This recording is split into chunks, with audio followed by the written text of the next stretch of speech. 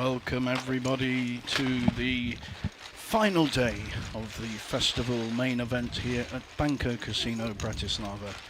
Up on our screens you can see the feature table, 9 players with 16 players left. So there we see the 9 players on our feature table. Fortunately we're going with first names because I cannot get some of the Scandinavian 5-name items. My name is JJ Hazan.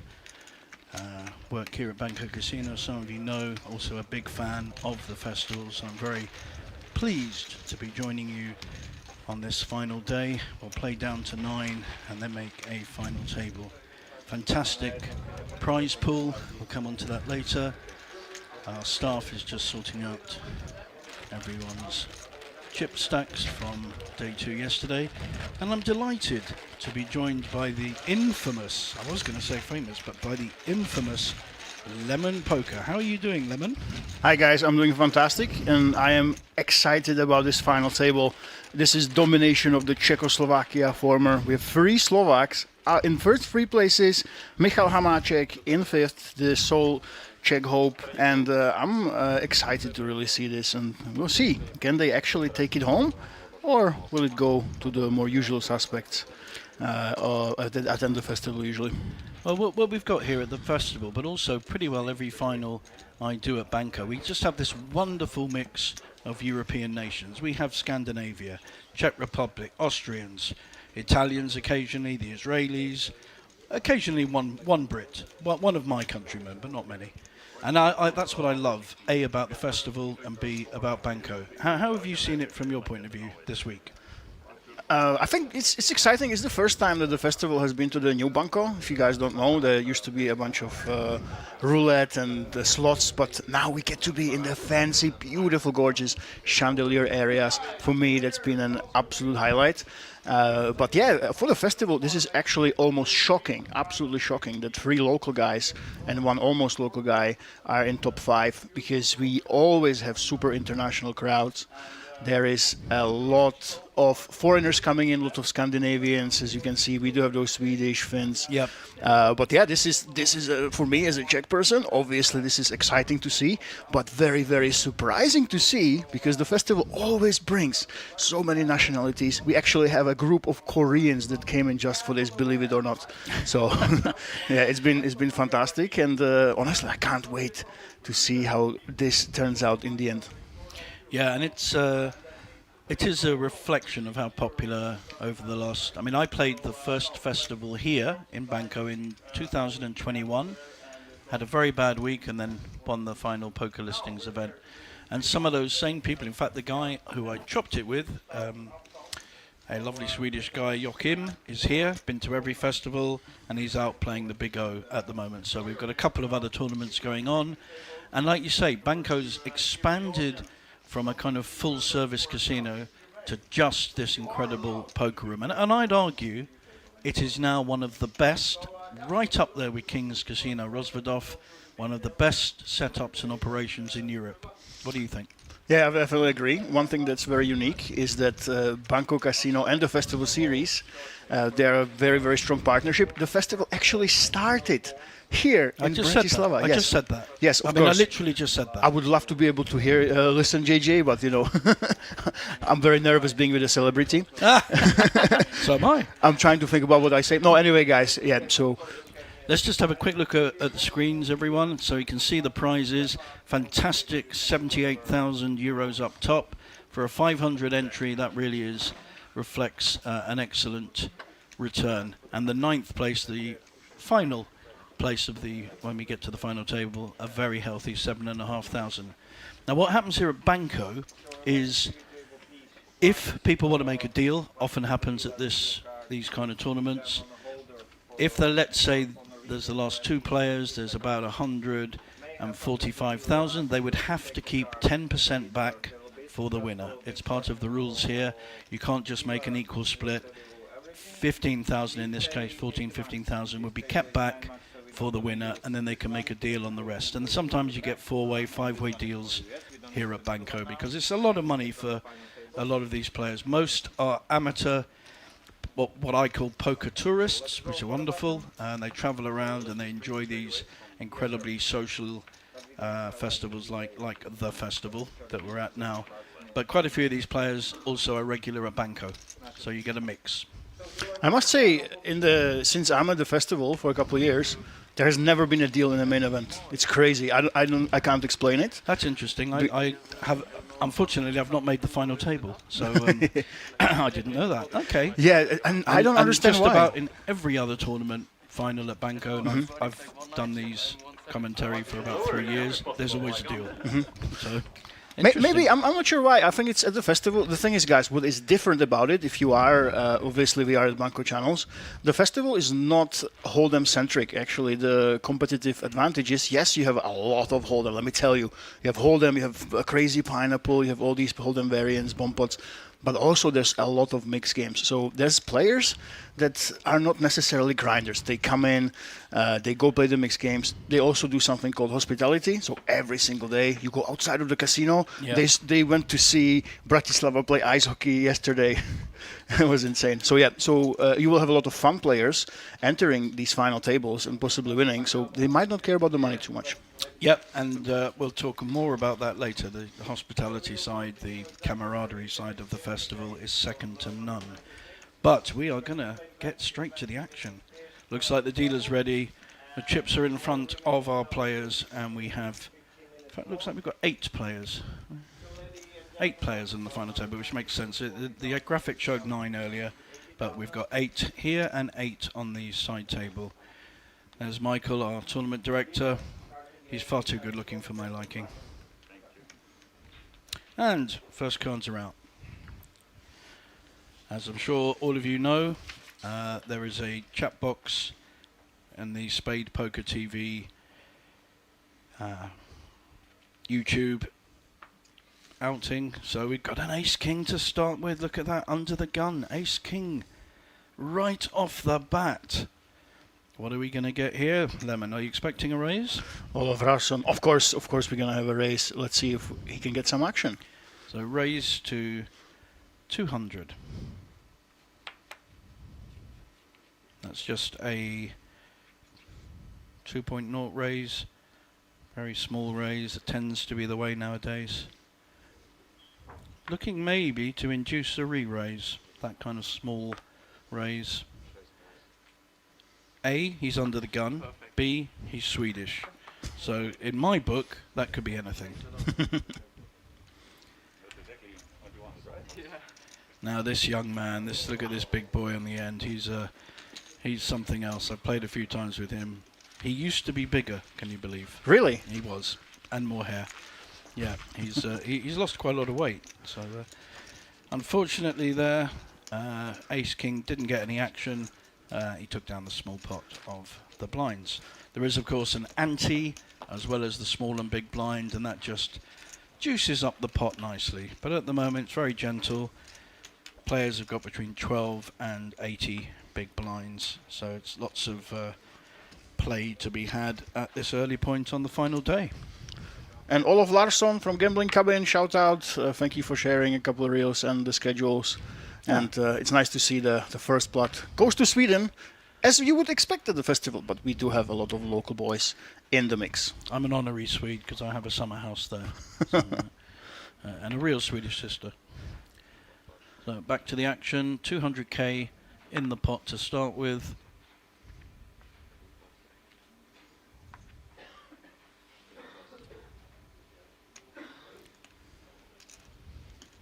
David.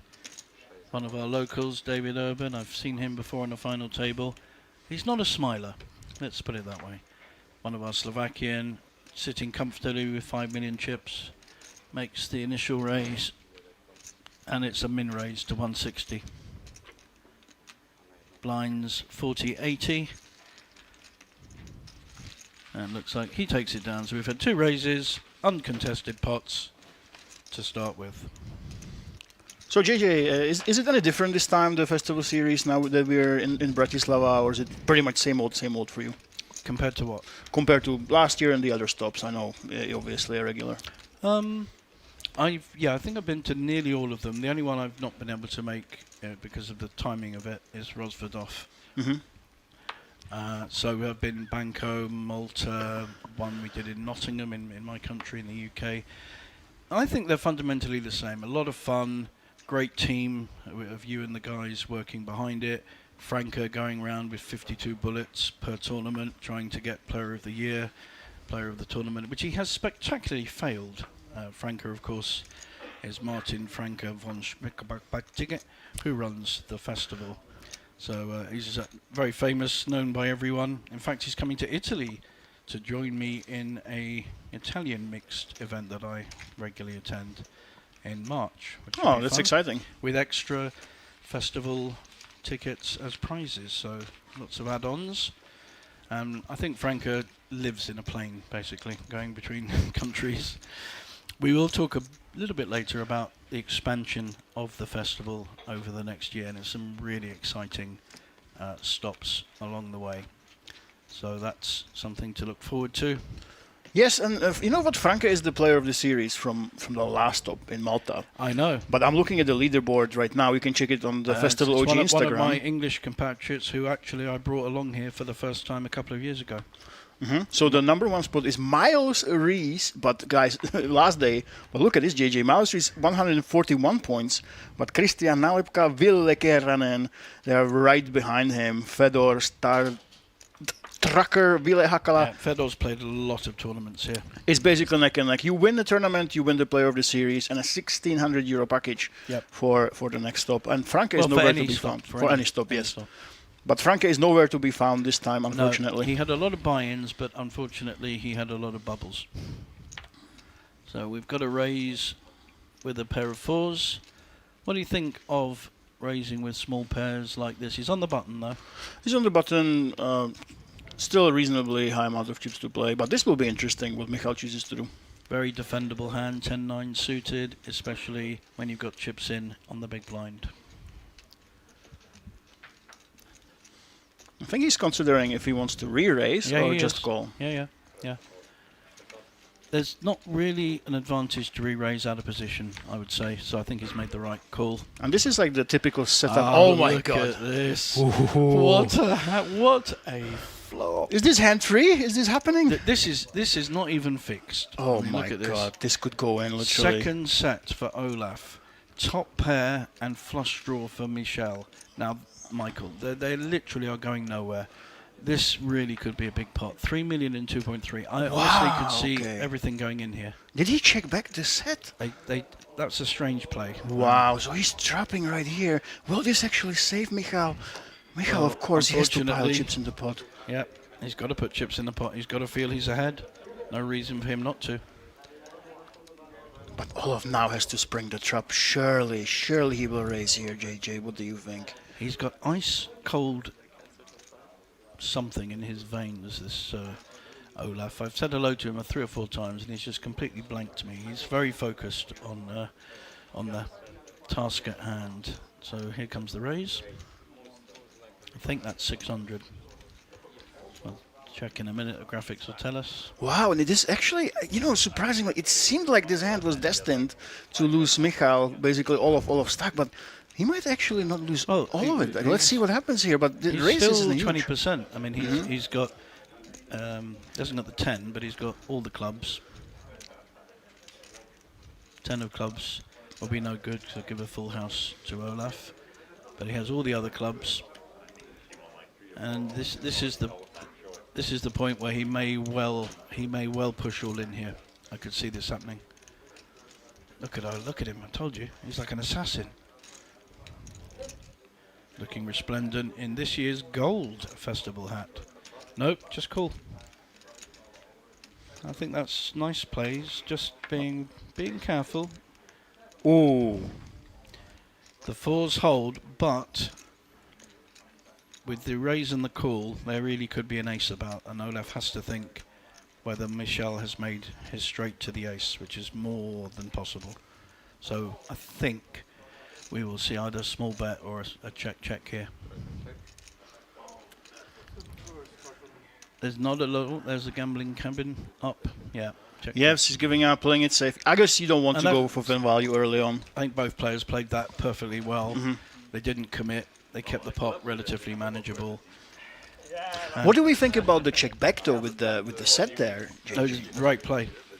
Literally, if I've got that set there and a straight is made to the ace and I'm up against On the flop, I mean, because he checked back actually. on the flop, different question. I personally, you've got to get value from your hands when you've got a set on board, even if there's a flush draw and potentially another set. Although I think you have to rule out tens. I think he's lost a bit of value. I personally. But then I'm more aggressive than him, and he's on the final stages of the main event. I am not. I'm just talking. I'm curious. Maybe they have some history. It's possible that his Czech opponent was really aggressive yesterday. Maybe that's why he was trying to trap. Well, there's no way of telling. The tables. I mean, it's a good thought, but the tables have been redrawn, so that I have no idea whether they were on the same table yesterday. They may well not. It's a new draw for the last two tables. But great setup hand, and didn't quite go the way I thought it might. I thought it certainly could be all-ins on that board, but both players I think played it sensibly. Michal actually, he is here because he called off a draw. He had a really strong combo draw. He called it down and actually hit. So I don't think he can complain too much about running bad because he would literally be out if he didn't spike a river yesterday when we were watching him. By the way, guys, if you want to see some hands, go to the Festival OG on Instagram. We have about 20 hands from yesterday's action. You will be able to see how these guys got to the final brilliant. table. I haven't seen that. I will check that later. Juhani, our big Finn in seat 8, has raised the hijack with King Queen at the moment. Round to the big blind and again gets that through. So most of the pre-flop raises have been respected, and the only one that hasn't was an action flop. There was maybe a chance if I really bust the first minute, I was going to try it. This moment is gone now already. I didn't even book this flight. I didn't even book before. Okay, well that's, yeah, and now it turns out to be that, But it's not so expensive. Because you came by car, no? No. That was lovely. Lemon and I were just listening to the confident young man who said he didn't even book his flight because he knew he'd be playing the final day. That's confidence. I love it. Yeah, it was interesting that Raquel, who was today in top 16, she actually got in through with 240k chips. No, but the thing is, she had to rebook her flight. Raquel is one of our last 16. Yeah, one of our last 16 and players. she's on the other table, so we don't know what's going on there. There's still 16 left, but she is very, very much the short stack. This is a kind of hand I like, 7-6 suited in the cutoff. Definitely a hand I'd be raising with, but then that's why I'm an Omaha player, not a Hold'em player. I do think, yeah, especially 7.8 mil chips, I would definitely put in a race there. Yeah. Well, but it's, it's early in the top 16. We really want to play it safe here.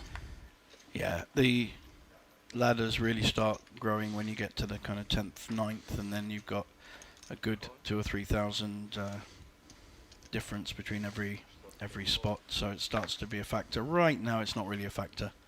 So whether you finish 16th or 11th, there's not a huge difference. So we have lost someone from the other table. Don't know who that is at the moment, and we'll find out for you. Okay, I'm trying to see, guys, who we actually lost. And I can tell you right now, it is actually Raquel. Ah, yeah. Okay. And the thing is, she actually played two hands. Right. One of them, she won right away, first hand of the final 16. She had an ace against, I believe, Queen Jack she won, but the second hand, unfortunately, she couldn't get there. So chip and a chair comeback is not happening, and we are in the final 15 now. Have no chips and a spare chair. So 15 left. The tables will be balanced if we... Although we won't take anyone from the feature table, so if the other table had more players than this feature table, someone will come across. But right now, we're staying with these 8 players. In a way, that's sabotaging. Is it like sabotaging yourself in a way? Or you just being like realistic? You know what I mean? For me, it's being realistic. Yeah. That's how I view it.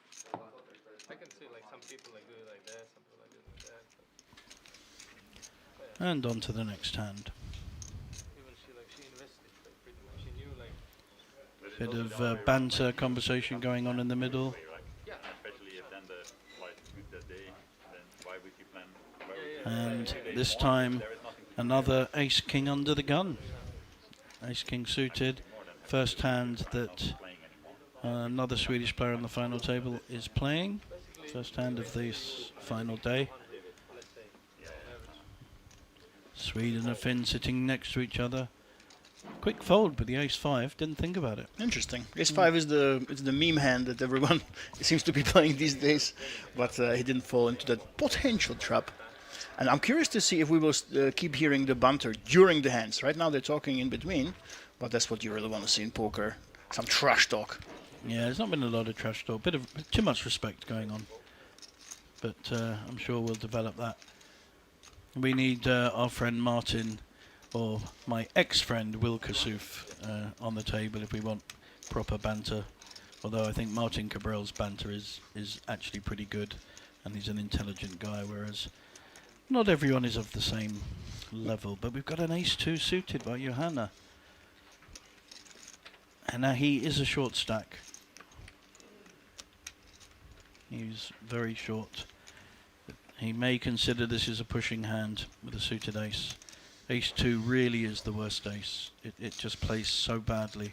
You've got nowhere to go with the 2 unless you happen to hit your flush or your 2. Yeah, Want to play online poker for free? With PlayPoker Go, you get the thrill of authentic poker anytime, anywhere. From quick Can I flip him? casual Yes, games he to can. action-packed tournaments. flush draw, PlayPoker Go but, lets you compete against real players around the globe, all for free. He's No almost got bots, his pot no size gimmicks, bet just pure just poker over the fun. pot in Hone him. your If skills and Shamak- enjoy the poker experience you love. He's keeping it Explore tight as well. Good PlayPoker to- Go on good web, check. iOS, and Android. That's a good Deal card for the yourself 2. in now. If he didn't have a jack, he's got even less chance of having one now. Come on, Johanna. Let's see. The only way you can win this tournament is by picking these pots up.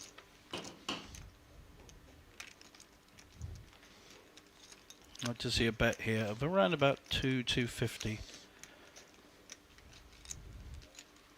There is a fear, of course, that Shemak is trapping him with an ace-jack. Was a raise under the gun. Could have a flush draw. Yeah, it makes sense that you want to bet basically any river card you're not loving, right? But he wants to play it safe. Yeah, and I totally understand that with the stack he's got. Is there any way this will not just go check, JJ? Well, you have to. I don't know the players. I can only go on how I would play the hand, and I know, if in inverted commas, that my 2 is winning at this point. Yes. So I would be looking for value. I'd be confident, 90% right. You And can he always is get it reaching for the chips. You were indeed right. Wow. And he should be looking to get value. And he let's may see the get sizing, called. I'm He may curious. get called from a nice small bet. Yep. Lovely. Beautiful play. And we have an insta call. Wow, that was really nice bet, huh? Yeah, it was a well sized bet. 130k into 550, perfect. So yeah, I think it was 550. So perfect kind of value bet there. If he bets 200, 250, then the ace king really has to consider whether his ace kicker's any good. So And look at this, the choice of beverages. Do you think it tells us anything about the players when one brings a coffee, another one a little bit something stronger early in the day? it's only a beer. I mean, yeah. I have beer for breakfast. Beer for breakfast. Something stronger is the a nice Diplomatico Reserva rum, Oh yeah. which we will have later.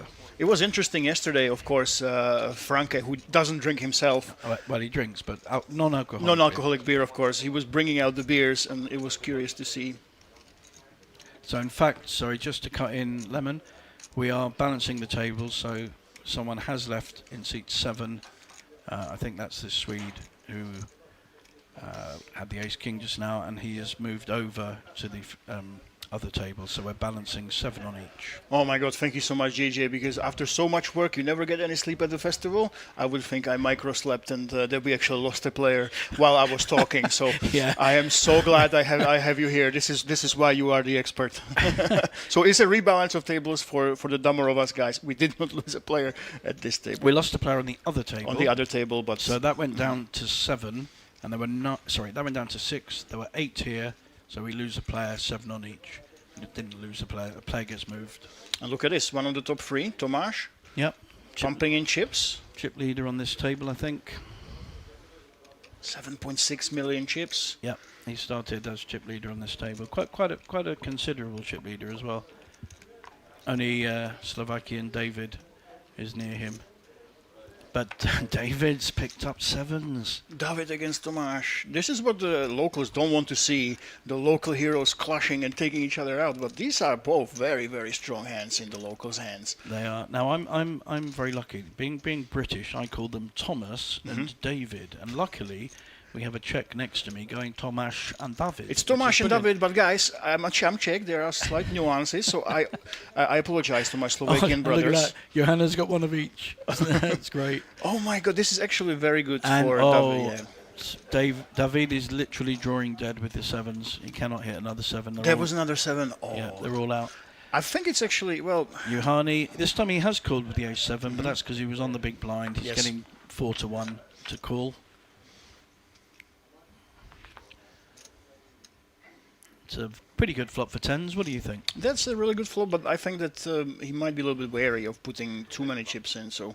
So both Johanna and David have the gut shot draw to the 7. Tomáš, it's a very coordinated board. You've got straights, you've got flushes. We shouldn't see a lot of chips flying in here, but again, you need to get value when you've hit these kind of boards. So he goes for the small bet again, very interesting. Yep, nicely sized, I would say. And what would you do in David's and Johanni's shoes? You of course know they cannot hit the 7, so it's only basically drawing. Well, they don't know that's what the gut shot. If I've got 7s and I'm seeing that board and someone is betting who has raised pre-flop, I could be literally drawing dead. The king-queen is made a straight. Oh wow, look at this. Online poker. Online, I also. We do have a defend though. Yeah, The local Slovakians, they don't want to let each other off the hook. It seems like collusion is not on the menu today, ladies and there gentlemen. is no collusion. I personally don't like the call. I think I understand you want to defend, but the texture of this board for me would just go danger, danger in my head, especially with someone betting. I assume they know each other. I don't know that, but I assume they both played here and are kind of locals who play. And look at this very small bet again. Yeah. But no, that's No, how she wrote. I do know. I have seen David on a final table here, maybe the Polish Poker Cup. I don't think I recognise Tomáš, but I think the right fold. And personally, I think I'd have folded on the flop. Sometimes you just got to give up and keep your soldiers for the next battle. It's with the small bets, JJ. You know, it's like, oh, I have a pair. Maybe he has a draw. Maybe he will. Yeah. Maybe he has a draw. Maybe he'll check turn and the river because I can't call anything. And maybe Yeah. I might even actually hit my gut shot. It's, I mean, it's kind of enticing, you I'd know. argue that a raise there is better played than a call because you're getting information from that. If you up against ace king or ace queen and all they've got is a draw and overcards, your 7s are winning. You can't find that out by the call. So in my book, you'd be folding or raising there with the 7s. But I'm 60-40 on folding. Poker's a disciplined game, and a lot of people kind of forget that sometimes, and they just go for the fun. Now, I have a lot of fun playing, as you know. You see me singing on poker tables and all the rest of it, especially in the mixed games. But it's still a game of discipline. And you do need to know when to hold them and know when to fold them, as the song goes. I must say at the festival, if you, all in all, the Hold'em events, they're some of the easiest and softest you will ever see. And there's two reasons for that. Number one, there's a lot of mixed games players that play the main just because they want packages online. There's a lot of qualifiers, and they jump into the main just because they can. And there's a lot of people that just come for holiday, for the hospitality. So really, ICM, people think it's ice cream machine when it comes to the festival and the final 16. So we've got an ace-king again with Olaf. Second time he's had ace-king. And this time he's on the big blind. He's decided to slow play it. It's just called. That's interesting. Again, it's not a play I like. You are hiding your hand, but it's only 2 high cards. So you're letting someone hit a flop. Someone could have 2-4, 8-2, you know, although there was a raise.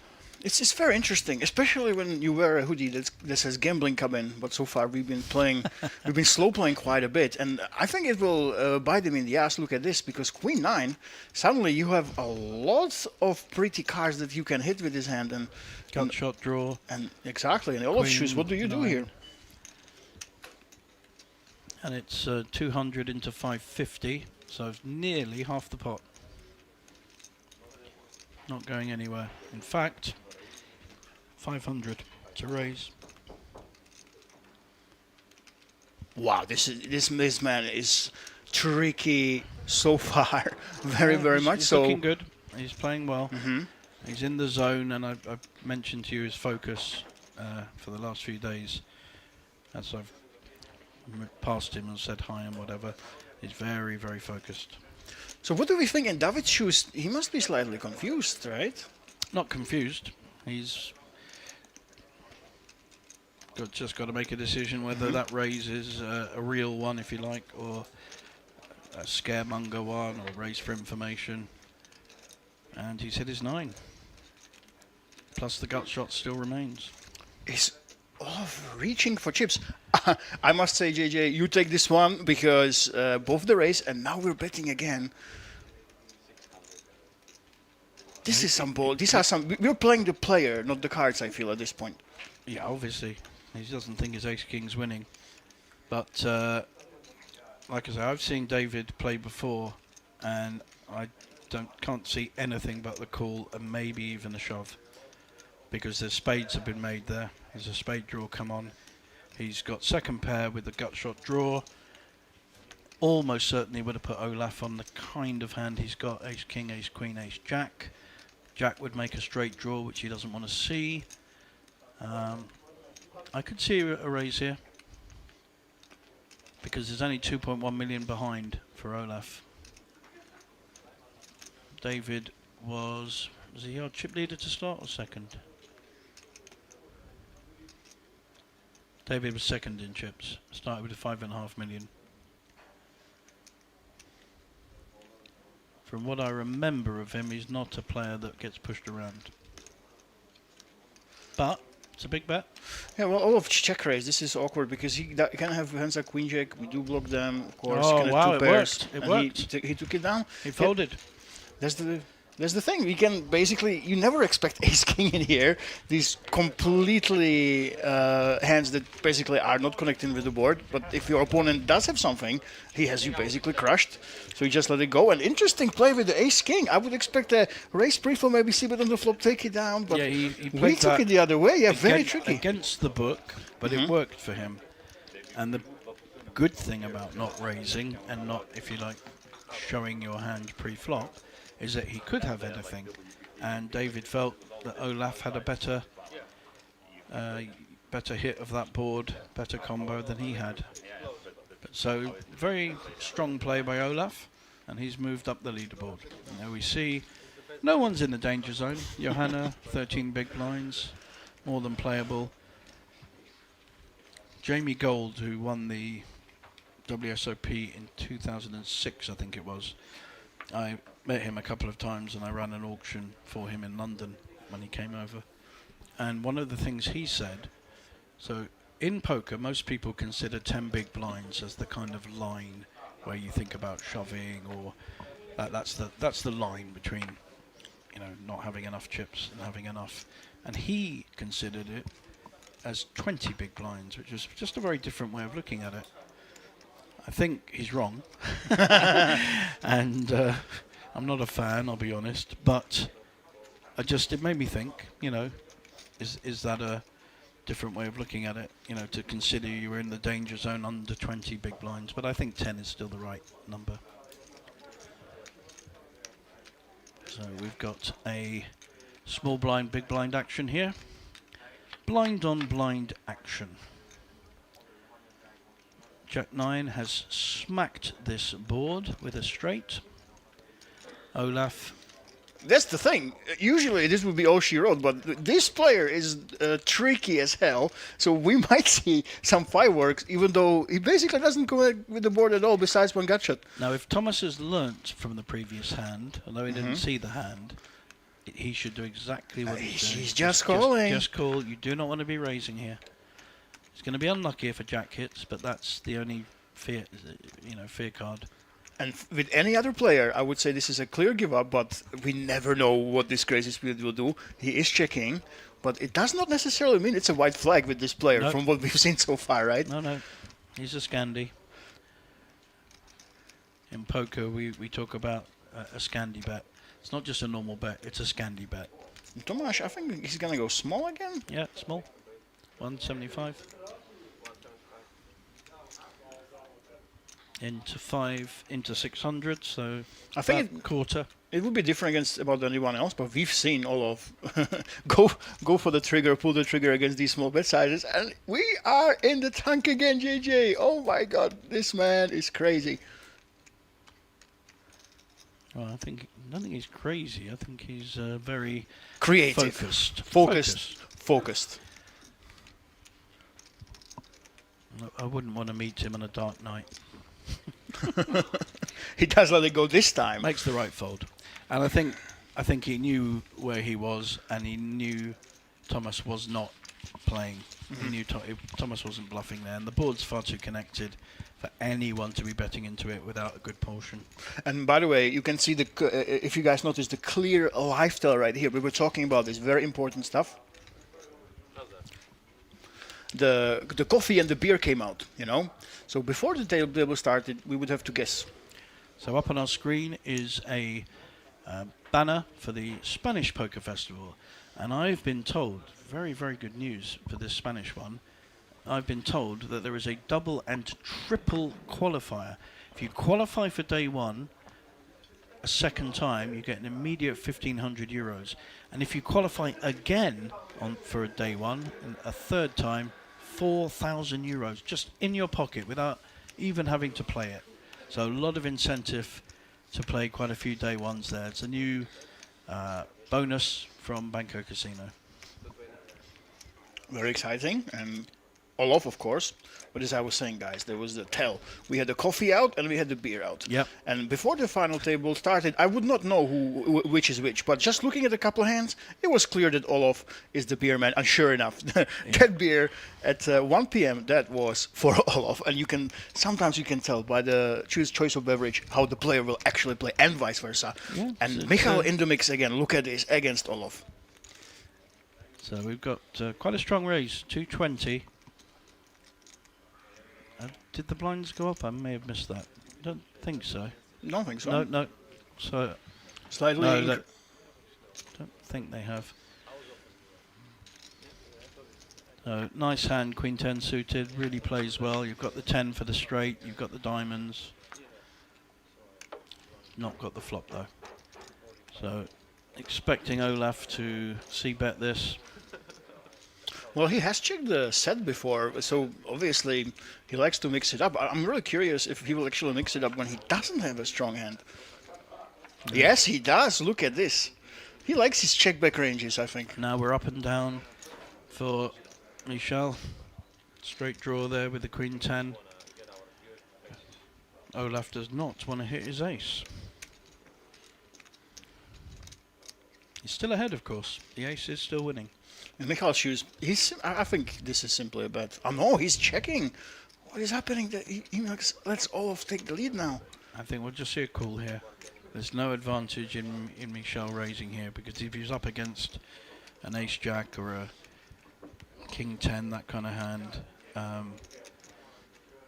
This is the reason why I would like to see a bet there, because when you just check call, you lose to ace high and you open yourself to being bluffed. But if you bet yourself, it's not the case. But one factor obviously is the wild card, the all-off wild card, who could actually raise in your face. And then what do you do, with your queen 10 when flushes can hit even if you hit? So let's see, and I'm guessing he will just call. Yeah. Just calling, yes. And I think the all-off card, the danger. There's the ace. I should be a clairvoyant. I promise you, although we're on a 30-minute delay, I have no idea what was happening there. And that is such a danger card. Olaf has been betting, and now he's hit his card. And Michel has the Broadway, the nuts, the Spondulics, the winning hand, the 100% tick mark. Look at Michal. He's actually sizing his opponent down. He wants to find out some information if he should bet or check. He has to bet because he can't definitely put Olaf on an ace, and Olaf may feel he's got value to check because he's hit his ace. Look at the nod there.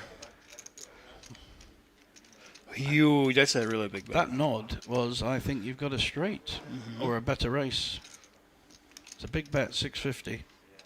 Oh wow, Olaf is going to be. That's a disgusting spot because that's the thing.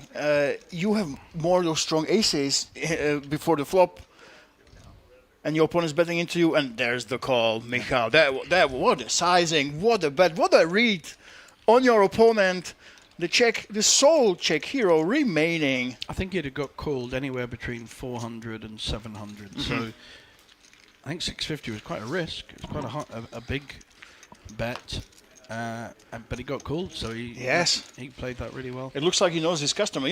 It's very, very tough not to project on your opponent. And in all of shoes, when you are one tricky B, I don't want to say the word, it's very easy to assume that other players might be also playing tricky against you when you started like this at the final table. Not the final table, sorry, in the top 16. So, Michal, top 13.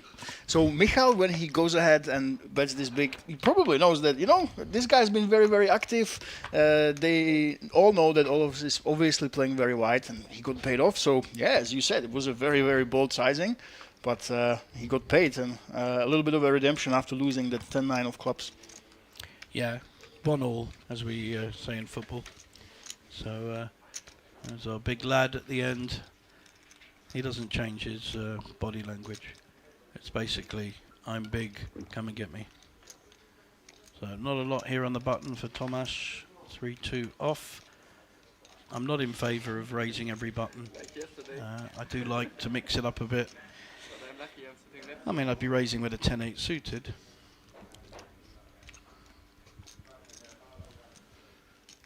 So, Michel. Not sure if those graphics are right. I think he's got a lot more than 3.4 million. So that may be incorrect. The white chips are the bigger ones. And it's just one a pot. Maybe.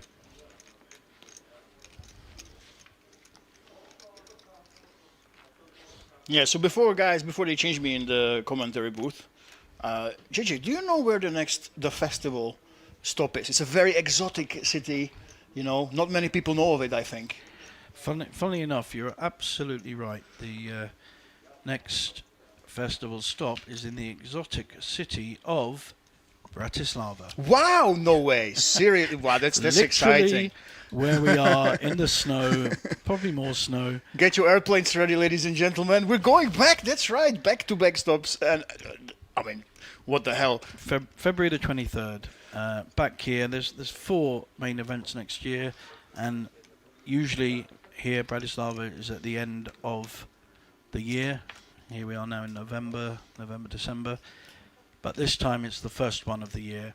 And then we've got June in Rozvadov, the wonderful Malta in September, where the weather is beautiful, the food is good, and the women all have sunglasses on. And then the final stop, November next year, will actually be in Tallinn. So we're going back to Tallinn. I think Tallinn was 3 years ago, and it's a lovely place to play poker, really is. Great casino, cheap, relatively cheap to kind of stay in. good hotels and flats and things, and it'll be cold. It's I've just had some friends playing in Vilnius and Tallinn in the last couple of weeks, and definitely colder. We've got a nice setup here. Look at this lemon. Yes, 10-9 against Ace-10. He is not going anywhere. He might consider actually re-raising, let's see, but no, we just see the call. And yeah, again, of course, another Slovakian in action. We haven't seen too much from Johannes so far, have we, JJ? He's played one hand. He used the short stack to start the table and increased about 25%. He's got a gut shot draw here. David slow playing his ace. I like that. He's trying to induce. It's very hard not to bet for Johanne. I mean, you are the gun raising. You are the guy raising under the gun. You have all those aces, all those queens, ace queen, basically all of those in the book. You have a nice gut shot to going with it, you know. So I don't think he should be checking. And the interesting thing will be to see if he might actually put in even more aggression than just the flop bet that obviously he is reaching for. So I'm really excited to find out what's going to happen on the future street, JJ. That's about 175 or 150. Yep, 150. Now David is going nowhere. He's been trapping this hand. He's looking to get it all and just trying to work through the best route to do that. And I like this. It's good. He doesn't need to raise here. Although I think calling. Now, I think he's thinking you want to make yourself look as weak as possible. Yep. So when your opponent that obviously smashes this board, he smashes it, he should be bluffing a lot. So yeah, David, I love how he did it. Very he was nice. posturing. Oh Yep. no, I hate my life with my queen. And now, this will be super exciting to pretty see. good card for Johanna. Super exciting to see. Yes. He's now increased his odds. He's got the full up and down draw. But we know David's not going anywhere. This could go both ways. We could even see a shove here. I wouldn't be shocked. Actually, theoretically, it might be the right play. So not with the jumps. We're now down to 13 because we've lost someone from the outer table. There is no value in shoving here. And remember, guys, they can actually see it. The setup is this. Usually you are on a streaming table, you can't see the outer table. But the way Johanne is, he's straight up looking at the other table. So he knows how many players are remaining. He knows that that final table is damn near. So maybe shove could be potential. But yeah, JJ, that's a very, very good point. We are very close. And ICM is at play. So he might not want to risk all his chips. But in a cash game, you know, if this happens, this is a shove all day long. Put pressure on your opponent. Yeah. You have all those strong hands. So this is very exciting to see if you go ahead and account for the pressure that we're under. What's going to happen right here? Yeah, the only choice here is some kind of bet. 250, I'd say. 250, possibly 300. What I hate about the small bet is if you get shoved on, you basically you're losing all that equity. It's you not know? really a small bet. Oh, Looks wow. like it's more than I thought. Looks like Look about at this. 354. No, it's not far off. There's 325. It's not far off what I thought is the right weighted amount. Now, JJ, you're David, okay? Yep. Are we just calling or are we going with it? Because obviously so many draws are here, and Johanna, he's gonna hate his life, and you don't actually care. If you go all in, Johanna has those draws. If he folds, you win for free. If he calls, you are ahead. You're absolutely right. And if you are behind, you're never folding the river, right? So That's- I think I would like to see the rip. The analysis is there are two ways of winning this. One, by raising and the other player folds, or two, by having the best hand, which he has, and that holding. So there is no advantage in flat calling. I must say that you Unless you have the monster, Yeah. unless you have a set. The right play here, David might do something different, but I would argue the right play, just like you said, is to get it in. What is very awkward, I really love your analysis about the bet size, because if you go really big, you put max pressure on your opponent. If you go really small, this still play, you leave yourself just enough to shove the river and get him off something. But now you are in this super awkward spot where if you face an all-in, you are literally at a zero EV spot. Oh, wow. What the hell? Wow. What happened here? Oh my goodness. We were both wrong, JJ. This is... No, not wrong. I was wrong. This is embarrassment. I had no idea this would encounter. This would happen. Poker's not like that. Wow. All you can do is say the options people have, but each player is different. Yeah. David felt so much strength from his neighbour, and we're not there. We're nearby, but we're not at the table. And he just felt that his ace-10 was no good.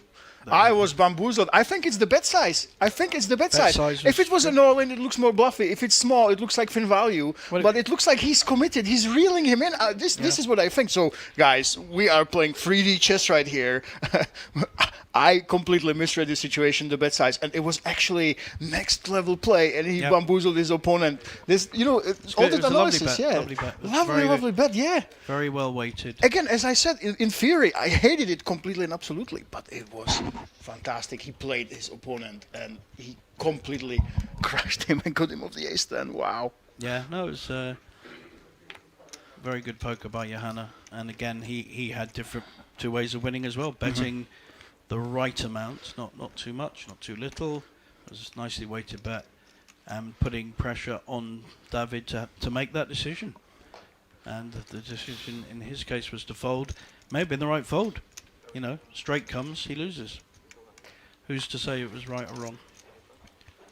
Got a little raise here to 200k from Michel with the suited connected ace. Johanna will not be playing his king 8. He's just doubled up really to 1.6 million from his starting stack, so he'll feel quite comfortable at the moment. Now, JJ, you're the expert. I'm a check guy, obviously, and this is the only check remaining. How unethical is it to root for my fellow countrymen on stream? Is it too rude to? Yeah, you have to be objective. We have to be objective. 100%. 100%. So, guys, he is from, I believe, Czech Republic. We have a lot of checks on final tables at Banco, Yes. not just the festival. Of course. Normally one or two, because of course we are the ex part of Czechoslovakia, which when I was young was one country, and now we have, of course, the Czech Republic and Slovakia. A lot of similarities: the food, the people. There's not a huge amount of difference from an outsider's point of view. But we have the king has hit. Johanna has hit top pair against Michel's suited ace. Not a good card for either player. Johanna has the flush draw as well, but he's not going to be happy with an 8 flush. But he does still have the top pair. He also has the gut shot. I could see a bet here. He should be betting this. About 200. Something like 200 is the right bet. 175 maybe. Yeah, he might be considering with the 8 of clubs that he might actually check back, let his opponent bluff. I'd like to see a bet. He's got top pair, he's got gut shot draw and a flush draw, and he hasn't met any opposition yet. It feels like with his head nod that he's reaching for the chips every time. He fakes me out. Look at this, and now this time he's actually going for it. JJ is right yet again. We are going to see that bet. And, well, in Michal's shoes, It's half the pot, I think, 250. he likes to go for these slightly bigger sizes than we expect, huh? 275. 275, Yeah, there we go. I predicted 225. It's not far off. It's very hard for Michel to call here. He's just got nothing. Bottom pair with no real draw. I don't like the call here. It's such a coordinated board. We have seen from the Czech and Slovakian guys that they like to peel against these small-ish bets. It's larger than you expected. But yeah, that's the thing. There's no river that you really like besides a 4 and ace, and you can't really call a bet, So you're basically hoping that your opponent just bets one club and gives up. So let's see what Michal does,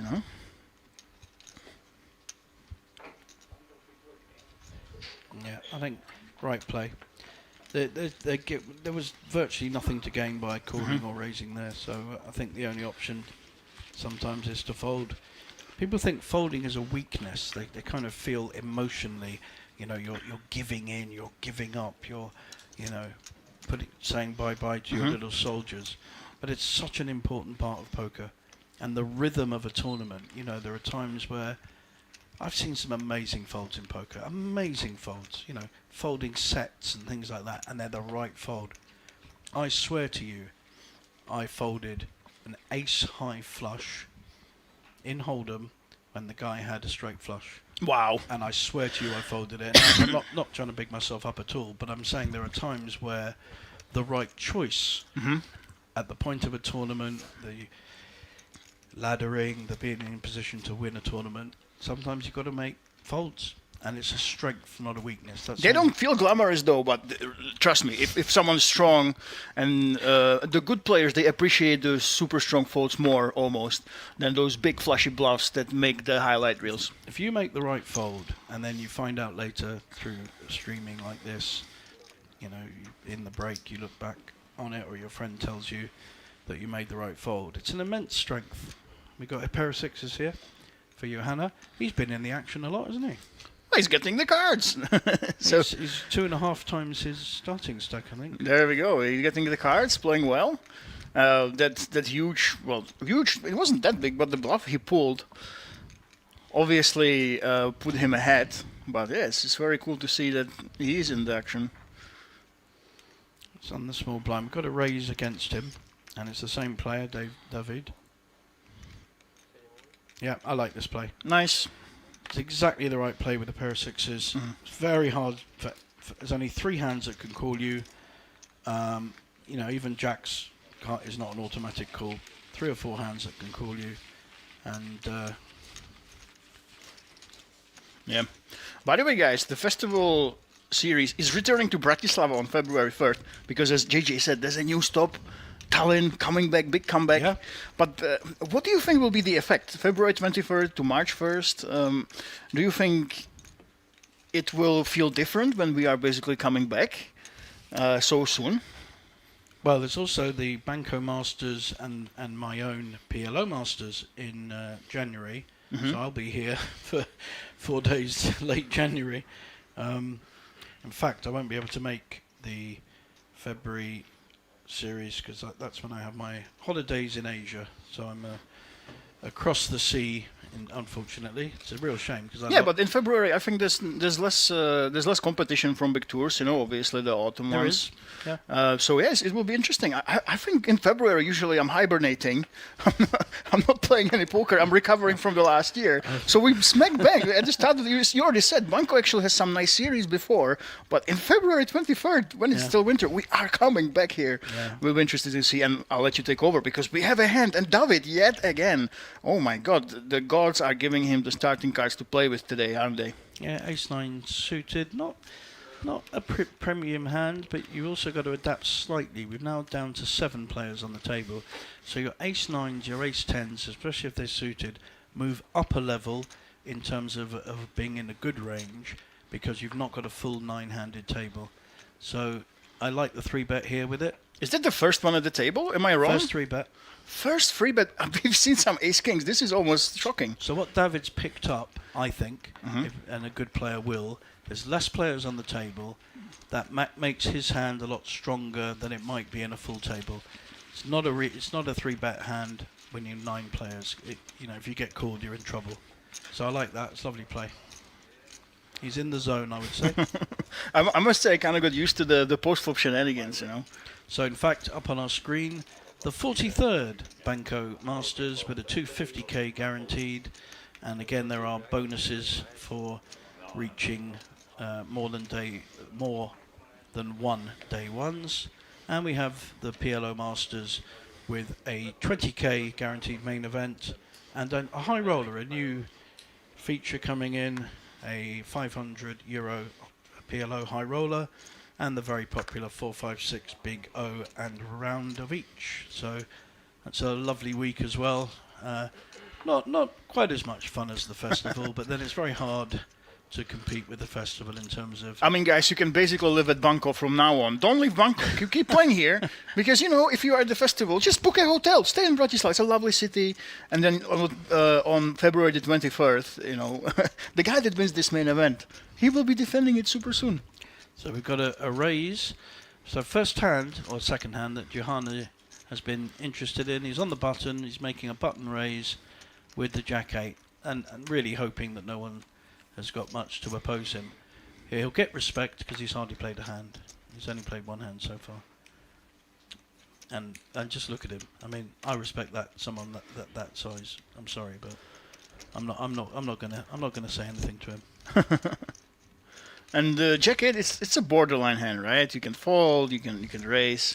Yeah, he's not doing it because of the hand. He's doing it because of his position.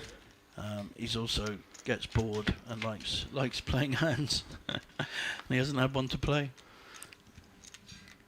As we've got a flush draw there, haven't we? Yep. Yes, Tomáš, there we go. So Tomáš, our chip leader, by Yep. the way. Made a call, and he has hit as good a flop as he could ask for, really. But Juhani, of course, this is a strong board for you, but we have not seen anything from him. And I think this plays to his advantage. When you have not been playing any hands, you will get credit when you suddenly wake up and start putting money into the pot. Thing is, whatever hand he's got, even if he has ace-king here, you know, he can't have ace-king suited in terms of the spades. So whatever hand he's got and whatever bet he makes, Tomáš still has the flush draw and a backdoor straight draw.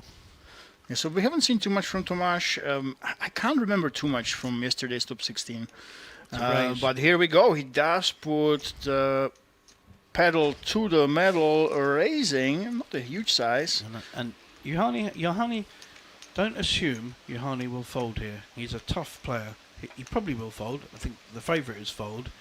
But he may make a stand because he's a tough opponent. I've played a couple of times with him. He's got a little something. He's got the 8 of spades going for him, you know. He can hit some cut-shot draws.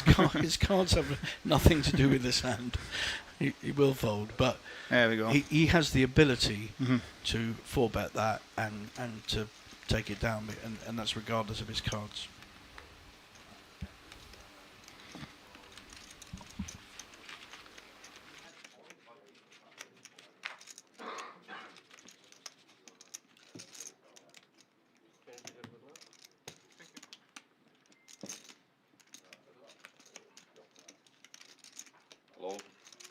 Guys, we have the updates. There we go. Tomáš at 90 bigs. Wow, that's a lot of chips right there.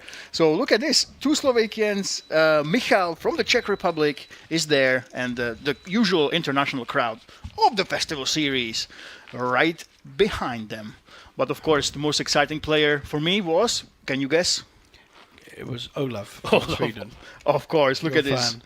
But yeah, he just pushed the metal a little too hard earlier. But what's interesting is how much play we've got at this final stages. And you don't often get that in final tables or final 2 tables. You've got 90 big blinds through to 16. So we really have a lot of play. We are down to 13. So we have 7 here and 6 on the outer table. We're playing down to 9. That's when we will stop. I think this is typical for the festival. People don't care about that ICM because yesterday we were so fast. Even the floors were thinking, should we just keep playing because we finished so quickly? I was involved in the talking about that. It was crazy. So these guys came to play, as you see in Olaf's shoes, obviously, and the other guys' shoes. It's not necessarily through pre-flop action, but post-flop they like to mix it up. And we finished super quickly yesterday. So this might be I wanted a very them to long carry day. on, and then I'd have less work to do today. Completely selfish, totally self-focused decision.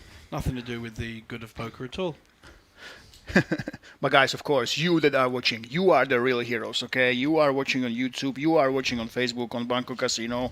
You are the real people, and we will bring you so much action. JJ here, absolute expert. We will be bringing you other guests throughout the day as well. So yeah, I'm really excited. But buckle up, guys. You've seen how these players play, but at some point, the insane high depth of stacks, it will come into play. We can't keep losing players and being this aggressive forever.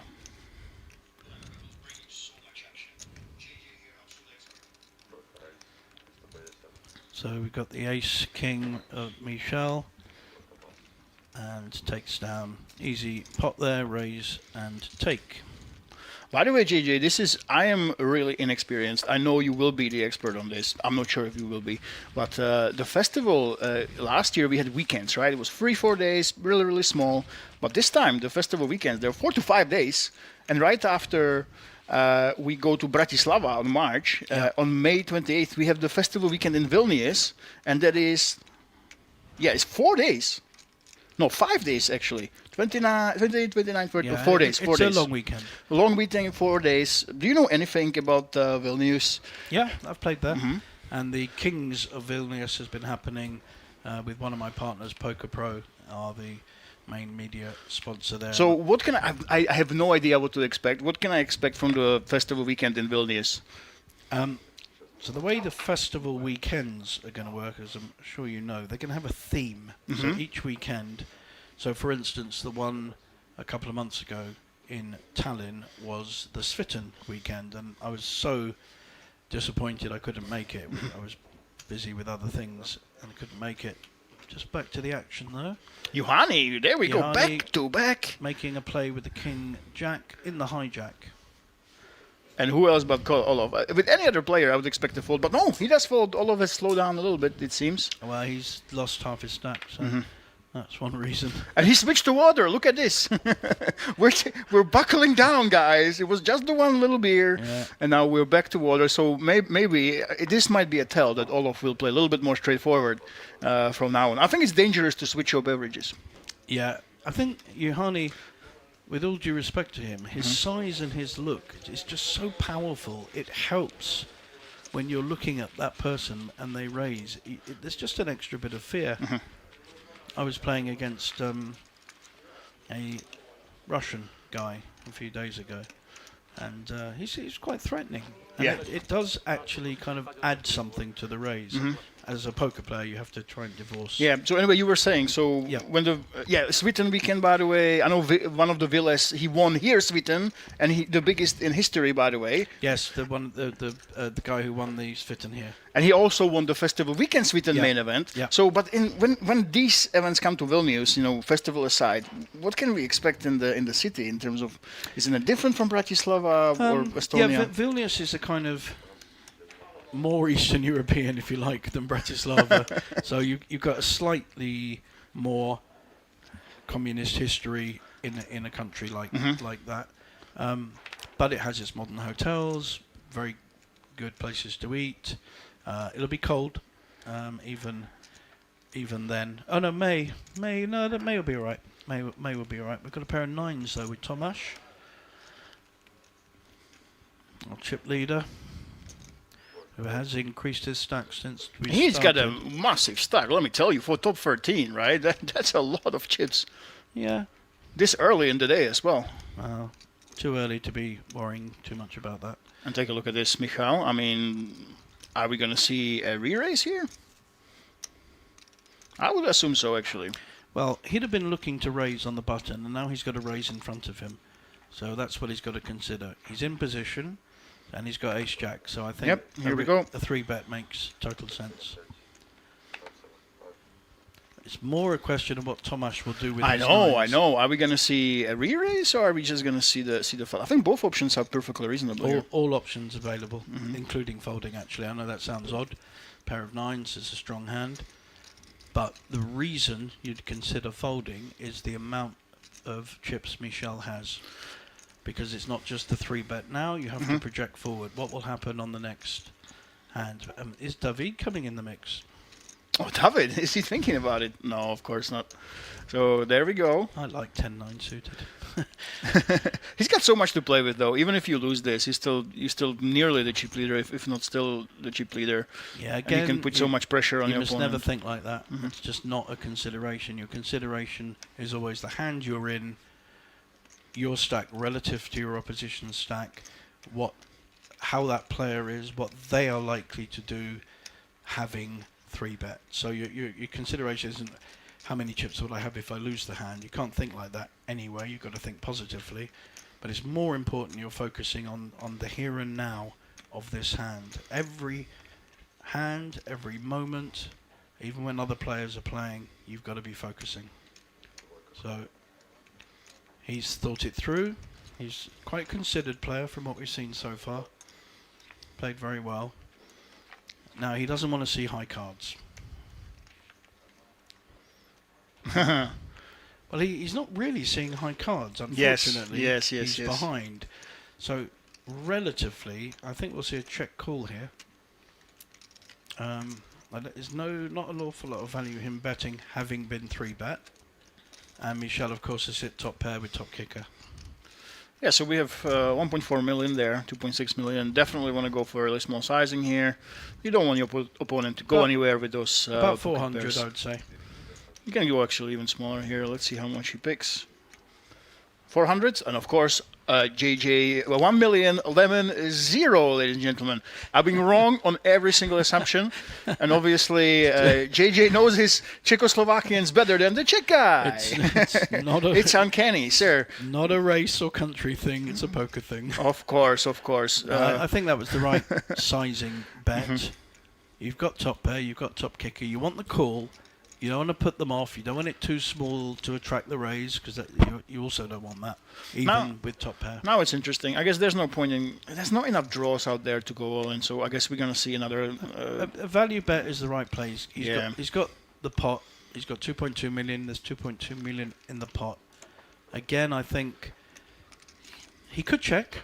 It's not. Wow. Yeah. That's interesting. That's very interesting. And it's a great card. He's now got top 2. And it's got even worse for Tomasz. So we will see a value bet of around, I could see a small bet, 450, 500.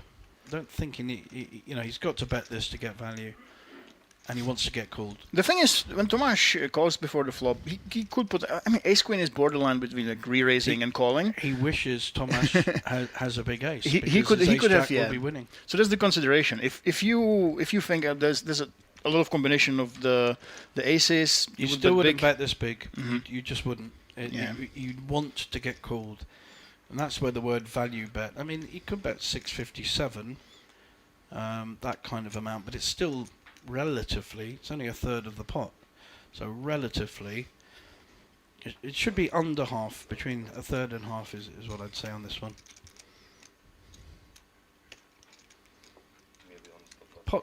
Pot betting or sizing is an art. Now, I think that's too high. Yeah, it feels like he's targeting the ace. He's targeting the strong jacks. No, he's only targeting the ace. You think something like King Yeah. Jack wouldn't consider calling here? King Jack would call, but he's targeting the ace. Yeah. The reason he's put 1.1 million is he's hoping, and some assuming, that Tomasz has, like you said, the ace queen, the ace king, with the early raise. It's a very bad card for Tomasz. I honestly think if he'd have bet 500-600, he may have got called. Probably not, but he'd have more chance of getting called. Yeah, in Michal's shoes, basically he's telling him he has exactly what he might have, No, actually no, ace king, ace queen easily. So I don't see a world where Tomasz is actually calling this, surely, unless they have some strong history, right? No, There we go.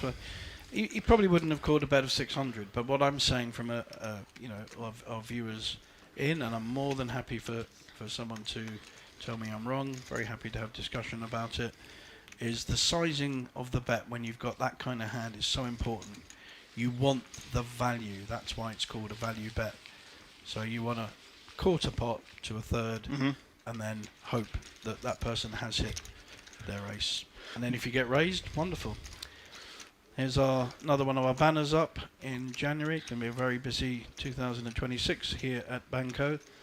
The Israeli Federation Cup. Now we always get, at every event here, 100 to 150 Israelis come over in large groups. And there's always one on the final table, just like sometimes two. They absolutely love coming here. The value, the atmosphere. They don't get a chance to play Festival Poker and all the amazing tournaments we have here at Banco. So they adore coming here. By the way, JJ, I have a question, quick one. The festival weekends, they had a theme, right? Yes. It was Sweden, for example. Yep. But which game would you pick to have the entire 4 or 5 day weekend about?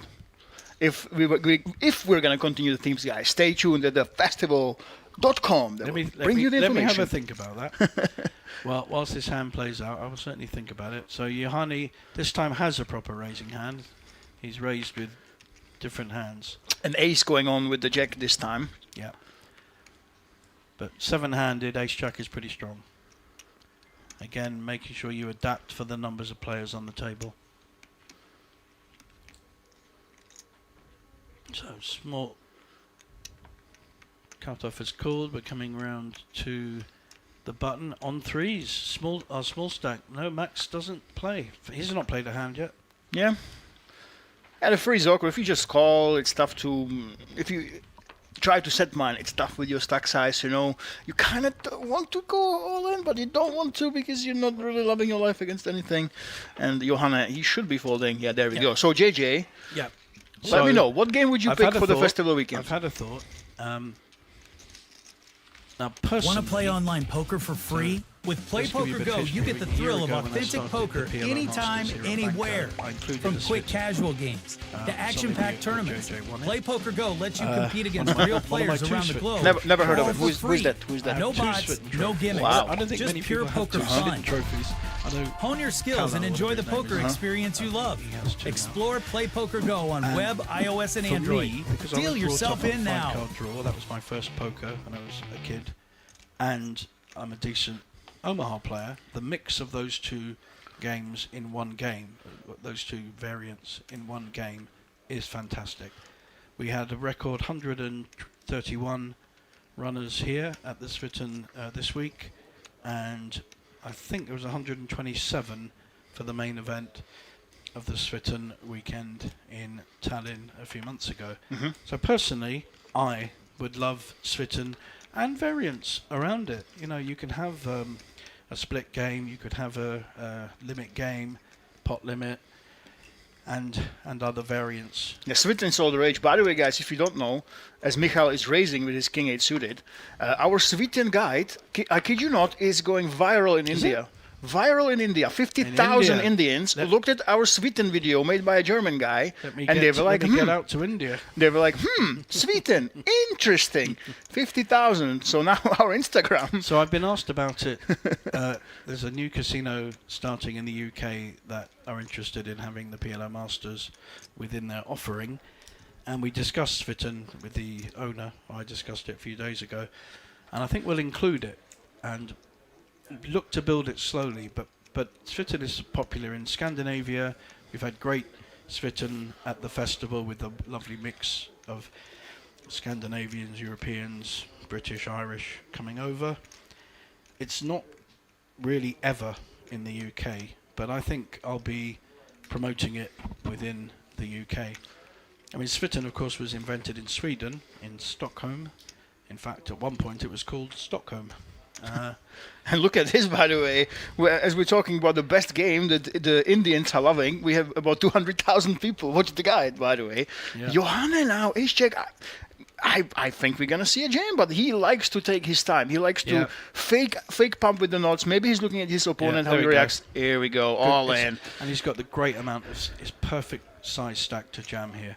It puts max pressure on Michal, who... Yes, exactly. Jamie Gold would disagree because he thinks 20 big blinds is the all-in perfect one, but here we go. And Michal, I think he has to let his go, right? He has to let him have it. I'll tell you a little story, two stories about Jamie Gold, neither of which are favourable to him. But I just don't care. I don't care. He can sue me. Yeah, I think we can tell the story. There's no way Michal is calling. But yet again, I've been wrong 10 out of 10 times this stream. So just to screw with me, he might just call this off. But It's very... You can't call King 8 suited. I mean, he's going to posture. He's going to take his time. If you like, get some TV time. oh, look at this. Oh, yes, there we No, go. I still think he's posturing. I don't think he's going to call. He's looks like we may be going into a break any second. Everyone's stood up, and the only players are the two in the hand. It's not a good call either way. It's half your stack, and you've got a suited king. You've got nothing to fight with.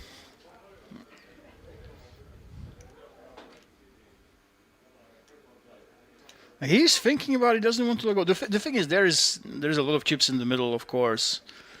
But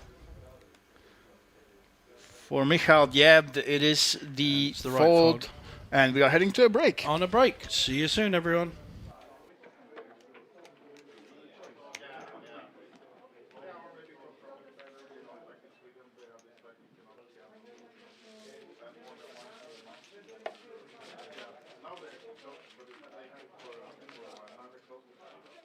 Make it timeless. Never let it fade. Welcome back to Bratislava, guys. This is the Festival Series 2025. Still 3 more days to go. Today we are in the bowling alley with our hospitality players. Let's see who takes down the win and do the most strikes behind me. And Looking back at yesterday, we started off by a scavenger hunt. We went around the city hunt in the old town. Players were hunting for leads and finding out the magical code to make the winning team. Congratulations to them. And also, of course, a lot of poker being played. We had a new record-breaking Sweden special event with 131 runners. Ville-Matti Kerinen took that one down, and also the winner of the Hendon Mob with, of course, a lot of prize money also sent to South Africa to play the Hendon Mob finals. And, of course, the main event, big flights yesterday, and today, Saturday, you have one flight already ongoing. Tonight at 8 o'clock, we have the penultimate flight, and then tomorrow at 10 o'clock, the Hyper Turbo, newly pushed in. 10 o'clock, it's a 550 Hyper Turbo. So join the main event, 500,000 guarantee tonight or tomorrow morning, and make your way into day 2. Back tomorrow with more information about that one, and see you on socials as usual. Now, let's go bowling. Make it timeless.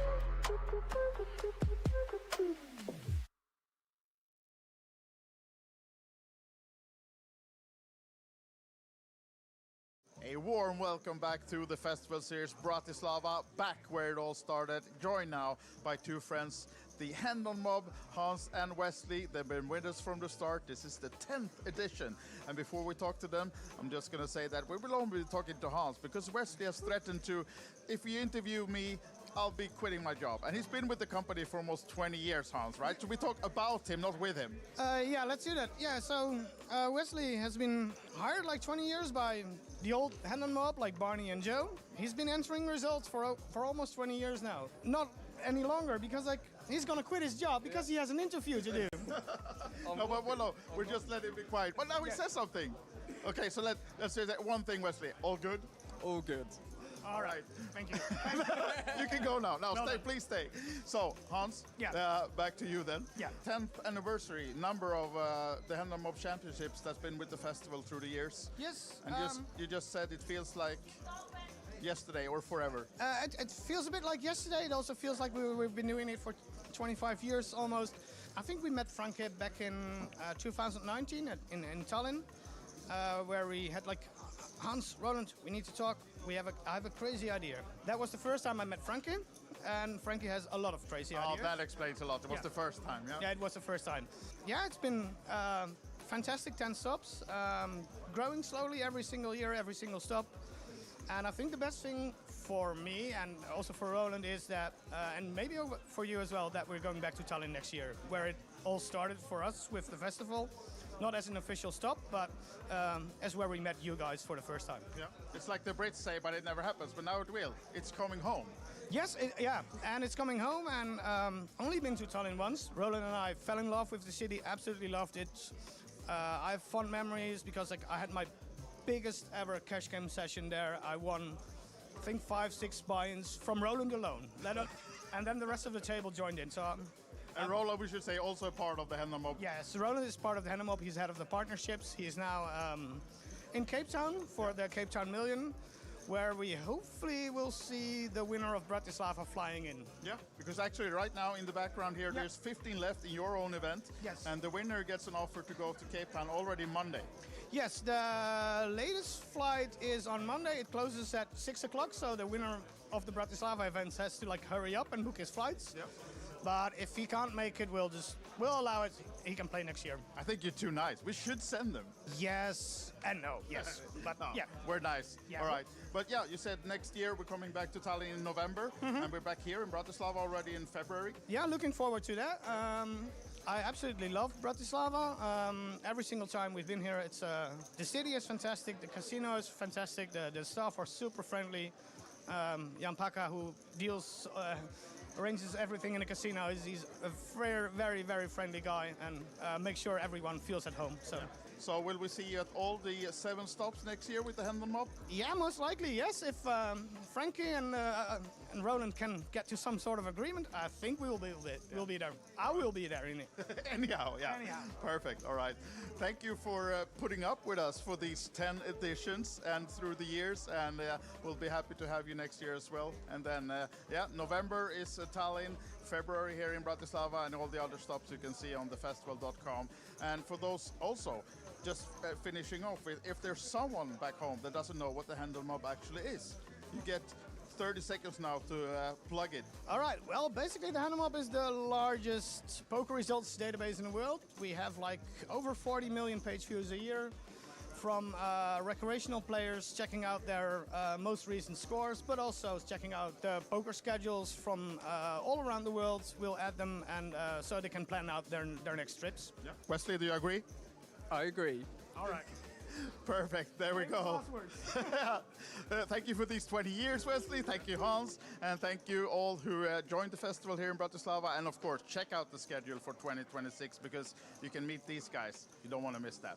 The Hendon Mob and the festival, a love story. Yes.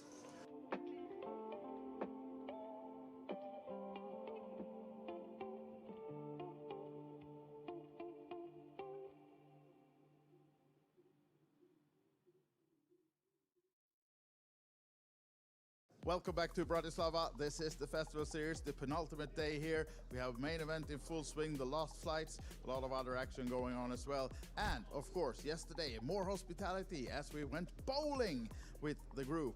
They had a lot of fun for sure. We competed for some sportsbook tickets and the winners, of course, the best bowlers, very, very happy.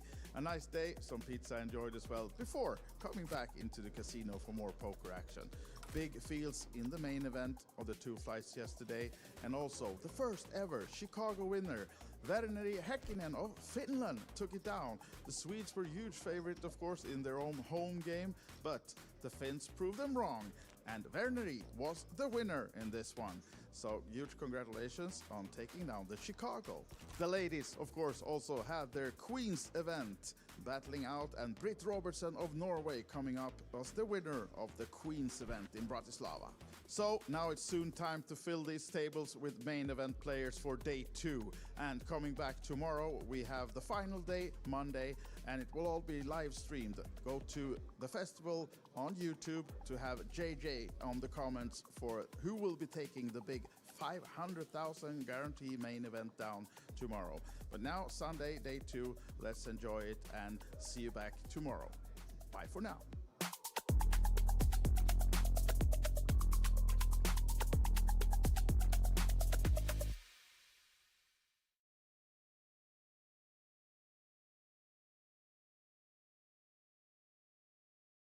This is the Festival Series, taking a look back in the mirror and also into the crystal ball of 2026.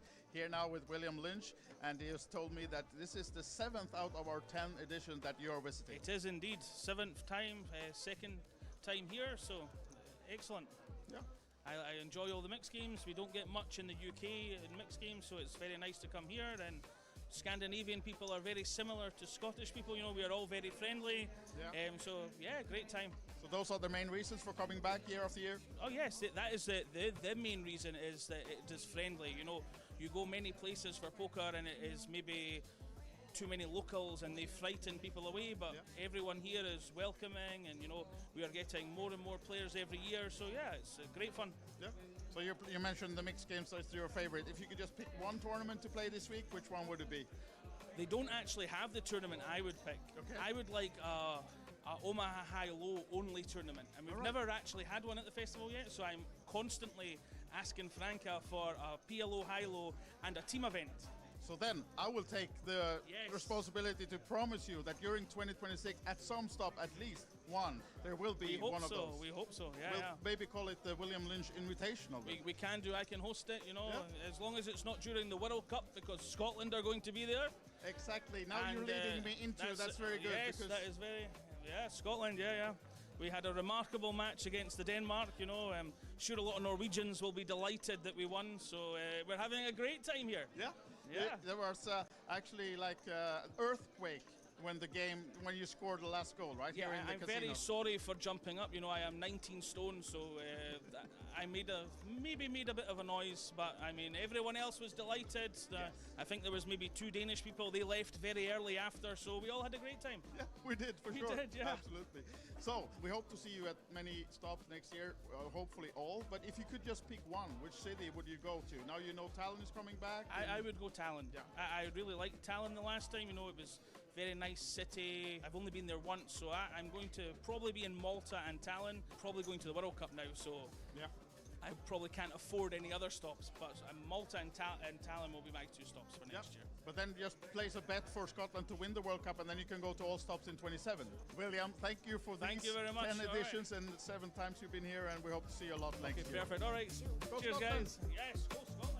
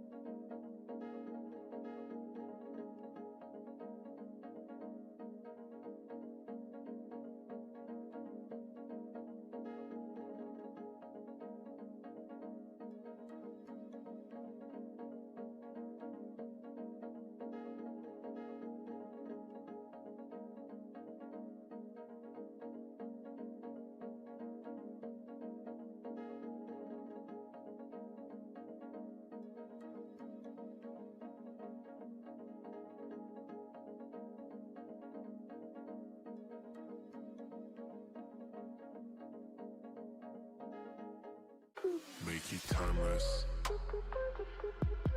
Never let it fade. Welcome back to Bratislava, guys. This is the Festival Series 2025. Still 3 more days to go. Today we are in the bowling alley with our hospitality players. Let's see who takes down the win and do the most strikes behind me. And looking back at yesterday, we started off by a scavenger hunt. We went around the city hunt in the old town. Players were hunting for leads and finding out the magical code to make the winning team. Congratulations to them. And also, of course, a lot of poker being played. We had a new record-breaking Sweden special event with 131 runners. Ville-Matti Kärinen took that one down, and also the winner of the Hendon Mob with, of course, a lot of prize money also sent to South Africa to play the Hendon Mob finals. And, of course, the main event, big flights yesterday, and today, Saturday, you have one flight already ongoing. Tonight at 8 o'clock, we have the penultimate flight, and then tomorrow at 10 o'clock, the Hyper Turbo, newly pushed in. 10 o'clock, it's a 550 Hyper Turbo. So join the main event, 500,000 guarantee tonight or tomorrow morning, and make your way into day 2. Back tomorrow with more information about that one, and see you on socials as usual. Now, let's go bowling. Make it timeless.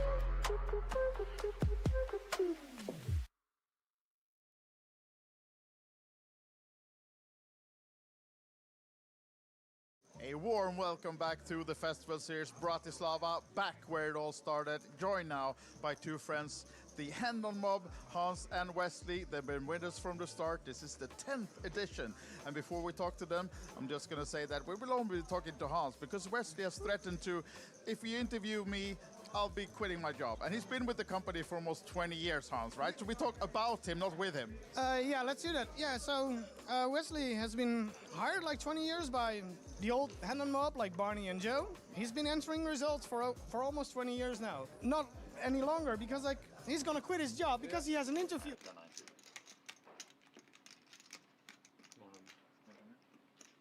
Hey guys, so Manuel is coming back to Welcome back, everyone, from the break.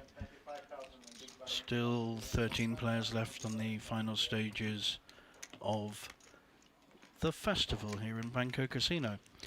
My co-commentator Lemon has left us to go and do some work, or other work, and we're back with this feature table. 13 left. We're playing down to a final table of 9, and the blinds, of course, are now up. Big blind is 125,000. Seeing quite a lot of action. Johanna here has more than doubled up. Played his short stack very well. Started with just under $1 million. Juhani has been raising in the Scandi way. This time he's just calling. Olaf, who played a lot of aggressive poker early on with the 4-2, has run into Juhani's 2 pairs.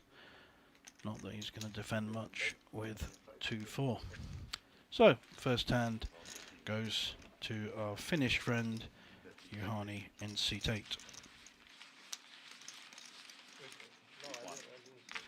Still pretty healthy leaderboard, 63 big blinds up the top with Tomasz, down to Maximilian, who has not played a single hand. Maximilian on 11 big blinds. Got to be careful. You don't want to blind yourself away in any form of poker. Maximilian from Germany started with 2 million and is down to 1.4 million just through losing the blinds. So he will have to make a stand at some point. He's in seat 4. He wouldn't have kept it right with the first 50 tries.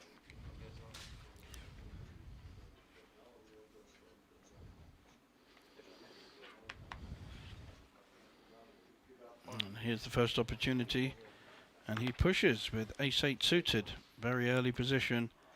Just got to hope that no one wakes up with a big ace or a medium to big pair.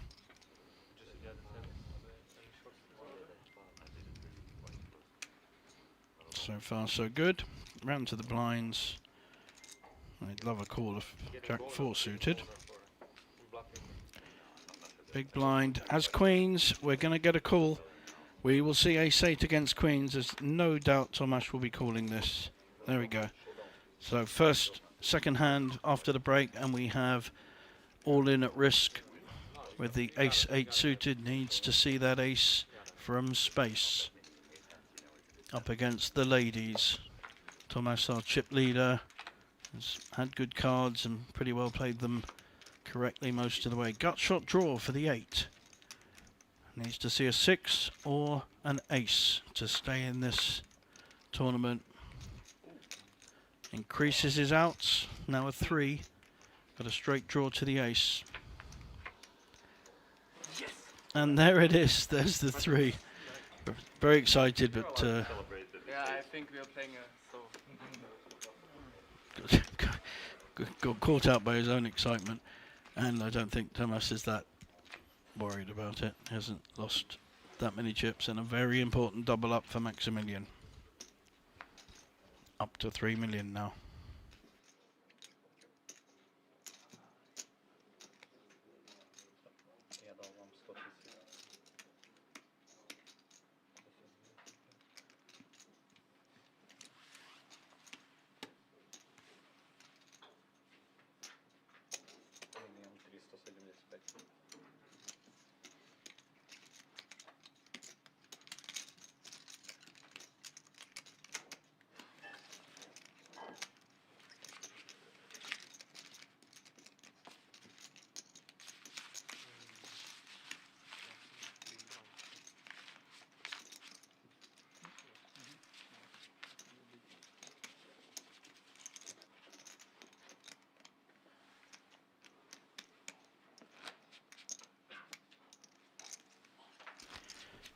Banner on our screen for the Northern Masters, the Swedish championship, sorry, the Norwegian Championships, from the 5th to the 15th of March.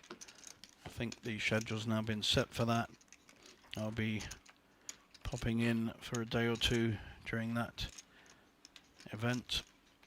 Always a lot of mixed games and Omaha available. And the Norwegians love paying 1 or 2 euros for a beer as opposed to 10 euros in their own country. So they're very, very happy to come here to drink beer and play some great poker.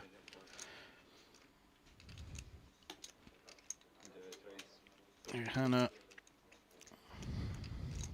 this time he's got the big one, the American Airlines, and he gets a call off Olaf with King Queen. What a great position for Juhani to be in. We've got Finland against Sweden, 2 old enemies, used to be one country, I think, and competitive to say the least between the 2 countries. A lot of politics around language and borders and things like that, but aces against King Queen.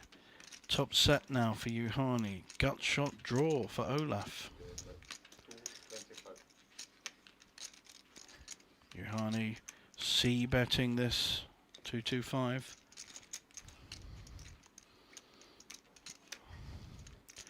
Olaf, problem is his chip stack just doesn't warrant calling.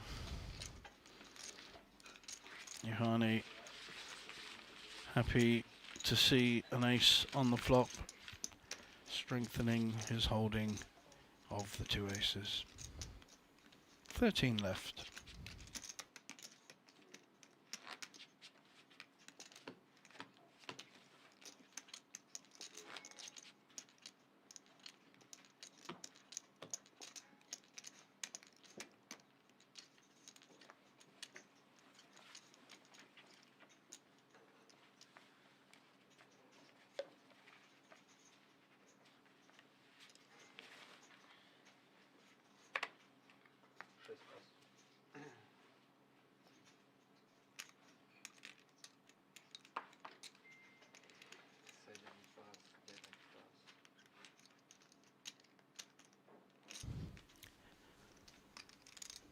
Olaf, who was very active early on in this start of day 3, final day, in the cut-off with ace-10, only 7-handed. Ace-10 gaining in value as compared to a full 9 or 10-seated table.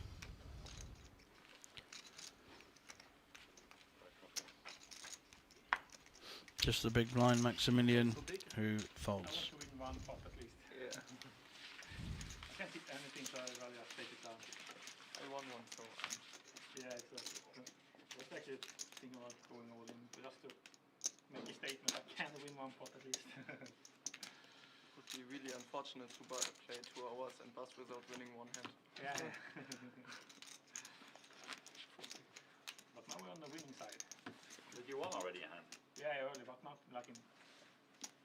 Quite a decent hand too. Yeah, but then I lost a decent hand as well. Yeah, it's part of the game, right? You win some, you lose some, but it's not like first hand or anything that you know. No.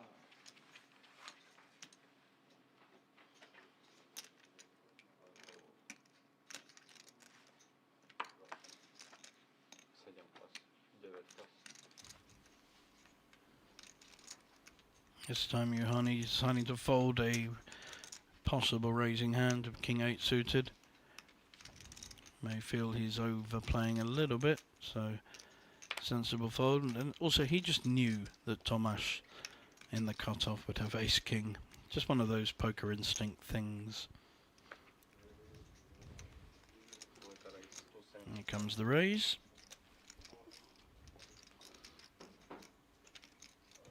Just over the 2x. Michel sitting on an ace.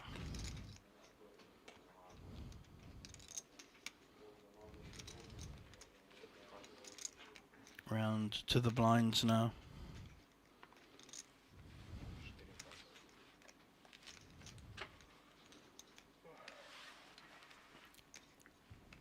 David getting nearly 4-1 on his money with an 8-6, connecting cards. Not suited though, so it's not really getting huge value.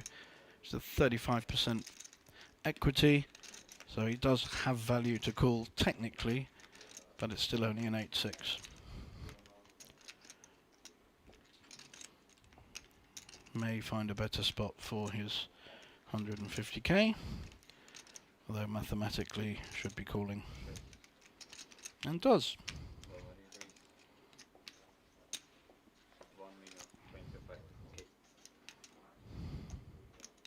Oh my god, sorry I missed that. The dealer was in the way, I didn't see the re-raise. Wow, he's in trouble here. 3-bet to $1 million, and Tomasz is only going to go one way with this. I think it's going to be a shove and a fold.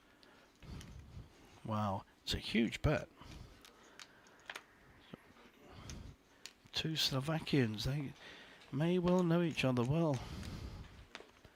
They've been battling in our first coverage today. Had 2 or 3 hands where they were up against each other.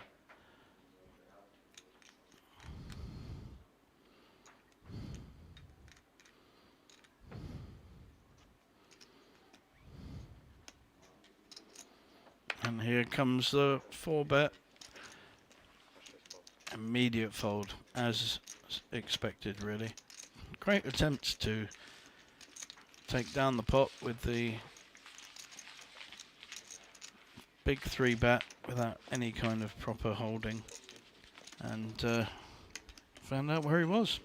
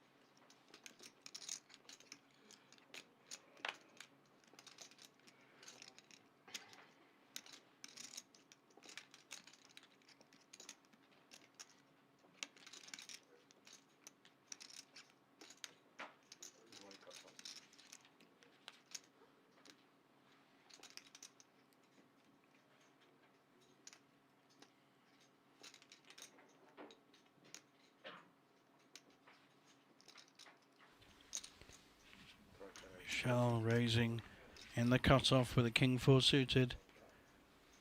Oh, interesting spot for Maximilian. Got him dominated with King Jack, but will he know it? He's also got him dominated with his stack. Started off as the short stack and had a big double up a few hands ago. Looks like he's measuring out a 3-bet.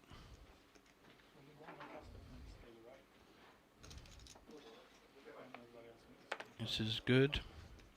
Not quite sure what's taken his attention away.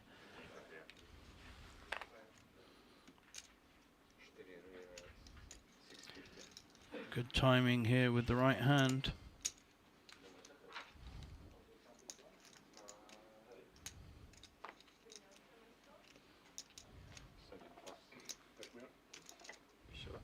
Stop looking at each other.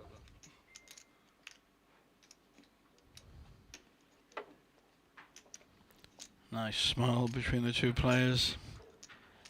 Not giving an awful lot away. Quite a confident smile by Maximilian, and that helps him take down the pot. So a good attempt there by Michel to create some action, and had to fold to the 4-bet.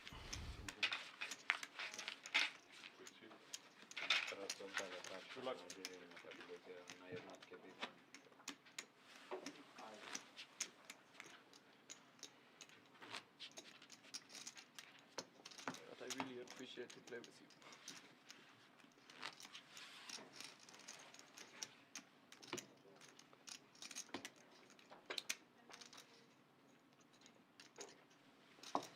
Ciao. GG.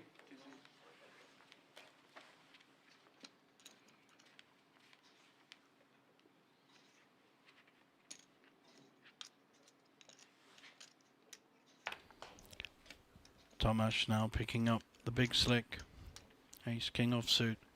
Blinds 70.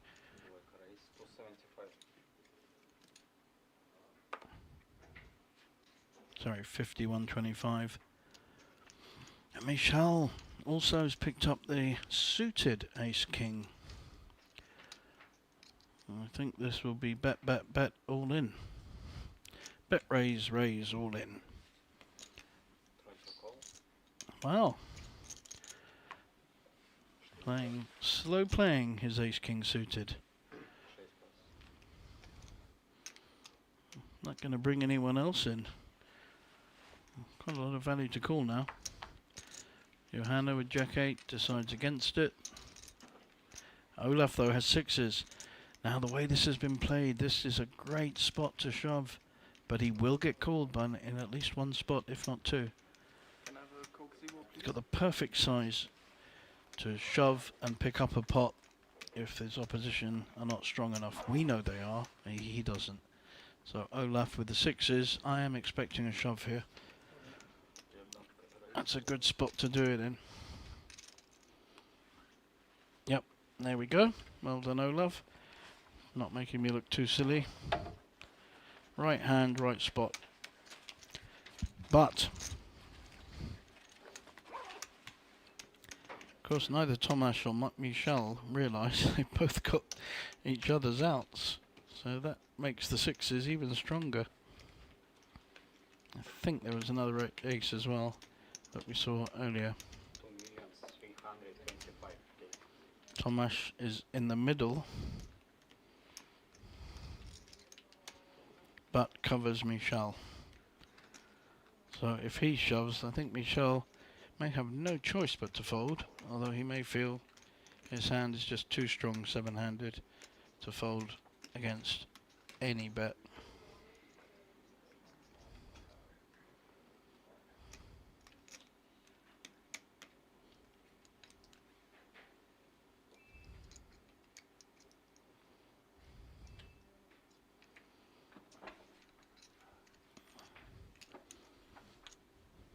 I'm pretty sure his chips are going to go in. It's just how long he wants to take looking like he's making a decision.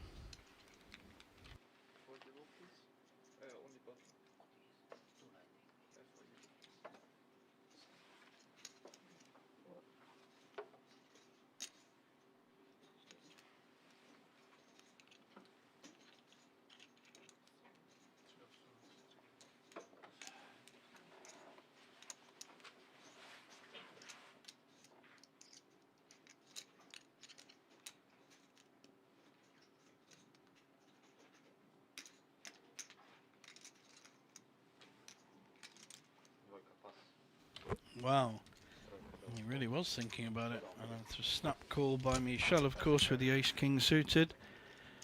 I think Tomasz is telling him he also had ace-king.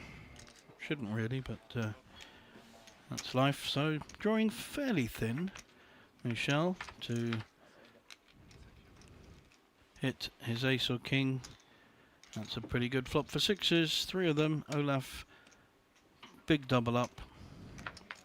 Barring runner, straight, and that's it. 100% tick box goes in Olaf's spot. And it was a good hand in the right position. Fairly unlucky that he didn't treble up there. So good fold in the end by Tomasz. Very good fold. Olaf picks up a nice pot.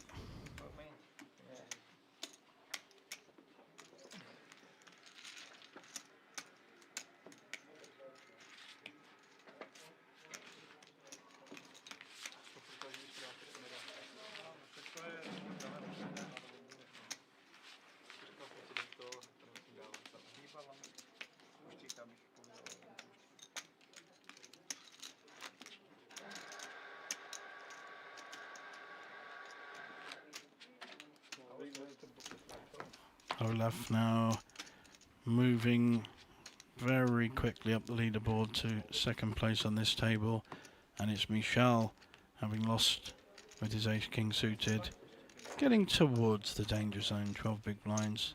The rest all fairly comfortable.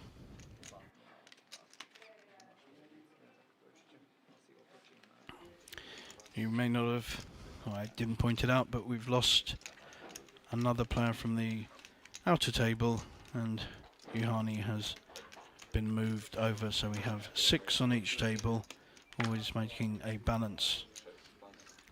Makes the ace-10 stronger, raises to 250, twice the big blind. Maximilian starting to get involved on this final day.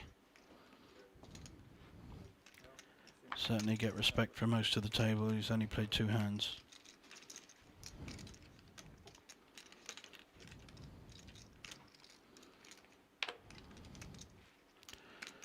Tomasz with the King 7, thinking about his options.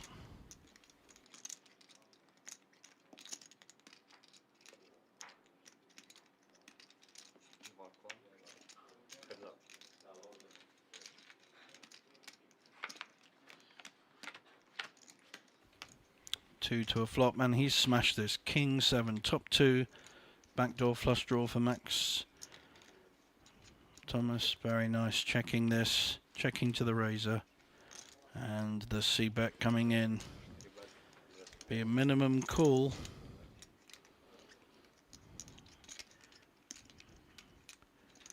Could put the pressure on immediately due to the flush draw, although he has the king of clubs in his hand as well. Yep, we're seeing just a call.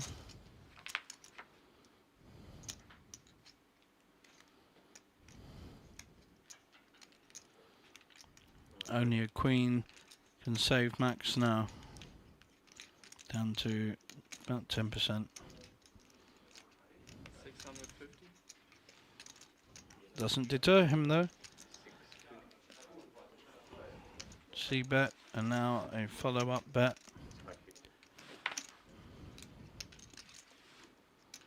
Thomas, having folded ace-king in the previous hand, don't think he's going to be folding king 7 here. He's only really losing to one viable hand, which is king jack.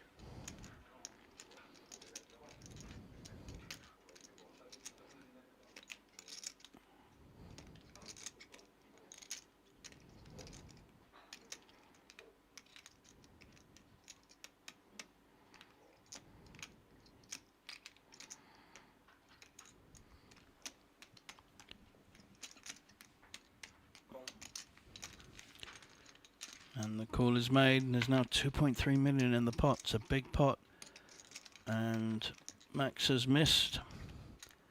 Could look to represent the flush, as he has the ace of clubs, the bare ace. But it might give him some confidence, but Tomasz is coming out betting. So Max is not going to get the opportunity unless he makes a very big play by raising. Big bet.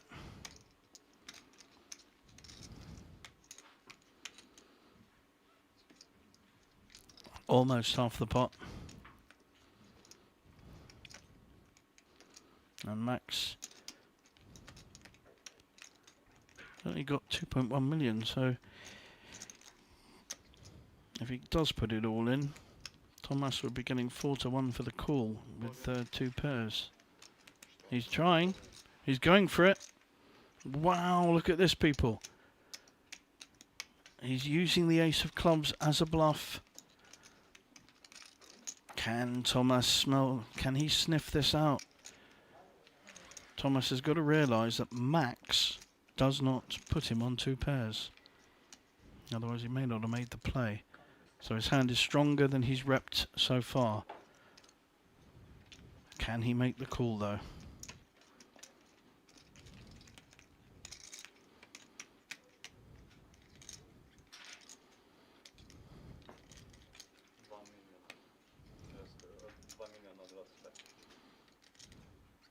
So dealer's telling him it's $1 million to call.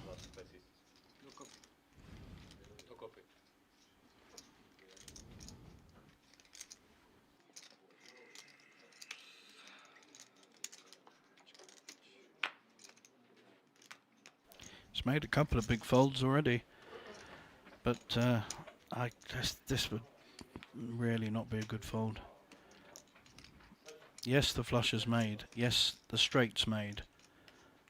but he's under-repped his hand. It's 1 million into 5 million.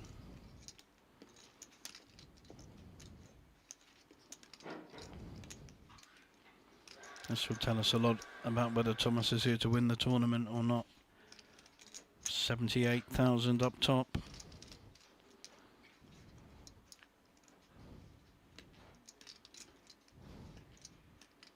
Getting the stare down from the German.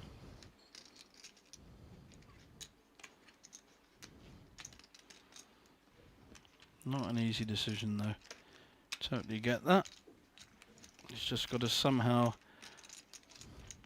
realise that by under-repping his hand he's invited this play.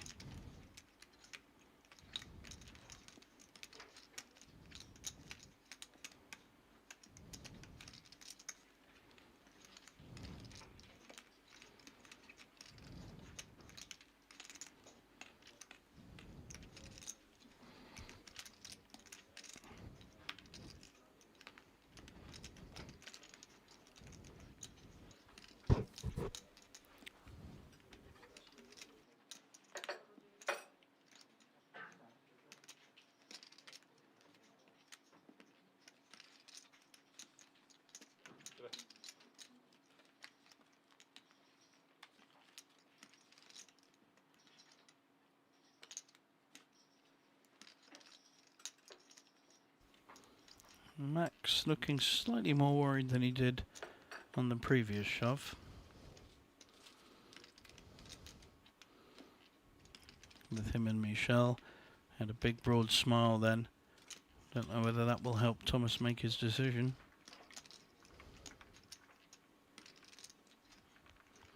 Focusing in on that all-in button. That important all-in button.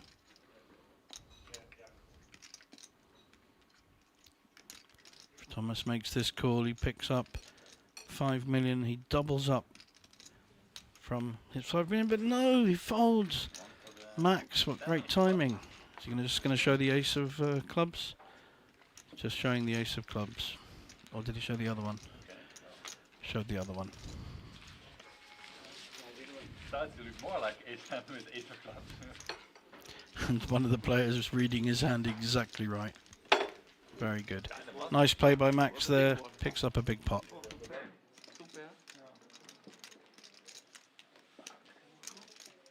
I was correct, though.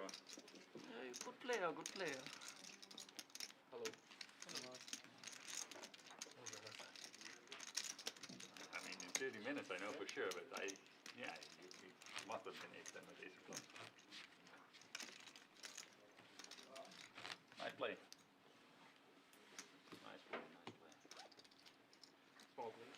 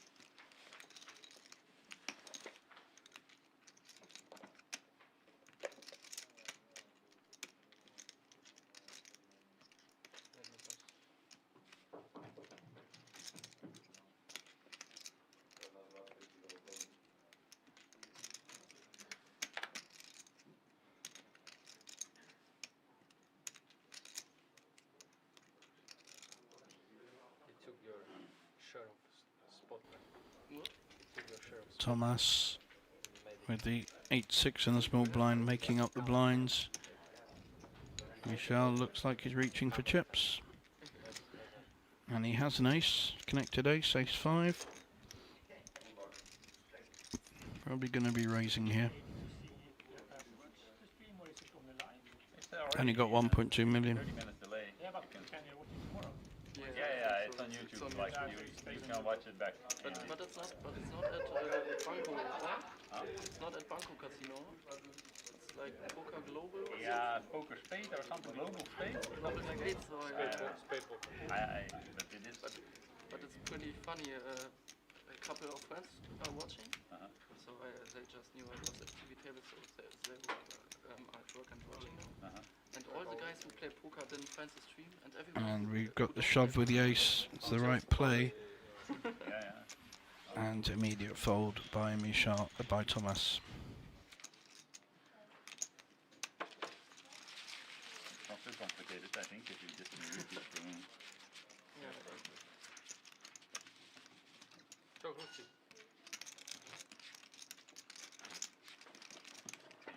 Queen there. 9, I think. Pretty sure 9. Yeah. We have At nice least spots nice then. seats, yeah. And then we don't have to play like 5 and 4. Yeah, that's the, right here is 9.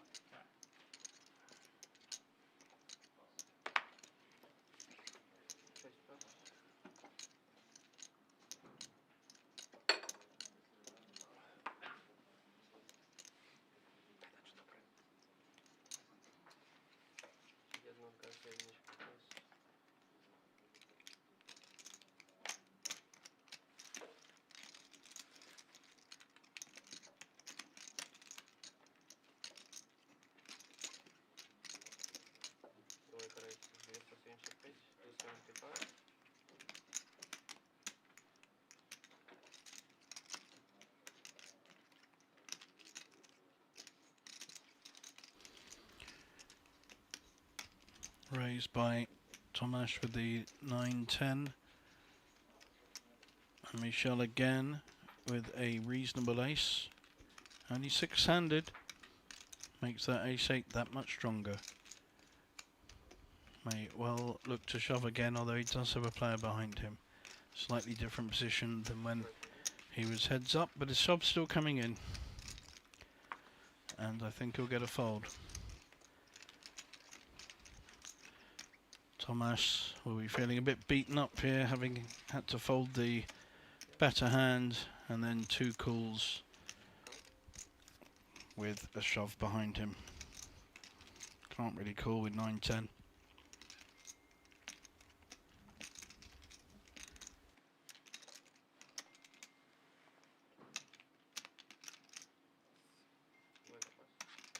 And as expected, folds. Couple of little pickups there for Michel, having lost half his stack earlier.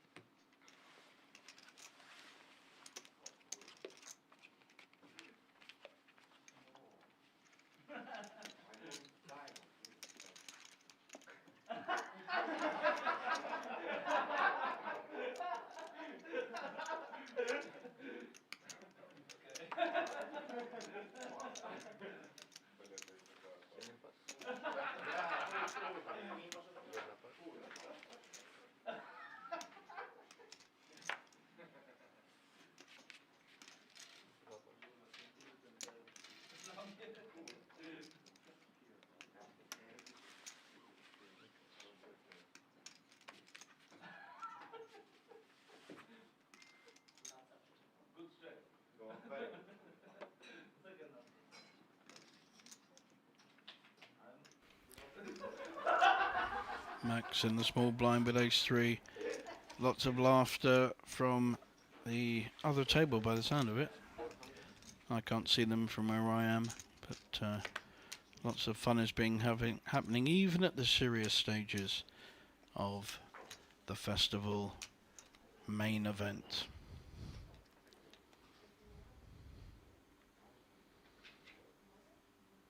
So Max has made the raise to 400k, and David folds his queen 3 suited.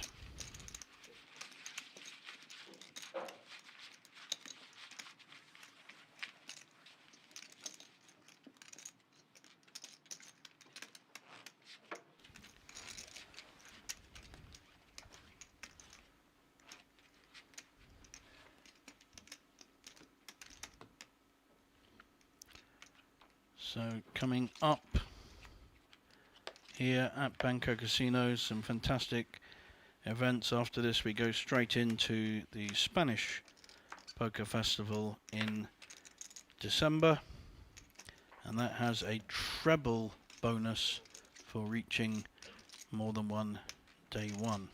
If you play again and qualify, you get 1,500. Play again a third time and qualify, and you get 4,000 euros. Then the Banco Masters from the 12th of January. So we've got quite a big break at Christmas with the PLO Masters, which is my baby, with a new PLO High Roller, as well as a main event, no limit holder main event, 170 entry for 250k guaranteed. Then the Israeli Federation Cup at the end of January, and our very popular Polish Poker Series hit all records last month. 975,000 euro prize pool for only 150 buy-in. Absolutely incredible. For a year. Next one is coming up in February. Go on to the bancocasino.sk site and you'll see everything there. Back to the action. We can't see David's hand at the moment, but I'm gonna take a risk and say that it's better than 8-2 offsuit. Johanna in the big blind.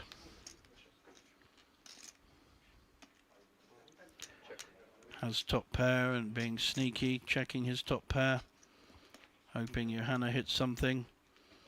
Best he can hope for really is another heart. Preferably the 8 of hearts. Oh, okay, it's another heart, it's a queen. So he does have outs with the 2 of hearts in his hand, but it's not something you're going to want to be betting if you hit. David now probably less certain with the top pair king. If this checks all the way down and we get another heart, I think Johanna's going to be very grateful.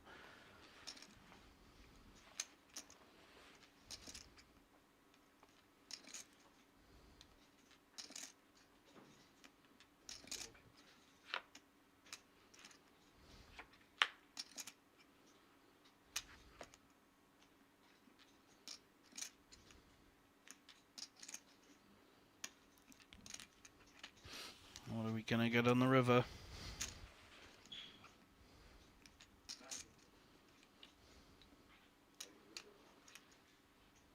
Blank card will give David some confidence to bet his top 2 pairs.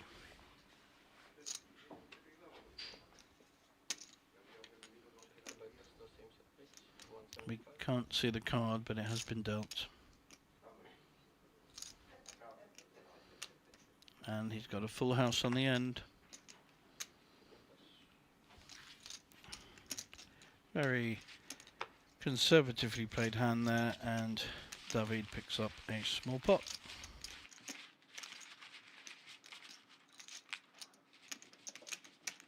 Keep winning the blind battles. What was that? That you keep winning the blind on blind hands. I think total 0-4. even total, huh? No. You are up. Who kicks this one? Me. I bet you do. I think it's 5-3 for you. You are the information guy. Exactly. Next time if I need to know something, I know if I see, I'll go for you. You're good. Yeah.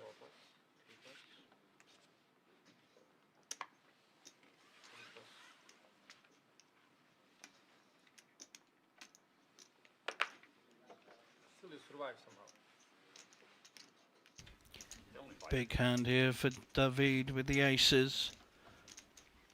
He's been active, so he may get some action here.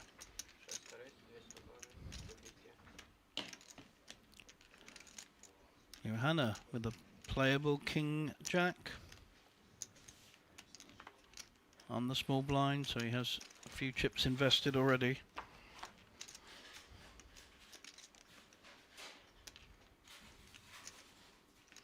50k in on the small blind.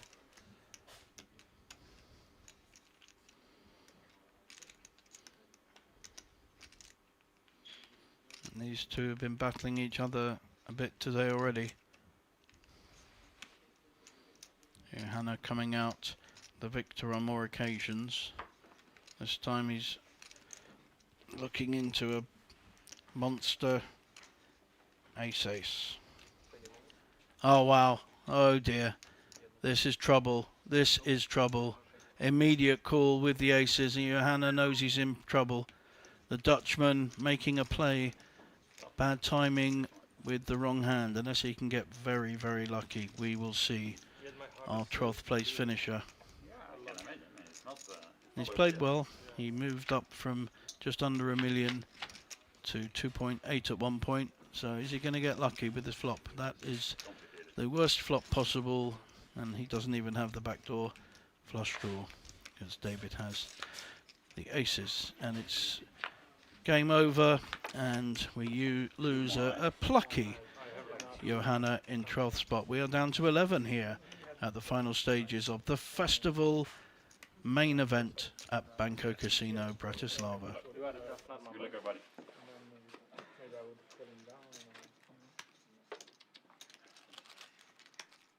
Hit the 4-7 for the straight. So if he had fold, I called, maybe there'd be a big pot against us. You already get enough from me. I'm not complaining. Much easier decision now. But it was suited, so I was for sure calling. Sorry, we're down to 11. Did have 12, and now only 5 on the feature table. 2 more to go before we have our 9-handed final table. Michel now the shortest stack on the table, and all very even at the top 4.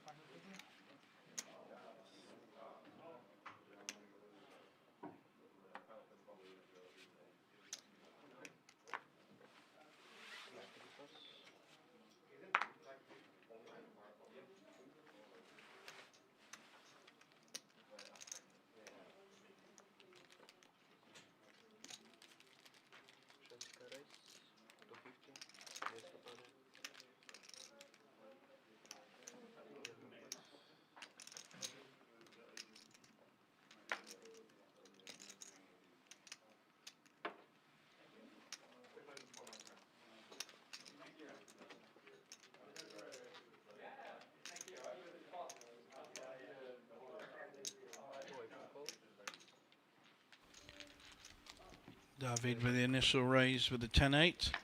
Tomasz calling with the 10-8. Cut off and small blind here. This will go to the aggressor. Not a good flop for either player. Backdoor flush, I suppose, for Tomasz. These two Slovakians have again been at each other a fair bit today.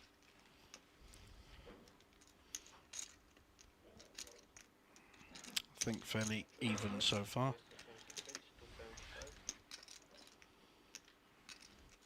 So Tomasz has come out betting. Not sure that's right. I think David has come out betting.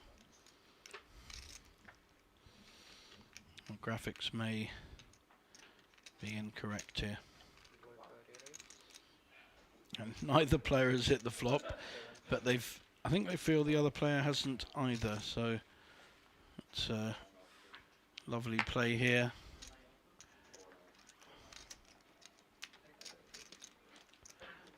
I think our graphics are catching up. It was David that made the bet, and a nice raise by Tomasz with the same hand.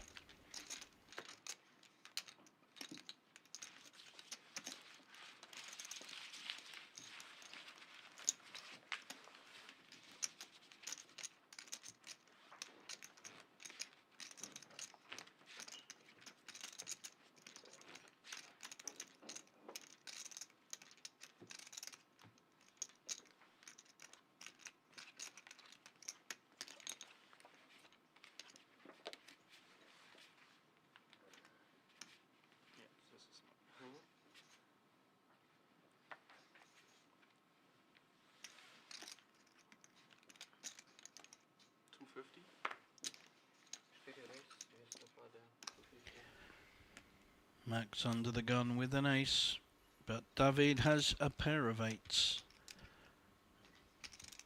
Chinese aces, very lucky numbers in China, an 8 or 88.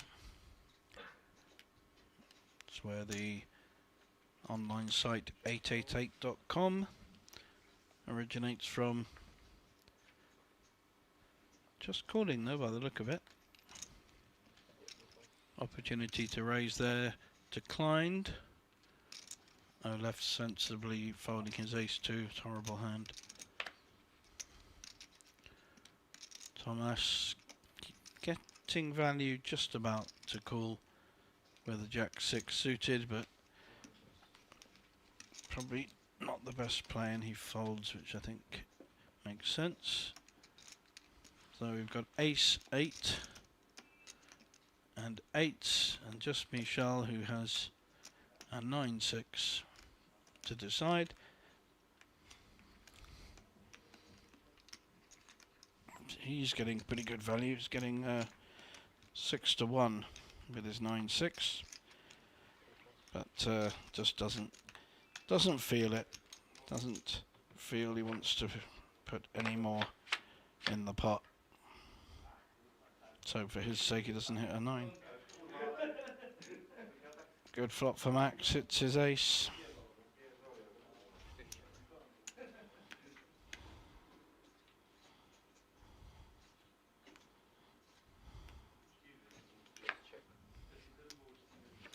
So check, check.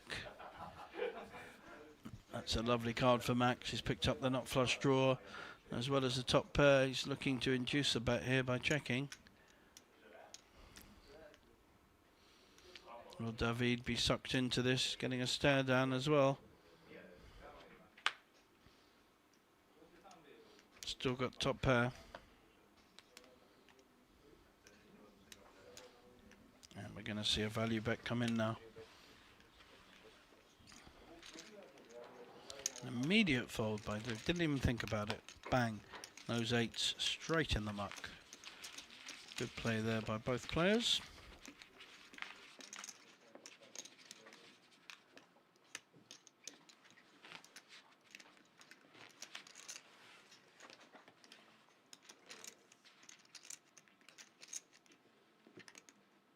Můžu vás poprosit ještě o tu vodu s limetkou nebo citronem, co tam máte?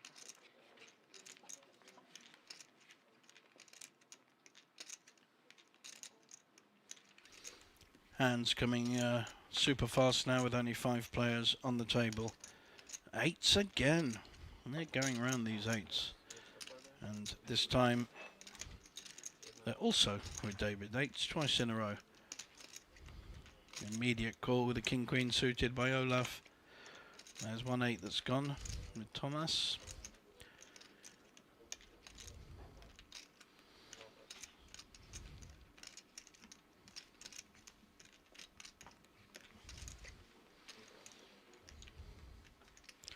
Max want to get involved? I think he does. This is an interesting spot with the ace-queen. It's a great hand to be able to make a strong 3-bet. 950. Yeah, it's right up to just about $1 million.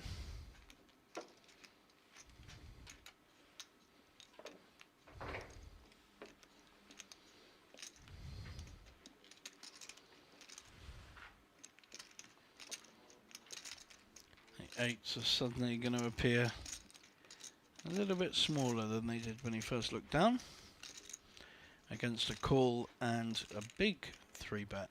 So players and dealers, anytime we are currently on the original blind roll number 29, 75,000, 950,000, number 90, 150,000.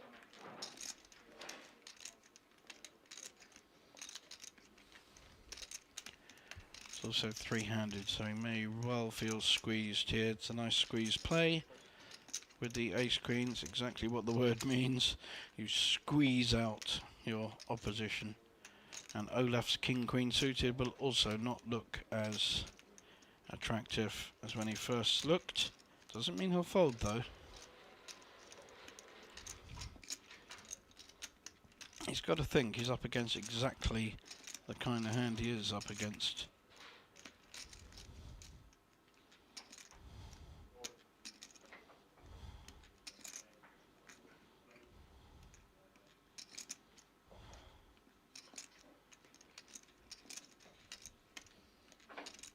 Tough spot, very tough.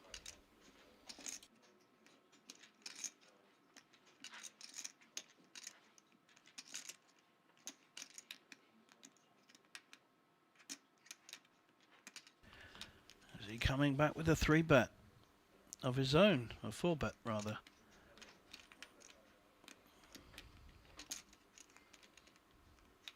He's got the 700 in his hand, trying to get some kind of reaction. Obviously got some things, he's folding. Wow. And Max gets the tap on the table. Well played, sir. What did you fold? I have to do with that. Yeah?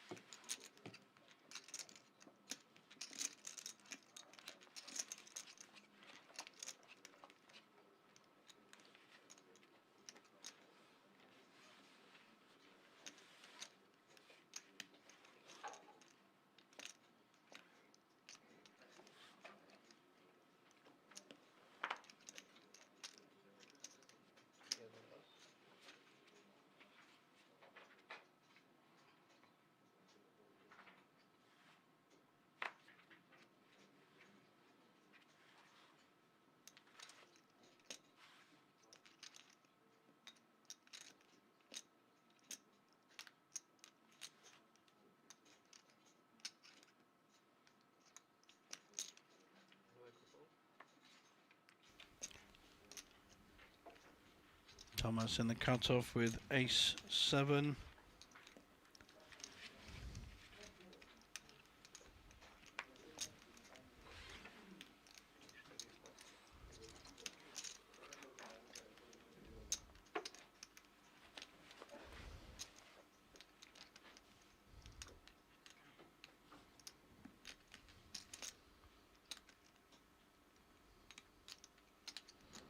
Again, the two local Slovakian players heads up. Been about the 5th hand, this one. 6-4 is playing ace-7. Bottom pair for David. Not a lot for Thomas.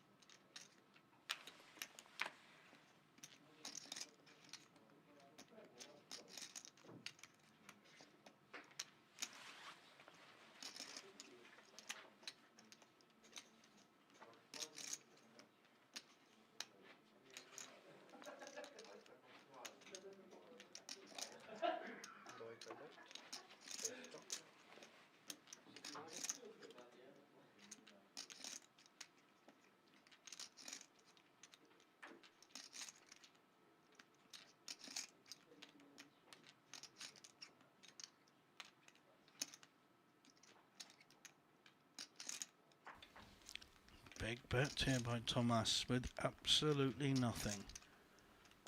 Putting maximum pressure on David. 3rd pair.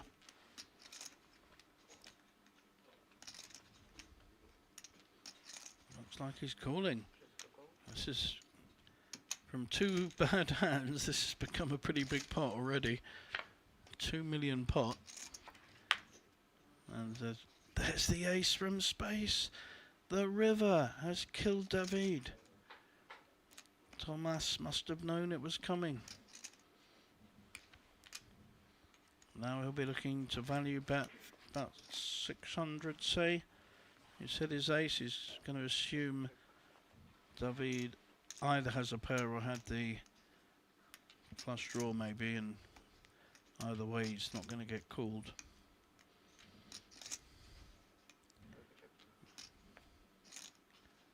Wow, he just checked. That was a surprise. I thought there'd be a value bet on the end. Still a nice pot goes over to seat 2.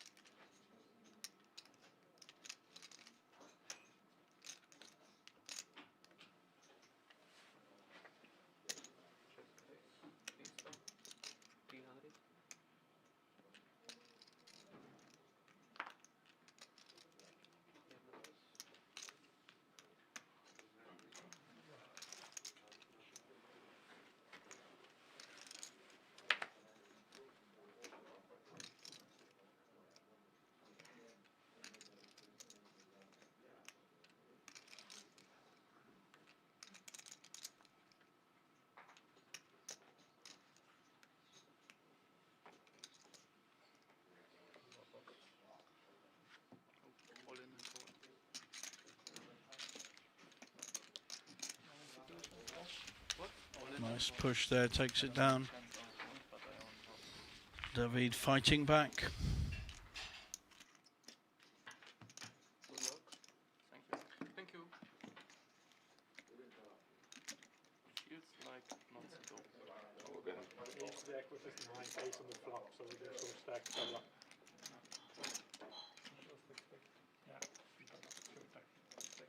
Yeah. Oh, maybe something like that back from there for 2 minutes something. It's the one with the. It's a who played on. Yeah. No, okay. The short stack, I think, or nothing. What? I think he's still the shortest stack on the table with 2 minutes. It's 2 minutes. So it can take a time to replay. Yes.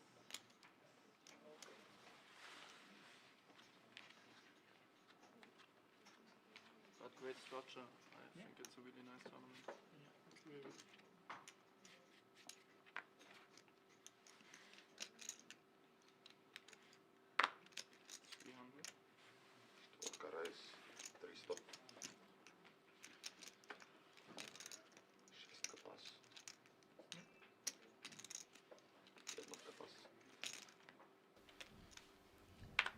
Pretty looking Queen Jack suited here for Max. He's been the biggest gain of the feature table so far. Started with under $1 million, now up to 6 million. Getting the look from well, these two were looking at each other earlier. As seemed to rather, Max has got a lovely smile. Do like it. He's just got that smile of, come on then, call me if you dare. I don't think Thomas is going to dare with 9-4 offsuit, but getting a bit of Hollywood, bit of TV time, as we say. Posing that he's making a big fold. Wow, seriously? This cannot. He's going to raise? Is he going to make a play here? I think this is just posturing. I don't actually see him putting chips in, but he certainly has enough to take Max off this. So he has the perfect amount for a squeeze play. If he feels that the 10-2, the Doyle Brunson, is worth pushing in with in case he gets called. Certainly be live. And he does make the fold. Lots of posturing. Nice little pick up by Max. And like a local from my casino say, if you don't stop watching like this, I will hit you in the face. Oh, yeah.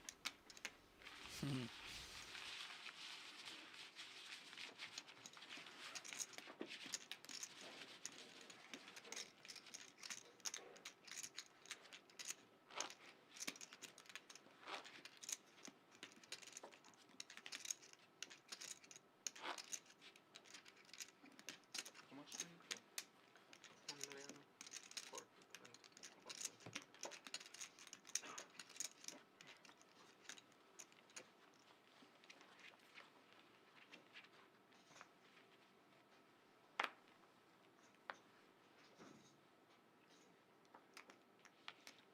Wszystko pas.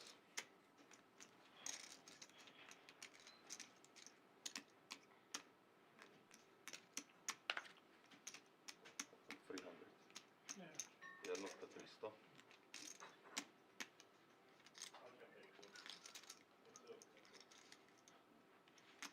Dwójka pas.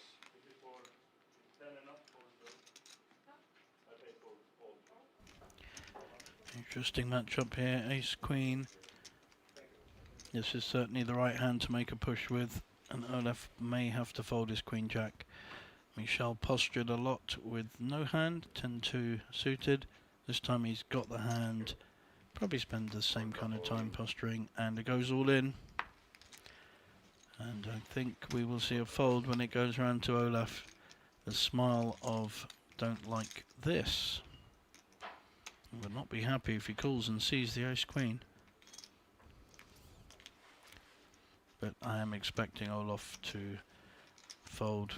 Nothing wrong with raising with the queen jack, 5-handed, but to call off your stack, or sorry, a third of his stack, probably not advisable.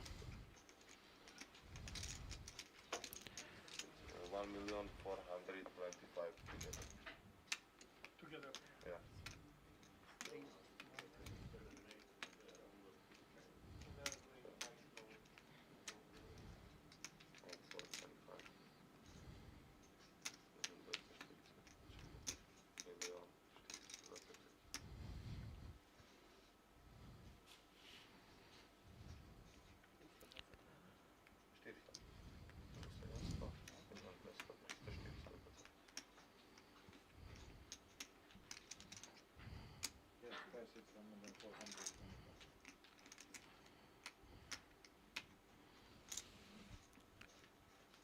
So, right hand and right position and right amount for the push. Olaf really can't be calling with queen jack. Looks like he's considering it more than I thought. Not getting great value either. It's 25% equity, and it's going to cost him 1.3 million into 2.1, more than 50%. So he is effectively in a negative position. Makes the right fold. And want to play online poker for free? With Down PlayPoker to Go, 11 you get the players, thrill of 5 here, authentic 6 poker on anytime, each anywhere. table. From quick The casual Festival games to action-packed tournaments. Play Poker Go lets you compete against real players around the globe, all for free. No bots, no gimmicks, just pure poker fun. Lots of words. Hone your skills and enjoy the poker experience you love. Explore Play Poker Go on web, iOS, and Android. Deal yourself in now.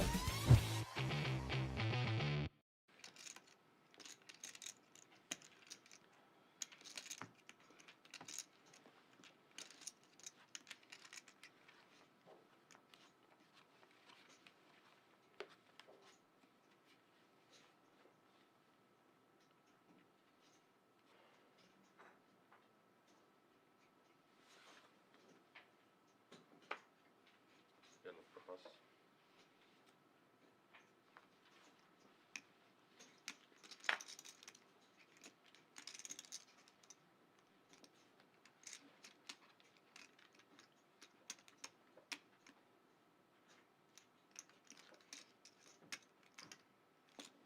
Work of us. Work of us.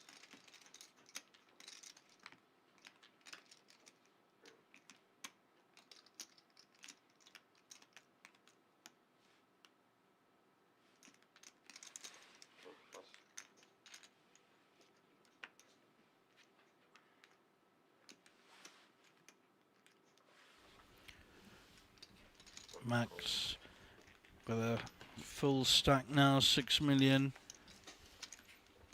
has called. David, however, has a big hand on the button with ace jack offsuit. So I'm sure he will be raising Max here.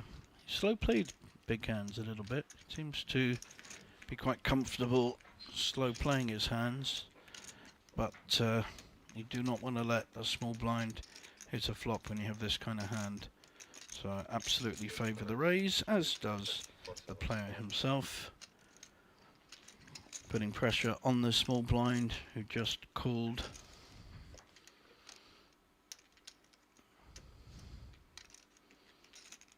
Max doesn't really need to get involved with 10-8. A lot of players lose too much money with small blind and big blind action from my observation, and he wisely folds.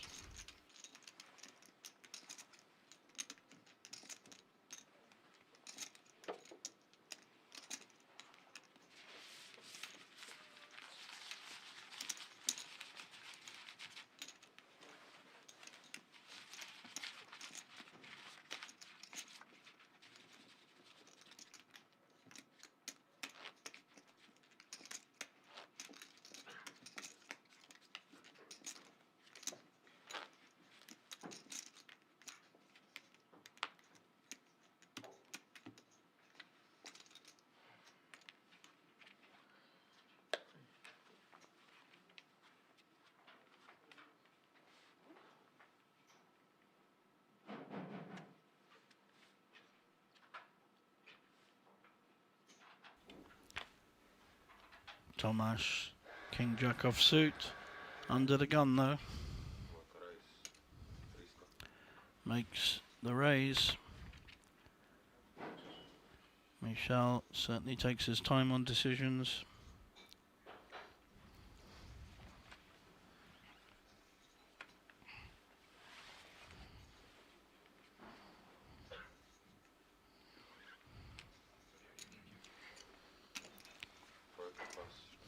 Olaf though with an ace, but decides to fold against Tomasz.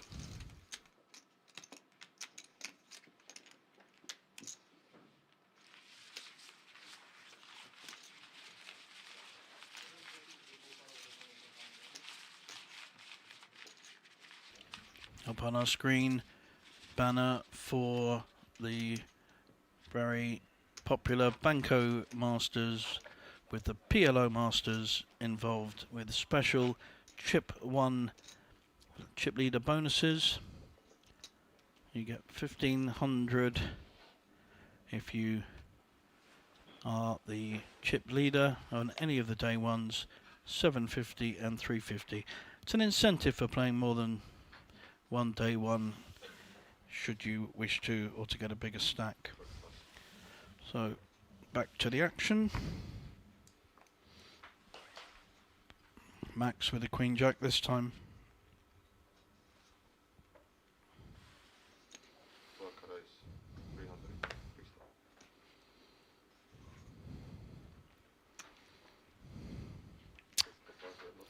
And so far so good. Shouldn't get a call with the jack 5 from Tomasz, but he'll take his time. He's wearing a lot of clothes. Big coat behind him as well.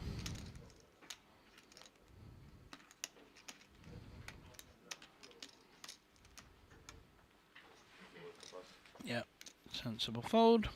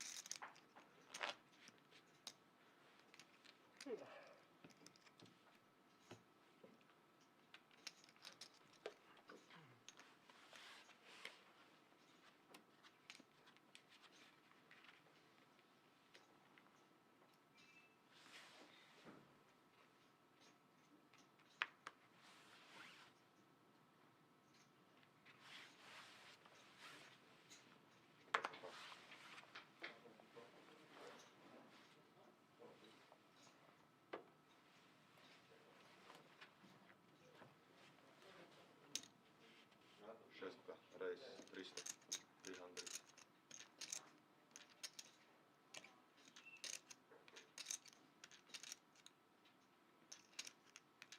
Jednotka call.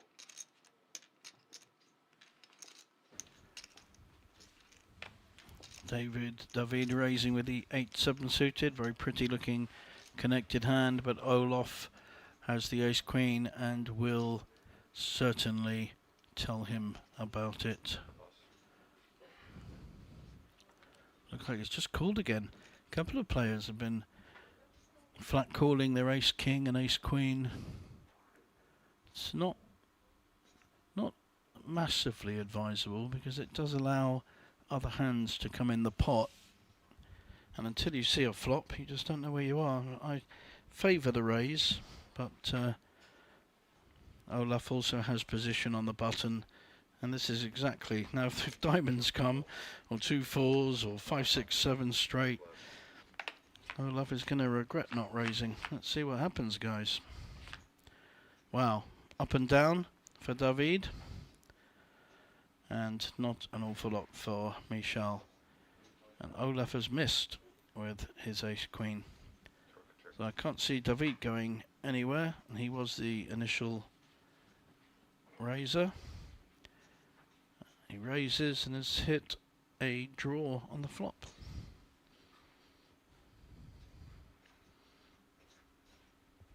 Fairly even equity between David and Olaf though, about 40% each, just over. And Michal not going to be putting any more chips in this pot with his 8-4 suited.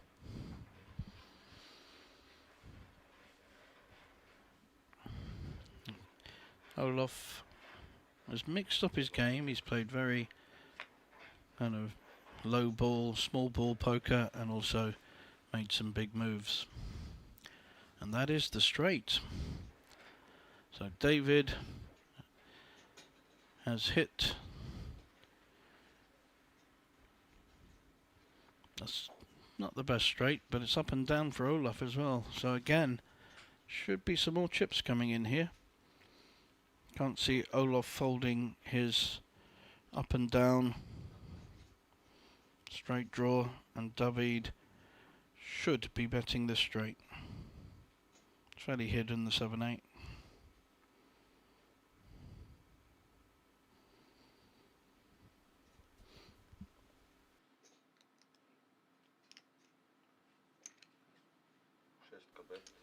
Here it comes, 350, a third the pot.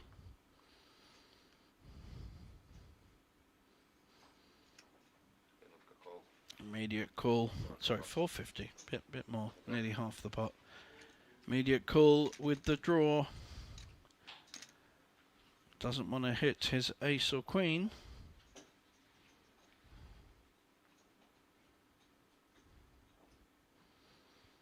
And that cements the hand for the 8-7 suited. They've both got the same stack.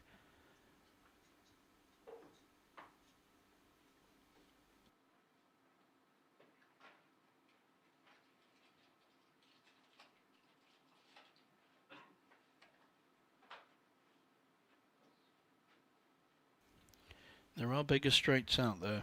King, Queen, Queen 9, sorry, Queen 8. That's less likely.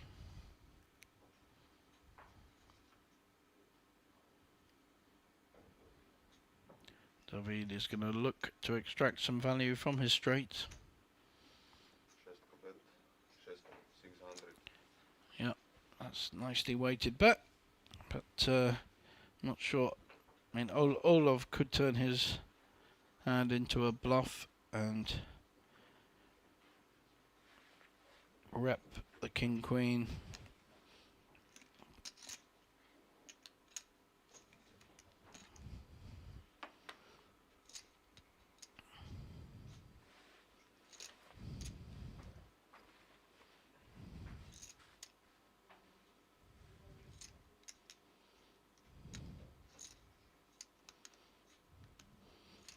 More likely to fold.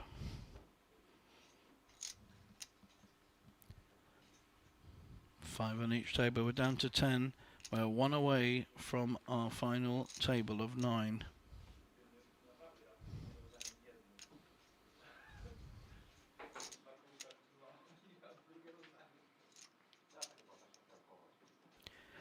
He's measuring up the raise.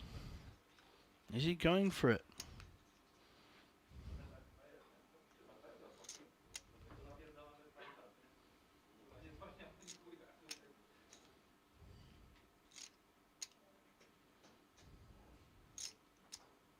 Not sure whether David wants the raise or not. He's not going to feel too comfortable about it. There are 2 hands that beat him, but only 2.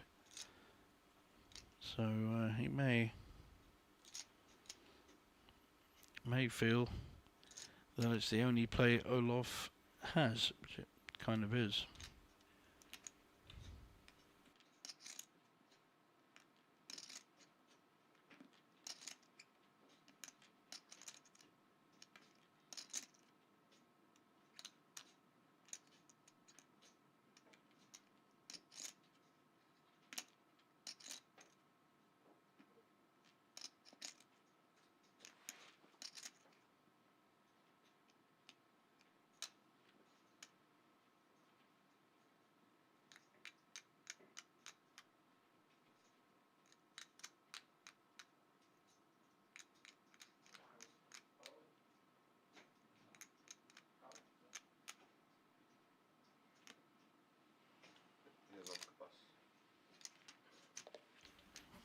Good pass there in the end by Olaf, and David picks up a very needed pot.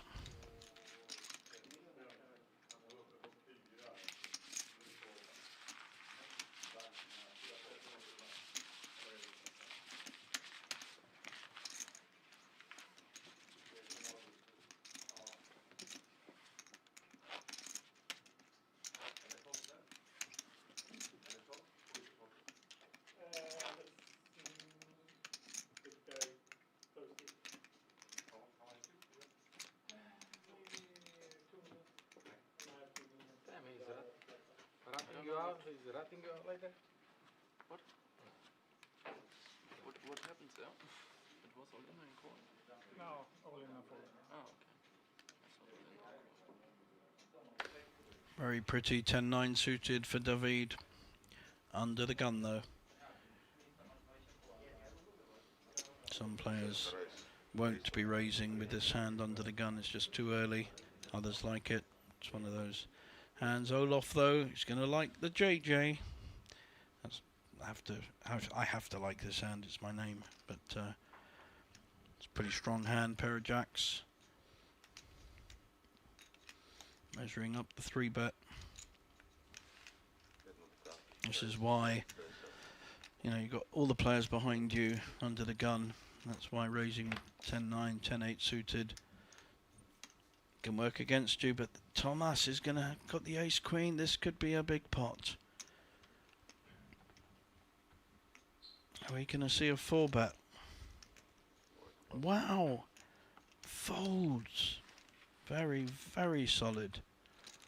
Doesn't want to get involved with a bet and a raise. Oh, sorry, 2 raises. Wow.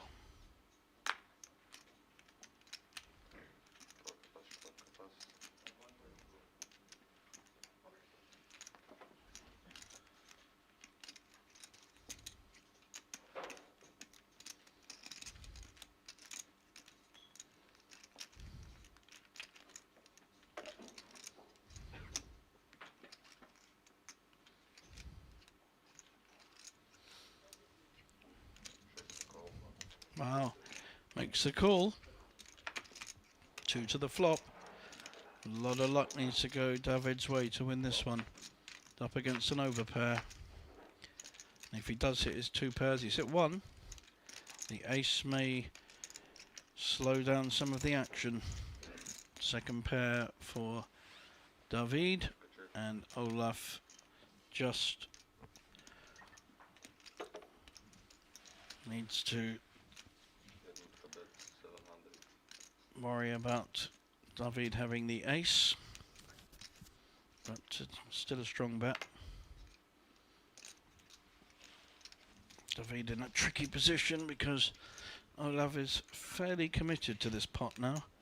There's too much in it for him to fold, and he has to factor that in if any raise comes, but he could rep the ace. He's got the 9 already.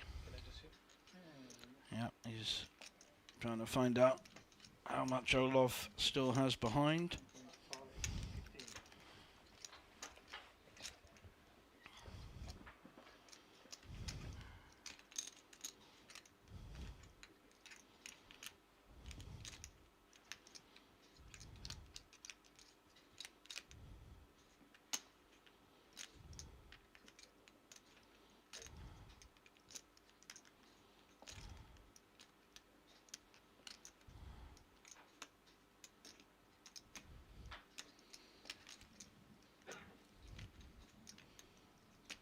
Second pair and a shorter stack betting into him, who's unlikely to fold.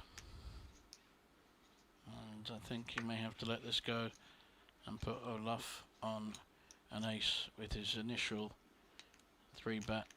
Doesn't want to.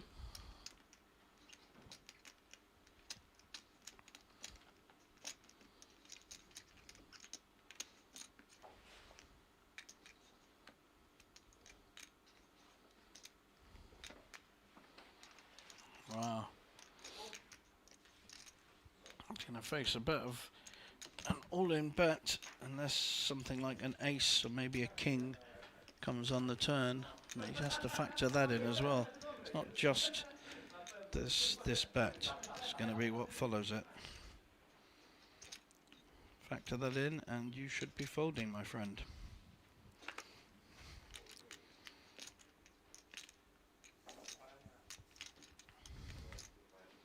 Yep, good fold. Above me again, no? I deserve the post. Yeah, I got you. You had called, you had better than me. For sure. I'm just worried you might have like jacks too. I think you bluffed me again. I left my balls home this morning. Sorry, it's too much. I'm small right.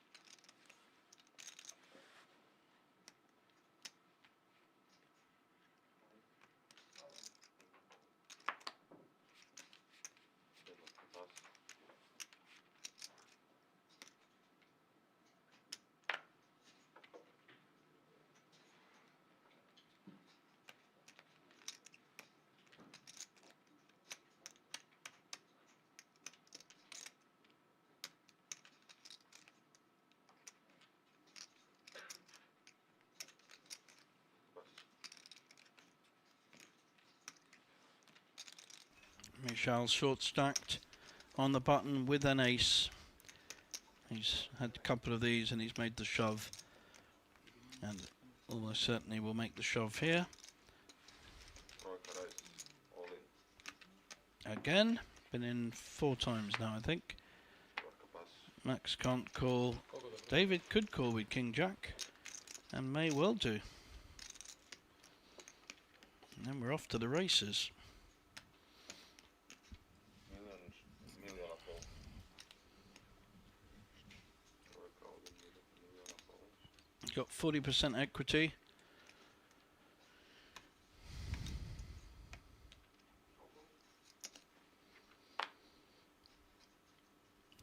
And the issue is he could well have one of his king or jack dominated and makes the more sensible fold.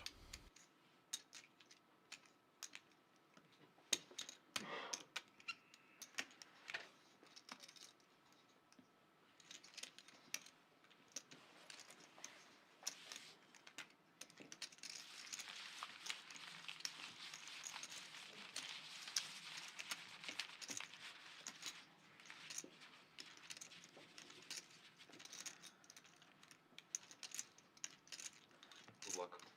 Thank you. There we see our chip stacks, 50 big blinds through to 15. Michel, who has shoved a few times to stay in the game. Everyone else very safe.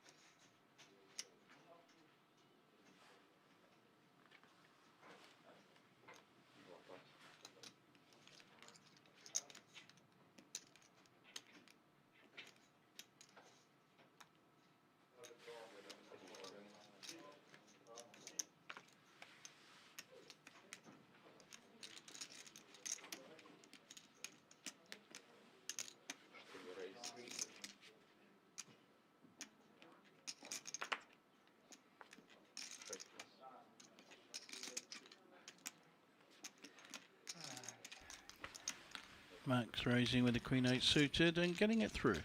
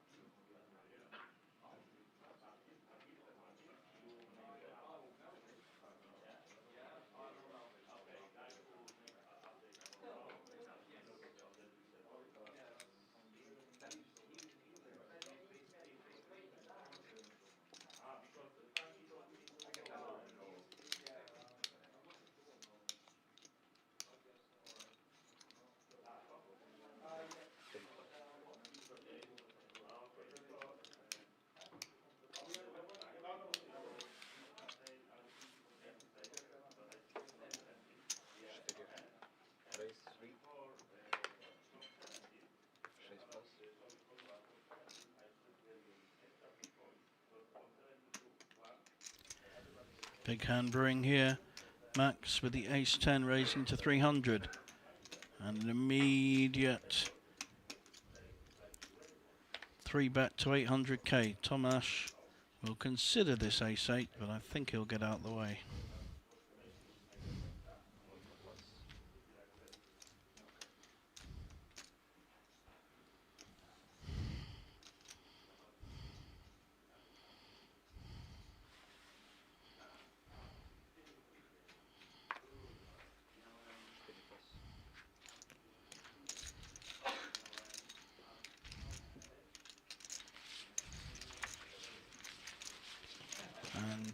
Pretty good fold there from Max, reading the situation well.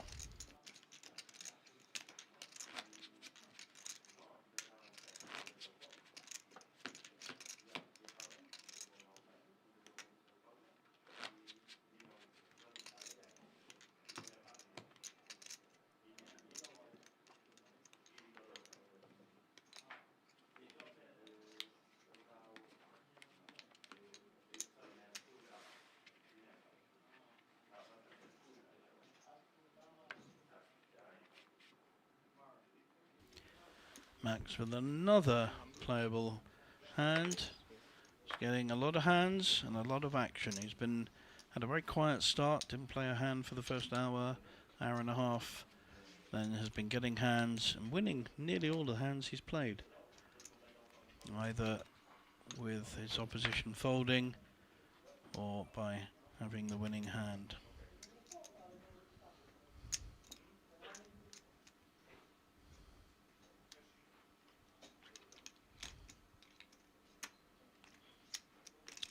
Thomas does like spending a little bit too long making decisions when it's an obvious fold. It's not a big favourite of that play. Michel, however, is gonna shove with eights, and he's looking at his neighbour. These two have been having a lovely relationship. I think they've been smiles. Max has got a wonderful smile.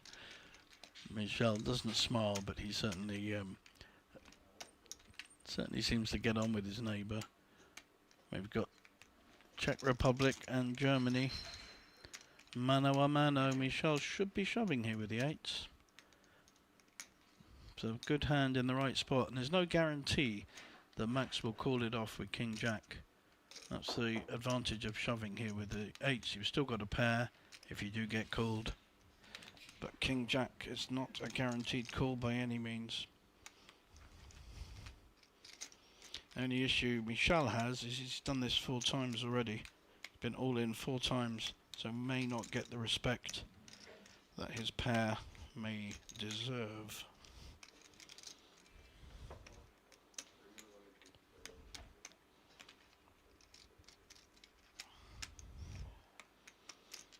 But Michel needs to win these flips to move up towards the final table. Or if he gets knocked out, he won't make the final table, which makes it a more difficult decision.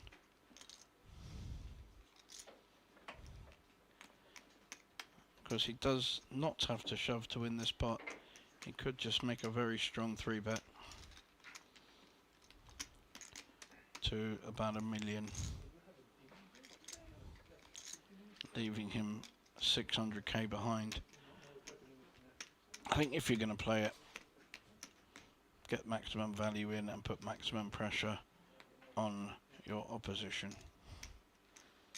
What do you guys think in the chat box on the SpadePoker TV channel on YouTube?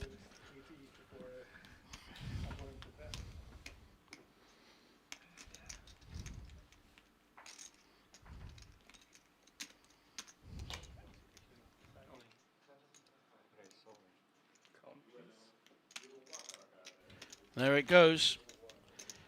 Nice play here by Michel, and now Max is the one with the trickier spot. Very hard to call off with King Jack offsuit.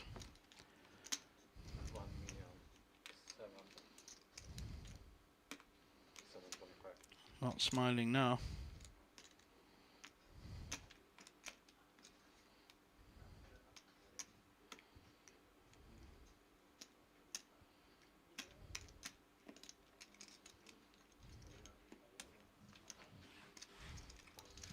What did you take so much time? The decision was that hard? I wait.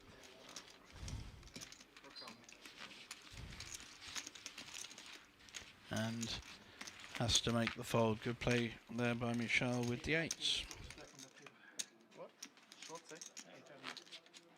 Short stack on that about 800. You know, we see. What's he? 5, 4 or 5, but yeah, the fourth guy. But Yeah, the guy who was yeah, on 9. thanks. Yes, less than a million. How much? Less than a million.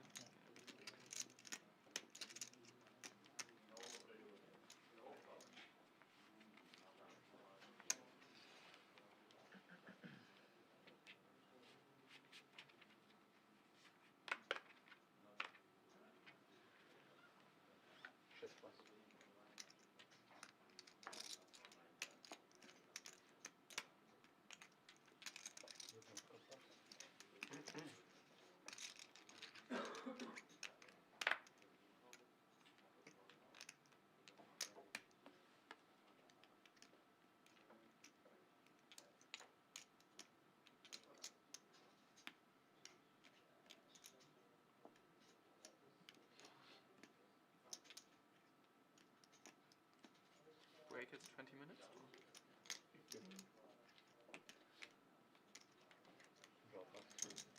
Takže máme break další. We take away the break. Players just checking whether we have a 20-minute break coming up. I think we do. I can't see a clock where I am. So Max picking up the blinds. Final table, I will need at least 15 to 20 minutes to form it now. They make the break right now, and then we will need another break. If it took too long to make a final table, I will give it a break. But for now, I skip it. Yes. Yeah. Okay, that makes sense.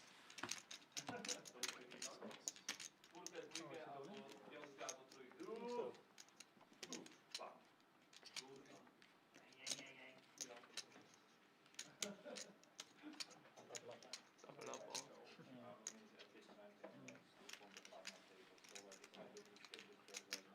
I will give you not form the final table, and then I put the break on. Yes. If it took too long, I will give it a break. But for now, let's skip it.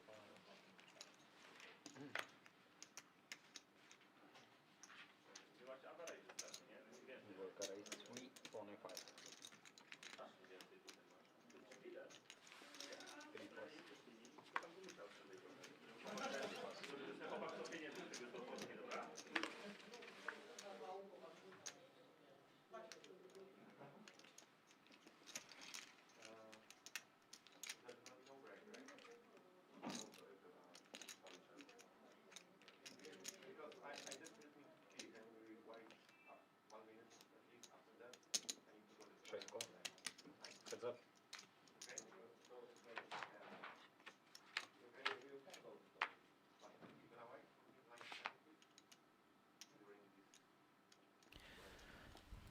Two to a flop. David with the up and down, and Thomas with the top pair.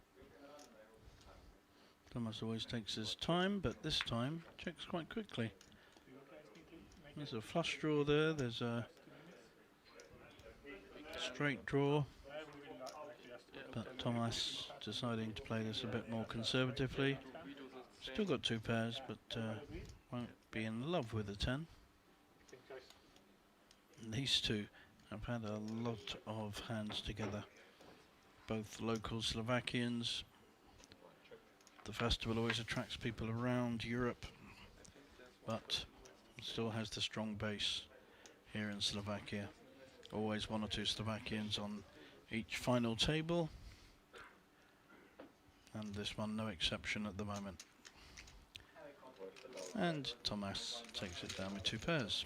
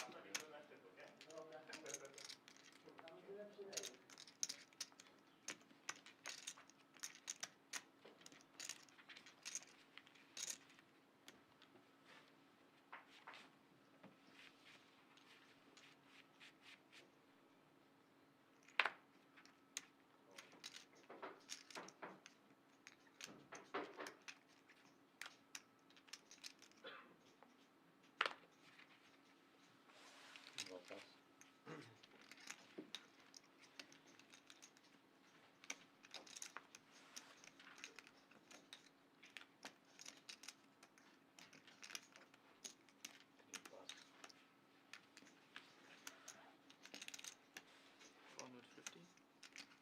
4 raise, 450.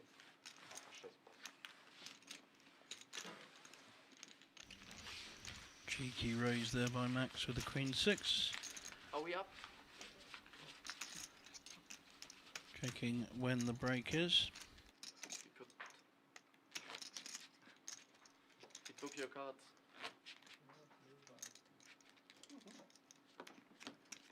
So we couldn't even wait. That's what I meant.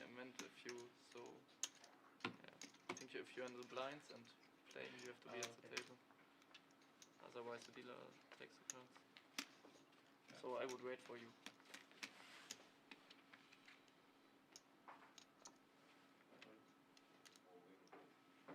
On the small blind now, right?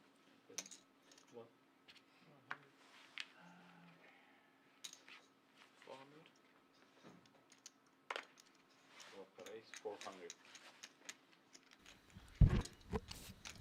Nice small pair of 4s. Max raises, but David has an even nicer pair of jacks. Certainly be 3-betting this to probably about $1 million. Good job as well.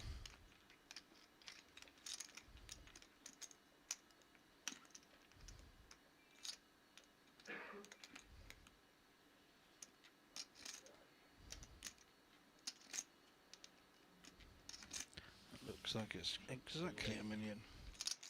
1 million.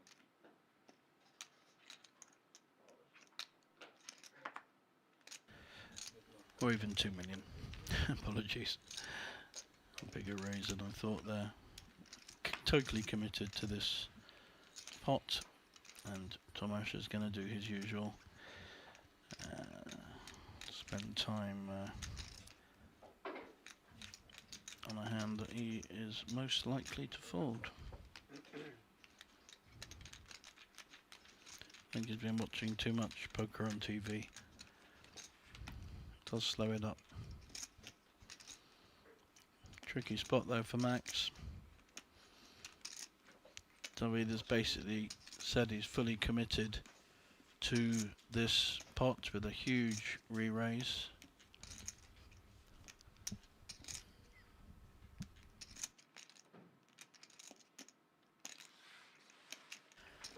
It's a lovely re-raise with the right hand. And good play there by David.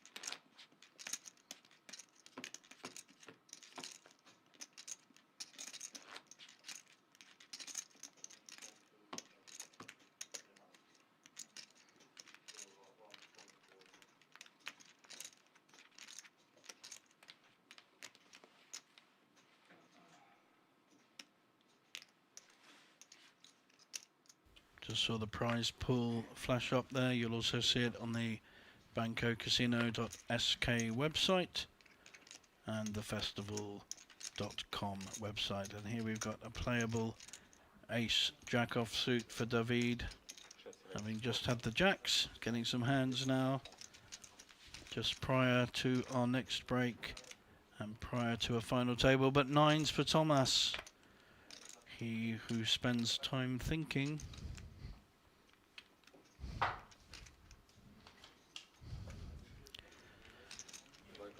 Just flat calling this time with the 9s. He was flat called with quite a lot of big hands previously, so not a surprise. He had the ace queen earlier, flat called. He flat called with an ace king earlier. So that seems to be the way he likes playing small ball poker rather than getting the pot too inflated and missing. All options. That's the beauty about poker. You can play as long as I've played which is quite a long time, and still look and see different ways of playing hands, which keeps it fresh. King, king, six. It's actually a pretty good flop for the nines. David, though, was the raiser and may c-bet this with the ace-jack, repping an ace-king holding. See what he does.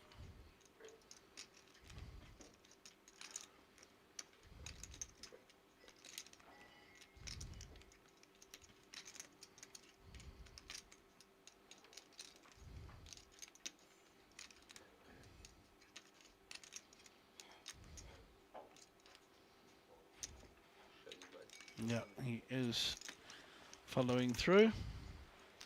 Now Thomas has actually got something proper to think about. Does he peel one and feel his nines could be good here? He's only really losing to one hand, and that's ace king, possibly jacks, but he's happy enough with his nines. It's a very small bet, min bet really of 200.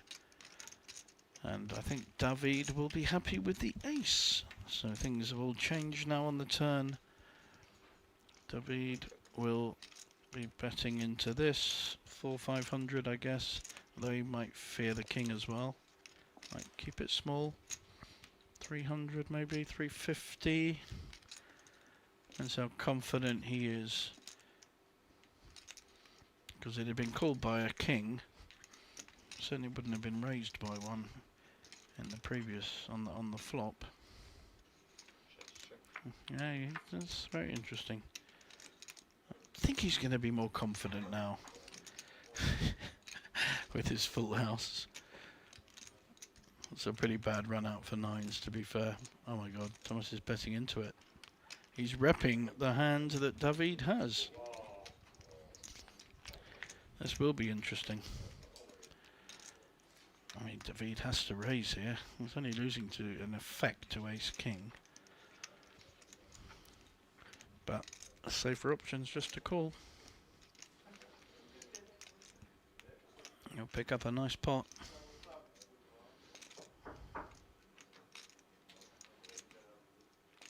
These two have played so many pots together today.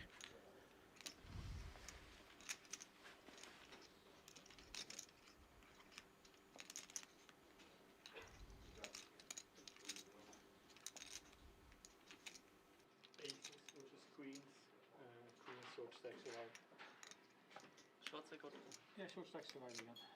with queen? With ace. Here comes the raise. And Thomas will have no choice but to fold this. He's beating nothing.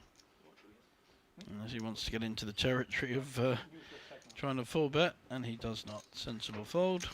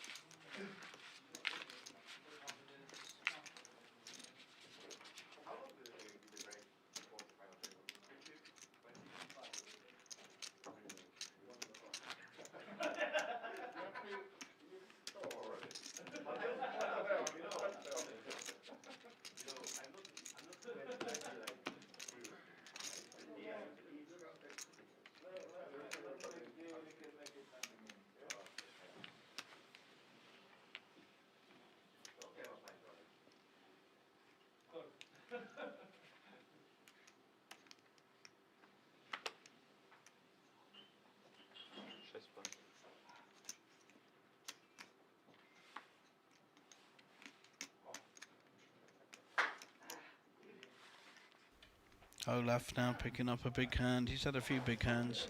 This time it's the ladies. 500. Lines are up.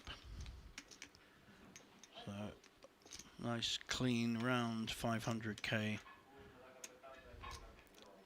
Thomas having just lost a hand with nines.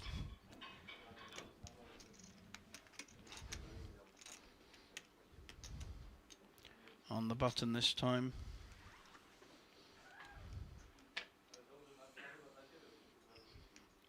Looks like he's going to call or raise. We don't know his hand at the moment, but looks like he's measuring out a raise. He could be in trouble here. As he's got ace king and he's going to be flipping. He is raising. Wow, we've got a hand coming up here, guys. I'm putting him on ace queen or ace king, maybe even ace jack. But Olaf, when it comes, there's an ace jack from Michel. This could be a ballistic pot. We could see two people out. If Thomas also has a kind of big ace, that really puts pressure on both Michel and him. There's been a raise and a re-raise. His ace jack's not going to look so good, but he may feel with his stack size. It's only got 10 under 10 big blinds. It's a tricky spot. He knows he's going to get minimum one call by Thomas, who's already put in 1.2 million.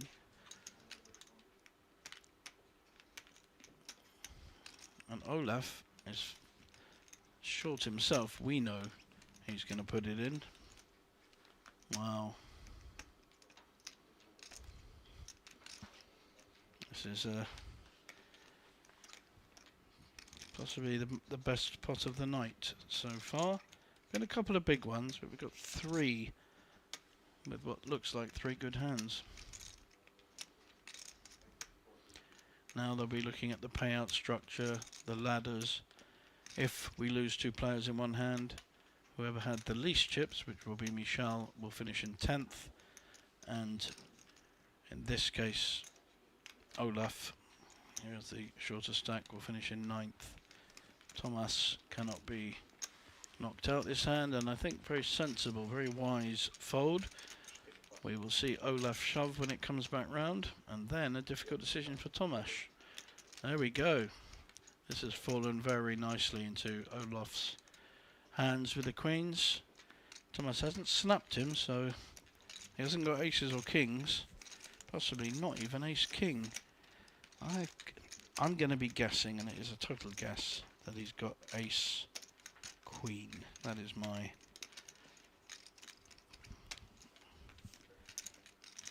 guess of the hand. You can all guess yourselves. What hand do you think Thomas is holding to 3-bet Olaf with a player behind? Has to be a big hand. Could be a pair. Could be a pair of jacks, pair of tens. Pair of tens. That's quite possible. Ace queen or a pair of tens. I'm hedging my bets. Or is he making a play? Was he making a move with, I don't know, 5-7 suited? It's another possibility.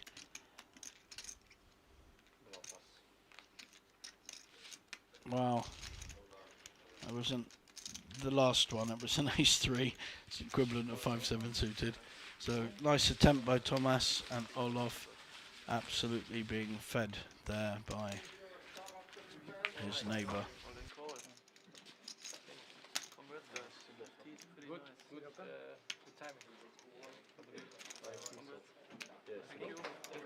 And we are going into a 20-minute break, guys. See you in 20 minutes. Okay,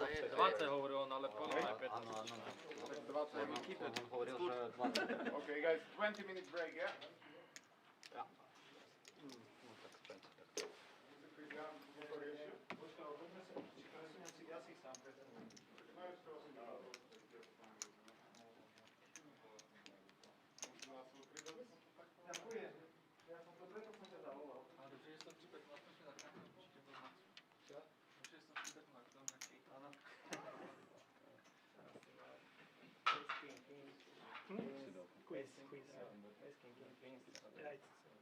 Like as soon as you didn't snap call me, I was like, oh. This is the Festival Series, taking a look back in the mirror and also into the crystal ball of 2026. Here now with William Lynch, and he has told me that this is the 7th out of our 10 editions that you are visiting. It is indeed 7th time, second time here, so excellent. Yeah. I enjoy all the mixed games. We don't get much in the UK in mixed games, so it's very nice to come here. And Scandinavian people are very similar to Scottish people. You know, we are all very friendly. Yeah. So yeah, great time. So those are the main reasons for coming back year after year? Oh yes, that is the main reason is that it is friendly. You know, you go many places for poker and it is maybe too many locals and they frighten people away, but everyone here is welcoming, and you know, we are getting more and more players every year, so yeah, it's great fun. Yeah. So you mentioned the mixed games as your favorite. If you could just pick one tournament to play this week, which one would it be? They don't actually have the tournament I would pick. Okay. I would like a Omaha High-Low only tournament, and we've never actually had one at the festival yet, so I'm constantly asking Franca for a PLO High-Low and a team event. So then I will take the responsibility to promise you that during 2026, at some stop at least one, there will be one of those. We hope so, yeah. We'll maybe call it the William Lynch Invitational. We can do, I can host it, you know, as long as it's not during the World Cup, because Scotland are going to be there. Exactly, now And, you're leading me into that's very good. Yes, that is very, Scotland, yeah. We had a remarkable match against the Denmark, you know. Sure, a lot of Norwegians will be delighted that we won, so we're having a great time here. Yeah. There was actually like earthquake when you scored the last goal, right? Yeah, here in the I'm casino. very sorry for jumping up. You know, I am 19 stone, so I made a bit of a noise. But I mean, everyone else was delighted. I think there was maybe 2 Danish people. They left very early after, so we all had a great time. Yeah, we did for sure. We did, yeah. Absolutely. So we hope to see you at many stops next year. Hopefully all. But if you could just pick one, which city would you go to? Now you know Tallinn is coming back. I would go Tallinn. Yeah. I really liked Tallinn the last time. You know, it was very nice city. I've only been there once, so I'm going to probably be in Malta and Tallinn. Probably going to the World Cup now, so I probably can't afford any other stops. But Malta and Tallinn will be my 2 stops for next year. But then just place a bet for Scotland to win the World Cup, and then you can go to all stops in 27. William, thank you for Thank these you very much. 10 editions and 7 times you've been here, and we hope to see you a lot next year. Perfect. All right. Go Cheers, Scotland. guys. Yes, go Scotland.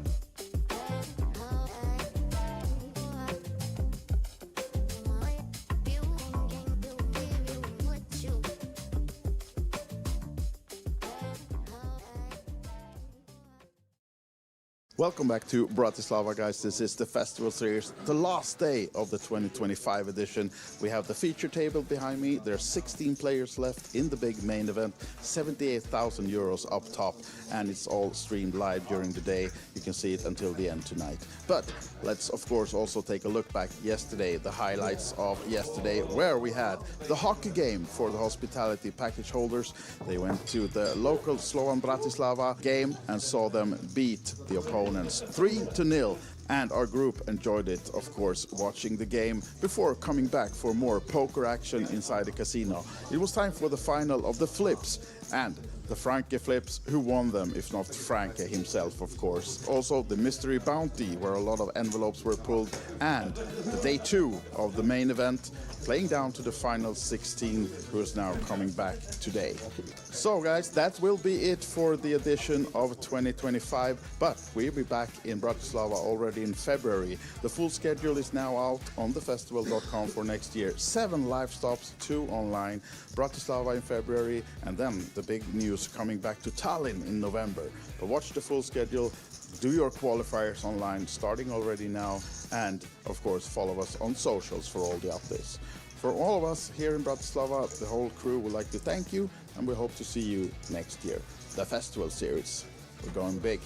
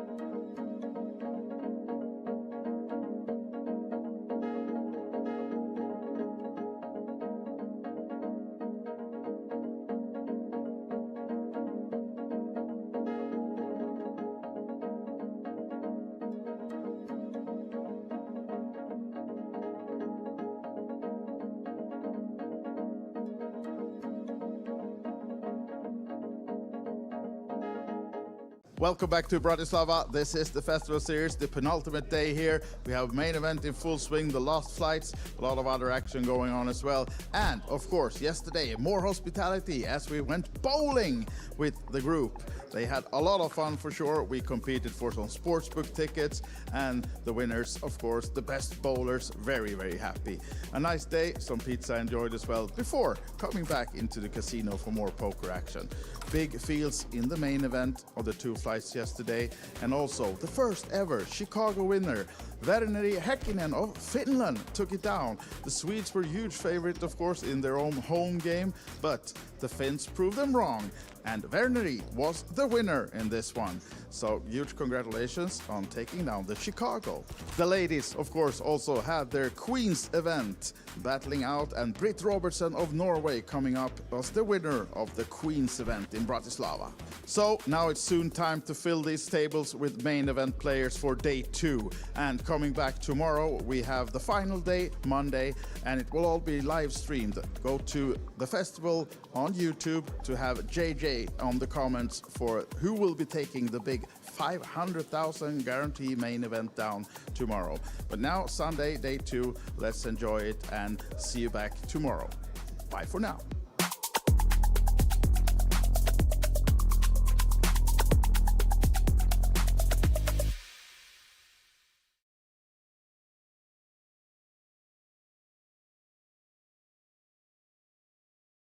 This is the Festival Series, taking a look back in the mirror and also into the crystal ball of 2026.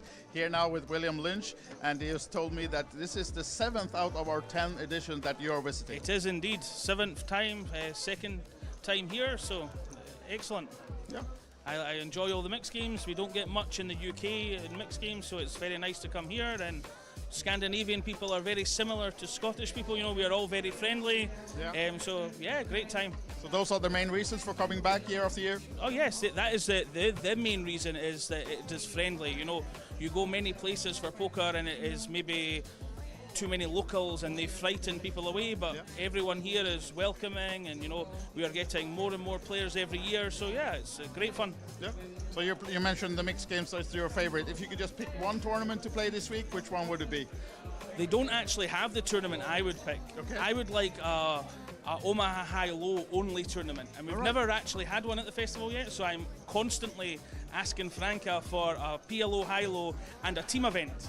So then I will take the responsibility to promise you that during 2026, at some stop, at least one, there will be one of those. We hope so, We'll maybe call it the William Lynch Invitational. We can do, I can host it, you know, as long as it's not during the World Cup, because Scotland are going to be there.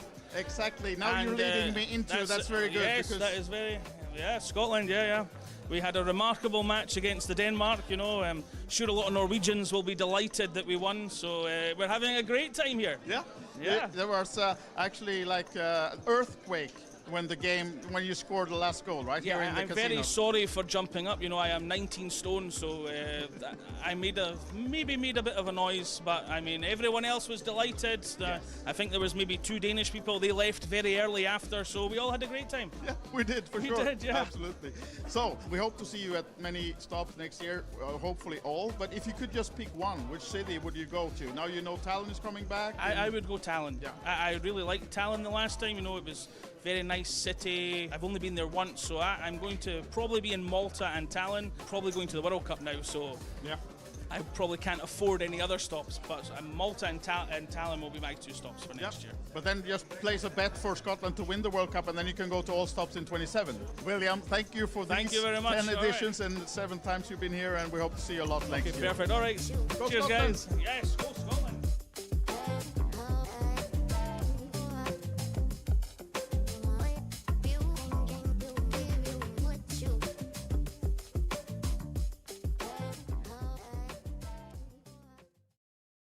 Welcome back to Bratislava, guys. This is the Festival Series, the last day of the 2025 edition. We have the feature table behind me. There are 16 players left in the big main event, 78,000 euros up top, and it's all streamed live during the day. You can see it until the end tonight.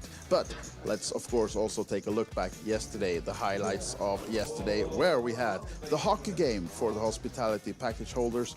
They went to the local Slovan Bratislava game and saw them beat the opponents 3-0, and our group enjoyed it, of course, watching the game before coming back for more poker action inside the casino. It was time for the final of the flips, and the Franke flips, who won them if not Franke himself, of course. Also the mystery bounty, where a lot of envelopes were pulled, and the day 2 of the main event, playing down to the final 16, who is now coming back today.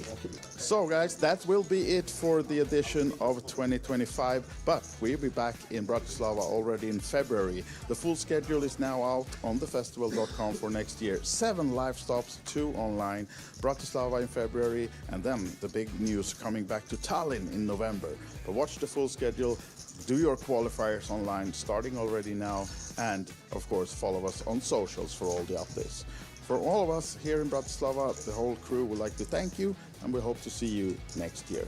The Festival Series, we're going big.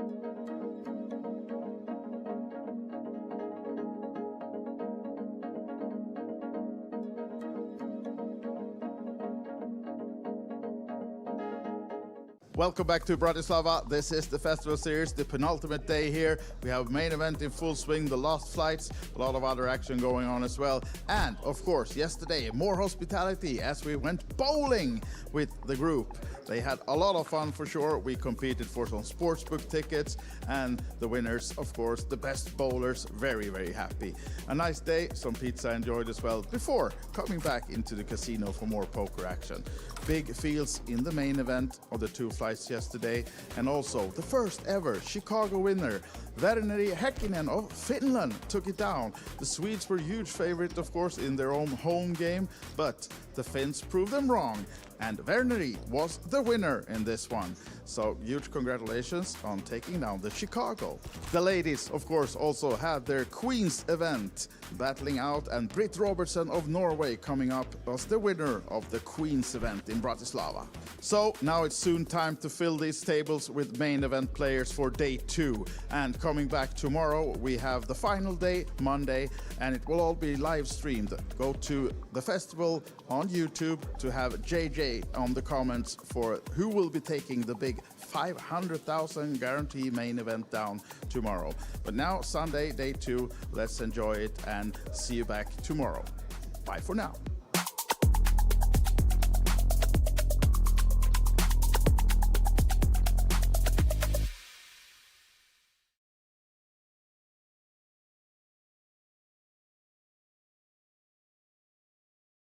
This is the Festival Series, taking a look back in the mirror and also into the crystal ball of 2026.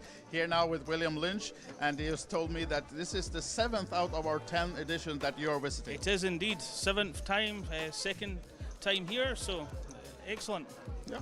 I enjoy all the mixed games. We don't get much in the UK in mixed games, so it's very nice to come here and Scandinavian people are very similar to Scottish people. You know, we are all very friendly. Yeah. So yeah, great time. So those are the main reasons for coming back year after year? Oh yes, that is the main reason is that it is friendly. You know, you go many places for poker and it is maybe too many locals and they frighten people away, but everyone here is welcoming, and you know, we are getting more and more players every year, so yeah, it's great fun. Yeah.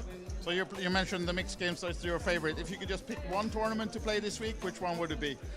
They don't actually have the tournament I would pick. Okay. I would like a Omaha High-Low only tournament, and we've never actually had one at the festival yet, so I'm constantly asking Franca for a PLO High-Low and a team event. So then I will take the responsibility to promise you that during 2026, at some stop at least one, there will be one of those. We hope so, yeah. We'll maybe call it the William Lynch Invitational. We can do, I can host it, you know, as long as it's not during the World Cup, because Scotland are going to be there. Exactly, now you're leading me into that's very good. Yes, that is very, Scotland, We had a remarkable match against the Denmark, you know. I'm sure a lot of Norwegians will be delighted that we won, so we're having a great time here. Yeah. There was actually like earthquake when you scored the last goal, right? Yeah, here in the I'm casino. very sorry for jumping up. You know, I am 19 stone, so I made a bit of a noise, but I mean, everyone else was delighted. I think there was maybe 2 Danish people. They left very early after, so we all had a great time. Yeah, we did, for sure. We did, yeah. Absolutely.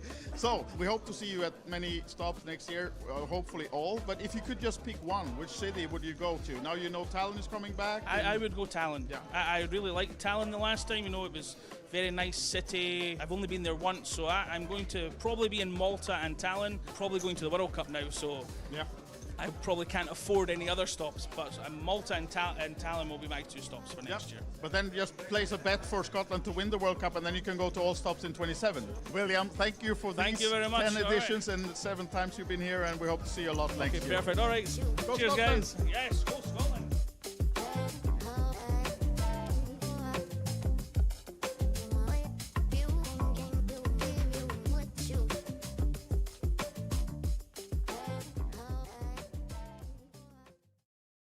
Welcome back to Bratislava, guys. This is the Festival Series, the last day of the 2025 edition. We have the feature table behind me. There are 16 players left in the big main event, 78,000 euros up top, and it's all streamed live during the day. You can see it until the end tonight. But let's, of course, also take a look back yesterday, the highlights of yesterday, where we had the hockey game for the hospitality package holders. They went to the local Slovan Bratislava game and saw them beat the opponents 3-0, and our group enjoyed it, of course, watching the game before coming back for more poker action inside the casino. It was time for the final of the flips, and the Franke flips, who won them if not Franke himself, of course. Also the mystery bounty, where a lot of envelopes were pulled, and the day 2 of the main event, playing down to the final 16, who is now coming back today.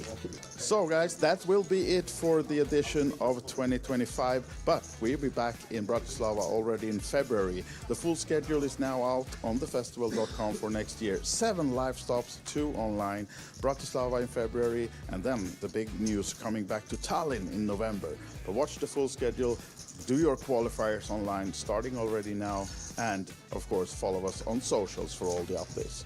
For all of us here in Bratislava, the whole crew would like to thank you, and we hope to see you next year. The Festival Series, we're going big.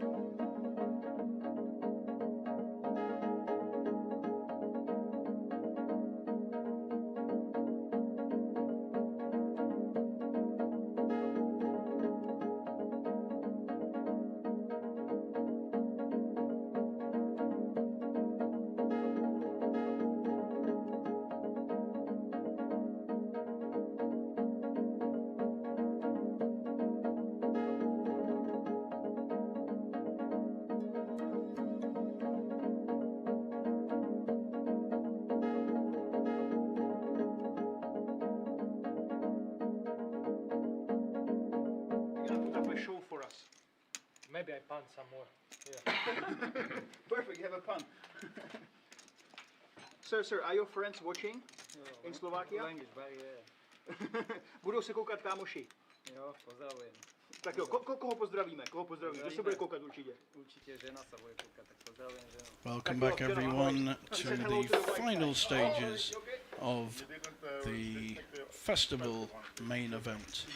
And we are down to 9 players, although we did miss the 10th player out.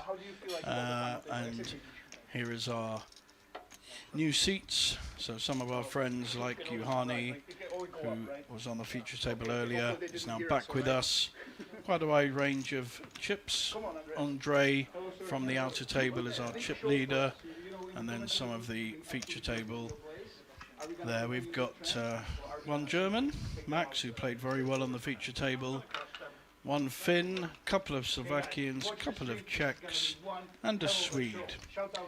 So whilst Lemon, who was with me earlier, is making his films, we can see our leaderboard, 52, with 2 in the danger zone, Juhani and Michal, on under 8 big blinds. And I'm very pleased to be joined by one of my mixed game friends, Mark Gork. We have been battling together all week on the Omahas and the 8 games and the Torses. Very pleased to have him. He's a German professional. Met him over the years at these kind of events. So how are you, Mark? JJ, nice to meet you here in the booth. Nice to be part of the stream. Hello everyone. Yeah, we actually played a couple of times, and again this week, the whole week, we battled it out at the mixed game tournaments. I had much fun with you and all the other guys here. Yeah, it's been a really good week. And what about that Svitten record, 131 entrants? Yeah, new world record, right? Well, I think it is a world record. Now, I actually have 2 Svitten trophies. One in my own PLO Masters here last year. I got to admit, there were only 25 runners, but I don't think many people have more than 2 Svitten trophies because it's hardly played. I think I'm a world record holder. Maybe you are. Maybe, yes. I can imagine that. I mean, I don't have a Sweden trophy, but now there's a Sweden final table that I have in my reached in my career. So if we were going to measure final tables between us, I think you would be dominating me by a long way. I'm the kind of guy that either gets knocked out in the first few or finds a way of getting through. I don't make many... I would say of our different play, you are far more consistent than I am, and I am a bit more of a risk taker, probably. Would that be fair? If you say so. I'm always honest with myself anyway. There's our payout, so we're all now on the final table with 9th. Our first player out will get a very healthy €7,500 through to top whack of €78,000. Doesn't compare to the Polish Poker Cup that we did here last month with an amazing 145,000, but it's a really lovely amount for a 550 entry. What do you think? That's not too bad, actually. Yeah, if you play a tournament and make €78,000, it can't be too bad, right? I think it's pretty good. Any multiplier above 20 is a good return, I think, on your investment. It's like betting on a horse at 20 to 1. You're not expecting it to win. You're very happy when it wins. So we've got a lovely mix of different countries represented here on the final table, and that's the beauty of both the festival and, to be honest, most events we have here at Banco. We always get a lovely mix of Europeans and occasionally Israelis and occasionally a Brit, not many. Final table picture. A big celebration, and I think we're about to start pretty soon. Yep, just doing a new dealer. TD will come over and make sure everyone understands what they have to do. Some of these players have not been on the feature table yet, so will not be used to where to put the cards, make sure the RFID reads them properly. Here we go, there's Michael. Oh, I like this dealer, he's really nice. He's especially nice because he's so small that you can actually see the cards of seat 5. Whereas some of them, there was a raise to like 2 million, and I just had assumed it was around 1 million, but I couldn't see the chips because the dealer was a lot bigger. So how has your week been? Quite a few cashes, I think. I mean, I can't complain. I'm at this point part of the top 15 in the leaderboard. So I made the final table in Torses mixed game main event. Right. I made the final table in the Sweden. We were talking about it before. Yep. And I did also reach the final table of PLO Masters. But with 4th, 5th and 9th place, I'm not really happy, actually. Yeah. I mean, I'm winning, but yeah, it could have run better here and there. Yeah, But overall, it's okay, I guess.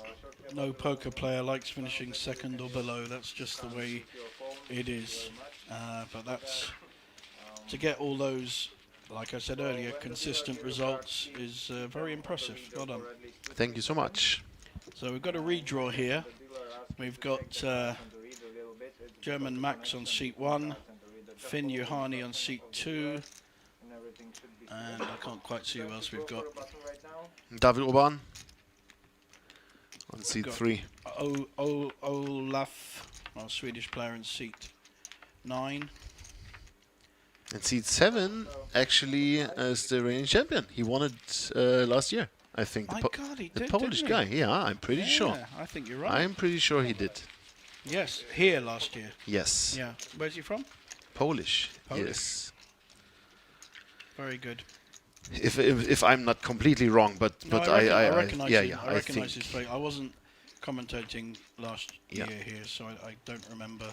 To be honest, though, I do so many here that sometimes you get confused. Everyone merges into one, to be honest. I had a guy come up to me in Malta when I was there a couple of weeks ago, saying, "Hi, JJ, how are you? You remember me?" And I try and be polite, and I went, "Oh, of course." Literally, no idea.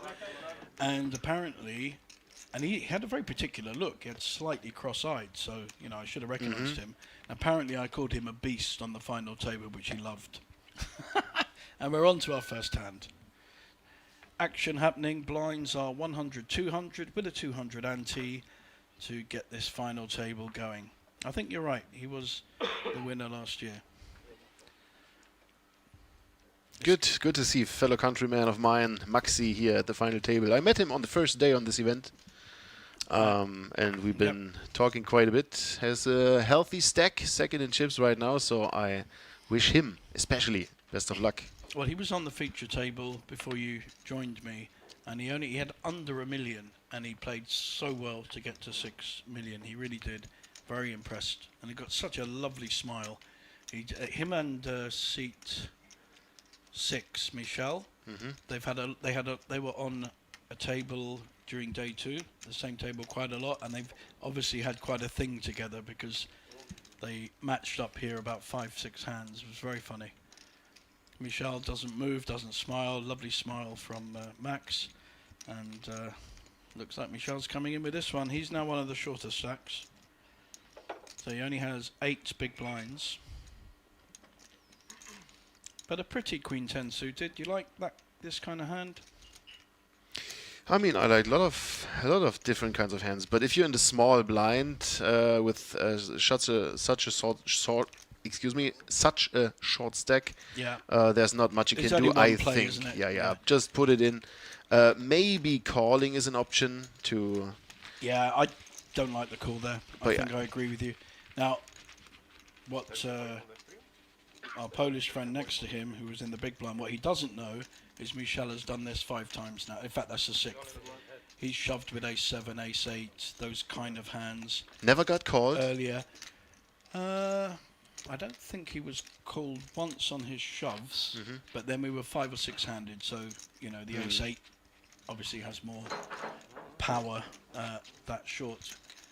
See the banner on our screen? That's for our next event here, the Spanish Poker Festival.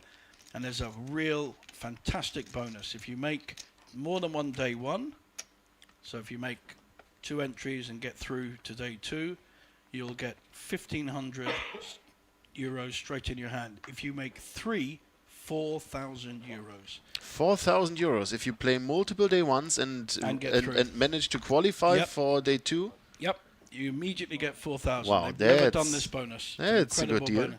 And obviously a big encouragement to play. Oh, we've got the big one. David Orban with the aces. We're going to see an open race here.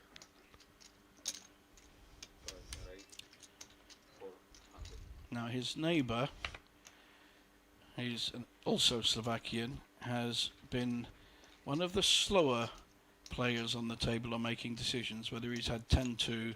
That's the quickest he's done, literally the quickest he's played. I was expecting us to have a 10-minute conversation. So, nice raise by David. Just 2x, 2 times the big blind. The 5 deuce offsuit already folded. We are waiting to see the hand of we could have trouble here. Wow, yeah. I expect the 8s to move in.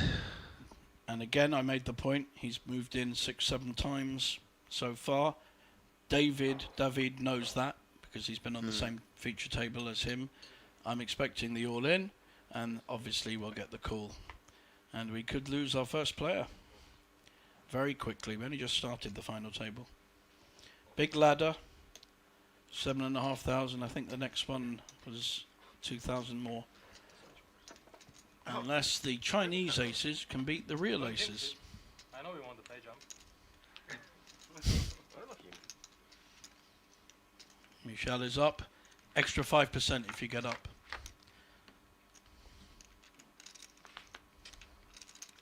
Not the best flop for 8s. Yeah, pretty bad. Actually, the aces with the backdoor flush draw as well. Yep. Oh, wow. Wow.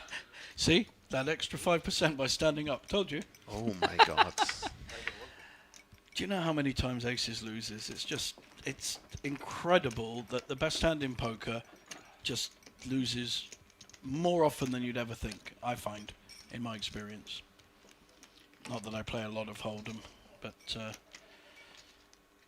similar with suited aces in Omaha. Just doesn't always play like the book says. Unlucky there for David.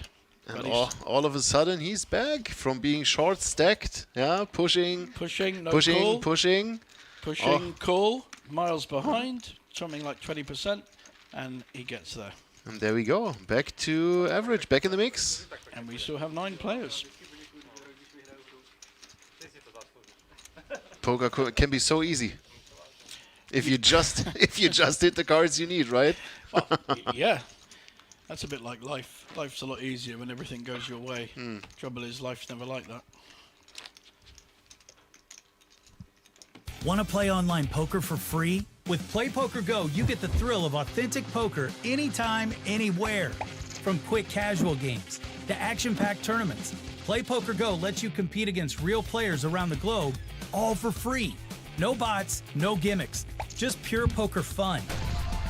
Hone your skills and enjoy the poker experience you love. Explore PlayPoker Go on web, iOS, and Android. Deal yourself in now. Good seat too, Juhani, the big Finnish guy. Oh, he shoved the river on me when I was bluffing. Snap shove in. I don't know what the tournament was, but he was so big stacked. He's a beast. He's pretty impressive, he right? Is, physically and the way he plays poker. If he's sitting at your table, now I know it was the half no limit hold'em PLO bomb pot tournament. Oh yeah. And I tried to bluff the river, and he snapped it all in, and I thought, oh fuck, you better fold this. Yeah, he doesn't say much, never smiles, but he's just kind of a force. I quite like that. Haven't seen him before. Do you know him? Yeah. Played a few times with him. He used to be bigger. Really? And he's a big boy. Wow. Yeah. And I know what I'm talking about, being a big boy as well. So we've got a interesting raise here by our Polish player Sebastian. Open raising the button as a chip leader with 10-9. Olaf has made up the call though. Dominating him with the Jack-9. Neither player with a flush draw, but Sebastian in position with the initial raise should be c-betting this. Yeah, this might be a quick one. No connection for all of it all. I think we see a c-bet and a fold. Yeah, and he's played very sensibly so far. Got big double up with queens against 2 all-ins. In fact, Michel folded ace-queen to his shove earlier. So, sensible fold there, and we move on. Have you seen the schedule for the rest of the festival for next year? Is there a schedule for next year's festival already? Yeah. So Haven't seen it, no. So what we've got 4 main events. And interestingly, instead of this time next year, we're coming straight back here to Banco at the end of February. And then we've got June in Rozvadov as usual. And then September in Malta as usual again, but replacing this week, we're going to be in Tallinn. Yeah, that's what I heard, that they want to have their winter final of the year in Tallinn. That's right, and it's cold in Tallinn this time of year. There'll be snow, it'll be cold. Wrap up warm. Then we've got 2 online series next year and 3 weekends, and they'll be themed. So they had one a month ago in Tallinn, which was a Sviten themed weekend. Really sad I couldn't make. And the other 2 weekends will be in Tallinn and Riga. The Baltic Way, apparently.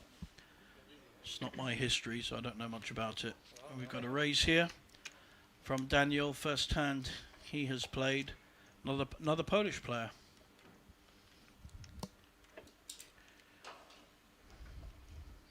Tricky hands, ace-7, ace-8. I find them very difficult to play myself. But I think Sebastian knows how to play it. Look at this. This is called a no-nonsense raise.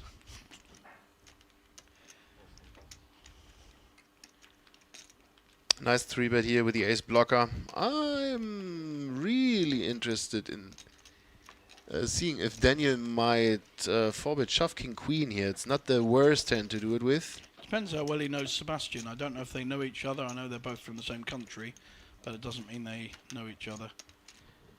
And it is absolutely an option, especially if you know Sebastian will take the aggressive route, by nature.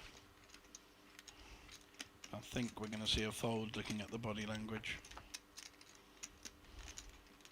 It's so hard. King Queen is the most difficult hand to either call with or shove with because you're just dominated so many times. I think you can see all 3 options here. You can see people folding, you can see people shoving, but the one option that I really don't like is just flat calling and playing a 3-bet pot out of position against the big stack. I agree. With an offsuit hand, that's. I mean, I'd argue you've not, only got not two spot. options, not 3, because I don't think you should be calling. It's not a spot you end up with, but you see people doing these kinds of plays pretty often, right? Yeah, it's just one of those hands that gets you into a lot of trouble. Maybe that's why he folded, and I think so. I don't dislike the fold. It's fine. No, the fold's fine, and he only got 3 million, so it's a much. He had the right amount to take Sebastian off, but we have the luxury of knowing the hands. He doesn't know. He hasn't got ace queen or ace king. That's a nice play by Sebastian, using his stack effectively.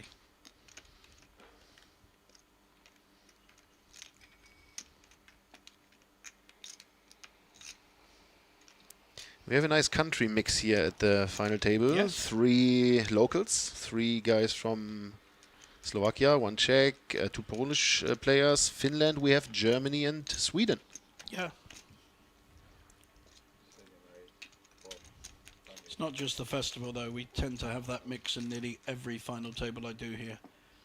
I've been here, worked here for about 3 years, and whether it's Spanish, Polish, Banco Masters, pretty well any branded event, you get this kind of mix on the final table, which is I love it. I think it's a really, I don't know, collaborate European kind of way of being.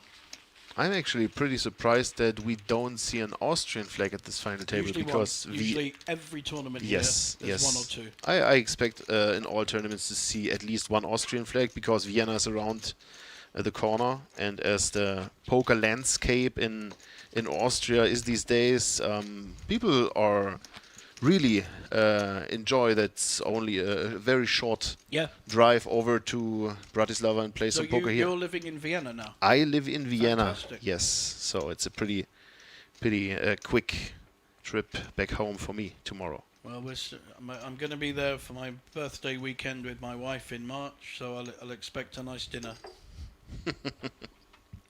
We can pop round. I'm staying near the river. I haven't actually stayed in Vienna for quite a while, so it'll be a nice treat.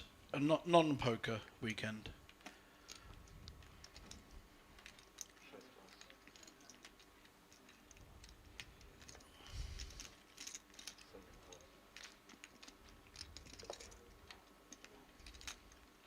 Yeah, this should qualify as an open race, right? Hijack position. Yep. Suited ace. This is Andre's first hand. He was on the outer table, so I haven't seen him yet.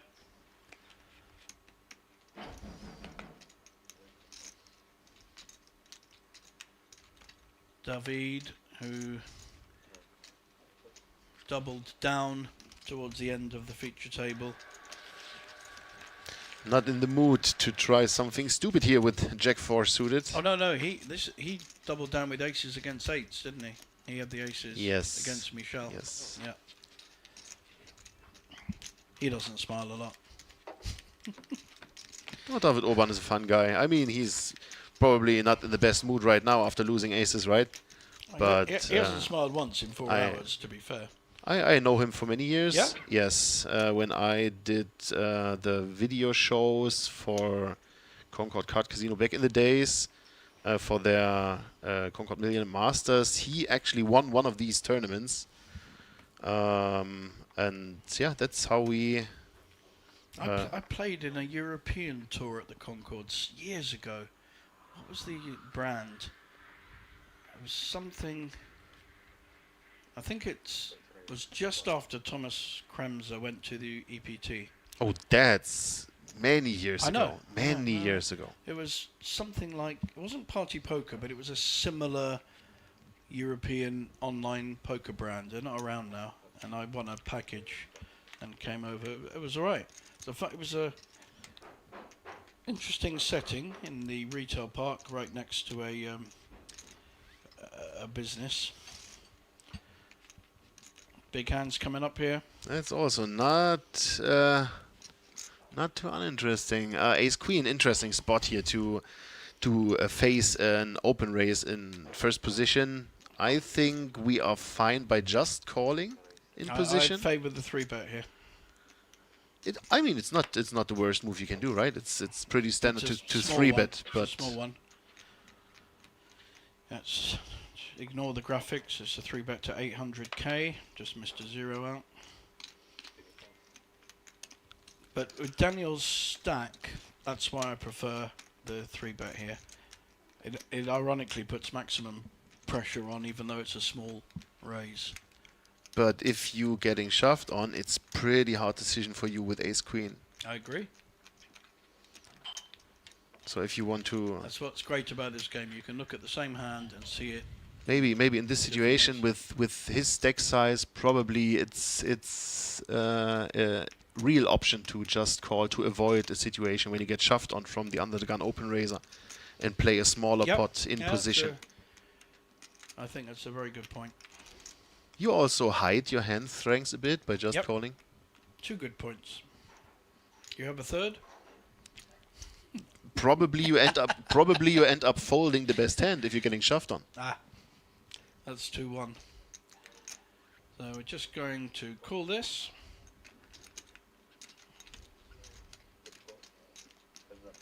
Let's see what we get.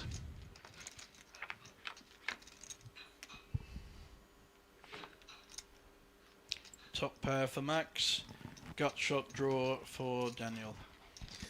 That's pretty much all you can wish for. If you're 3-betting ace queen and then the flop comes queen high. Amazing flop for Maxi. Pretty sure we go to see a 3-bet, maybe Yeah, small 3-bet I think only. about half pot, 600-700. You want to try and extract the value. Yeah. I like this sizing. When I was on with Lemon, I was predicting sizes of raises and bets, and he always said a different figure, and I think he lost 10-0. So he gave up. So you're doing good. I know I'm okay on bet sizing.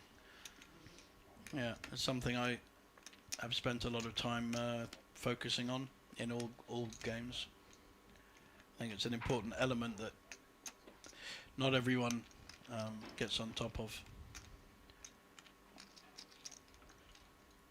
Plus, when you've been commentating a while, you see patterns of certain players emerging. Tough spot, though, for Daniel. It's a really tough spot. I'm pretty sure you have to call once with a gut shot, overcard ace, backdoor flush drawn diamonds. Ace high could be, ace jack high could be the best hand from time to time. I to be honest, I favour the fold here. It's also about looking forward, not just laddering, but what else can you use your 700k, which is almost a quarter of his stack. You know, what other value, what other spot might it be better used? Of course, of course. I mean, I'm not surprised to see a fold here. Yeah. But again, beauty of poker is there's so many different ways of playing hands, and there's no one rule that fits all. So you're going to a defensive title or? That would be nice. That would be pretty. Only 8 people against you. 1 by 1. Oh, Michel Would be the first time back to back. under the gun with the ace-9, so sensibly folds. Oh, our chip leader, Chinese aces. And we've already seen eights winning a big pot. We have. So good hand at this final table.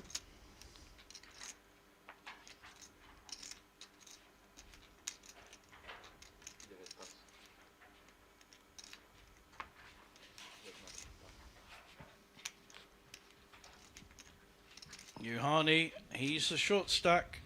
I think it's going in here. This is going to be an all-in from Yuhani. Yeah, there we go. He's not folding. He hasn't come here to fold ace-jack when he's only got 8 big blinds. And Sebastian will not fold the eights either, so this will be an all-in showdown. Going to the races. Who's your money on? I have to go with the eights. I think so. I don't want to cross the big guy, but I've got a feeling the eights will hold as well. From Yuhani's point of view, I hope I'm wrong. The rest of the table hope I'm right.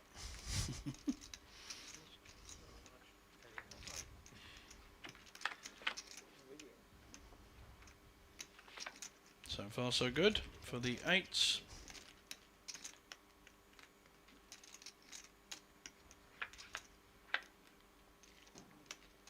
And there's the jack. Uh-oh. Yeah. I favour Yuhani in this hand. I've always said it. So double up there for Yuhani. Back in the game. Gone from 8 big blinds to about 18 big blinds. So much more comfortable than he was. 520. But Sebastian, of all the players, could afford that loss. Didn't want to, but at least he it still retains the chip lead. It's nice. It's nice feeling when you don't know what the time is. No idea, right? 8 o'clock, 5 o'clock. Every time I find myself, I don't know what time it is. It's a good time. It's a good time. Yeah. So on our screen, guys, you can see our next event here, the Banco Masters, coming up in January. It's not quite our next event, coming up in January, incorporating the PLO Masters. Great events all round. A new PLO high roller introduced, along with the 456, the Big O, the 20k main event, and of course the No Limit Holder main event guaranteed at 250,000 for an amazing 170 buy-in. One of the most popular tournaments here, and 2 or 3 a year whenever Banco can fit them in. It's a very popular casino, and a lot of operators want to come here and bring players from their country or from a mix of European countries. Have you played here outside of the festival? I've been here for the Norwegian Championship because they have a lot of mixed game side events as well. The Norwegian Championship has these 800 euro buy-ins that are exclusively for Norwegian players. But the schedule, yes, I cannot play those. You need to be Norwegian or at least live in Norway to play these. And I am not Norwegian and don't live in Norway, but still the schedule offers a lot of different mixed game events, and so that's why I spent 1.5 weeks here in Bratislava to play these side events during the Norwegian Championships. Do you literally stay here, like in a... Yes, I prefer to stay here and not go back and forth from Vienna, even though it's only 1 hour. Yeah. But you know how it is. Some tournaments end pretty late, and then the driving, and next day you want to come back and play again. So I book a small apartment here and stay around the corner for the whole time. Yes. I've had a regular apartment just at the back here, a studio apartment, literally in the building next door. For the last 6-7 years. I wish I'd bought a place here 6-7 years ago. It would be worth double now. And Bratislava is a really up-and-coming European city. Very nice city. Yeah. And like I said earlier, before you came on here, arguably one of the best poker operations and poker rooms in Europe. And I'm including King's Casino in Rozvadov. It's bigger, but the operation here is just fantastic. They can handle... Polish poker had 7,500 entrants. That's huge numbers. Here we're back to the board. Tens for Juhani, making a min raise to 400k.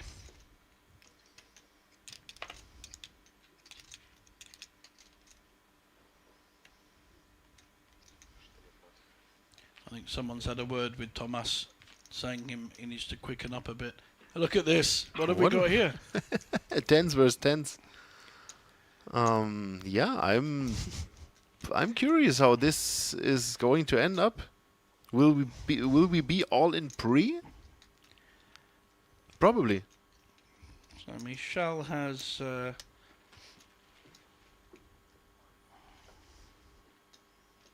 20 big blinds. 4 million? I think he can just put it in, right? That's been his history so far, in terms of when he's played hands. And if you face a shove of 20 big blinds, tens might be a very good hand to call. Sebastian's going to get involved. Now he only had a call. Michel is literally inviting Sebastian in. This is a very bad play, I think. I don't like the flat call with Michel's tens there at all. They're literally risking, the ace-jack hitting. And although he doesn't know it, he's got very few outs. There are several downsides in just calling. First of all, you are going to put yourself in a position you have to play out of position against the aggressor. Plus, even worse, the big blind gets an amazing prize if you just call, and he come into the hand as well. And that's exactly what's happened. He may well call this with the tens, but he is out of position. Juhani has taken a very good flop for tens, really. Whether Michel calls or not, Sebastian will fold. But whether Michel calls or not, he's in a tough spot. Sebastian 100% will fold his ace-jack. I really have to say I expected Juhani to just put it in. That's how I got to know him this week. That's his game. If he sees a flop, if he sees a board that chips are in. that he thinks he is good, he just puts it in. Yes. I've got a feeling that that's probably similar to his lifestyle.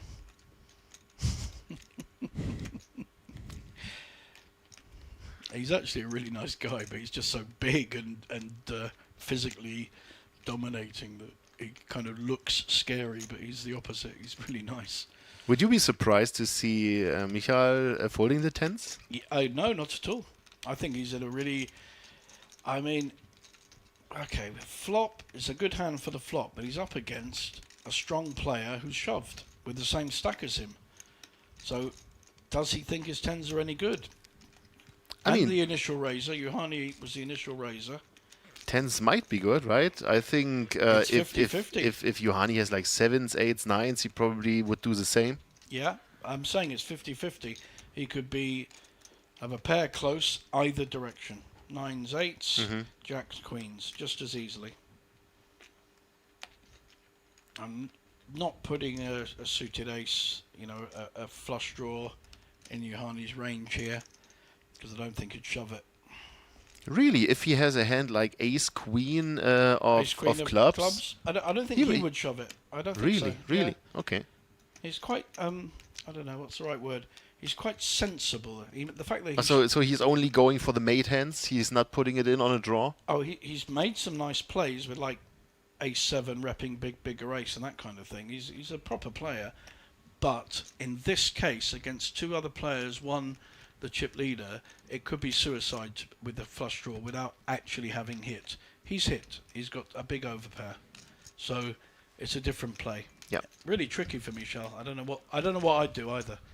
I really don't know. Juhani's gone to sleep. So the ace jack of Sebastian is virtually out of the hand already, right? I think he's it's folded. not going. Yeah. Wow, he folded the tens. Wow, wow. It didn't surprise me. Wow, big play by Juhani, picking up Yep. this spot, which usually ends up in a split pot situation. He wins all of it. He won all the pot. Nice. And the fact that he was the initial raiser played a big part of that. Nice hand.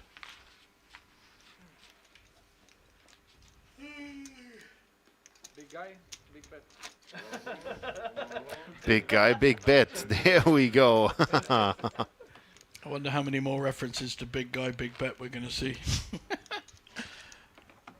There's our wonderful waiting staff coming around. They've been fantastic this week because the festival always encourages lots of beers. Yes.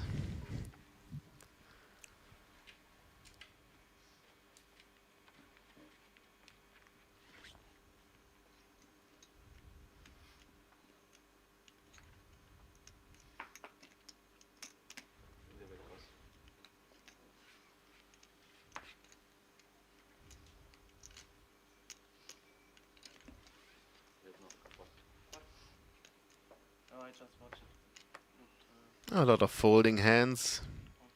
Let's see who comes in with the open raise. Oh, this might be a hand you want to open raise. Maybe even open jam. Yeah, he's 15 big blinds, king queen suited. Not that many players to get through. In fact, to be honest, you almost want the call because you need to start doubling up at this point. So I like the jam here. He's been quite conservative in his betting patterns so far, but I think it's the right play here. And it makes hands like Jack 10 have to fold. Still only 3 or 4 hands that can call you here, and it's just unlucky if someone's got one, I think. And no one has, so he takes down an uncontested pot.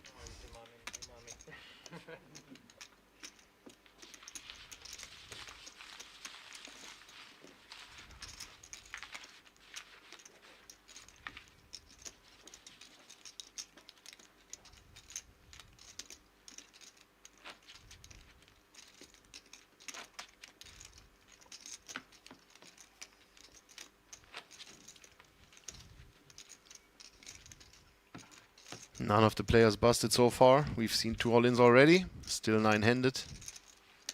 Short stacks managed to find a double up. Yep, both times.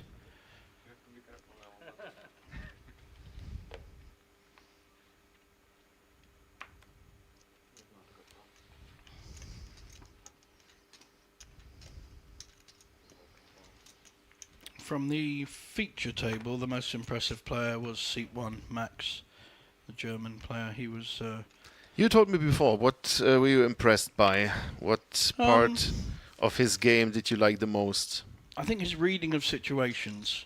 Yeah, he has a good feel for the situation. Yeah, okay. yeah. His situational play and reading was very good. His timing was good, and not just because he won the pots, but in terms of how he played. He won 2 good pots when he definitely had the worst hand. You know, so it was just the way he read the situation and then acted accordingly. And I always think again that's a really important skill in tournament poker. And he has a stack. Now. And a chance to win it. Everyone does. You've got to be in it to win it. Yeah. Yeah, it's very open at the moment. Sebastian is favourite. He knows how to play a final table. He's got a good record. He's a tough opponent. I've commented on him a couple of times, so it's not only the festival, but I remember him from other finals, and he's a very hard player. Very tough.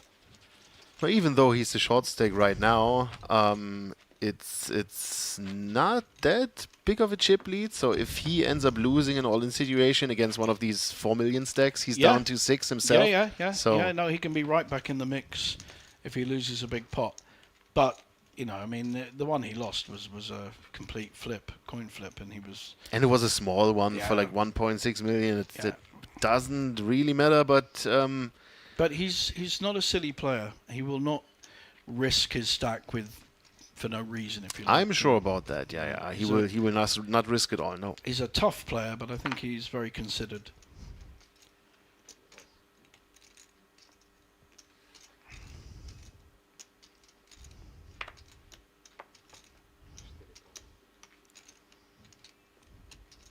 Daniel now with the ace queen. Can you explain to me why in tournament poker it is said that people lose the most chips with ace queen? Do you know why? You have to tell me. Oh, okay. I wasn't rhetorical, but I can.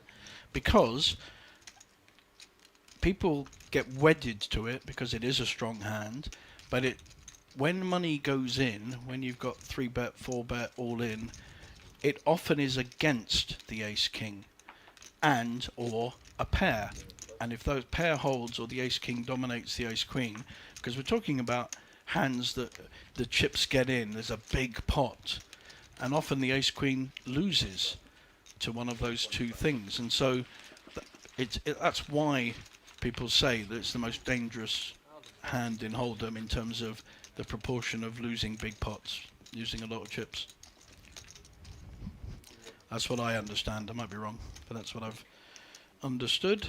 Here we have the chip counts again. Sebastian still in the lead. Yep. Big lead, but not that big. And every one of the other players are very, very close together. Yeah, that's an interesting board. You usually see a lot wider separation. I mean, look at that Juhani, who was the smallest stack just 5 minutes ago, is now in 4th place with 18 big blinds, and the smallest stack has 14. Wow, that's some big ICM pressure here. There is, and still a lot of play though. That's the beauty. There's not a turbo final table that you can get at these kind of events. The Polish Poker Cup last month was a little bit too turbo-y in terms of the big blinds that people had, and big pay jumps. I mean, I just said that our chip leader from Poland, Sebastian, is not that far ahead, but actually he is, especially in this situation when all the other stacks are so close together. He can really go crazy and open raising a lot and stealing from them. Yeah, if he recognises that, and I think he's a bright player, he will. And this is a great example. You can't see his hand at the moment, but he's got Andreas raising, but actually it's Sebastian that's raised, so we've got a little bit of a. Or did Sebastian call? I can't see the chips at the moment. No, I'm sure Sebastian is not going to limp in. Probably Sebastian open raised, and we're going to see a 3-bet now from the ace-5 suited. which is a if nice the hand. graphics are right, they Which sometimes is a nice hand to 3-bet with. it is. Yeah, I like ace-5 suited, especially when you've hardly played it. He's played one hand so far. When we go around, we might be able to see Sebastian's holding. Sometimes the graphics lag a bit behind the action. The boys do a great job out in the technical area.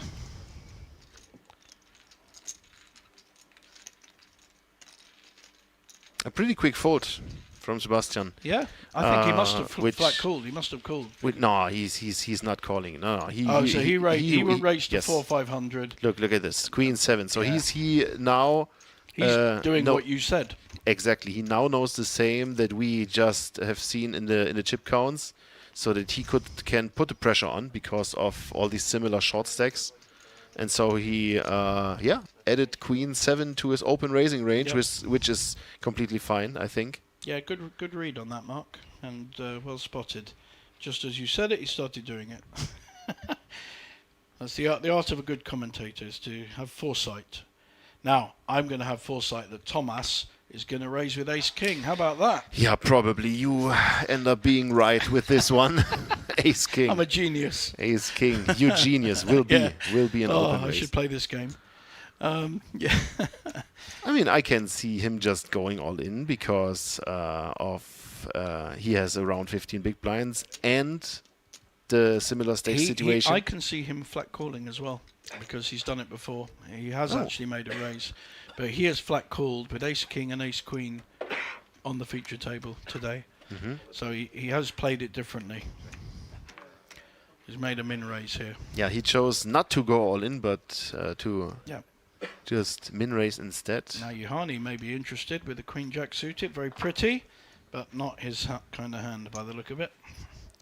Oh, that might be a hand you want to call with from the big blind. I agree. I think it's a. I don't know how he's. Oh, wow. Snap fold. Thomas not taking the bait, not showing his hand. I mean, we just were talking about it twice or 3 times. They know each other probably. They're both Slovak local players. Oh, okay. Yeah, and not only they played together quite a bit. They know each other. So I think that was the reason he was showing the hand. Oh, maybe this adds as a reason. Besides, everyone has the same stack, right? Do you want to end up giving up on another big blind and then you play a hand out of position? You don't improve on the flop and have to give up. This might put you in a worse position. So I can understand why he folded, but usually 9-10 suited could be a nice call from the big blind.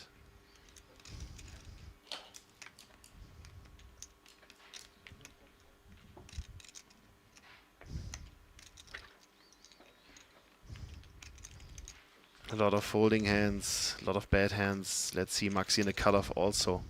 6-3 offsuit. Yohani is not going to play the Jack-9. Or is he? No. No, it's not his kind of hand. Battle of the blinds, battle of the friends, and David might get his big blind back because he is going to shove the deuces. Don't you think so? 2.8 million, I think. First in, I small think it's lines. the only play. I mean, I think it's the right play. Yep, there we go. It's Slovak on Slovak, and again, once you've shoved, there really is 5 hands you can call with. And Jack 8 is not one of them. You can see that how friendly. Very they are. friendly dynamic together. So they must know each other. Don't you think that's a weird thing in poker, where, especially in mixed poker in Omaha, where you often have the same players, so you become friends, you become good mates with players, and yet your job, your role, is to beat them. Is that a strange dynamic? Do you find that a strange dynamic? I don't think it's strange. I think it's like that in every other kind of competition, like sports competitions. Like, look at tennis. How often did Roger Yes. Federer, Novak Djokovic, Rafa Nadal played matches against each other? I think they're good friends, and still they are competing to be number one, to win the tournaments, and I think you can compare this to poker as well. Yeah. Even though you are trying to win money from the other players, you still can be good friends. Yeah, no, I think that's a fair point. I think maybe to people that don't play poker, it's a strange thing. We've got a raise here with the ace-king in the hijack from Max. Just a min raise. Very big hand.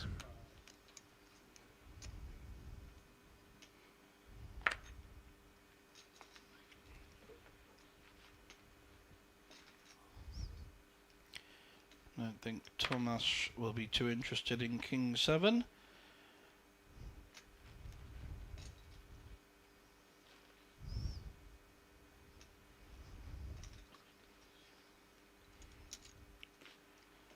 And Daniel, well, he's live. It's always a consideration. And if you are against the ace-king, ace-queen, ace-jack kind of holding, there's an argument for calling. I mean, you're in bad shape, but there's an argument for calling if you hit. But I think you can only do that with enough stack. If you've got Sebastian stack, it's certainly an option. Yeah, When with you've got- with a small stack of only 3 million, Yeah. you're not going to call this. So waste of- Especially because it's offsuit. Maybe suited, Yeah. you can try to see a flop and try to make something work for you. But 5-6 offsuit, 5-6 offsuit is just a pure fold. Yep.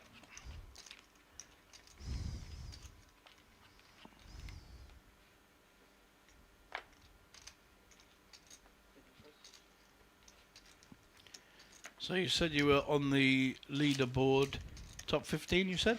Top 15, I was in the top 10 for one day, but in the last 2 days I didn't manage to cash in any tournaments, so I got out of the top 10 again. So our our player of the top series leader at the moment, Villa Hakala, is still in the Big O, and there are 7 players left.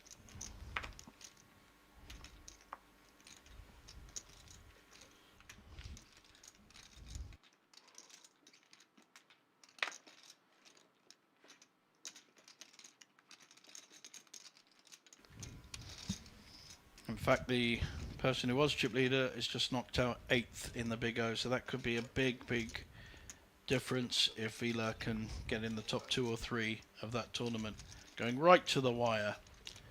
And despite Franca having 52 bullets, he is not in line for player of the series, which he won in Malta a few months ago. Is he still playing the Chinese tournament? I'm going to find out. Good question. He is. He's still in. Top 7. Wouter as well. We have Fabian, who came back to play the Chinese, his favorite game. Yoni has had a few bullets. So at least 2. Frank has had 4 bullets. Puts in 4,000 euros into the Chinese tournament.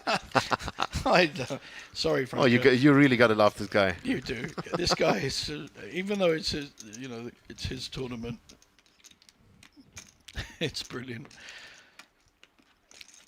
To give him credit, the first PLO Masters I ran here last year with the Banco Masters, he came down to support it, and if he hadn't had 8 bullets in the main event, we would not have reached our guarantee.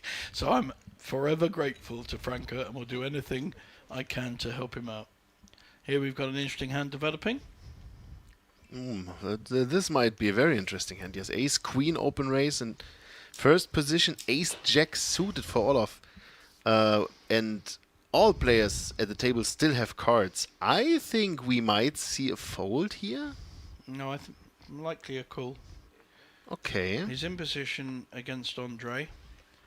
But still very strong range. If there are there's an players open behind. race in first Yeah. position, everyone behind you has cards. There's an argument for folding. I just don't think he would Yeah. fold. That's Yes, all. yes. That's what I was referring to. See if someone else picks up a big hand or not.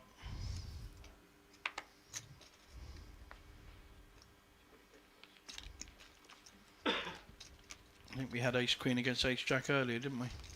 Mm-hmm.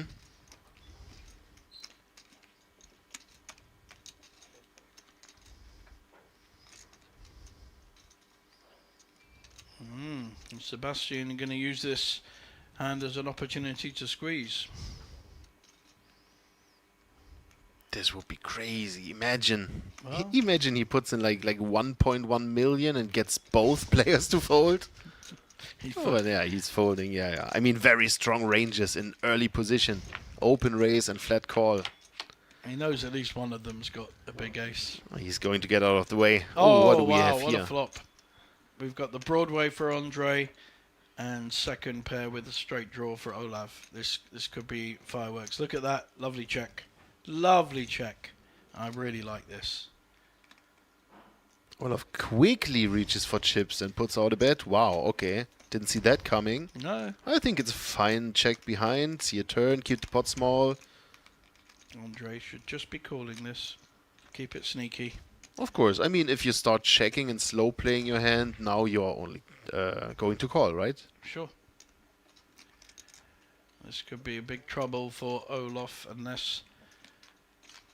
Very nice call. And any turn, I think we are going to see a check again. A very interesting card, the 9. Doesn't change. No, it opens up as a different straight, but it actually it changes something because Andre can pretty much make a straight with a 9 right now by having like a hand like queens or maybe king queen that he decides not to bet but to check excuse me, to just check call.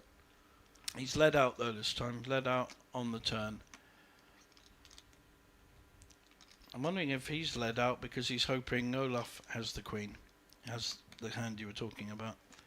So he's kind of already got the nuts, and he's hoping that 9 has improved Olaf's hand. Tricky spot for Olaf. Don't know what he's going to do.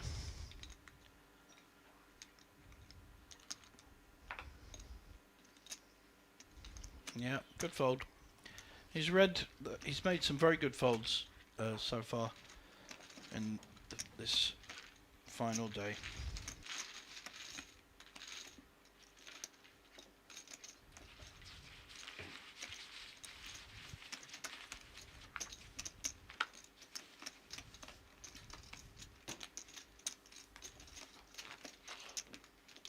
Look at him stacking.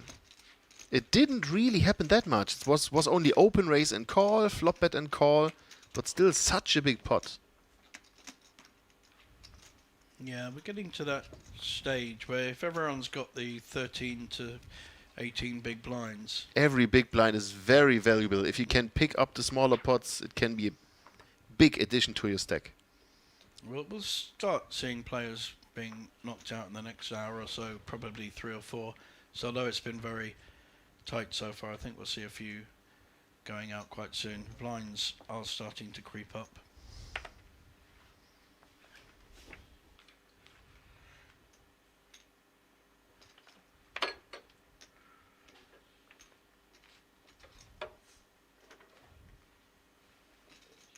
And once again, we see a lot of folding hands, a lot of bad hole cards. Let's see if the button decides to play his king 10. Well, we know he likes shoving. He's put in at least 7, I think I mentioned it earlier. And it's not a bad, it plays well, king 10. It's not a bad hand to be shoving with at all. Just unlucky if someone's got ace queen and calls you. Yep, there we go. And we're in again. Yep. And even if the other 2 players know that he's unlikely to have that strong a hand, you still need to have a strong hand yourself to call. Yes. So it's a good play. Jack 8 and 9 Jack deuce 8 doesn't really make the cut, right? Are you have you been calling all in before in your life with 9 deuce?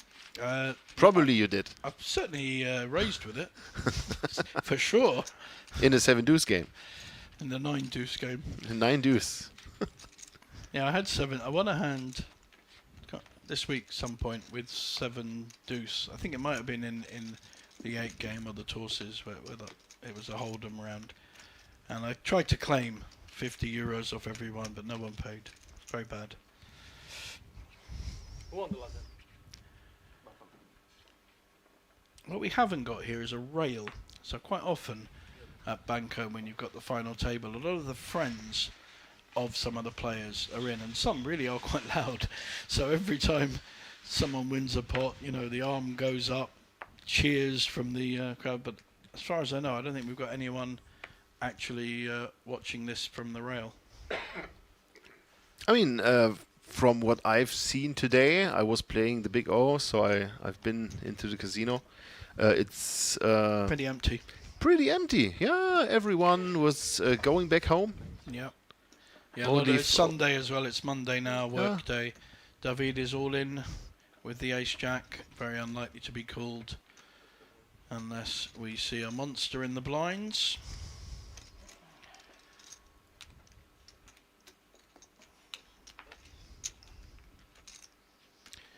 And Queen 6 does not count as a monster.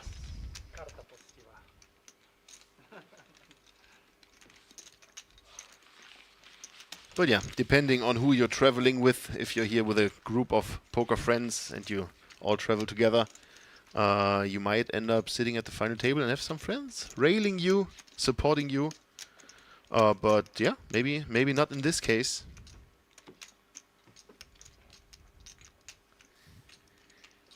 Maybe not this time, but maybe next time. And we'll be back for the festival in, what did you say before? In February? March?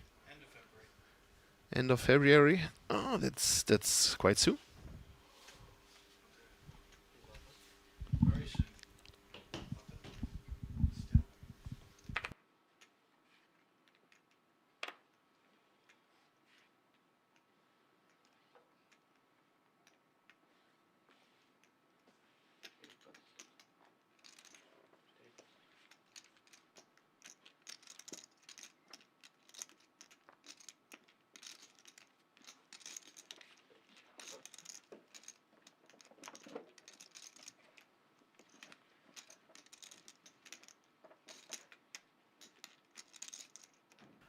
Michel here with the King Queen. He shoved the last hand with the King Queen, if you remember, but he's now in a slightly different position. He's in the hijack.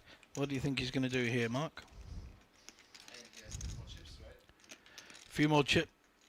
And he has a few more chips at this point because his shove went through before. So I can see him folding. Maybe it's a bit too big of a stack that he has now, but 4 players behind him. Actually, I wouldn't be surprised to see a shove. King Queen is a nice shoving hand. It is, but he has shoved so many times that you honestly could see another player with ace 10, that kind of hand calling. You can see it. But if you want to put in a call with ace 10, you got to be dealt ace 10 in the first place, right? True. Maybe it's only 9 deuce again. Queen 6, 9 deuce. Yep. What do we have here? Floorman? Discussion? I think something's wrong? The cards were not in the RFID reader, the right place. So for those that aren't sure, the cards have chips embedded in them. Special cards, very expensive, 50 to 100 euros a pack.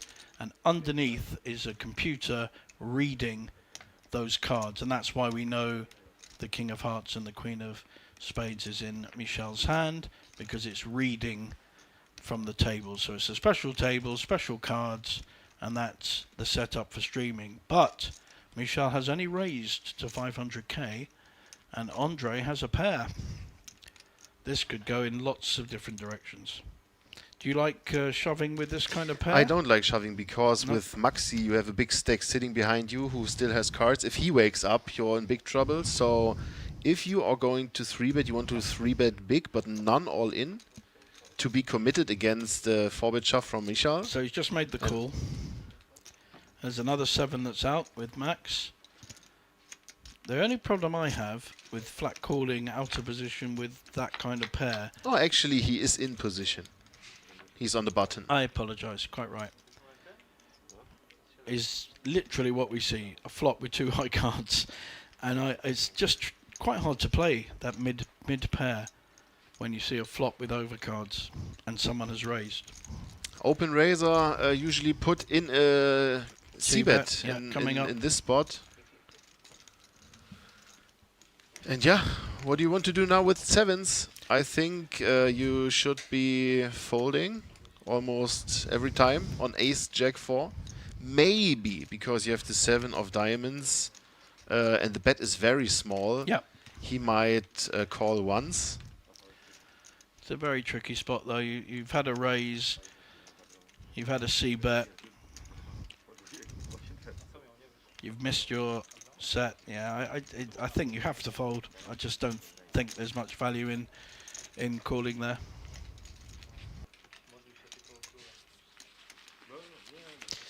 And once again, a nice pickup for one of the shorter stacks.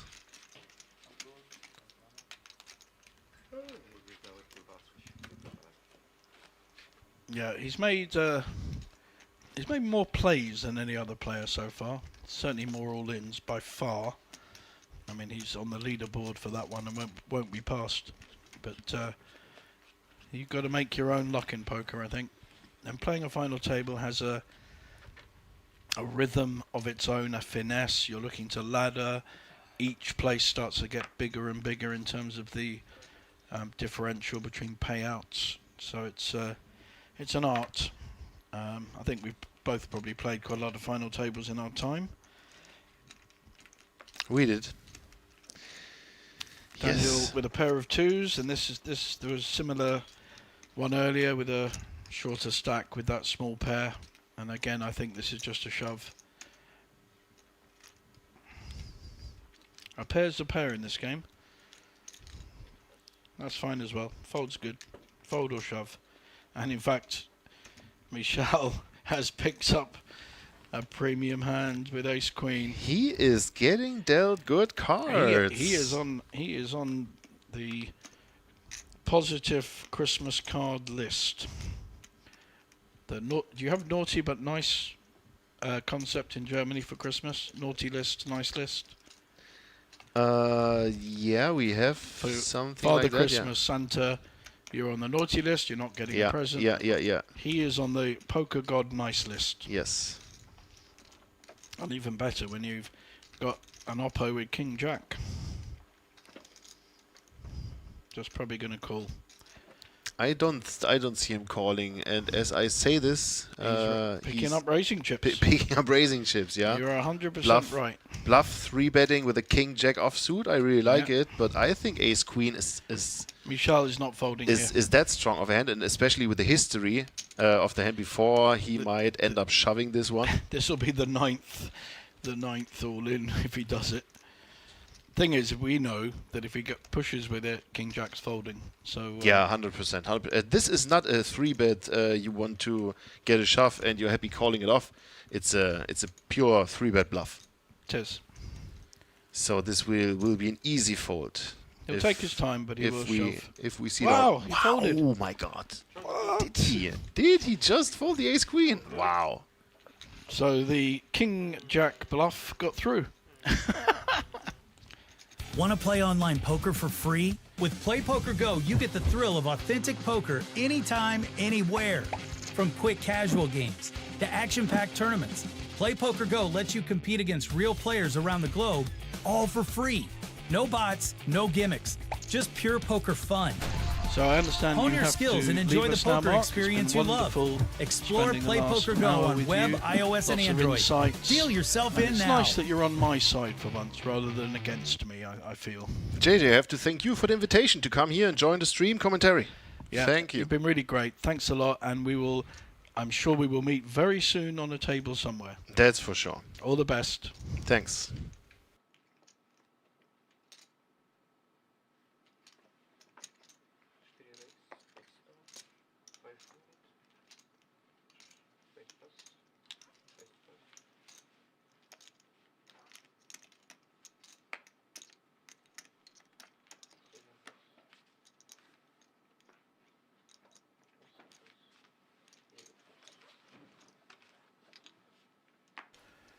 No, Thomas here with the ace-queen suited making the standard raise to 500k, a 2x raise. Coming round.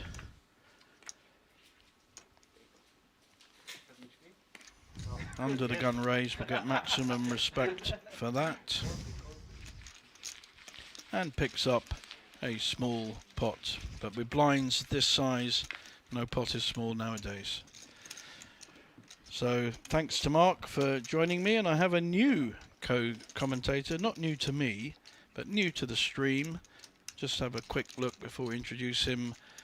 We have, starting to get closer, 37 big blinds with Sebastian from Poland at the top, a previous winner of the festival, and Olav now down to 10. And there's 4 players between 10 and 15 big blinds. So I'd like to introduce one of my old friends, Scott Kenyon, known as Poker Bra, for those of you younger than me who follow streams and blogs and all that kind of stuff, and he's very kindly come to join me on the stream. How are you doing, Scott? Well, the fact that I'm joining you, I think you know what that means, unfortunately. Yeah, you want to come and spend time with me, obviously. I mean, I love spending time with JJ. But no, I was playing the open-faced Chinese high roller. Yes. Unfortunately, that did not go so well. No, so, yes, you are no longer officially a high roller. Not for today. Yeah, I did. I had a look at the Poker Lens, which does all our tournaments here from Banco, amongst other casinos, and so I'm able to follow other tournaments as well as this very good main event. So we still have 9 players, so we haven't lost anyone from our final table. And I assume that's why we're so shallow stacked. Yep. As average. And now Yuhani, who does not muck about when he plays a hand, has the King-Queen suited. We've had a couple of King-Queen suited shoves from other players as well. But it's an interesting point you've joined us, because I predicted about half an hour ago that from now for about an hour we're going to lose a few players. Yeah. So blinds are at that critical point. And obviously with final table ICM, jumps are quite significant at this point. So understandably, it is going to sort of tighten up, but when the blinds start catching up and you have to start having these shove and reshove spots, eventually something is going to give. Yeah, so the festival is coming back here at the end of February, so it's changing its schedule next year. It's usually here this time of year, November, end of the year. It's now the first series event, main event, here in end of February. Will you be here? I doubt the weather will be any better. It will be colder. Oh, colder in February. It will be colder. Marvellous. It will be snow. You need your boots. You need your thermals. All that. Lovely. I actually won't be here because I will be on a beach in Asia somewhere. Oh, lovely. So I will be warm and toasty. Is this cricket related or just a holiday? Need a holiday that doesn't involve taking Ryanair and Wizz Air around Europe playing poker. So, yeah, family holiday in Asia for a month. Enjoy. Whole of February. Which, yeah, I've had to book it. You can't fit everything in. It's too difficult. Yeah, I mean, speaking of everything being so busy, I think that's why this main event actually overlaid a little bit. There's just so much live poker, so much going on. Incredible. Yeah, no, I mean, we just about hit our targets here, and yeah, there was pressure for sure on numbers. But I have to say the side events all did really well, particularly the mixed game side events. I mean, for a Sveton special, 131 runners, that is, I believe, an unofficial world record. Yeah. So that was fantastic. Yeah, we've had great numbers on the Torses, the Sveton. Torses got over 100, right? Yep. Yeah. Yep. That was a record event for a mixed limit game. Yeah.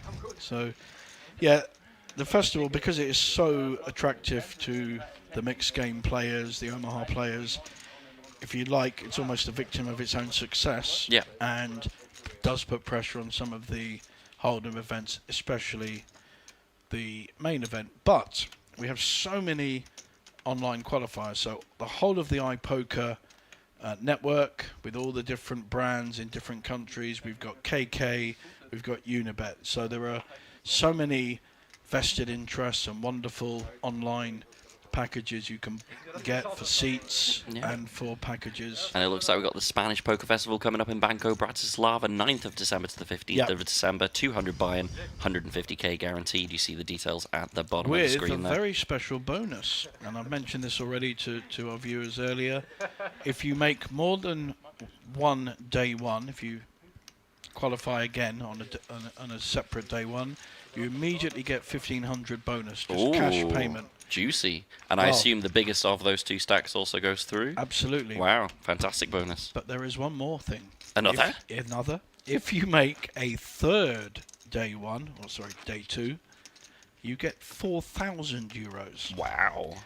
So I can see a lot of bullets flying in that one. Yeah, that sounds very spicy. Never been done here before, so it's a double bonus. So yeah, we've got some good ones coming up. We've got the Banco Masters in January, along with the PLO Masters. I was about to say, I've heard of this PLO Masters. Yeah. PLO Masters is in London at Genting in December, and then here at Banco in January. Lovely. Here we got a pair of sixes for our chip leader Sebastian, who I think he won the Malts. Did he? No, he won the one at Banco here last year. Defending champion. Yeah. I have commented on him in another final. I honestly couldn't tell you where and when. I mean, I can tell you it was here. I've played quite a bit against Juhani in yes, he's a very interesting character, isn't he? Yes, he's a funny guy. Looks kind of like a scary guy, but a very nice guy, actually. Very nice guy. Complete opposite to his physical outlook. Yes. Yeah. No, Never judge a book by its cover. Yeah. You've read a book, have you, Scott? Many moons ago. I'm one of the interactive generation that prefers videos. I was wondering. Yeah, I don't really do books, in all honesty. Yeah. I bought a lot of books with the great intention of reading them, but they're all pristine and have not been read. I do remember when I had my first big win, I then bought all the poker books of that time, read them all. Oh, you actually read them all? And it completely ruined my game. So didn't help at all. Ace-3 with a defend from the big blind does flop a gut shot. Good hand for sixes, though. Only one overcard. Sebastian does not take prisoners. What kind of c-bet sizing are we expecting from Sebastian here? I'm expecting a 550, 600. Okay. Michal will definitely float that once. Yeah, he will with a gut shot and the ace. 400, definitely getting floated. Slightly smaller. I've been playing a game with Mark earlier. No, not with Mark. With Lemon earlier, where I was kind of guessing the c-bet size, and I was pretty well on the ball every time. And I think I was about 10-0 up. Oh, hello! Ace from space, but it has made the flush as well. So I don't think Michal is going to be too. Yeah, I like that. Yeah. Nice check. But I do think Sebastian will slow down. He will. It's obviously quite a bad card. Yeah, on lots of fronts. Extra overcard. Yeah, I think he's going to be... he looks like he's looking for chips. I think he should slow down, but he isn't. I guess he's still trying to get value from a 4x and a 2x. That might call 2 bets, but then he'll slow down on the river. I don't think he's going to go for 3 streets against a 4 or a 2, but maybe thinks he can still extract value from those 5-4, 4-3 kind of combos. Michal giving him the have you got a flush look. Have you really got a flush? Trying to get a read. Look at it. I like that. It's an interesting size as well. Goes for half pot. Yeah. It's a very strong bet. Yeah. It's a bet that says I'm winning, I'm not folding. It puts a lot of pressure on. Yep. And like I say, no one's out yet. 7,500 euros for the 9th place finish, the first player out. Still and he is going to fold. Good bet. Yeah, good bet. That's about the 4th time, before you came in the commentary booth, about the 4th time that the bluff in effect, or the follow through the strong bet, has taken the best hand off. That's just the power of having the big stack bully, getting it done. And of course the problem is not just the turn bet, it's, well, what is he going to bet on the river? If he bets that much on the turn, So it really does apply a lot of pressure. I think that's often missed. It's not just the bet you're facing, it's what you will be facing. Exactly. And you have to plan forward, really, and think forward as to where things are likely to go. So, although he hit his card... Yeah, essentially it puts him to the test for his stack. Yep. If indeed he's going to be facing that river shove. I think on our end, we probably know Sebastian should slow down if the turn bet's called, but it's very hard not knowing that. Now we've got one of our chip leaders, Andre, pair of 10s. We had a very interesting one earlier where we had 10s against 10s, and Yohani, who had raised earlier with 10s and 10s and ace-jack, and a very low flop, 5-2-2 flop, 2 clubs. Yohani bet full, all in, and both the 10s and the ace-jack folded. Wow, so very nice. We were all expecting a split pot, and I thought it wouldn't be, actually. But it's always fun when you see the two same hands same play against hands. each other and one manages to outplay the other. Again, the power of pressure. Well, what I was kind of hoping wouldn't happen was that the ace or jack would hit, and of course neither of them have got any outs. So that was, but it was a low flop. Andre looks like he's getting this one through. Maybe Sebastian has a look with the jack-7. He might do. Yeah. More likely to raise. No, he's just going to fold. No, I'm saying fold, but more likely to raise than call. Yeah, but against an under the gun opener, 2 bigger stacks. Doesn't really seem like a spot where we want to be going too crazy. No, he's although he's a very aggressive player with a stack, he's also a very sensible player. He doesn't like kind of making loose plays. I've not seen him make a loose play, actually. Picks his spots well.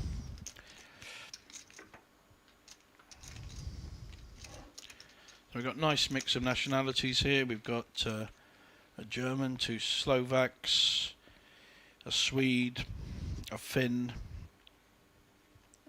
The 2 Slovak players know each other pretty well, and they're sitting next to each other in, I think it's seat 2 and 3. And then there's been a lot between Michal, who folded that ace, and seat 1, the German player Max. He's been very impressive in the feature table so far. Hasn't really had much to play with on the final table. Yeah. But he played a very good game, went from 1 million to 6 million. Oh, nice. On the feature table. And these 2 are the Slovak players, seats 3 and 4. Tomáš most likely will be opening the ace-9, off 16 bigs from the hijack. No. Her. Yep. And Daniel is definitely moving all in with ace-5 once it folds to him. He made the sign of the all-in. The triangle. Triangle. Make the sign. And that will be getting through. Would have been interesting had the ace-9 opened.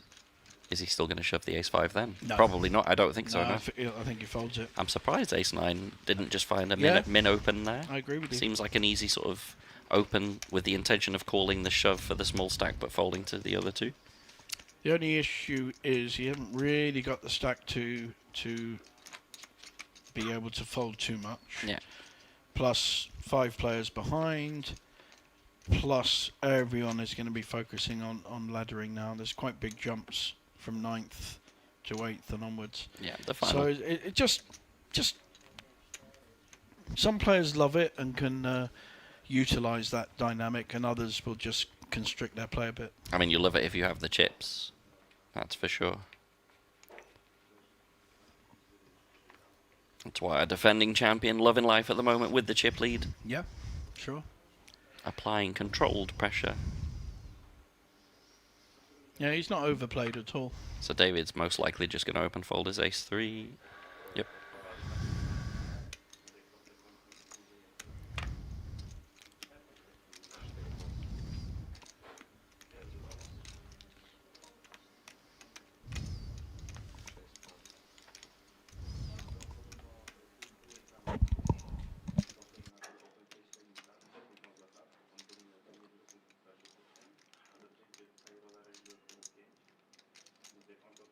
Second raise. 500.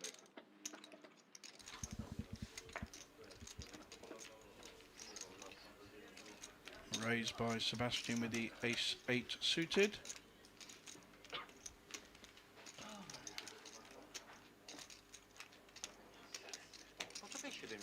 And that is just going to get the job done.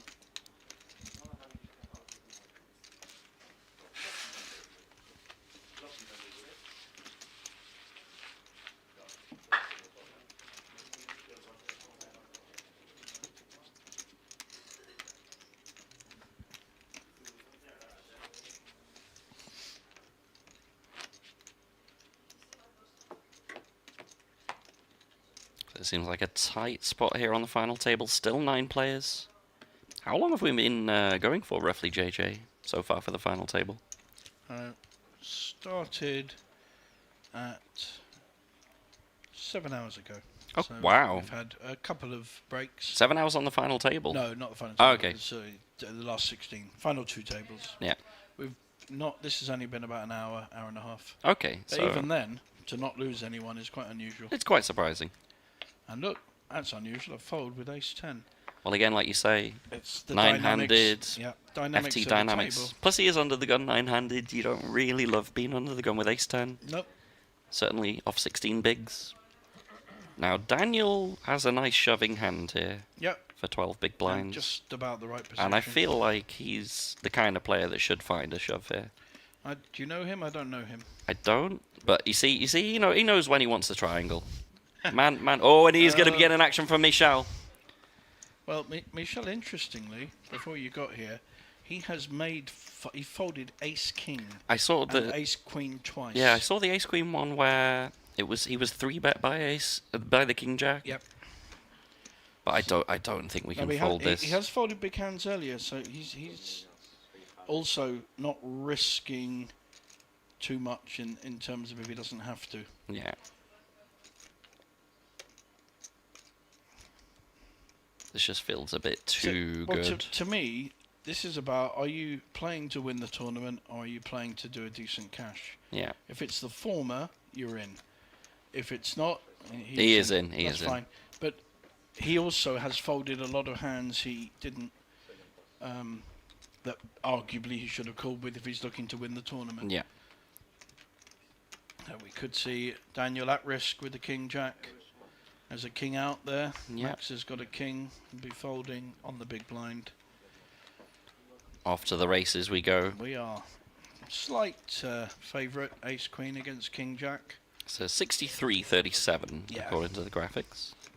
Yeah, I was going to say 60-40, but I like rounding these things up. I guess with the graphics probably take into account the folded king, so probably dock a few percentage off for that. Actually, don't know. Really don't know. No help on the flop for either player. Ace queen still ahead. Michel, Could we of lose our course, first player? Not needing any help. Just doesn't want to see a king or a jack. That's all drawing 6 cards. Well, 5 because we saw a king earlier. And we do lose our first player. GG's Daniel. Daniel is gone. We are down to 8. Unfortunate though. I like the shove.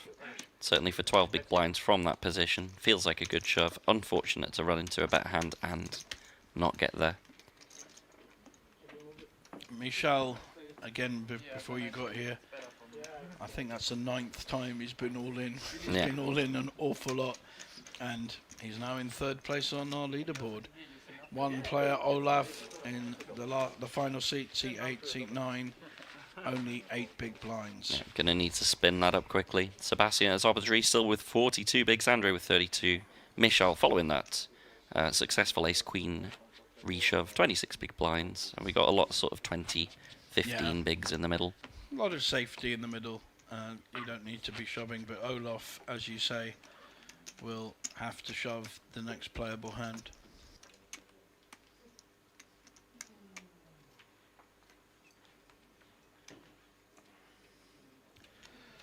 So we had a discussion earlier about the festival's expansion next year. We've got 4 main events, but in a slightly different order. We've got Bratislava, Rozvadov, Malta, and then this time next year we'll be in Tallinn.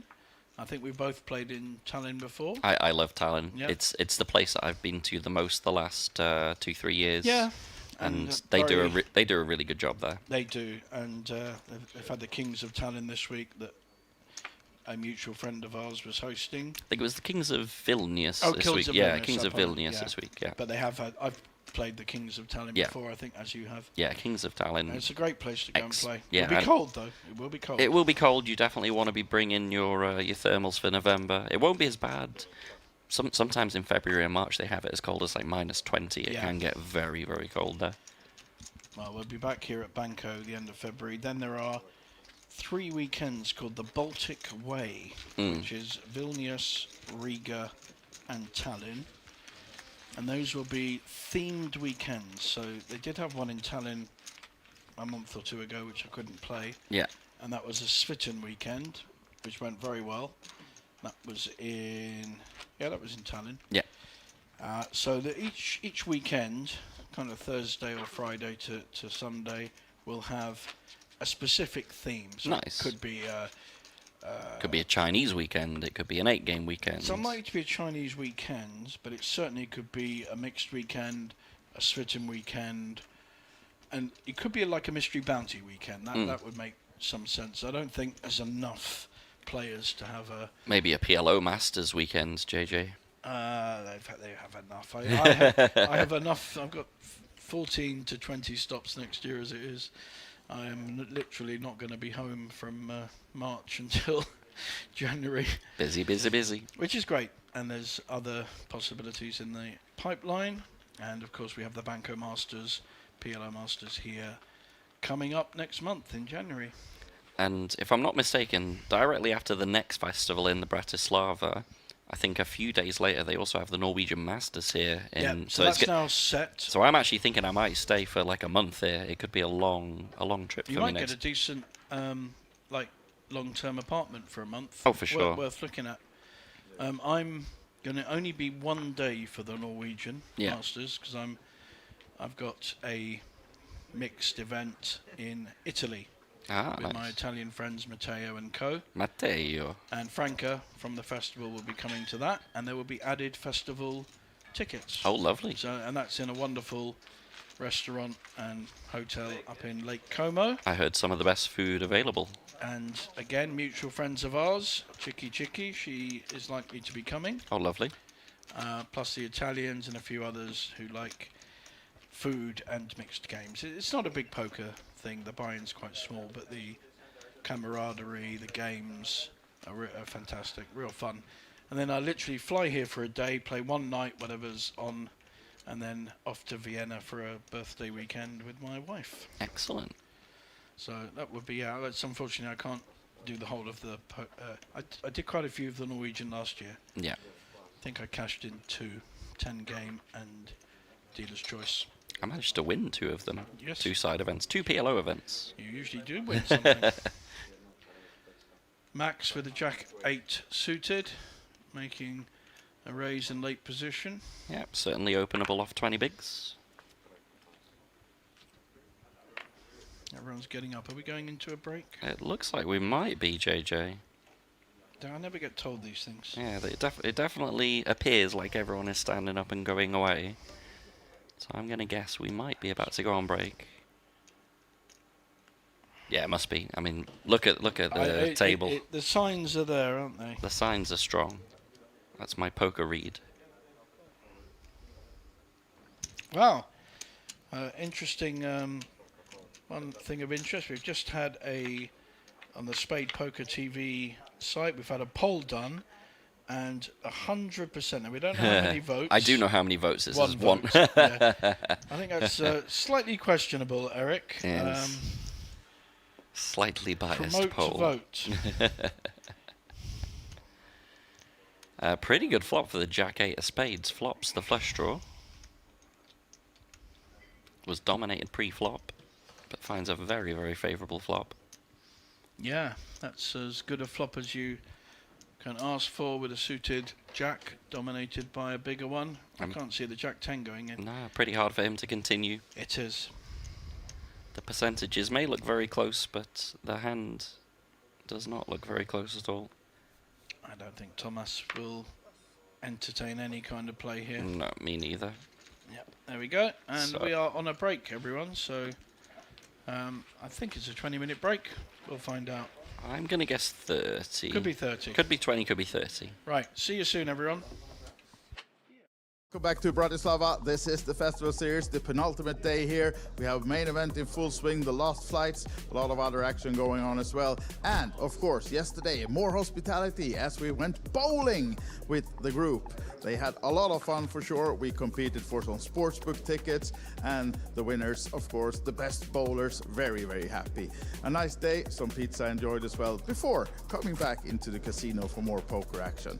Big fields in the main event of the 2 flights yesterday, and also the first ever Chicago winner, Verneri Häkkinen of Finland, took it down. The Swedes were huge favorite, of course, in their own home game, but the Finns proved them wrong, and Verneri was the winner in this one. So huge congratulations on taking down the Chicago. The ladies, of course, also had their Queens event battling out, and Britt Robertson of Norway coming up was the winner of the Queens event in Bratislava.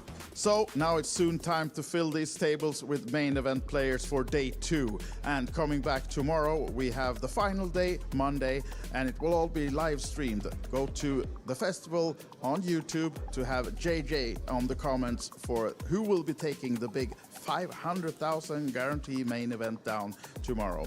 But now, Sunday, day 2, let's enjoy it and see you back tomorrow. Bye for now.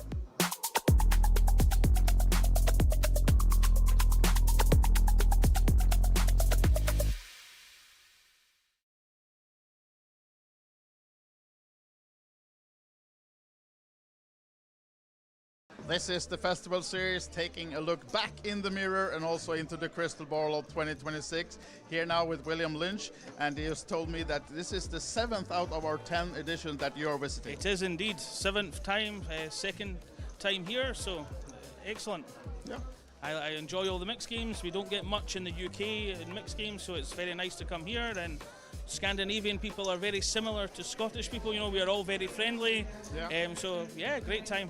So those are the main reasons for coming back year after year? Oh yes, that is the main reason is that it is friendly. You know, you go many places for poker and it is maybe too many locals and they frighten people away, but everyone here is welcoming, and you know, we are getting more and more players every year, so yeah, it's great fun. Yeah. So you mentioned the mixed games as your favorite. If you could just pick one tournament to play this week, which one would it be? They don't actually have the tournament I would pick. Okay. I would like a Omaha High-Low only tournament, and we've never actually had one at the festival yet, so I'm constantly asking Franca for a PLO High-Low and a team event. So then I will take the responsibility to promise you that during 2026, at some stop at least one, there will be one of those. We hope so, yeah. We'll yeah. maybe call it the William Lynch Invitational. We can do, I can host it, you know, as long as it's not during the World Cup, because Scotland are going to be there. Exactly, now And, you're leading me into that's very good. Yes, that is very, Scotland, yeah. We had a remarkable match against the Denmark, you know. I'm sure a lot of Norwegians will be delighted that we won, so we're having a great time here. Yeah.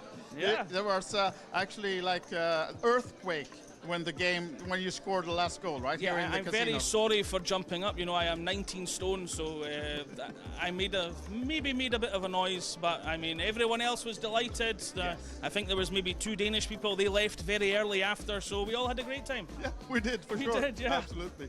So we hope to see you at many stops next year. Hopefully all. But if you could just pick one, which city would you go to? Now you know Tallinn is coming back. I would go Tallinn. Yeah. I really liked Tallinn the last time. You know, it was very nice city. I've only been there once, so I'm going to probably be in Malta and Tallinn. Probably going to the World Cup now, so yeah. I probably can't afford any other stops. But Malta and Tallinn will be my 2 stops for next year. But then just place a bet for Scotland to win the World Cup, and then you can go to all stops in 27. William, thank you for Thank these you very much. 10 editions and 7 times you've been here, and we hope to see you a lot next year. Perfect. All right. Go Cheers, Scotland. guys. Yes, go Scotland.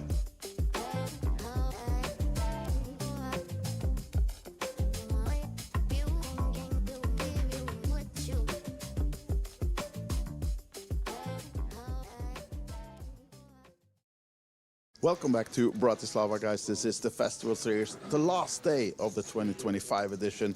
We have the feature table behind me. There are 16 players left in the big main event, 78,000 euros up top, and it's all streamed live during the day. You can see it until the end tonight. But let's, of course, also take a look back yesterday, the highlights of yesterday, where we had the hockey game for the hospitality package holders. They went to the local Slovan Bratislava game and saw them beat the opponents 3-0, and our group enjoyed it, of course, watching the game before coming back for more poker action inside the casino. It was time for the final of the flips, and the Franke flips, who won them if not Franke himself, of course. Also the mystery bounty, where a lot of envelopes were pulled, and the day 2 of the main event, playing down to the final 16, who is now coming back today. So guys, that will be it for the edition of 2025, but we'll be back in Bratislava already in February. The full schedule is now out on thefestival.com for next year. 7 live stops, 2 online, Bratislava in February, and then the big news coming back to Tallinn in November. But watch the full schedule, do your qualifiers online, starting already now, and of course follow us on socials for all the updates. For all of us here in Bratislava, the whole crew would like to thank you, and we hope to see you next year. The Festival Series, we're going big.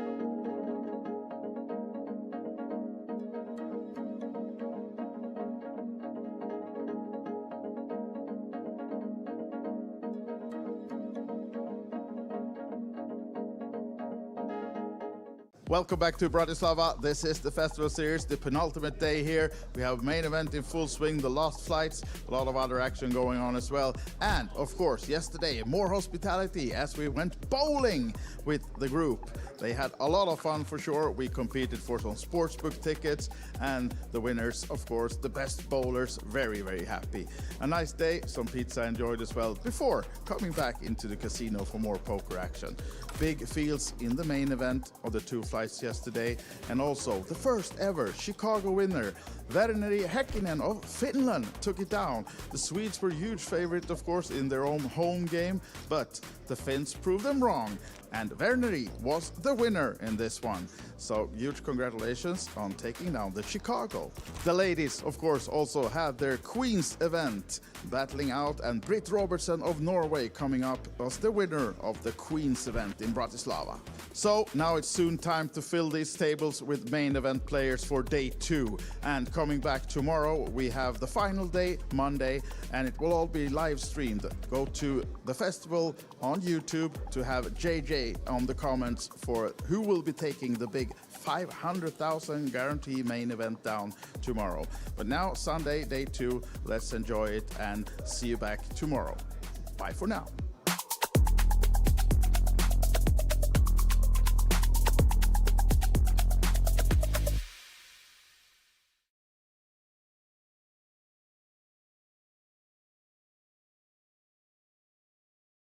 This is the Festival Series, taking a look back in the mirror and also into the crystal ball of 2026. Here now with William Lynch, and he has told me that this is the 7th out of our 10 editions that you are visiting. It is indeed 7th time, second time here, so excellent. Yeah.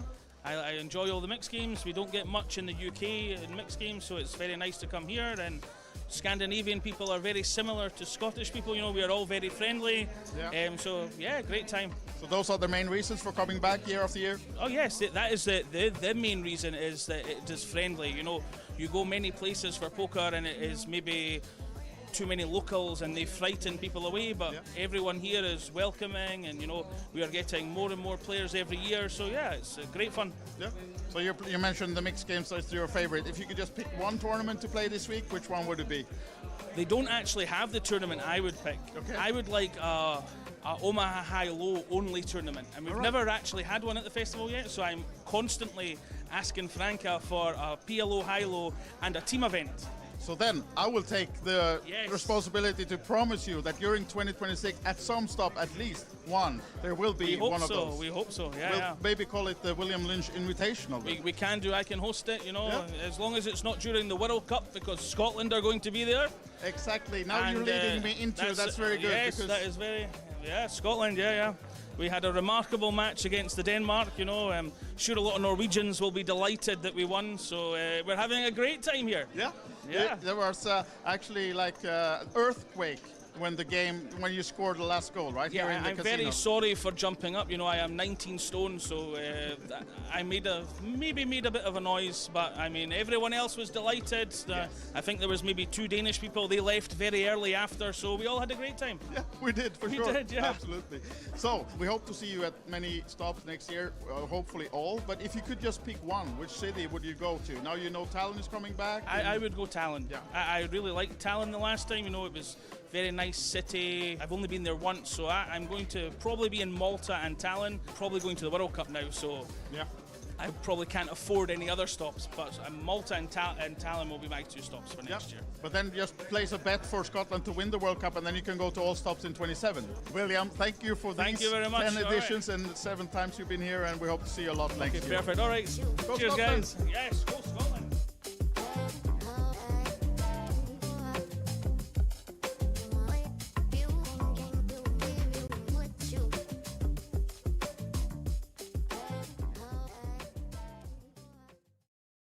Welcome back to Bratislava, guys. This is the Festival Series, the last day of the 2025 edition.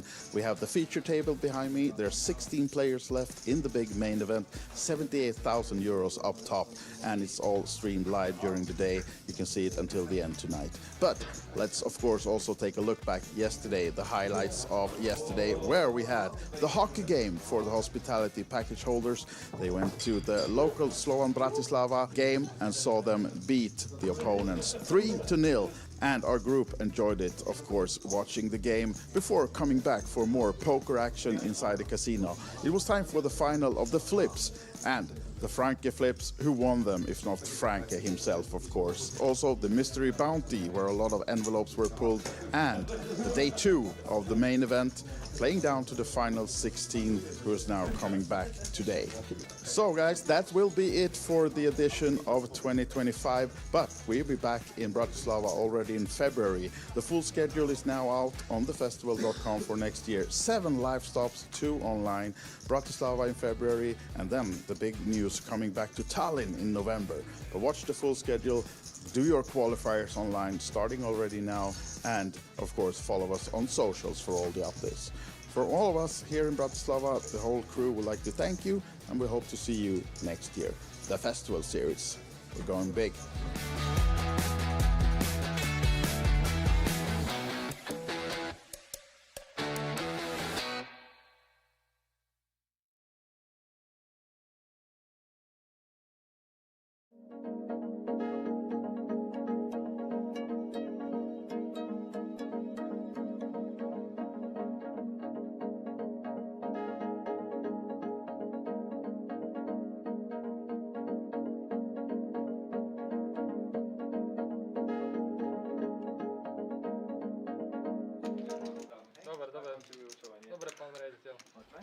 Welcome back, everyone, to this final table of the Festival Series here at Banco Casino Bratislava. We're on SpadePoker TV. There's a good chat box going on with the viewers. Interesting poll as to where you think the most interesting stop will be next year between Bratislava, Rosvadov, Malta and Tallinn. Votes going on as we speak, and we're back to the action. The blinds have gone up. Andre with the min raise, blinds 150, 300 with a 300k ante. Andre making an early position raise with the Jack 10. Adventurous start. He's could be up against mid-ace though if Thomas decides to play this. Thomas and Andre both from Slovakia.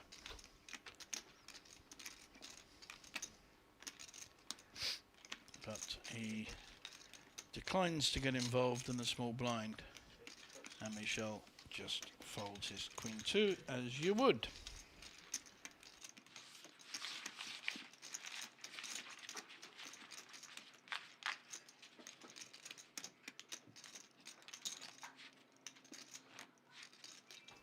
We still have two or three side events going on. We have the High Roller OFC going on, and Scott, who was with me in the booth just now, has gone to see how that's going on. He got knocked out a bit earlier. Loves his OFC. And there's a PLO 5 going on, a big O. PLO 5 high-low, and there was a side event with an added package. So a lot of people have gone home now Monday. A lot of people went home yesterday, but still some poker going on here at the festival. Down to 8 players.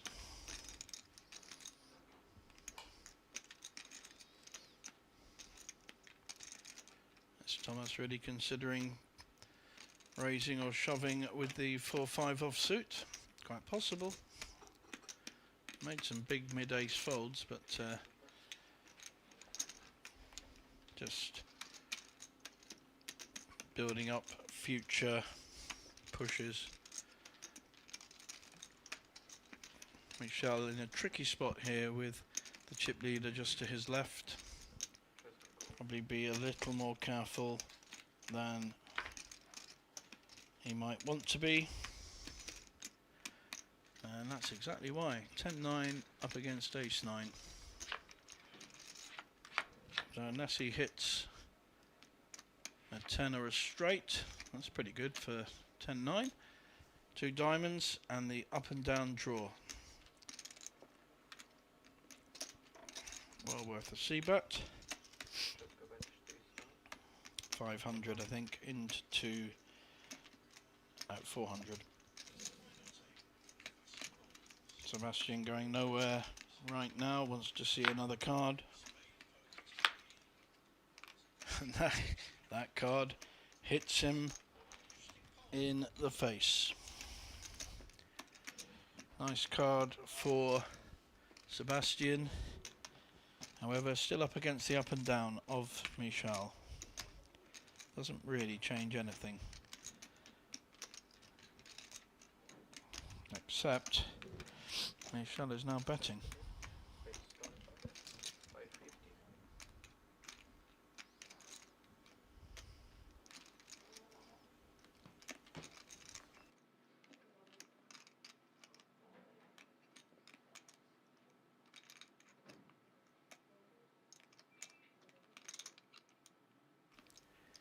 Sebastian thinking about his options, whether he should raise here or just call.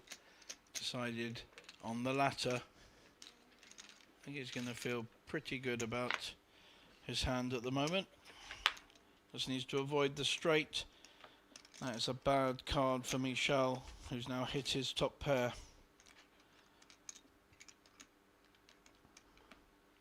Could be trouble.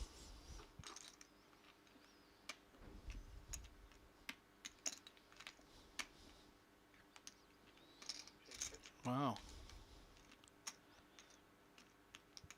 Checks his option. Sebastian eyeing up Michel's stack. Chip leader think he'll want to extract some value here.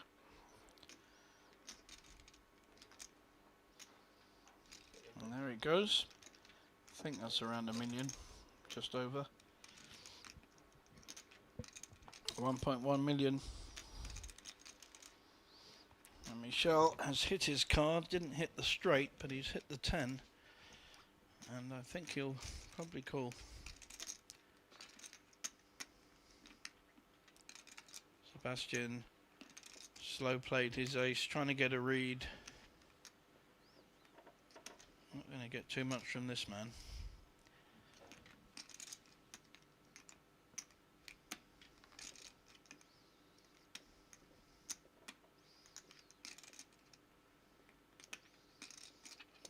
Chips have gone forward and now they've gone back. Which direction will they end up in? And there goes the call. Michel folds and a nice pot of 5 million goes Sebastian's way.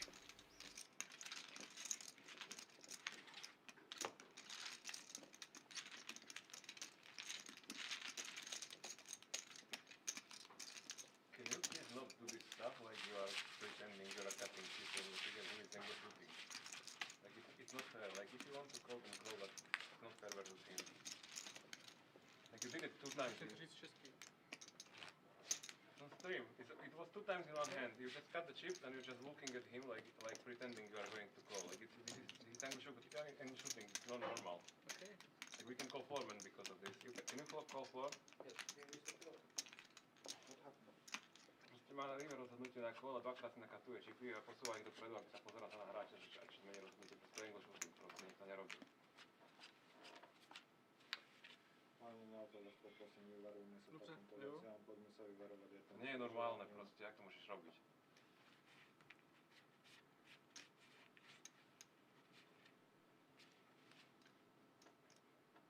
Na pete by sa dalo krájať.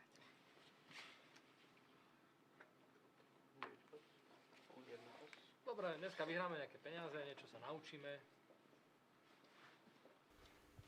Johanna with the suited ace.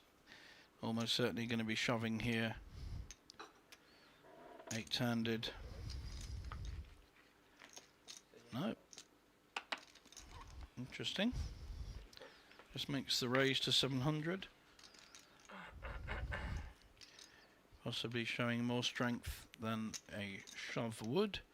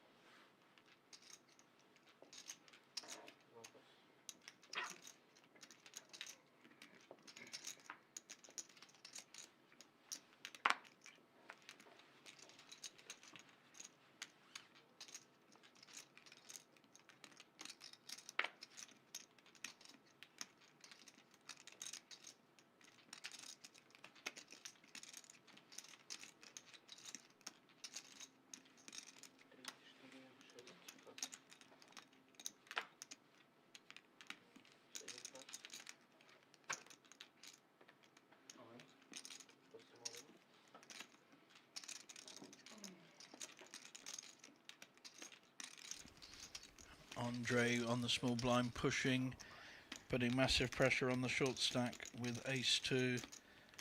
1.4 million. He's only got a few big blinds. He's having to fold his way around. That's not necessarily an awful call because he's very live with the 8-6. In fact, probably in better shape than he thought he would be against Ace-2. He's not playing kind of Ace-Queen or Ace-10, and he has to make a call at some point.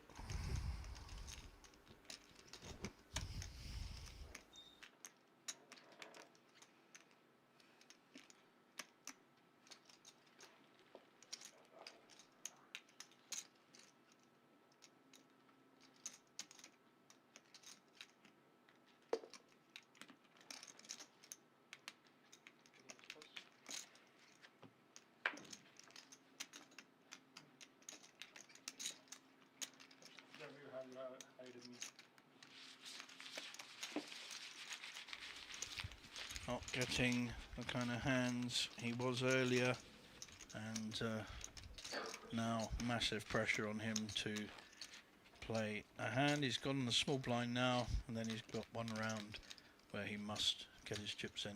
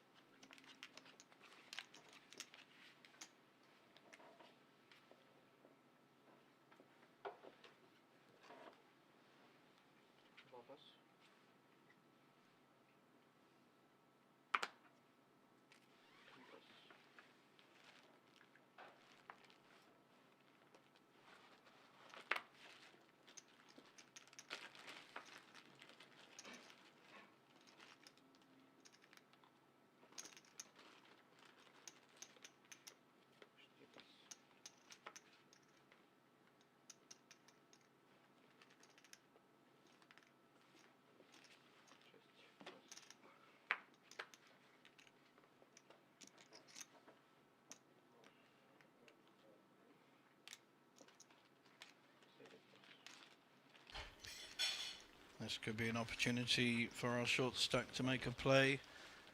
Yeah, he's going all in. Probably doesn't even need to see his hand. He's got an awful hand. 3-2, and somehow is dominated by Max's 3-4 suited. 1 million? 1 million? Max may well call because he'll believe his hand is very live. In fact, he's dominating Olaf. That's why I said that the 8-6 he's called. He's going to get quite a surprise when he sees Olaf's hand. The table, much to the table's enjoyment. Good call was the shout. Yeah, I knew my 4-3 was ahead of my opponent's 3-2. Poor Olaf, who honestly would think, oh, well, I'm live, my 3-2, and it actually isn't. But he said it's 2. Wow, this could be an amazing double up with literally bottom pair only to hit, and diamonds, of course. Counterfeit, if the 9 hits, the 4 will be the kicker. And 2 pairs. No, counterfeit, 3. 2 pairs with the 4 kicker. So 4 kicker wins a hand. That's an amazing way.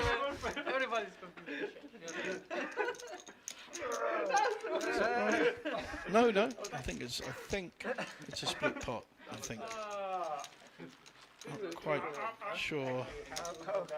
Need to see that again. I'm confused myself. Want to play online poker for free? With PlayPoker Go, you get the thrill of authentic poker anytime, anywhere. From quick casual games to action-packed tournaments, PlayPoker Go lets you compete against real players around the globe, all for free.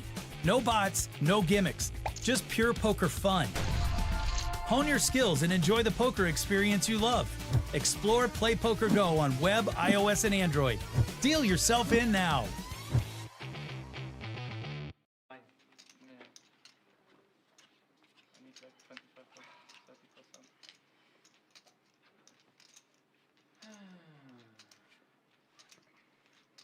So waiting that hand whole evening? Yeah, I have. Finally got it.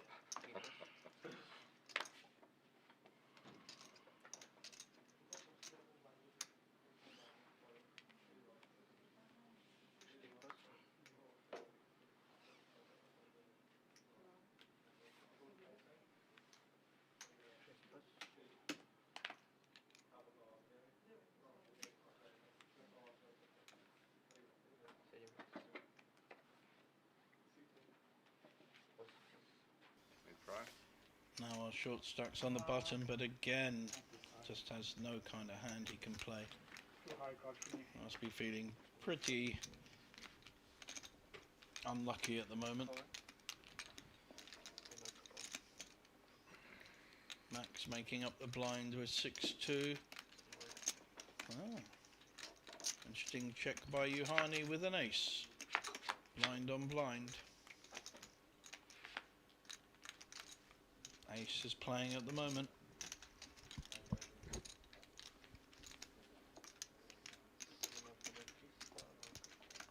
Very quick call there. Snap call on Max's bet. Ace is definitely playing at the moment. And both players have checked.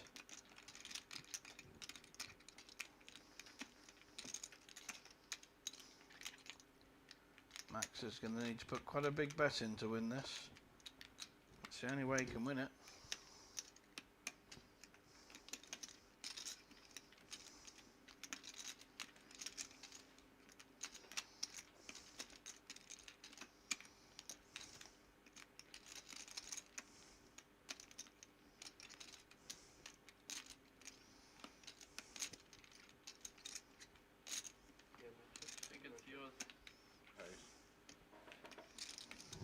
And check, check. And the tick mark goes to Juhani.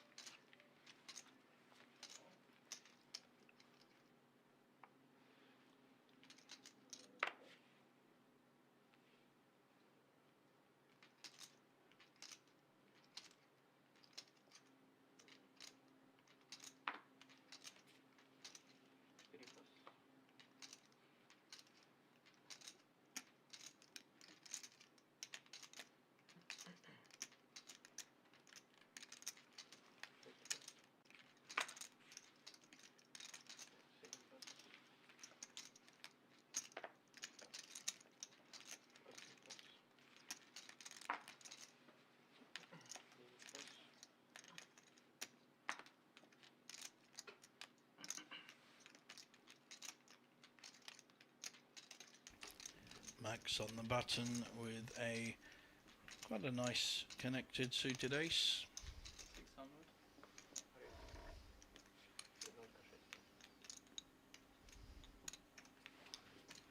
Making the min raise to 600k.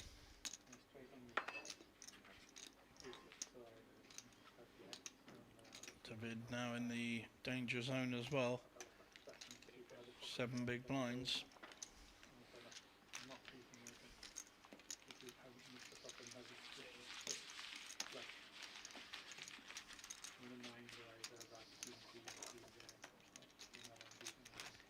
And that raise has taken down the pot.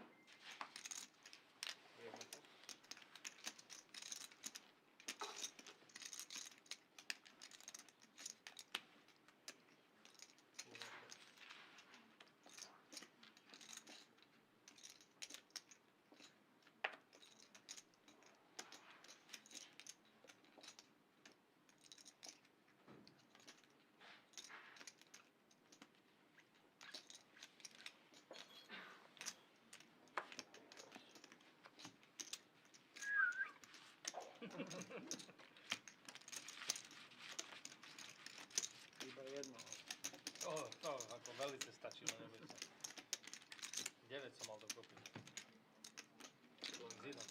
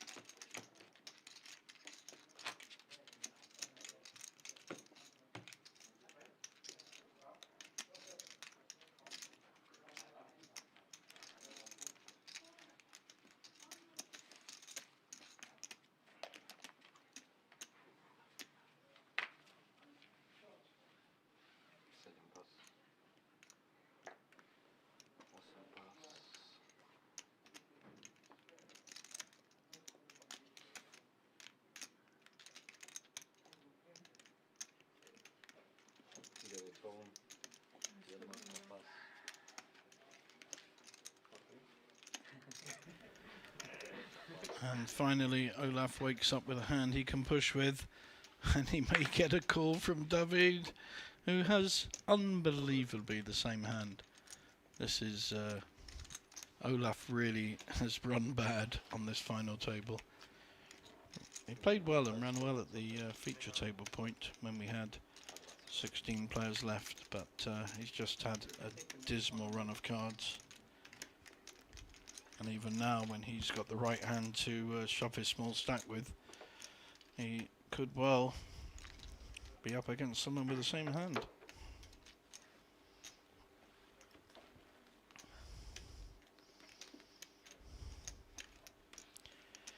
Both players looking to ladder beyond 8th position.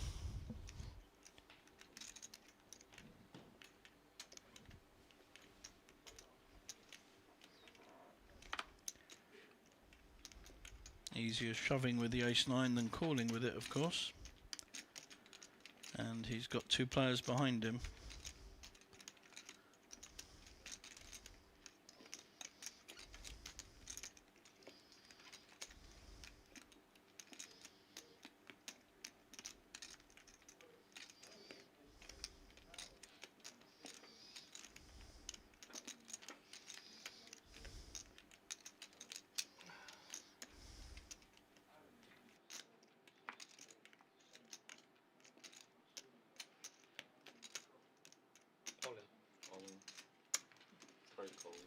He does decide to play it. He's all in, but only just covers Olaf. Oh, Michelle, pair of 4s.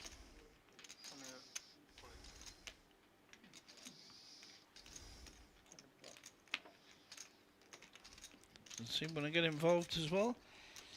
Wouldn't be bad timing, considering they both have each other's outs.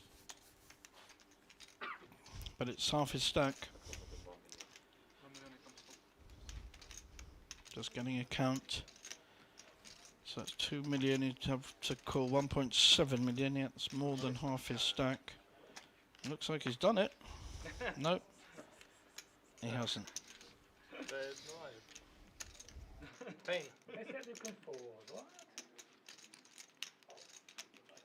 We're in each other's colors as well. Yeah. Just put a rainbow, no? Yeah. A rainbow. That's a shot. That's a shot. Yeah, all over. 4s would be winning though. And 4s would have taken them both out. Unfortunately for Michel, it's very hard to call half your stack with a small pair against 2 players. You're not going to put them on the same hand. You're going to put one on 2 overcards with the ace and the other maybe on a bigger pair. So it's the right fold. It's just unfortunate for him. He would have trebled up.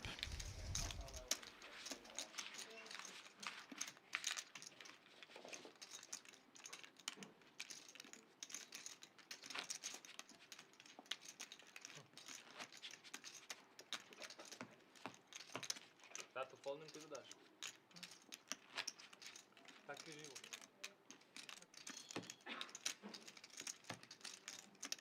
To teraz nie som istý.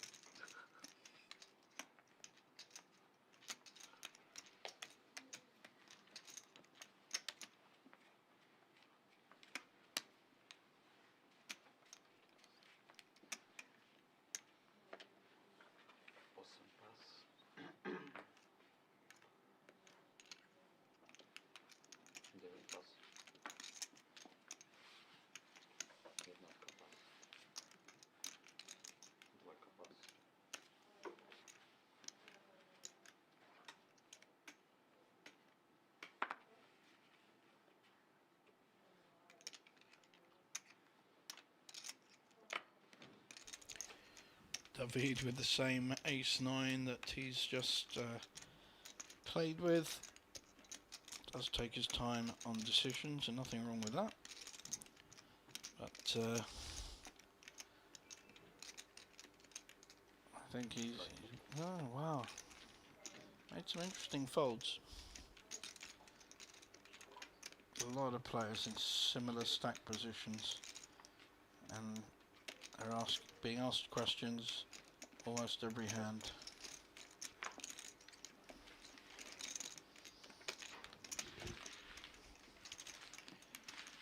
So, big blind picking up another small pot.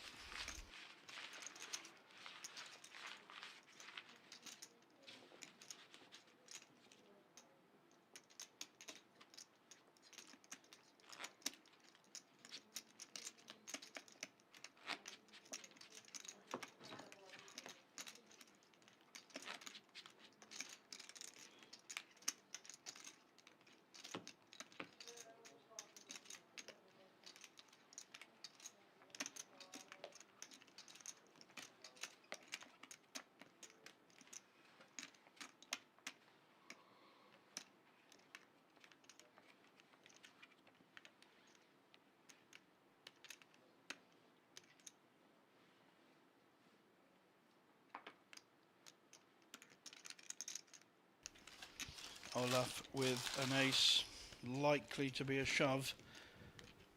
He's under the gun, but he just can't afford to be folding these. If he gets called by a better hand, so be it. Well, I think I do get the laddering, but at some point you have to make a stand.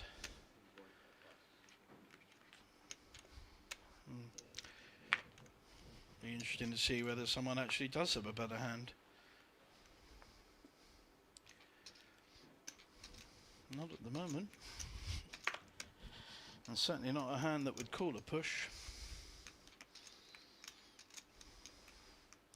This might be a push himself with the 10-9 suited. We're going to get to see a lot of all-ins in the next hour or so, because the blinds will punish the players.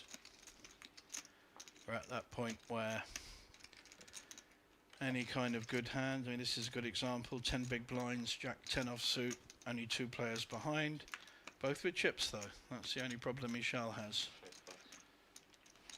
So everyone playing pretty tight.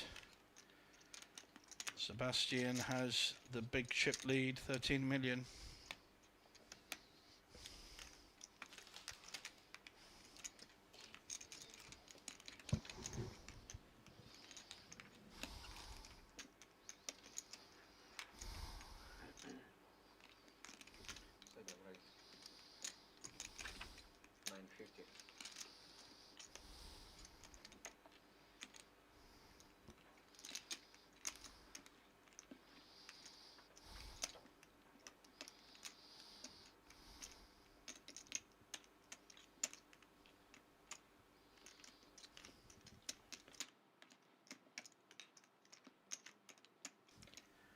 Sebastian using his stack, raising with 6-3, but he's up against the worst hand he could possibly meet, which is a pair of 6s.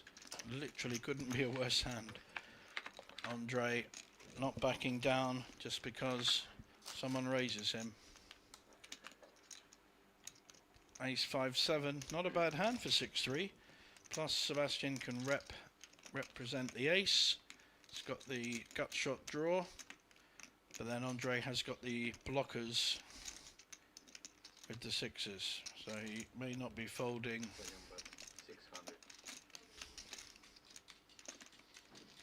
600k. Can't see him folding for one bet, but he is folding. Wow.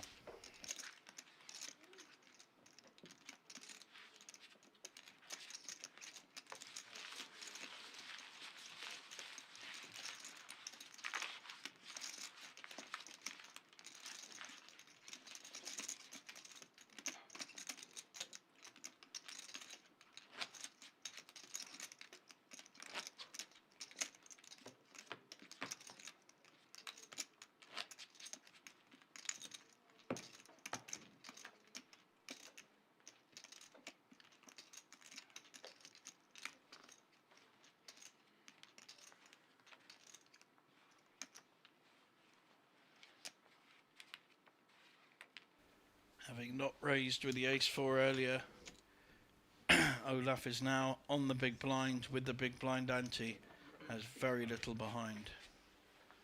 Maximilian making a raise with the king-jack.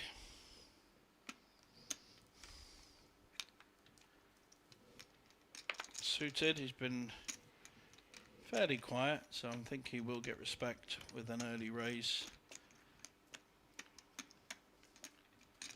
Depends how Thomas wants to play a suited connected ace. If he raises, if he shoves, which he hasn't done, I think Max would have to fold.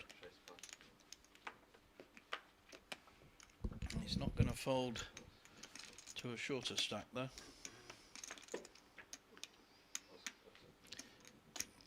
Does Olaf have a hand? Well, he has a hand, but whether he'll play it or not, and he doesn't. So nice little pick up there for Max. 750k is not to be sneezed at. Yeah, if you want. Next time, maybe.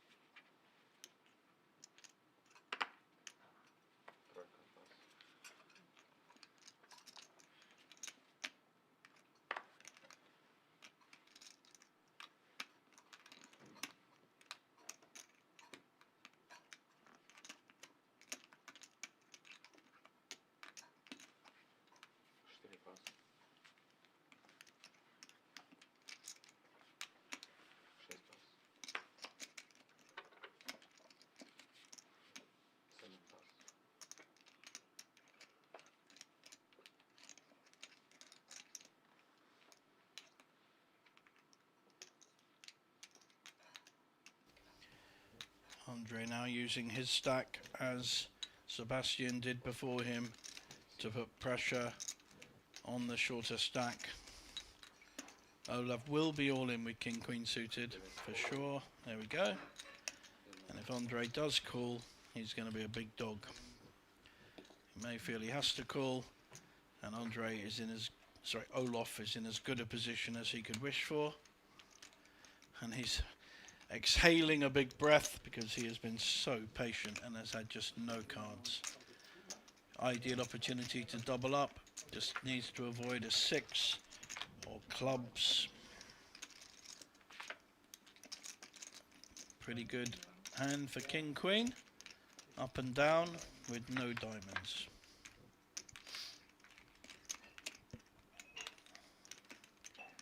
Doesn't want to pair the 10. And King Queen takes it down. Double up there. Nice hand.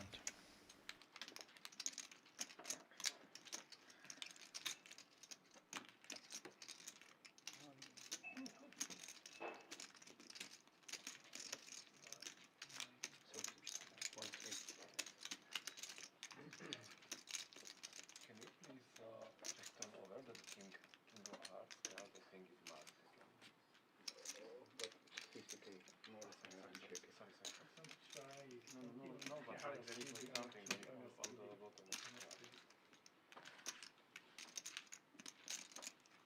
Can you turn over king of hearts? Can you see? Can you watch it? Under the light there is like you can see like the marks on it. I don't see nothing. Can you put it here?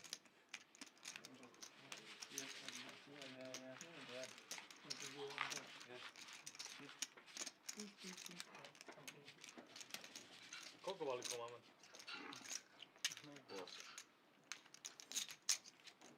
To je zlá karta.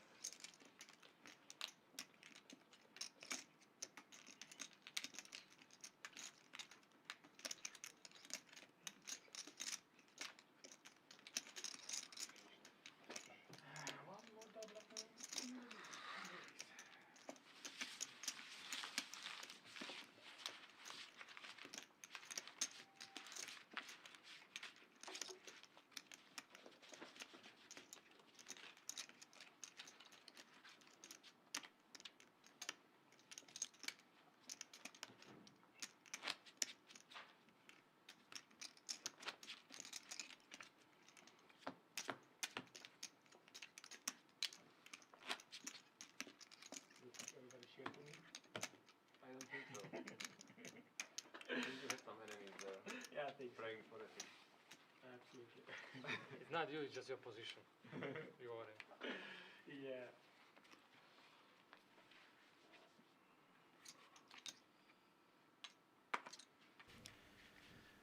David with a suited ace in early position. He's under the gun, but it's a suited ace, and he has very few blinds, so it's the only option he's got here. Wow, Thomas would have done the same thing with his ace-6 suited. Don't think he'll call with it, but certainly could have pushed with it. And now David has to hope that no one wakes up with a big hand, or that his hand holds against that big hand.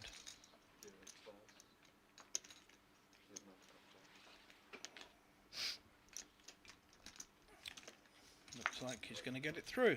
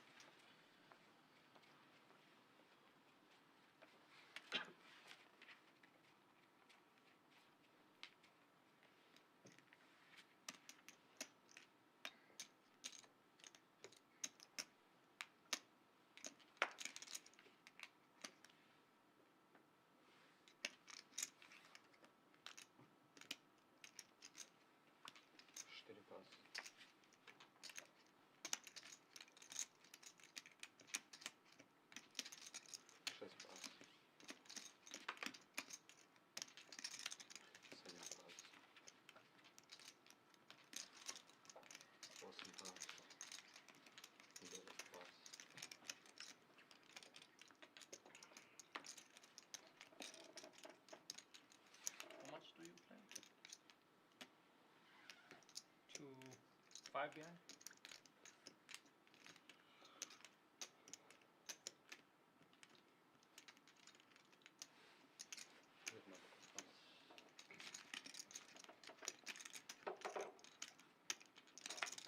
Should I look?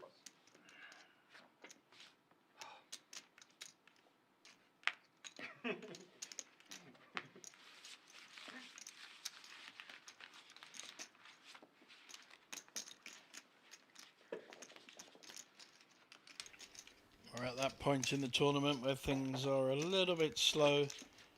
It's either shove or fold for most of the players, except our two chip leaders, Sebastian and Andre, in seats 6 and 7. All the rest are under pressure to either put all their chips in or fold.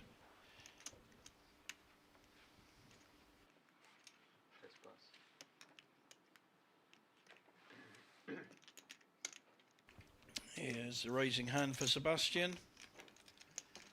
Second raise, 6. Awesome pass. David pass. Pass.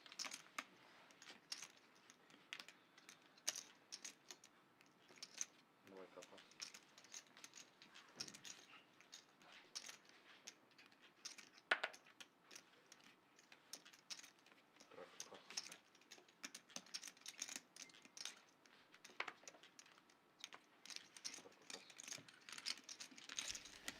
And that raise from the chip leader gets it through.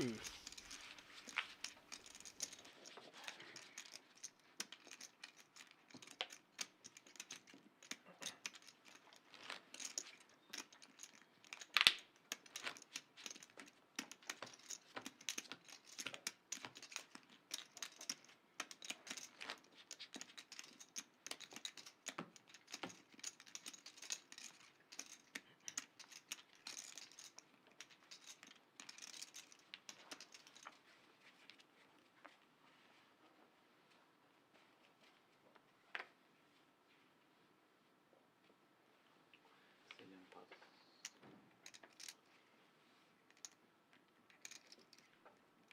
Awesome raise, 6. Sorry, greedy. Sorry, I heard, I thought I just put 500. David pass. 1. Jak to s dealerom by byla v pohodě. Jak máš čipy? Trojka pass.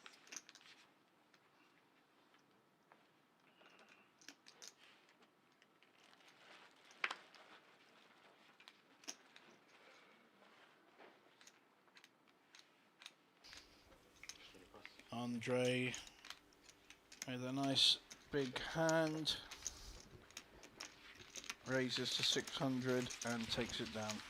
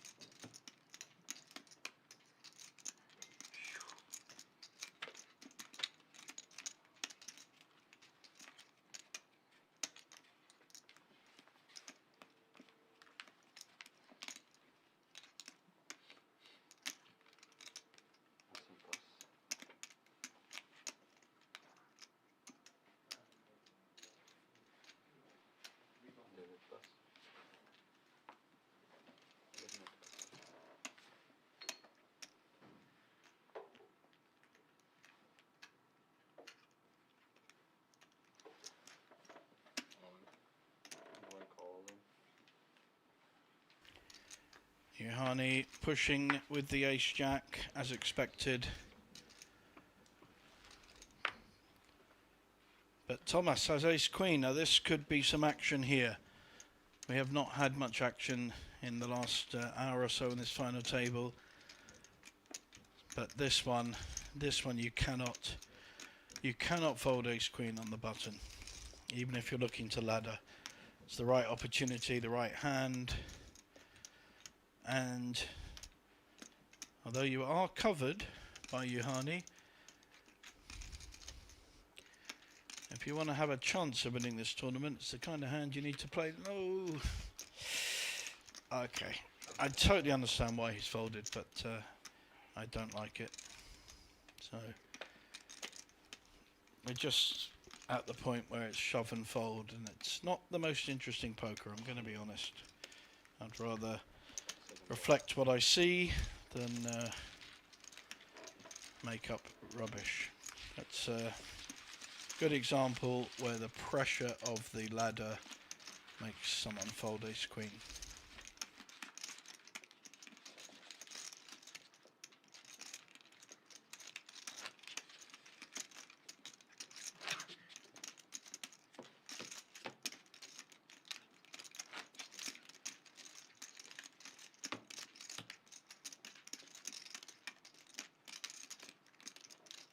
take a papers and everybody should write down the number of the seed who he thinks gonna bust next. And then when it happens, we're gonna just find out like if it works or not.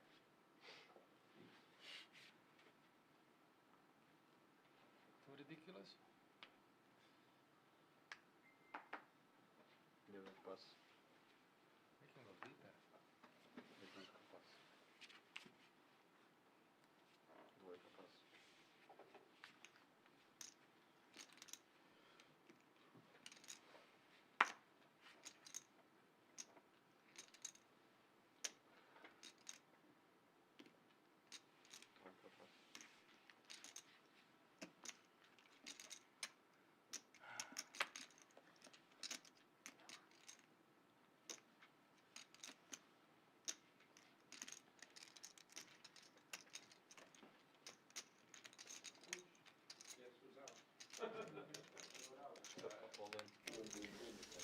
And although everyone is fearful of putting their chips in, Thomas has put in, but Michel will call with jacks. He will also be all in, so we will finally have a hand for 2 players all in.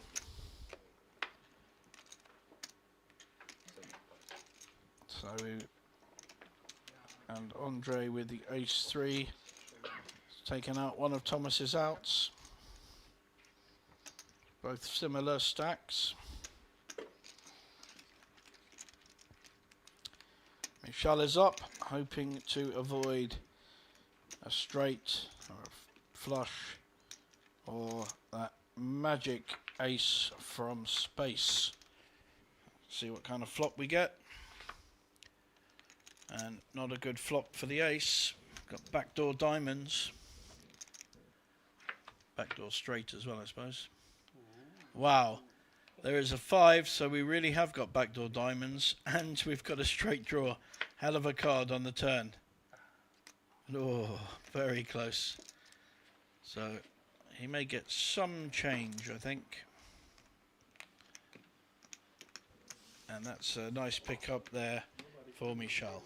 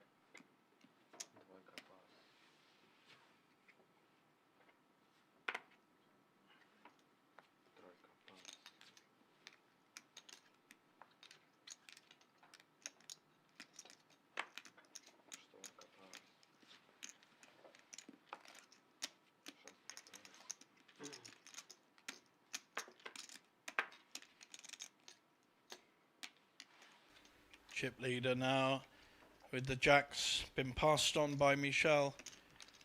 We'll put maximum pressure, but probably the same raise, the 600k. With a very good hand, he's going nowhere. Andre has a pair of 8s. This could be fireworks between the 2 chip leaders.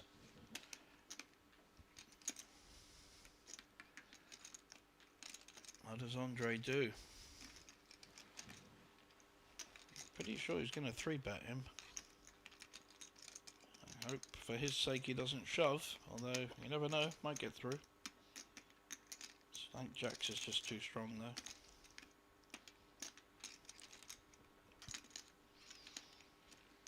Wow. For Olaf's sake, I hope he doesn't have a... Wow, 8s are folding. Wow, Queen 10 for Olaf. Already on the big blind. It's only 300 to call. I think he may call, yep. Eight's folding there. Wow.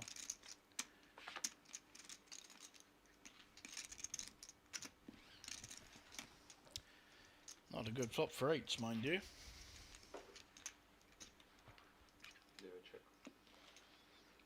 Very careful, everyone playing very carefully at the moment. No one wanting to make a mistake.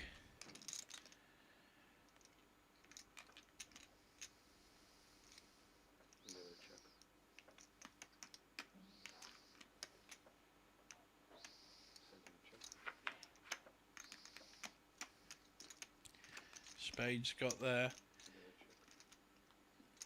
It's going to go check, check. Sebastian will pick up an uncontested pot.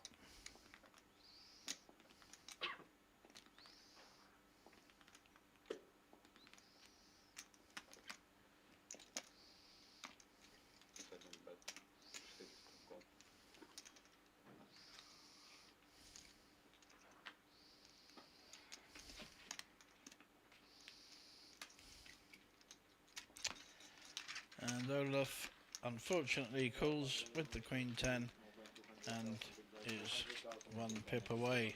Sebastian increases his stack and is now dominating this table.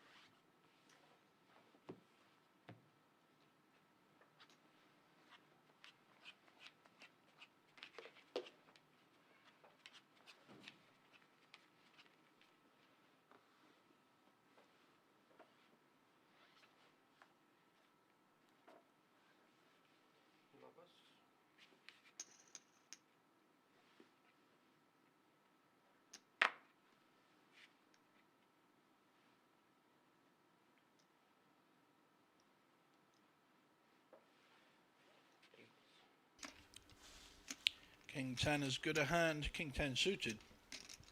Good a hand as any to make the shove, but really fearful poker going on at the moment. No one wanting to get their chips in. Great position for someone that does make a big few jumps. Andre having folded the eights, would have folded on the flop anyway.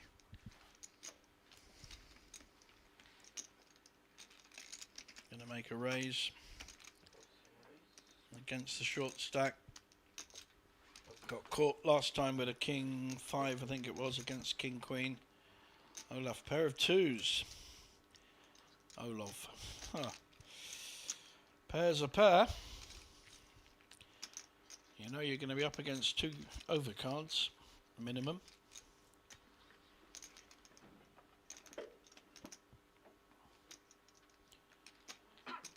No point calling with it. It's a fold or a raise.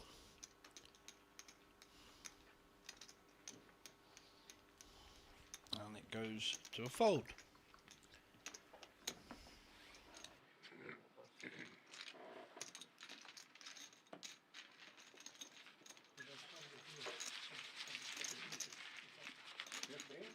Rike, 10 blindia auki. 3 on pienempi säkki. 1 sama kokonaan. You're always going to call me. Edestäkin on iso blindi. Yeah.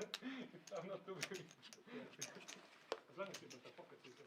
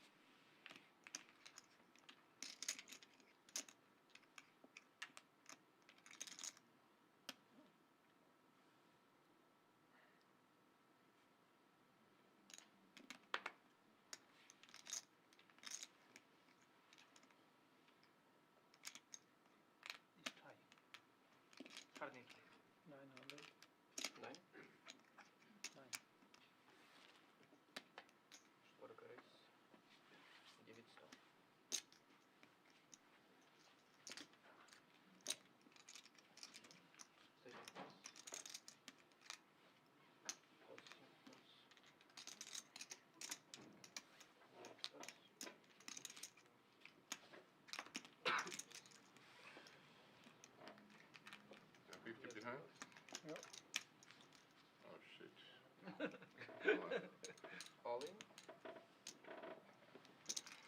Call.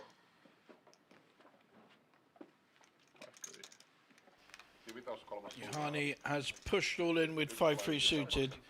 Thomas already committed to the pot with only 950k, so perfectly reasonable play. Connected suited against 2 other cards. And I think we will see a double up for Thomas here.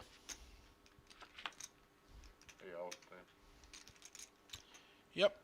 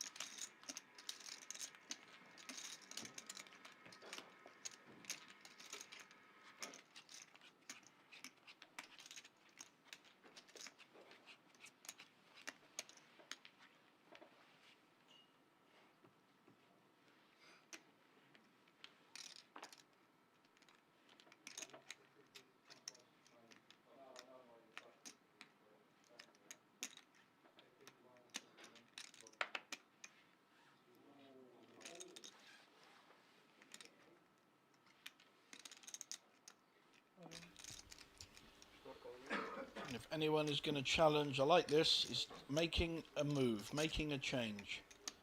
And even if he gets called and is out, he's at least playing some poker.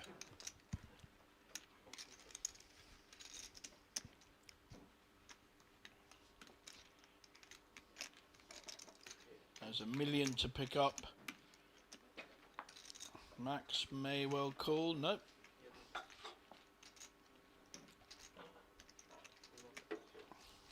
And even Johanni folds, so 2 aces, suited aces fold.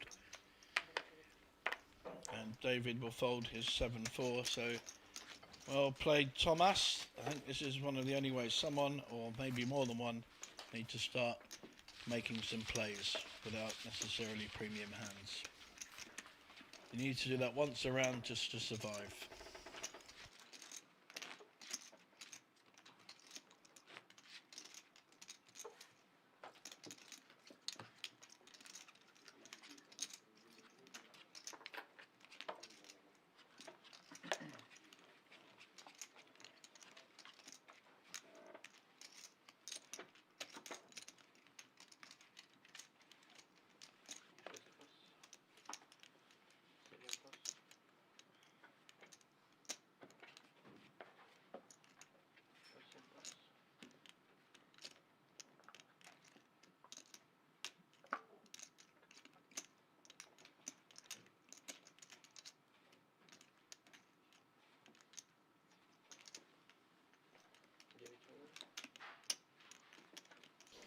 And the same play really from Olaf here with the King 5 suited. Even Max folds a superior hand of the same suit. So far Olaf's raise is working.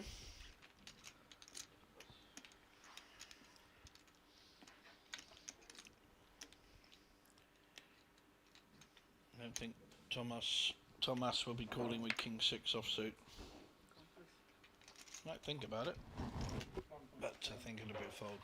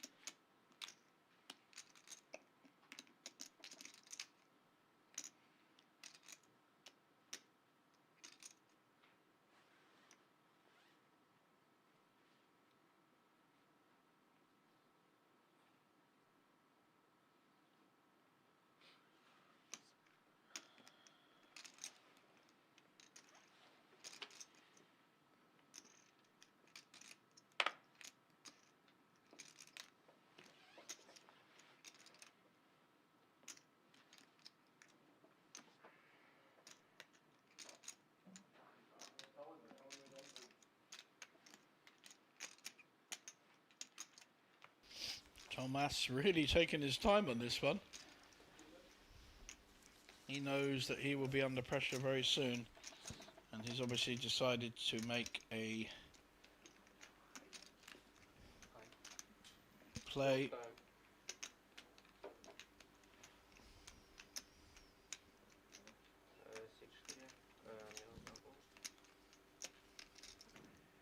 He is actually ahead with the King 6 against King 5.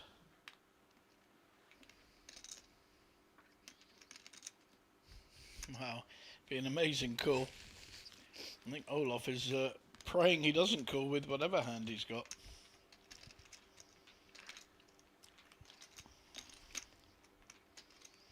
He did take his time earlier on, and in the end folds. Not quite sure why it took that long, but there you go.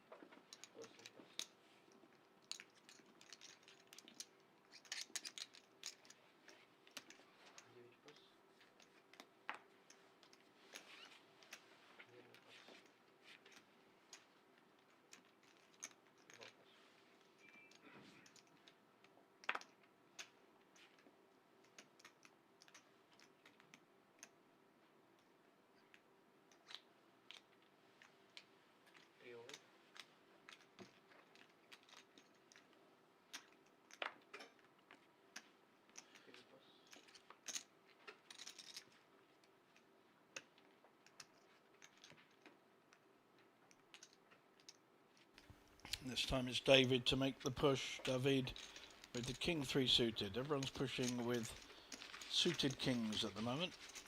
Seems to be a pattern that's going around.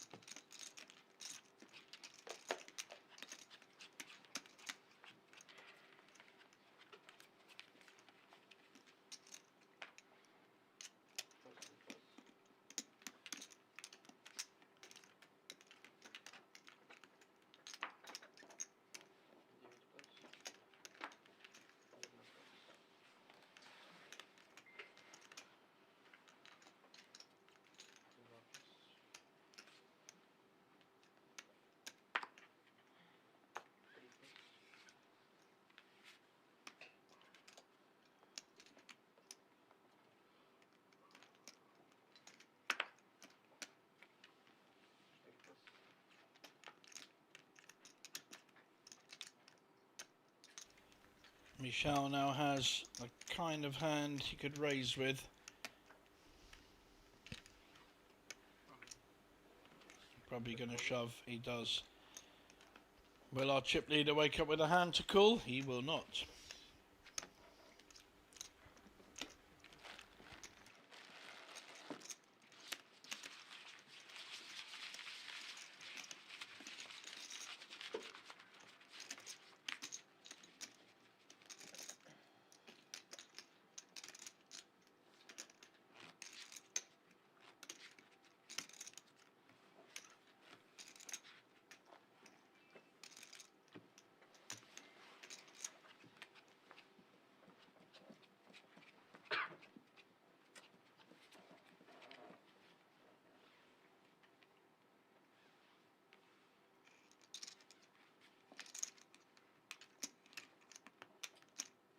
Blinds really punishing now.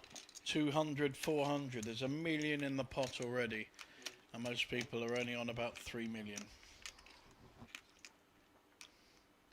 Juhani has a pair and will shove.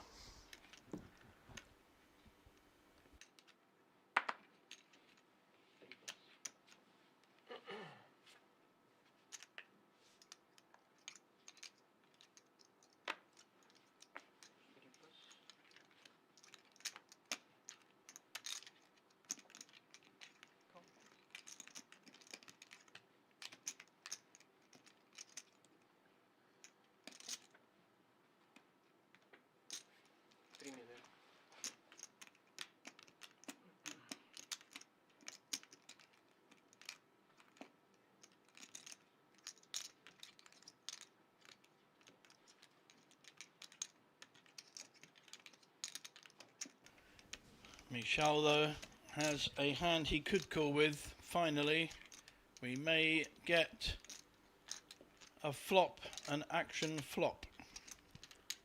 Ace Jack covering the nines, Juhani with 3 million. Every decision now is tight with the ladder.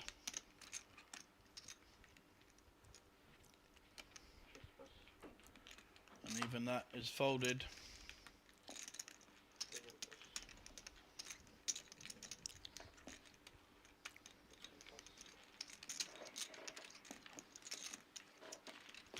And Juhani picks up the pot.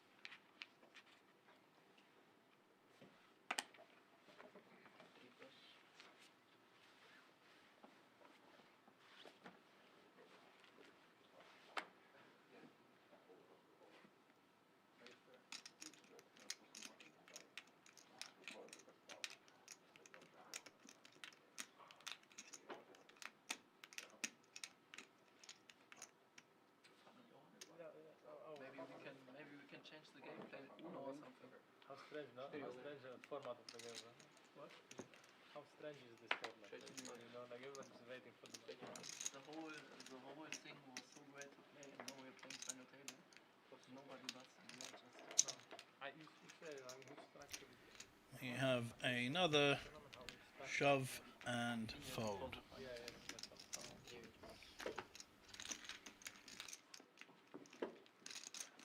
Want to play online poker for free? With PlayPoker Go, you get the thrill of authentic poker anytime, anywhere.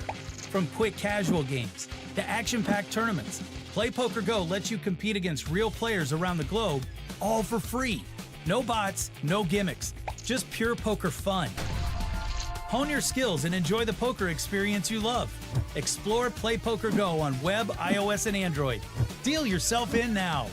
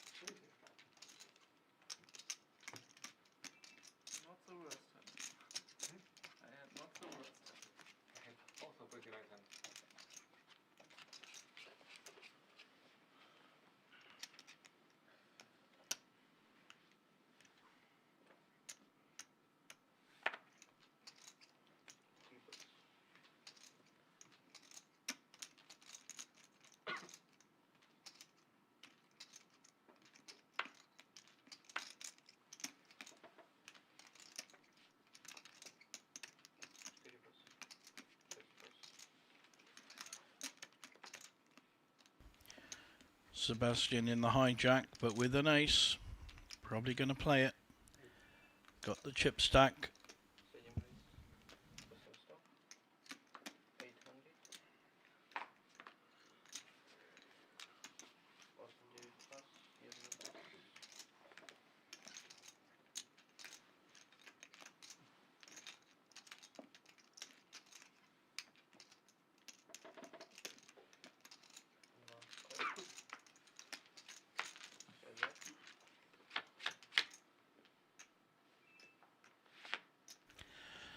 Gets called by Johanni with a king-jack, who hits his king. Looking to trap here, assuming Sebastian will c-bet this. And then we will see a shove by Johanni, who has a good chance of hitting this. Just called. Trapping even more. Does not want to see an ace. That's a safe card. Johanni probably going to check again and induce the bet by Sebastian, who might slow down having had 2 calls. Yeah, and he does. And a full house by Johanni. Might get called with the ace kicker. He's slow played this like a beauty, but there is a flush there as well. Sebastian, very suspicious look there at Johanni.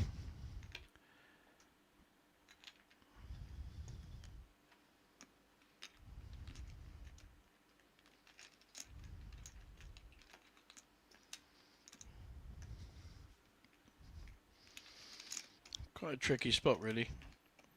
This ace could be splitting the pot, could even be winning. But I think 2.3 million may be just too much to call.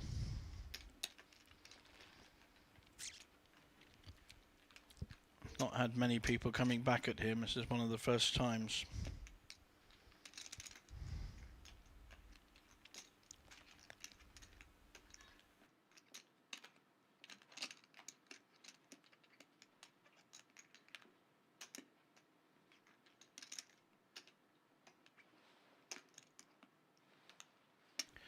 If he works out this hand, he must realise he's been reeled in by Johanni here.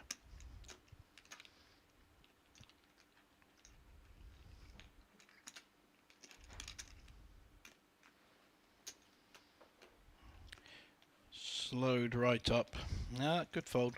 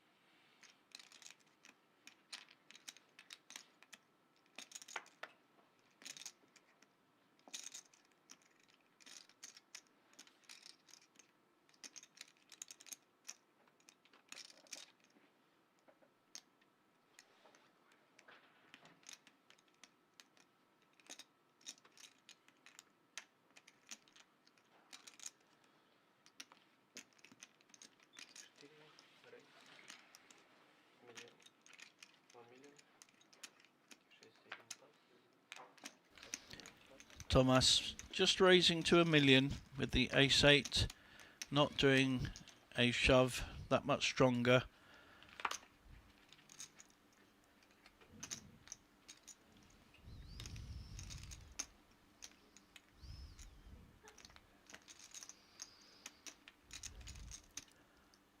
David on the big blind, only going to cost him 600. He's got Queen 10.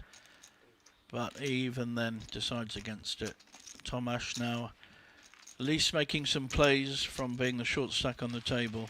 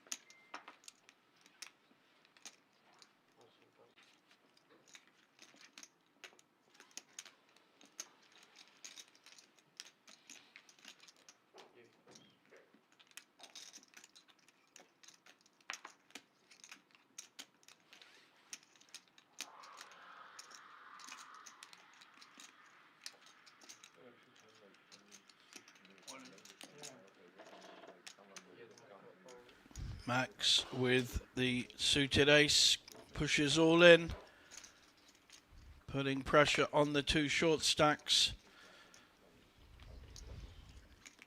Definitely not calling with Jack 10 or Queen 8, even though Tomasz may well take his time. Pot to Max, hasn't played a hand for about an hour. Still not a lot of poker going on.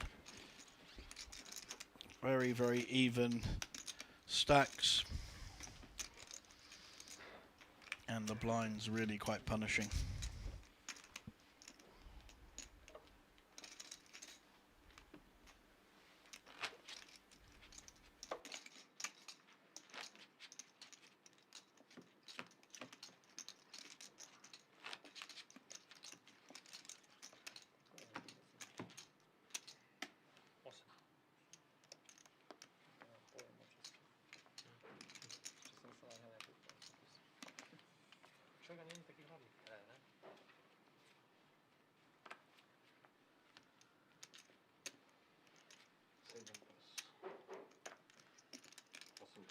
Even our chip leaders folding aces at the moment.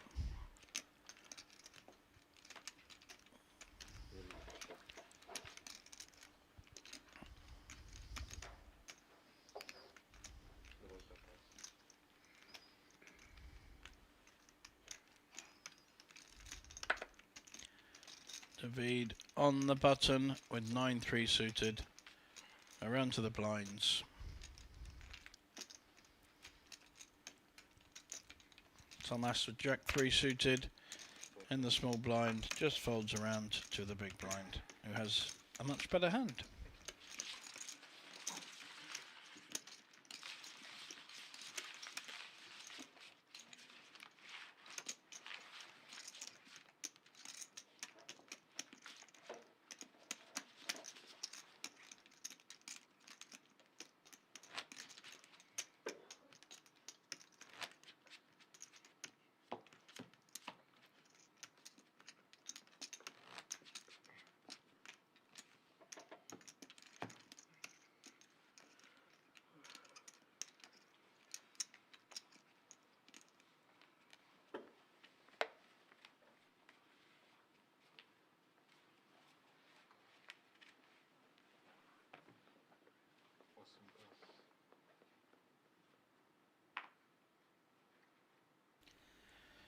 Decent pair for Olaf. Will be pushing with his 1.8 million. Someone going to have a hand to look him up. We had ace queen folded earlier, so I'm honestly not sure what kind of hand some another player is going to call with. It is only 1.8 million.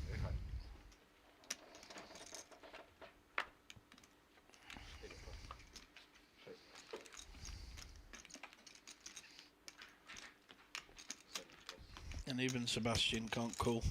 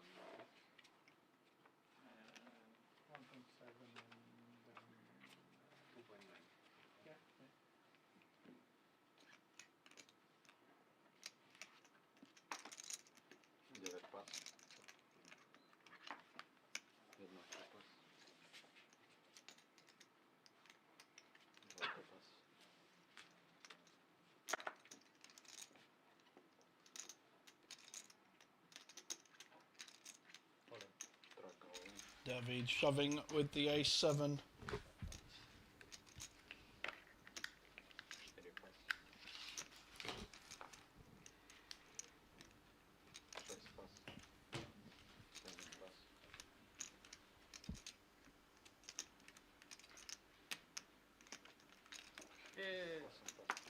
Three outs. 3 outs. 7-2 folds. And another pot to the raiser. Still waiting for a raise and a call. So 2 players, or at least 1 player, would be at risk. But not happening at the moment. And still 8 players left. They should go like 7 dudes never losing, so. I would enjoy our friendship from that point. After no more Counter Strike. Only team kills all the time.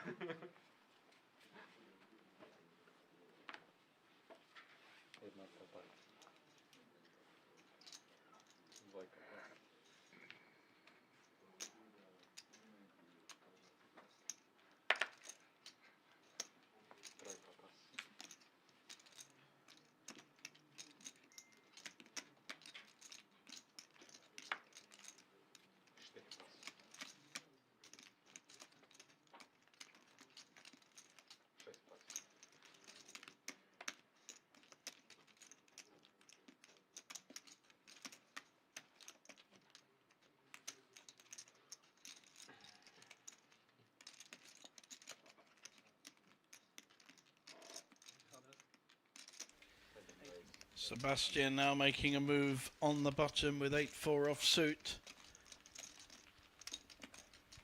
With the amount of folding there's been, it's a perfectly reasonable decision. Olav with 8-5 has him crushed, but will not know it.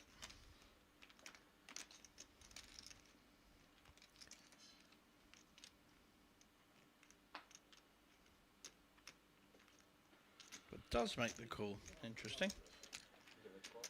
If both these players hit, then this could actually be an interesting pot.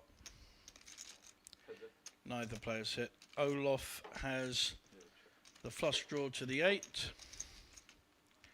But Sebastian will almost certainly c-bet this. And reps a big card and takes it down. I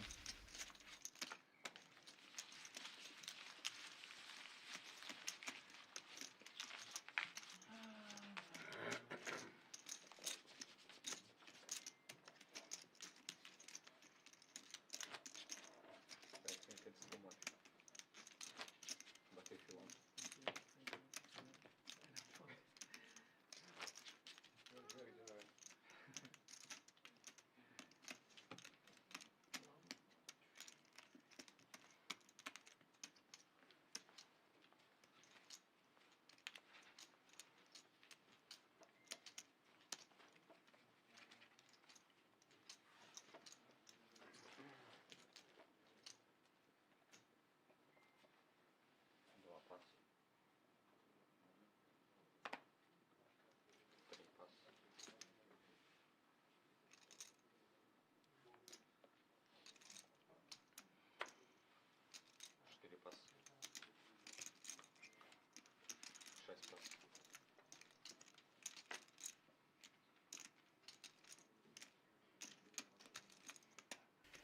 The first proper hand that anyone's had for really quite a while. Pair of queens for Sebastian. Raised with 8-4 last time, got away with it. No one is calling with even ace-queen, ace-jack at the moment, so a bit of a waste. Does show the queens. Just a bit of advertising there. Well done, Sebastian.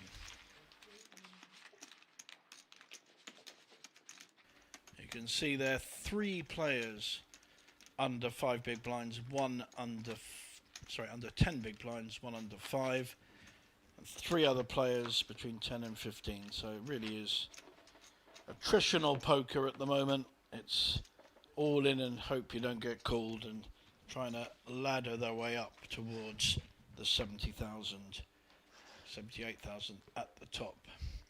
Sebastian still holding a pretty good chip lead at the moment.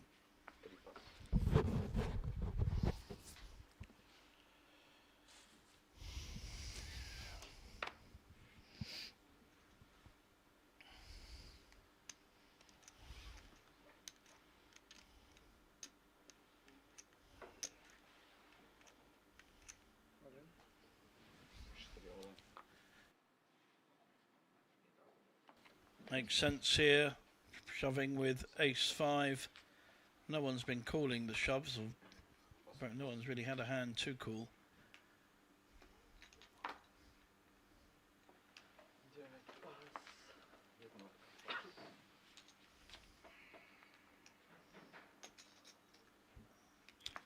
And Thomas should pick up this pot. Yes, he does. A nice million added to his stack.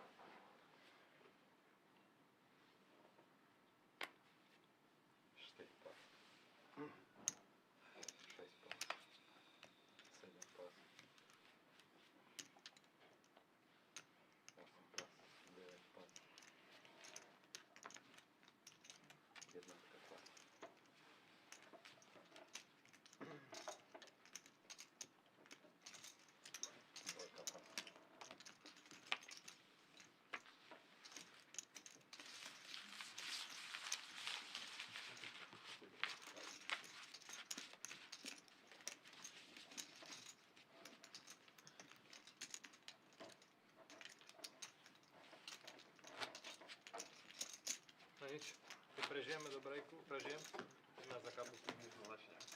Som dvojku.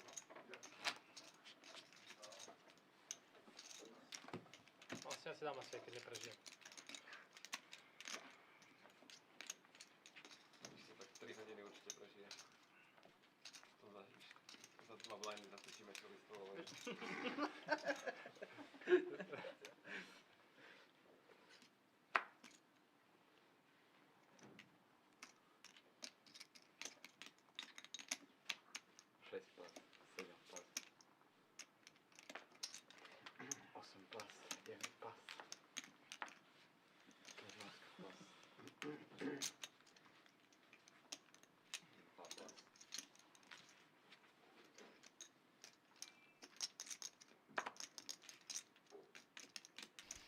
Small blind with an ace against a similar stack.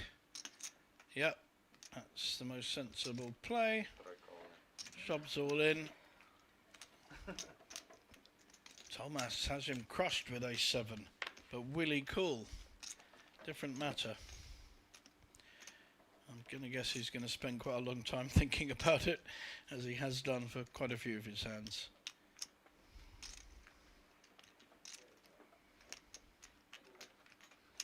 Got to know that the shoving range is so wide here.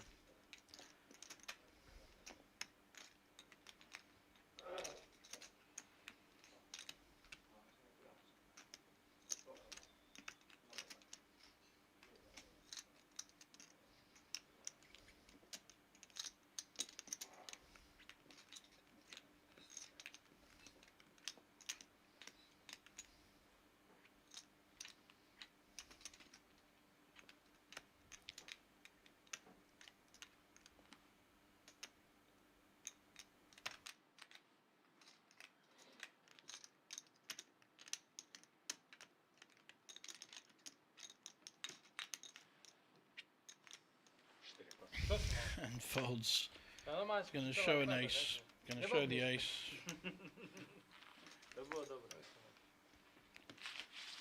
And Thomas thinks he's made the right fold with ace-7. We, of course, know he hasn't, but that's the game. At this point, it's a shove fest, etc.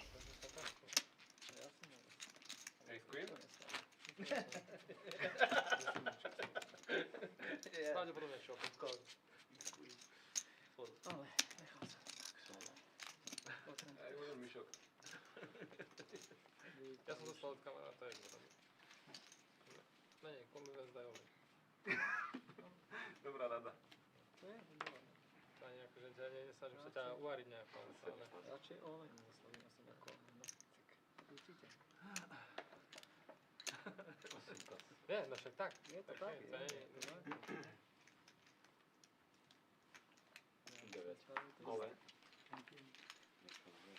Tak to som videl, že ste... Olaf shoving his very small stack under 3 big blinds, I think, now. With a king-6, hoping he doesn't get called. Certainly won't by David with 8-5 or Thomas with Jack-3. Getting a count. And Michel will not be calling with 7-2 either.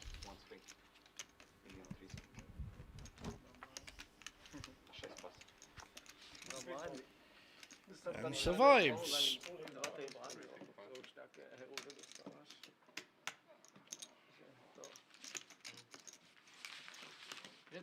Neviem, či som hral taký finále z toho, vieš, že...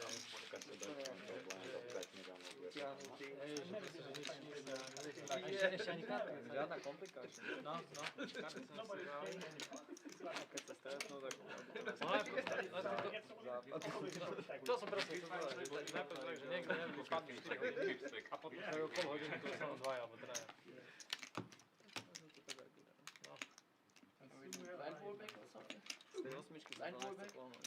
Sorry? Line ballback. Zaklítá osmička. Ešte jeden ešte. Pay jumping, No, fajne. 800? 2000 možno ísť na dovolenku. Andre this time with the raising hand, ace-10. Kings for Olaf, what great timing.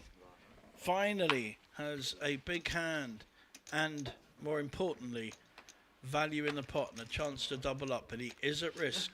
If Andre hits an ace, we will lose poor Olav. Not many kings left. And aces for Michel. We're going to go 3-way here, although actually I think Andre may well fold. And we're going to lose Olaf almost certainly.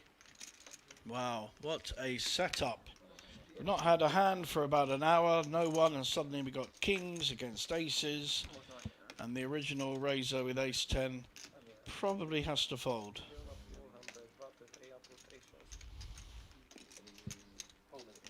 Olaf is going to be distraught when he sees the hand. And everyone else, there's an ace out, there's a king out, diamonds are no good. He's really drawing to hearts or somehow some kind of straight. One king in the deck, I think, and I think one ace as well. So a bit of a setup here. Olaf has not had any hands at all. He finally gets one, and Michel's got aces. And there's an ace. We will lose Olaf. Olaf in 8th spot. Unless we see a straight.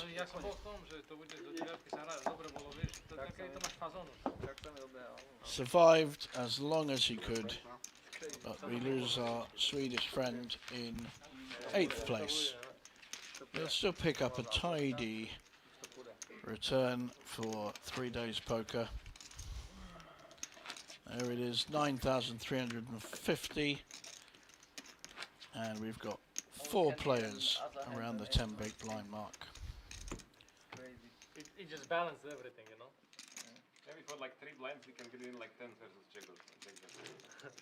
I think that's sweet. Maybe too tight.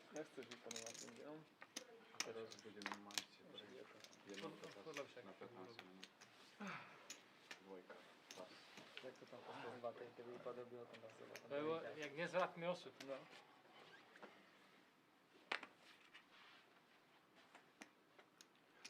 Don't you dare. David now with a pair of nines. And shoves his 4 million.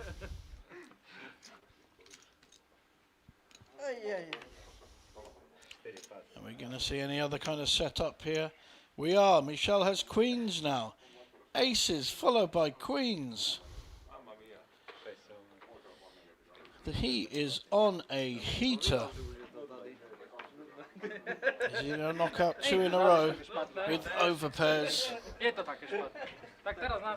Wow, this final has exploded from a very slow hour to 2 massive hands in a row. Oh, and there's the 9. Michel doubled up and may double down in 2 hands. Just one of 2 queens left.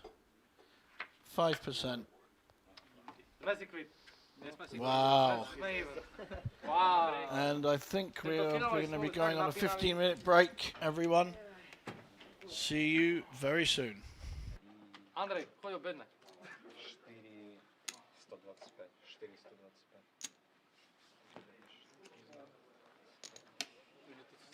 425. Back to Bratislava. This is the Festival Series, the penultimate day here. We have main event in full swing, the last flights, a lot of other action going on as well. And of course, yesterday, more hospitality as we went bowling with the group. They had a lot of fun for sure. We competed for some sportsbook tickets, and the winners, of course, the best bowlers, very, very happy. A nice day, some pizza enjoyed as well, before coming back into the casino for more poker action. Big fields in the main event of the 2 flights yesterday, and also the first ever Chicago winner, Verneri Häkkinen of Finland, took it down. The Swedes were huge favorite, of course, in their own home game, but the Finns proved them wrong, and Verneri was the winner in this one. So huge congratulations on taking down the Chicago. The ladies, of course, also had their Queens event battling out, and Britt Robertson of Norway coming up was the winner of the Queens event in Bratislava.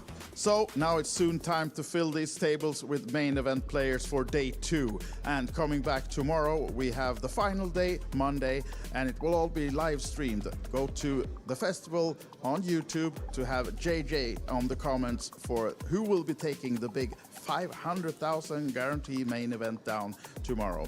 But now, Sunday, day 2, let's enjoy it and see you back tomorrow. Bye for now.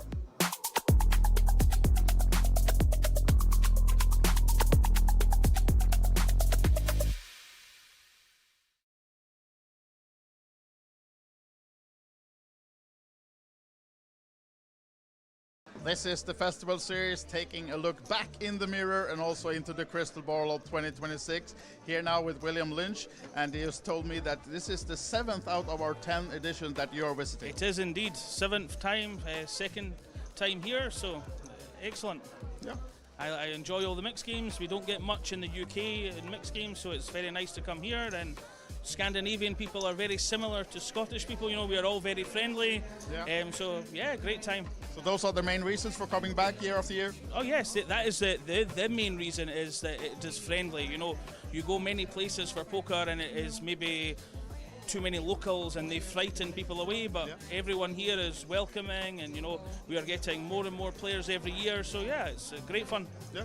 So you mentioned the mixed games as your favorite. If you could just pick one tournament to play this week, which one would it be? They don't actually have the tournament I would pick. Okay. I would like a Omaha High-Low only tournament, and we've never actually had one at the festival yet, so I'm constantly asking Franca for a PLO High-Low and a team event. So then I will take the responsibility to promise you that during 2026, at some stop, at least one, there will be one of those. We hope so, We'll maybe call it the William Lynch Invitational. We can do, I can host it, you know, as long as it's not during the World Cup, because Scotland are going to be there. Exactly, now you're leading me into, that's very good. Yes, that is very, Scotland, We had a remarkable match against the Denmark, you know. Sure, a lot of Norwegians will be delighted that we won, so we're having a great time here. Yeah, Yeah. There was actually like an earthquake when you scored the last goal, right? Yeah, Here in the I'm casino. very sorry for jumping up. You know, I am 19 stone, so I maybe made a bit of a noise, but I mean, everyone else was delighted. I think there was maybe 2 Danish people. They left very early after, so we all had a great time. Yeah, we did for We sure. did, yeah. Absolutely. So we hope to see you at many stops next year. Hopefully all. But if you could just pick one, which city would you go to? Now you know Tallinn is coming back. I would go Tallinn. Yeah. I really liked Tallinn the last time. You know, it was very nice city. I've only been there once, so I'm going to probably be in Malta and Tallinn. Probably going to the World Cup now, so yeah. I probably can't afford any other stops. But Malta and Tallinn will be my 2 stops for next year. But then just place a bet for Scotland to win the World Cup, and then you can go to all stops in 27. William, thank you for Thank these you very much. 10 editions and 7 times you've been here, and we hope to see you a lot next year. Perfect. All right. Go Cheers, Scotland. guys. Yes, go Scotland.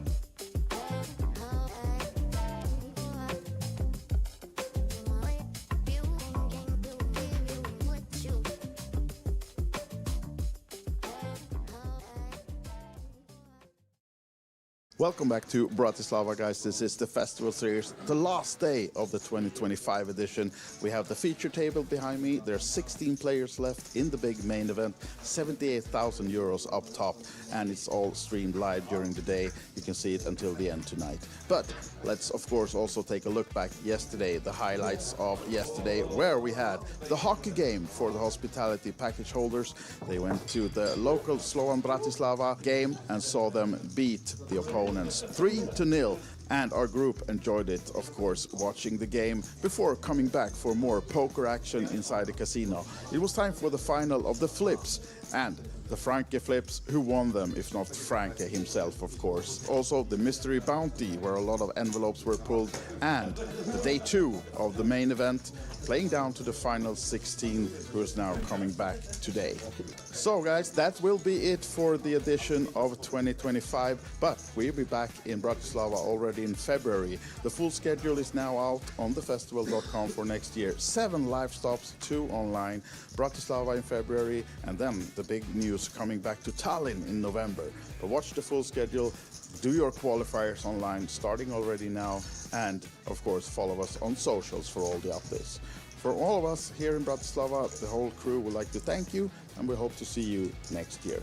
The Festival Series, we're going big.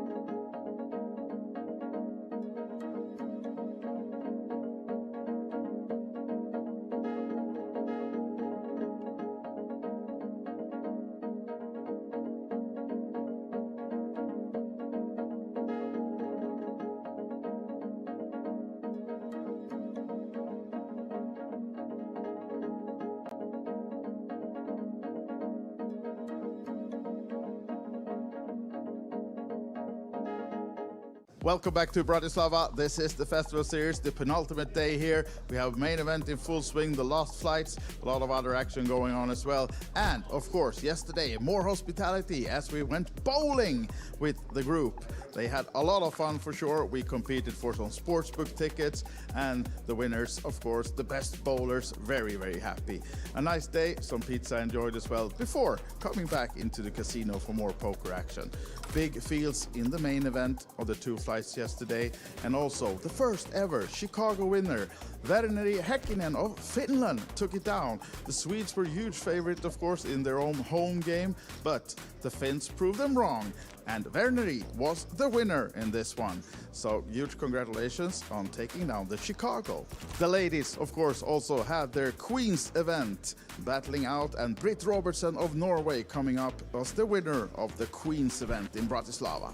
So now it's soon time to fill these tables with main event players for day 2. And coming back tomorrow, we have the final day, Monday, and it will all be live streamed. Go to the festival on YouTube to have JJ on the comments for who will be taking the big 500,000 guarantee main event down tomorrow. But now, Sunday, day 2, let's enjoy it and see you back tomorrow. Bye for now.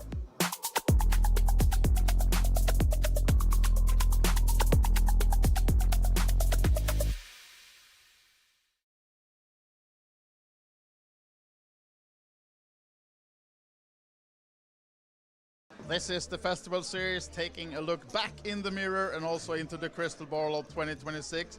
Here now with William Lynch, and he has told me that this is the 7th out of our 10 editions that you are visiting. It is indeed 7th time, second time here, so excellent. Yeah. I enjoy all the mixed games. We don't get much in the UK in mixed games, so it's very nice to come here. And Scandinavian people are very similar to Scottish people. You know, we are all very friendly. Yeah. So yeah, great time. So those are the main reasons for coming back year after year? Oh yes, that is the main reason is that it is friendly. You know, you go many places for poker and it is maybe too many locals and they frighten people away, but everyone here is welcoming, and you know, we are getting more and more players every year, so yeah, it's great fun. Yeah. So you mentioned the mixed games as your favorite. If you could just pick one tournament to play this week, which one would it be? They don't actually have the tournament I would pick. Okay. I would like a Omaha High-Low only tournament, and we've never actually had one at the festival yet, so I'm constantly asking Franca for a PLO High-Low and a team event.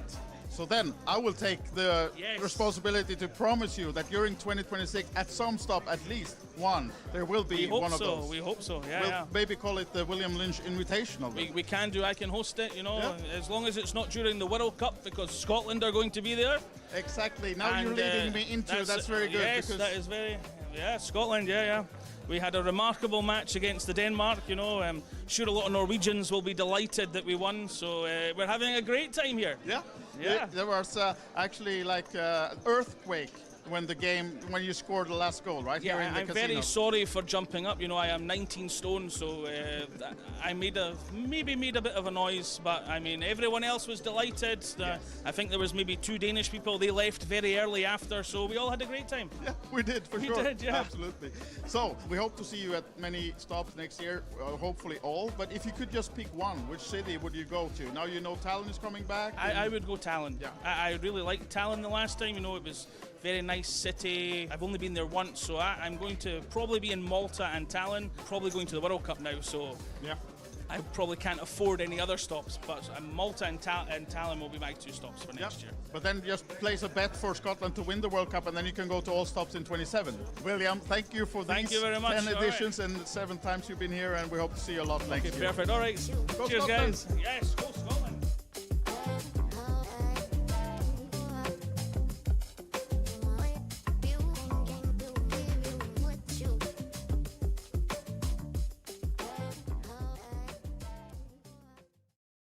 Welcome back to Bratislava, guys. This is the Festival Series, the last day of the 2025 edition. We have the feature table behind me. There are 16 players left in the big main event, 78,000 euros up top, and it's all streamed live during the day. You can see it until the end tonight. But let's, of course, also take a look back yesterday, the highlights of yesterday, where we had the hockey game for the hospitality package holders. They went to the local Slovan Bratislava game and saw them beat the opponents 3-0, and our group enjoyed it, of course, watching the game before coming back for more poker action inside the casino. It was time for the final of the flips, and the Franke flips, who won them if not Franke himself, of course. Also the mystery bounty, where a lot of envelopes were pulled, and the day 2 of the main event, playing down to the final 16, who is now coming back today. So guys, that will be it for the edition of 2025, but we'll be back in Bratislava already in February. The full schedule is now out on thefestival.com for next year. 7 live stops, 2 online, Bratislava in February, and then the big news coming back to Tallinn in November. But watch the full schedule, do your qualifiers online starting already now, and of course follow us on socials for all the updates. For all of us here in Bratislava, the whole crew would like to thank you, and we hope to see you next year. The Festival Series, we're going big.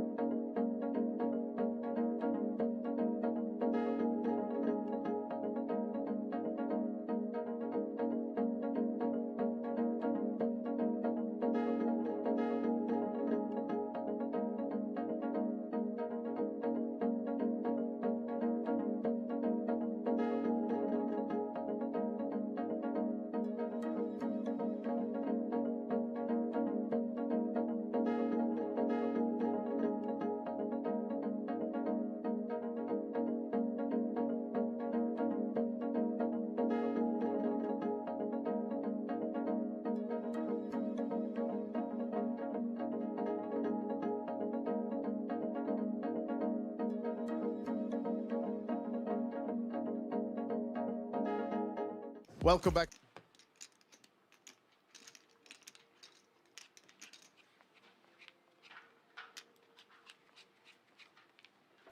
Welcome back everyone from the last break, and we still have 7 players to go. A lot of players though on fumes. These blinds are punishing. Thomas, Ace King, it's going in people, it's going in. He folded the best hand a couple of times earlier, but this one is 100% going in.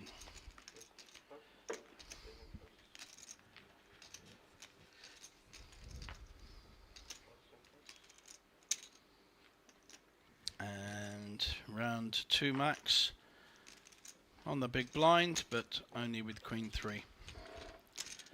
Tamas picks up 1.2 million and shows a good hand.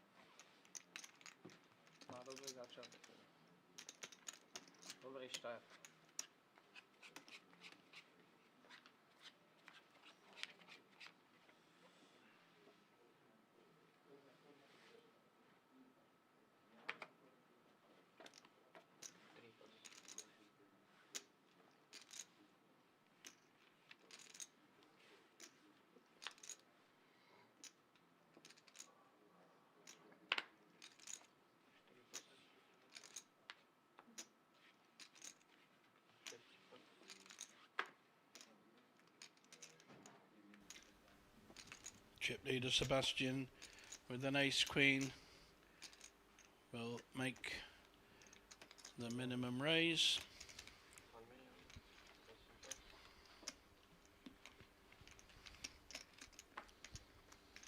Max with a pair of 8s may well.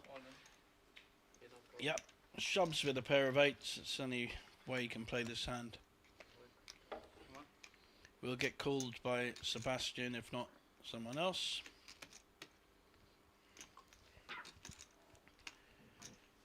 Not a lot to think about once he gets a count. Only 3.5 million. He's already put in 1 million. Good opportunity for a double up for Max. All of these shorter stacks desperate for a double up. You can only double up if your chips are in. 3 million. 3 million 900. But I like the way Sebastian's still taking his time. He wants all the information before calling, and he will call. It's a race, and it's a fair race. Eights against ace queen.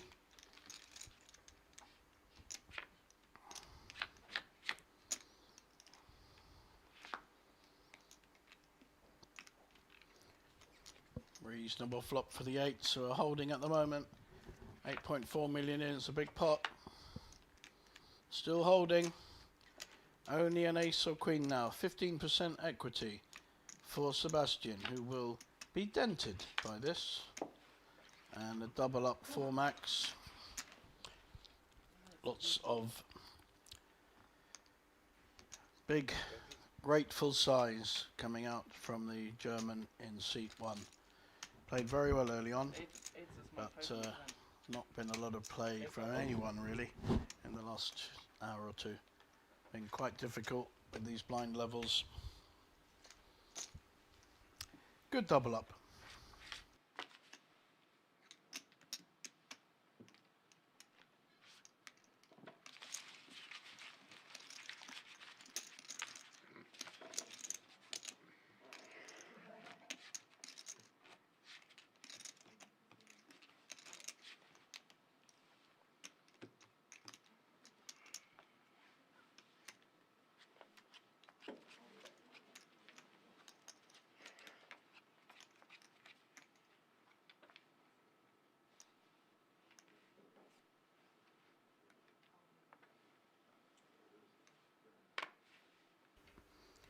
Thomas now in under the gun early position, but with the ace jack. And he's all in.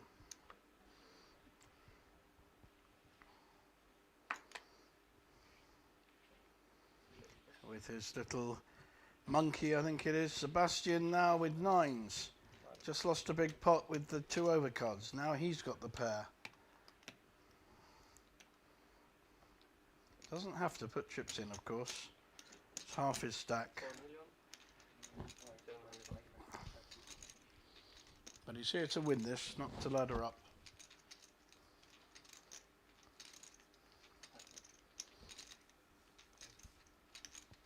Not the easiest spot to be put in with nines, though.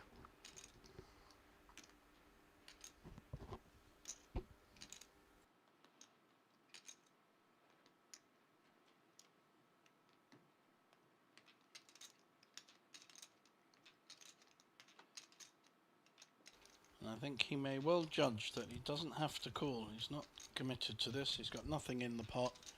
He can just let nines go. Yeah. I think from his point of view, that's not a bad decision.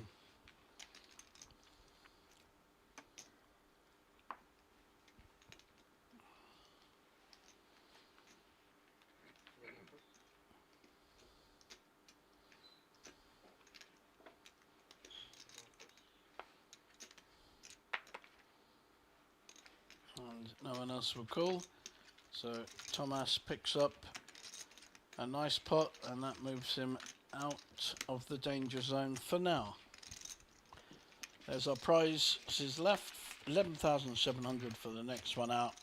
Then jumps of 3,000, 5,000, 6, 9, 13 and 20, 30,000 between first and second.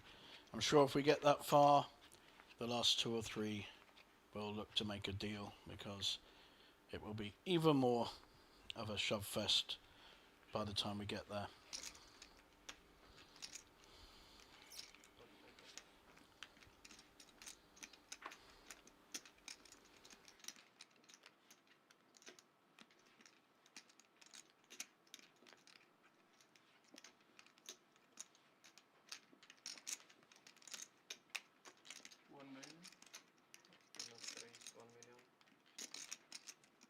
Sounds good.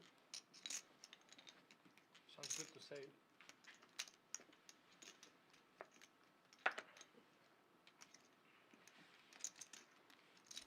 Max playing this hand differently, just making a raise to $1 million.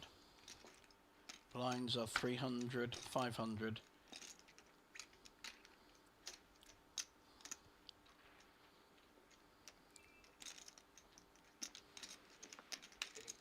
And that's an effective way of picking up a pot as well as the shove. 1 million. I feel like I have a yacht. I go to Monaco. Monaco.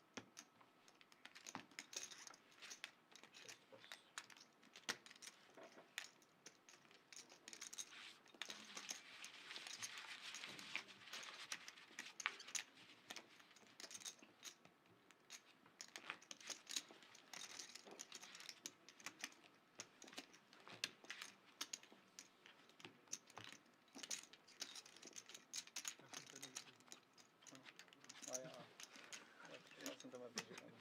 Jsem byl dobrý. Na to, že jsem byl malém. Tak čudoval. Velice veľa.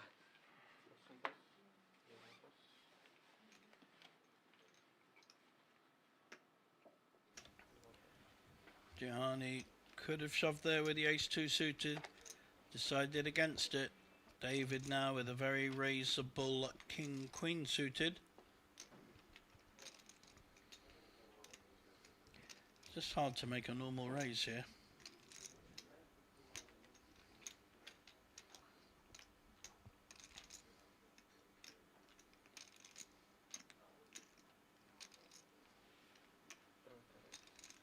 Raises to 1 million.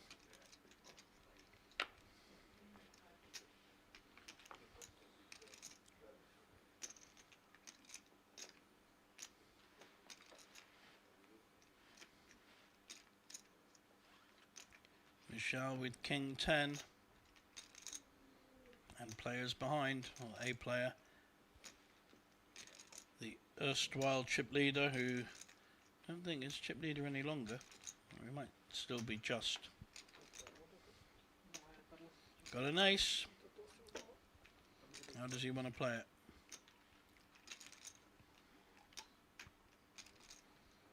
Which is cool. Yep. Makes sense.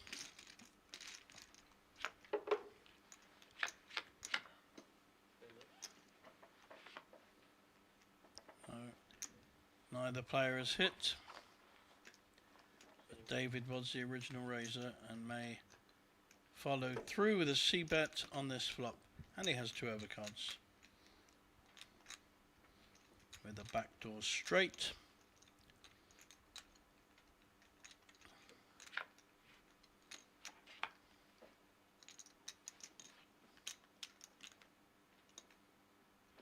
And Sebastian going to make a stab at this. He's got the... Still winning technically with the ace.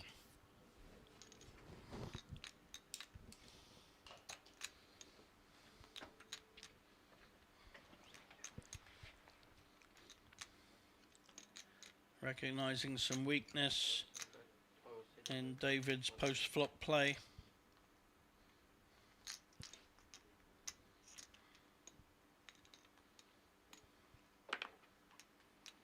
And picks up a nice little pot. Well played.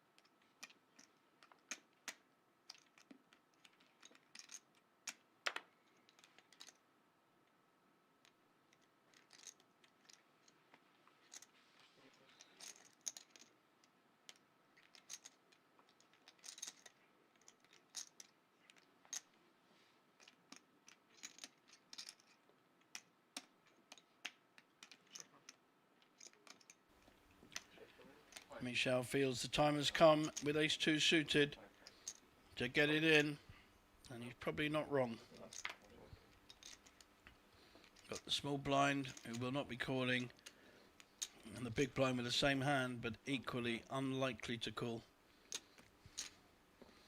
Half his stack.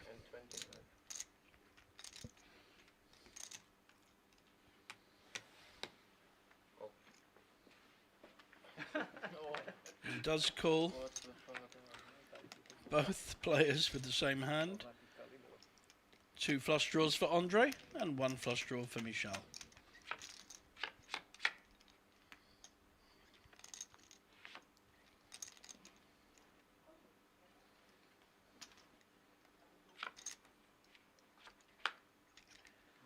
And the pot is shared.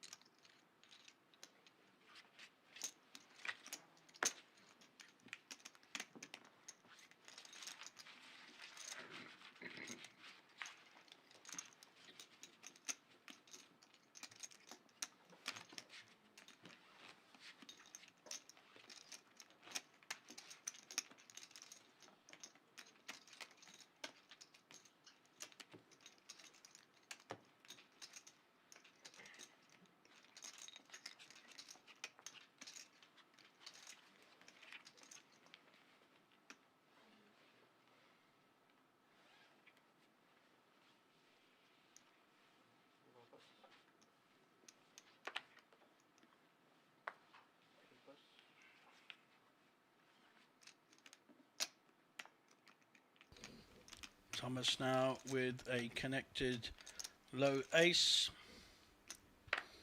And 12 big blinds in front of him.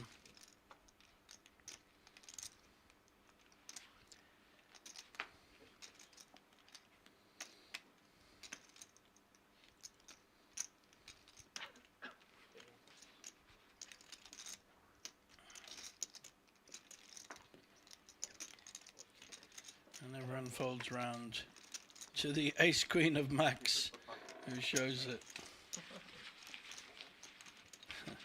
Showing the ace-5 didn't push from Max's point of view.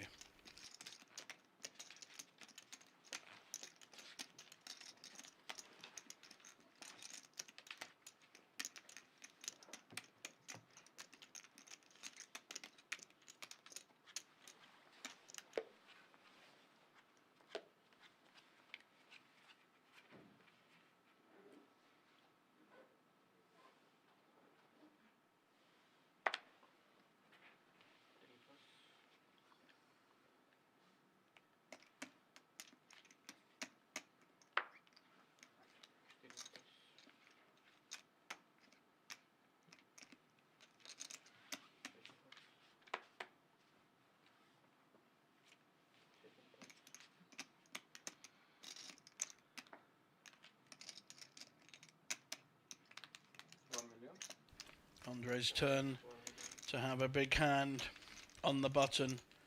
He can afford just to raise this. I like this. And he's exactly what's happened.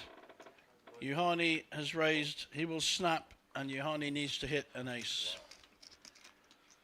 Oh, Sebastian appreciating Andre's play there. Juhani less so, unless he hits an ace. But we could see our 7th place finisher, the big, very friendly finish. And the game is over, quad kings. And we lose Juhani, who's fought hard, but someone's got to go in this level, really. This and the next level should sort the men out from the boys.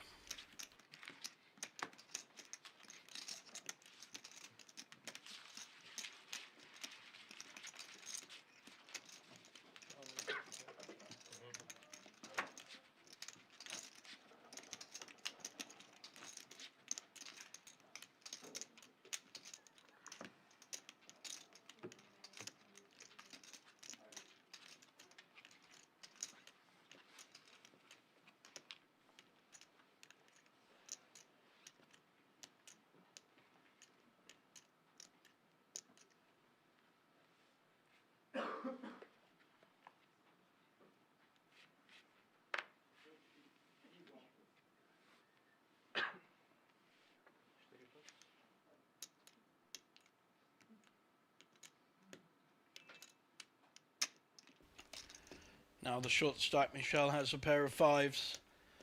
It's in.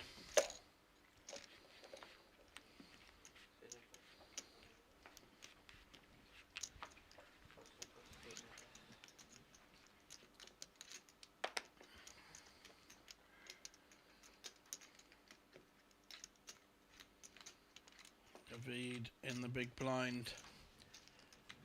It cost him 2.7 million to call. Not really a big enough hand to call with, even if you think you're live, which he is. Not that live. Just the king or clubs.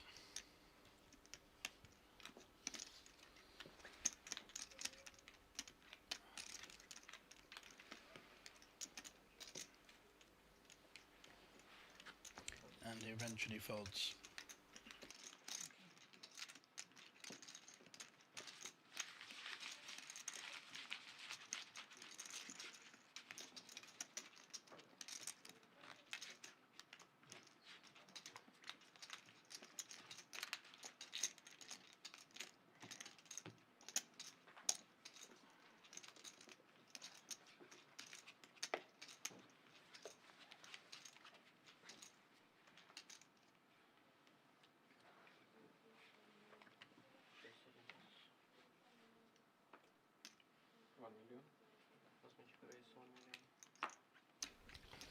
Andre following up the kings with another big hand. He's got jacks, and again just electing to min raise,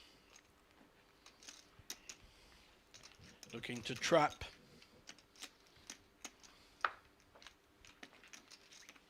And not worked this time.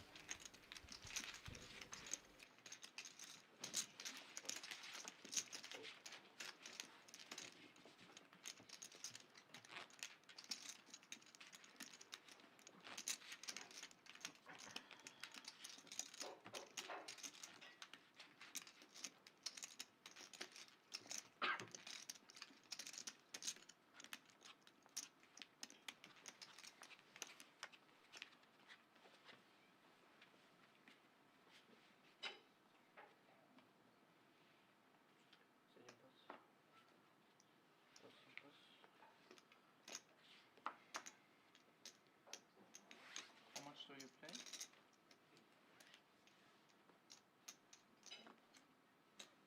5.8. 1 million. Raise 1 million. Okay.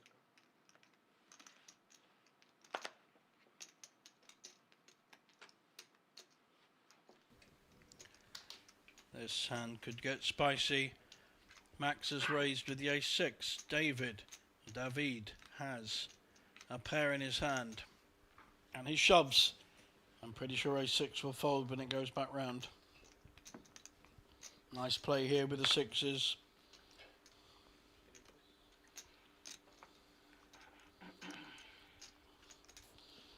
This is why it's better to be raising just to the million, whatever your hand is. Gives you the option of calling with a monster or folding with a hand like ace-6. So, nice pick up there for David.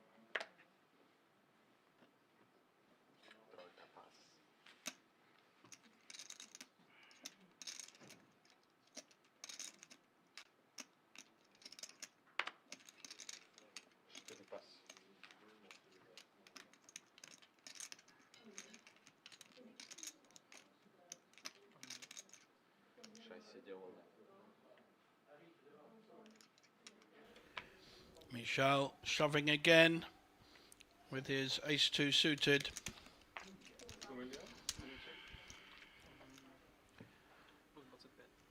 Andre considering it.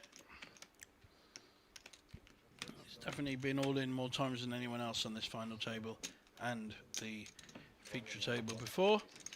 I'm sure the other players will have picked up on that. Wow. King 9. King 9, King 10 play pretty well. Michel, though, is holding the winning hand at the moment. It's 60-40.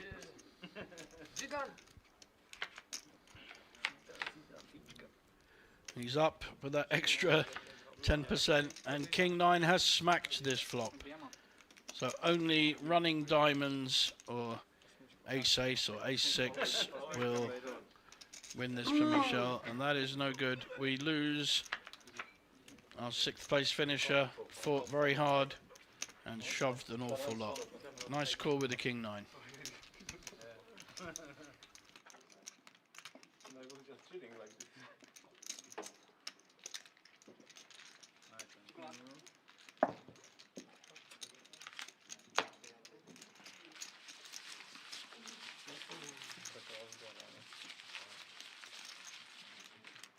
There you see our new leaderboard, 5 players, and Andre for the first time is our chip leader with 12 million. Thomas, the danger zone with 4.8 million. Everyone else comfortable enough for now.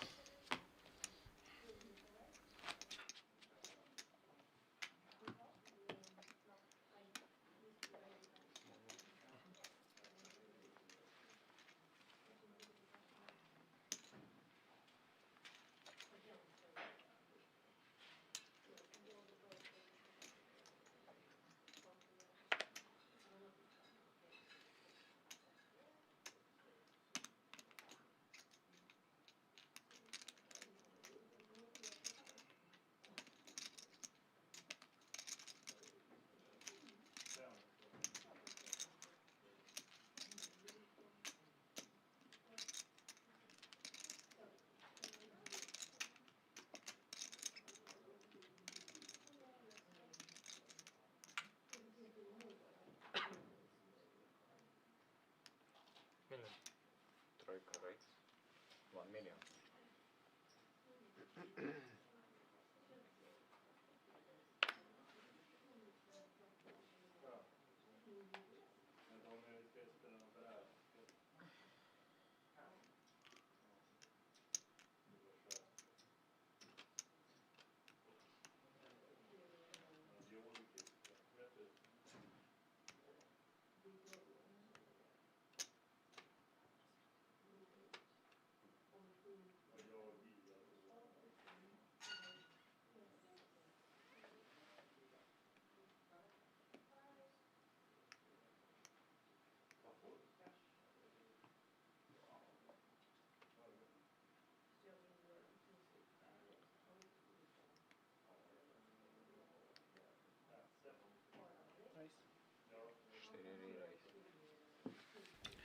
Classic setup. Queens will be called by Ace King.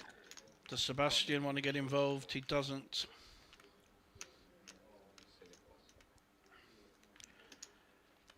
Thomas with the queens. Oh, Andre with 9s. This could be a much bigger pot than I first thought. This is amazing. At this point in the game, for all these big hands to come out.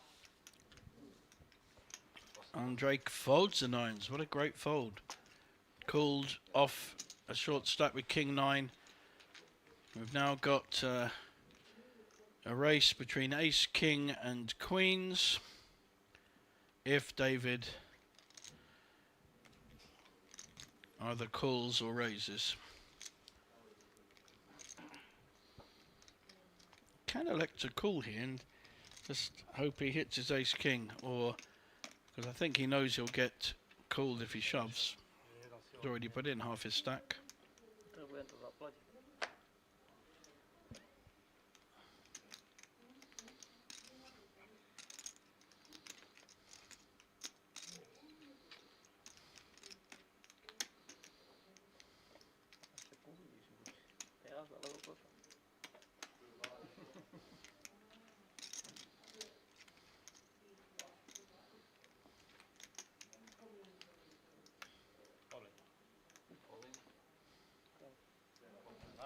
And it's all in and call. It's a classic race, ace king against queens. And it's Thomas with the queens at risk, but a big slice of his stack if David loses. David. Two Slovakians. One will progress, one will be out, maybe. There's the king. It's the queens are at risk, and at the moment Thomas will be leaving us. Two queens in the deck, 5%.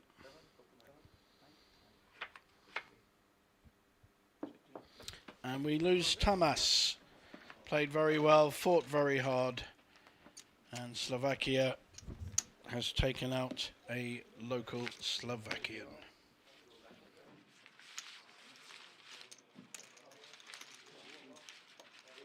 Why I knew before I'm sitting with your three guys here. Yeah, what? You are sitting with what? With, yeah, you know. With you three.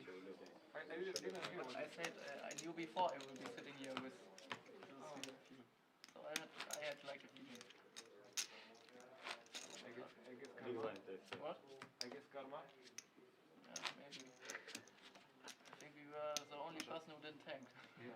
I mean, this guy was nice. Yeah, he too. He was a good guy. He was playing hard. Yeah. Thank you, thank you. It's about me. You too. You are also very quick. Thank you. That's what she said.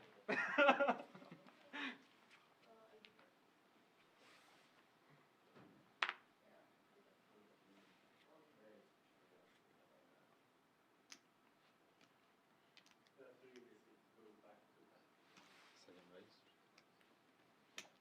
1 million. Awesome pass.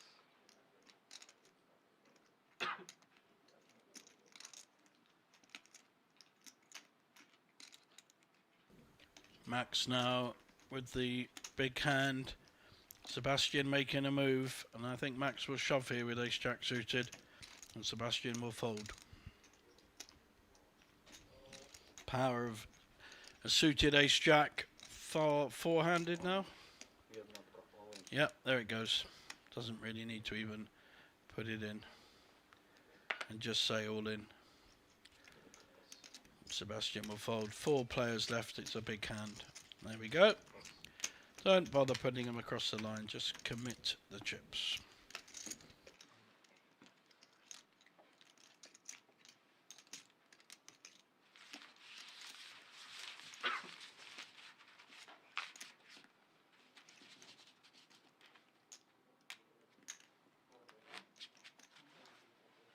What's the clock we have?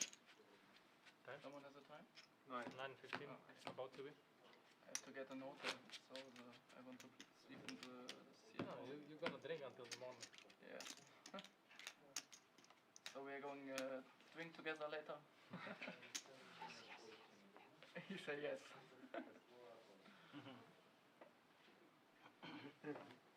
1 million. Osmička race 1 million. Forward. Jednotka pass.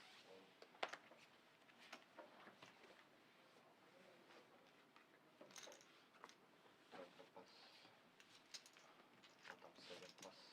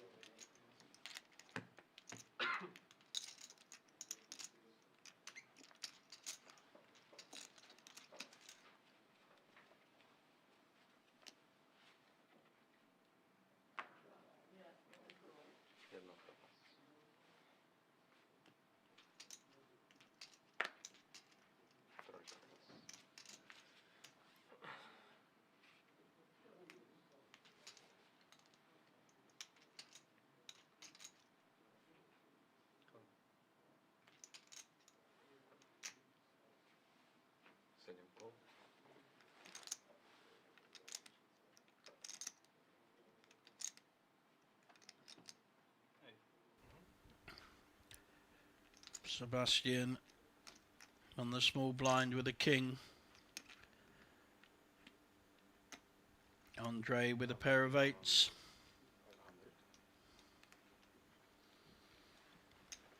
Looks like just a call by Sebastian. Andre coming in with a raise of $1 million.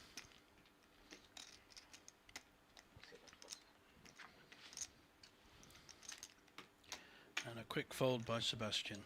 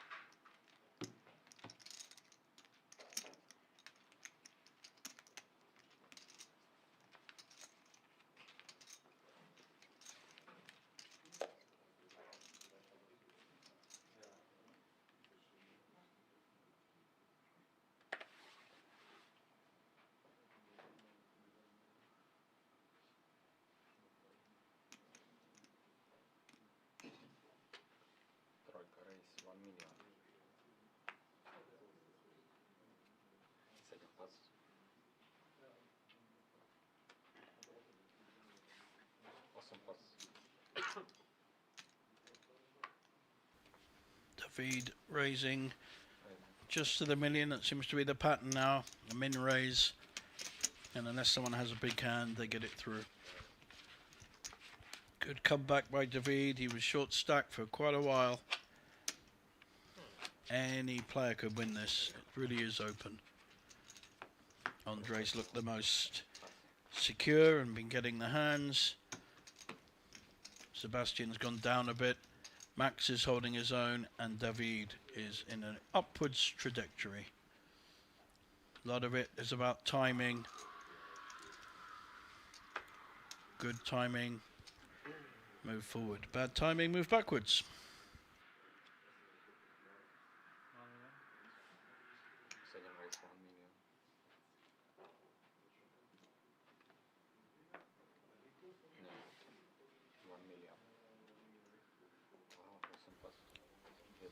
Pair under the gun, pair of fours. Puts pressure on the other players with the raise. David, though, been getting some hands and been able to play back. This time, he doesn't have a hand good enough to play back.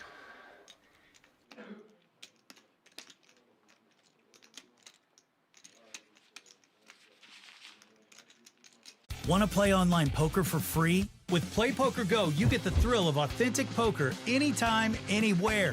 From quick casual games to action-packed tournaments, PlayPoker Go lets you compete against real players around the globe, all for free. No bots, no gimmicks, just pure poker fun. Hone your skills and enjoy the poker experience you love. Explore PlayPoker Go on web, iOS, and Android. Deal yourself in now.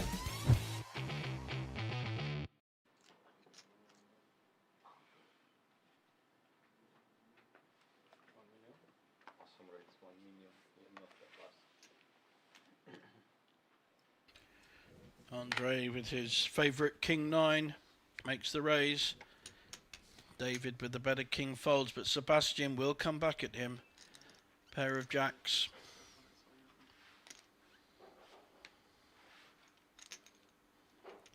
Interesting. Just elects to call. He's playing this very sneaky. Doesn't want to see a king though. Slow playing his big pair. Taking a different tactic. Full house already, look at that. And now it's Andre that doesn't want to hit his 9. Can't put Sebastian on a pair. This could work out very well for the slow played premium hand.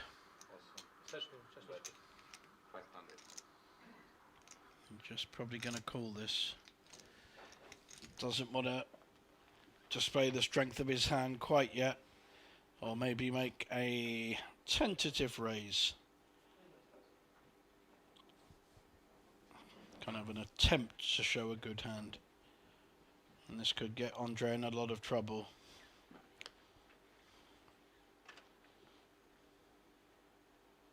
Is he considering a shove?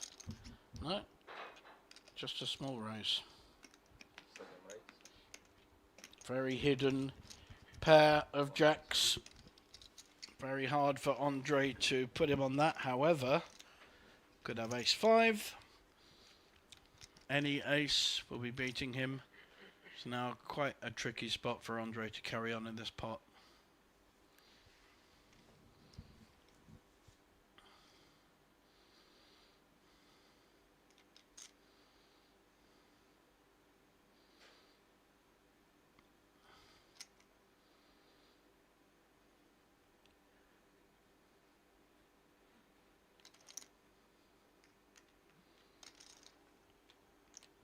Sebastian has played this very cute small raise, but a powerful one. All in and call. Now that was a surprise. King 9 is in a tricky spot now. Needs to hit a king. Or a 5 actually. A 5 would give him a better kicker.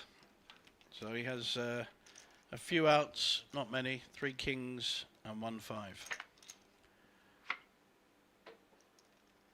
9 is no good. It gives him a smaller full house. But another 9 would give him the win. And that's big dent in Andre's stack. And back at top of the leaderboard is our previous festival winner, Sebastian. Played that hand really, really well. Very interesting way of playing it, inducing the raise by Andre. And very, very clever way of doubling up. Good stuff. Nice to see this kind of poker able to be played at this final table with 4 players left.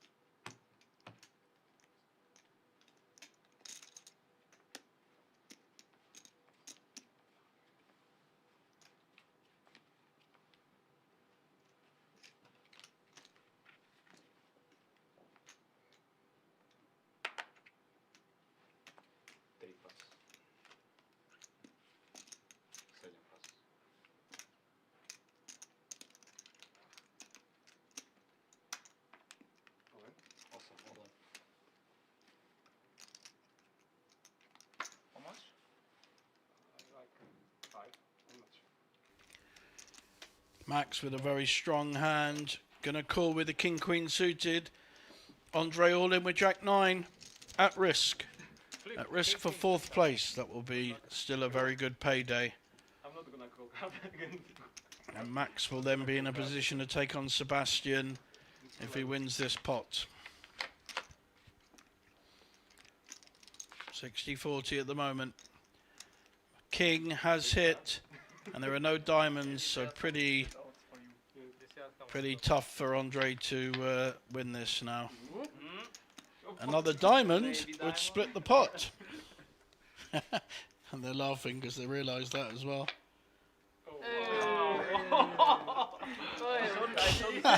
That's brilliant. 10 million pot. King queen against Jack-9. King all the way. And we split the pot with a made flush on the board. Very unusual. And at least they're all laughing and enjoying that. That's great. Sorry, not sorry. Very good for Andre as well. You can't be even mad for that smile. What? You can't be even mad if you see that smile. No. He's a nice guy. Yeah. The kid is smile. On our screens, the Banco Masters in January, mid-January, with the PLO Masters integrated. New high roller for the PLO Masters and a fantastic value, 250,000 main event here at Banco Casino. This was like a Russian ruler. What? A Russian ruler.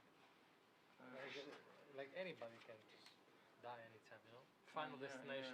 The dead is coming for you anyway.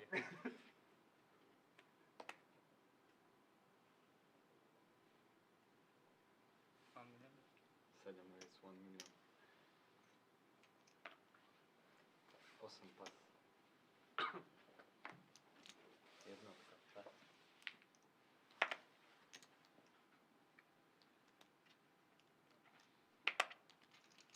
Trojka pass.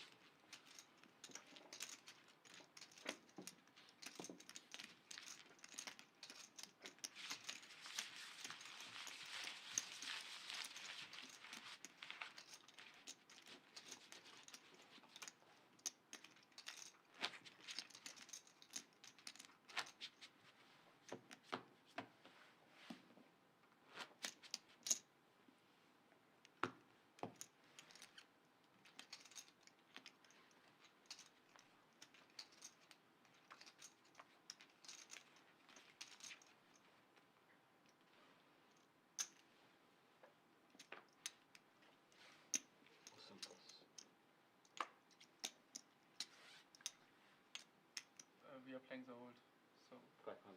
yeah, 1 million. Jedno otwarte jest 1 million. Trojka pass.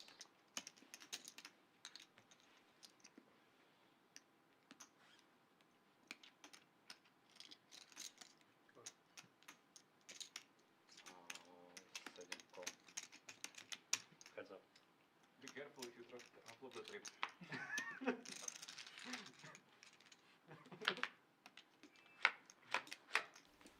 Max now with the King-9 against Sebastian's Ace-9.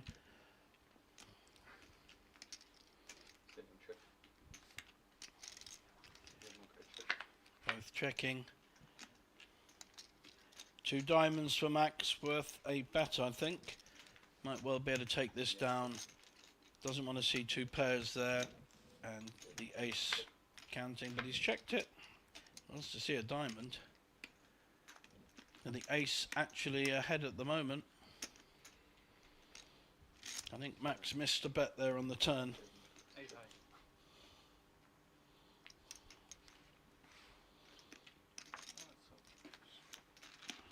Yep.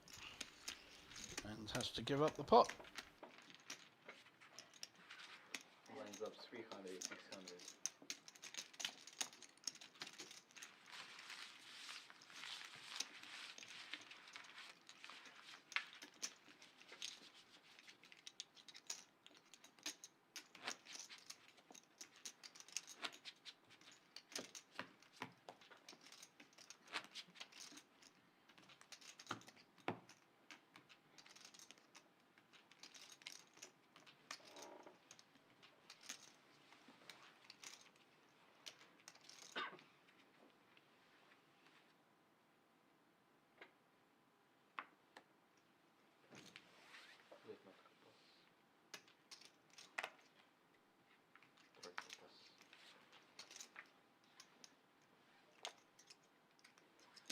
12.5 completely full.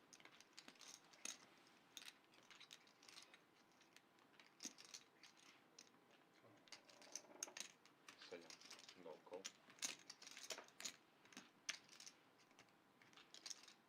Also check. Andre at risk here with the Queen 5 suited. He has a better hand at the moment. Sebastian looking to take Andre out. Will he represent? This is nice play.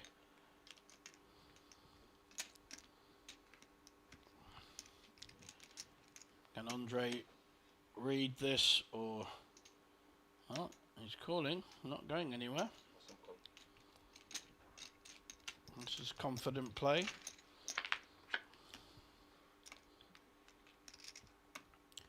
Now 2 clubs for Andre. This is where I'd like to see a raise or a bet. Let's see if Sebastian carries on. If he bets, I think Andre has a great opportunity. He's checked, so I really like the bet here. I'd like to see half pot bet. We know Sebastian would fold, but I'd like to see it anyway. He's got the flush draw outs, the Queen, maybe not the 5 if Sebastian has hit the 6, the 9 or the ace, but he has a lot of equity. Instead he's hit the 5, so he has actually hit the winning hand. Let's see if he can actually win the pot though. May have the best hand. Let's see what Sebastian does. He's going to bet into this.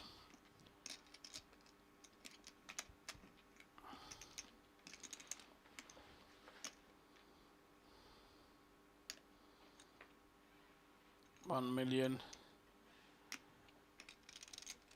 I think Andre will call this. There's just been no action up till now. I'm checking the turn.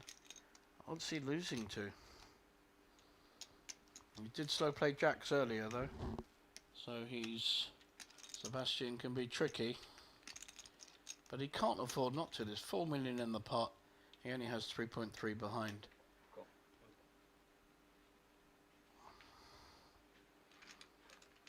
Black River. Nice call. Well played. Ej! Kokos, no? Došiel si, ale potom, keď si pripravený piť?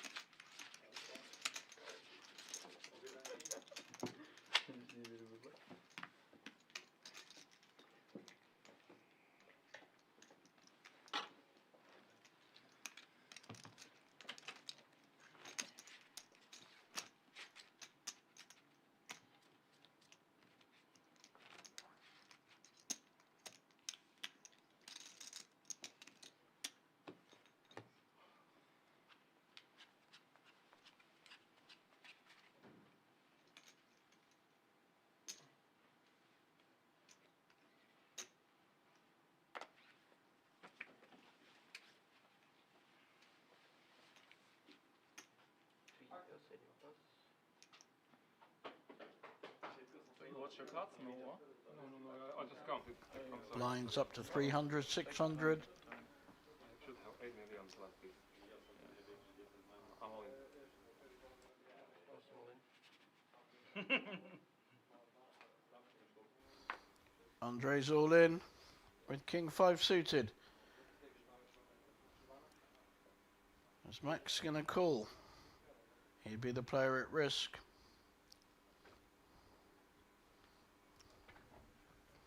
Looks interested. Decides against it.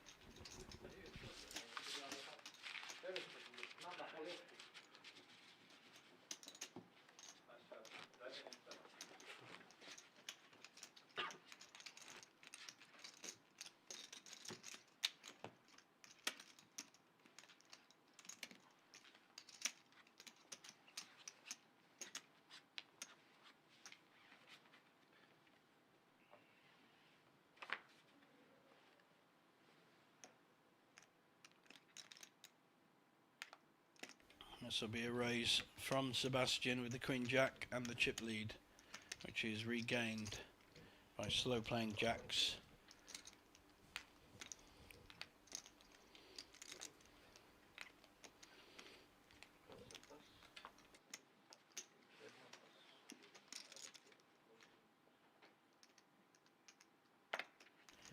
David will find it hard to carry on with King 7, but may want to see a flop. It's only costing him 500 to call, but decides against it.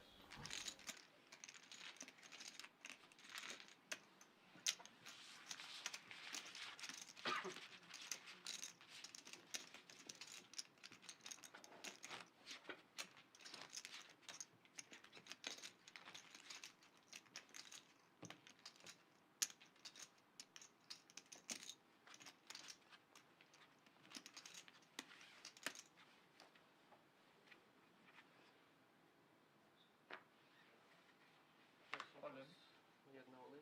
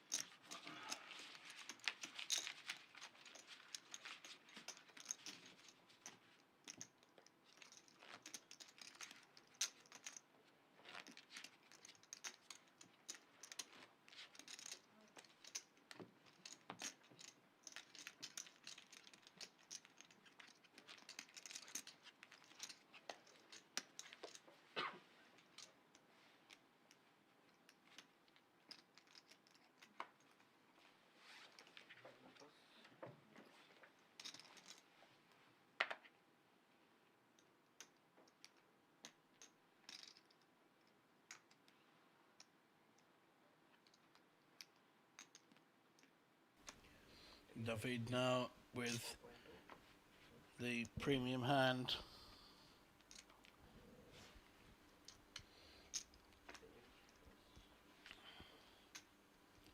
And no one has a hand to fight him with.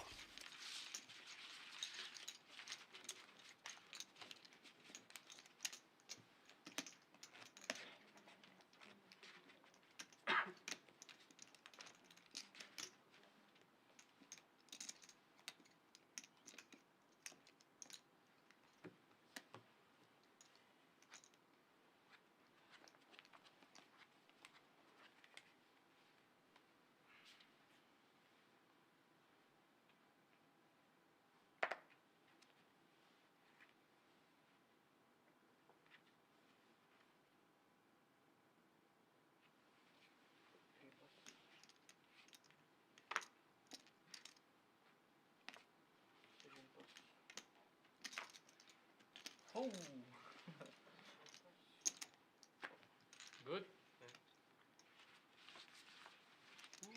I was behind. Better be lucky than good, man.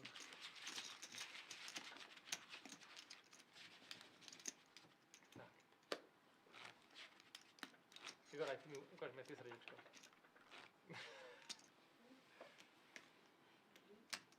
Aj ty? Igor, aj ty. Strašný typ.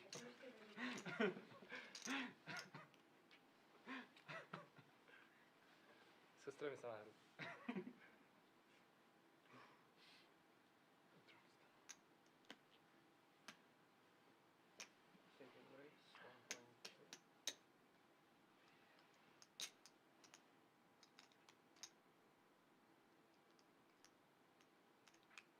All in.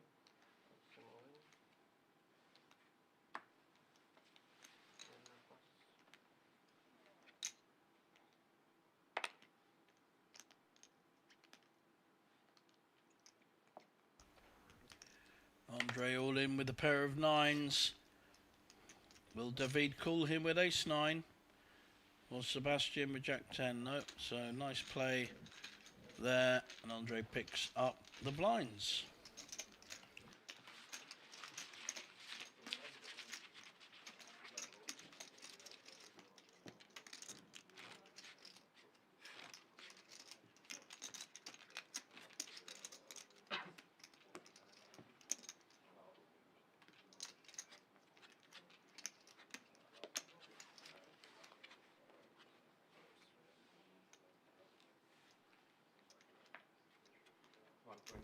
Andre again with a raising hand. Ace queen suited. Raises, min raise. David has a calling hand, possibly a re-raising, depending on how he wants to play it. And not a lot in it between these two hands.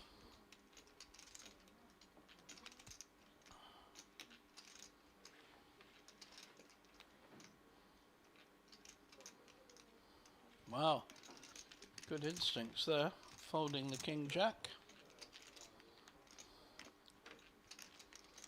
I'm not sure Sebastian will get away with out calling with the ace 8.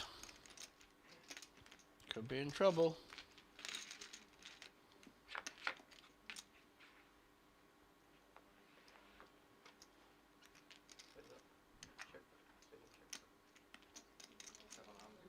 King 10, 3 on the flop. And the follow through by Andre coming up, and immediate fold by Sebastian. Had the gut shot and the better hand anyway.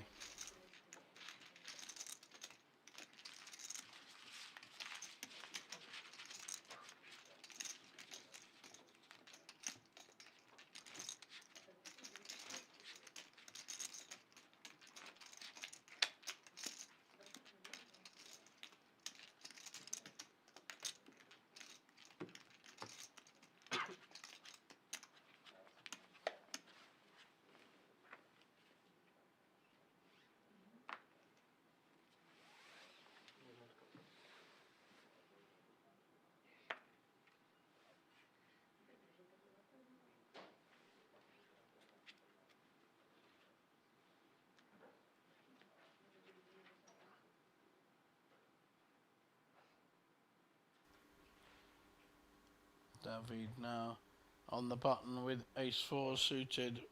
I think he's shoved. Yep, 10 million. Very hard for anyone to call without a premium hand.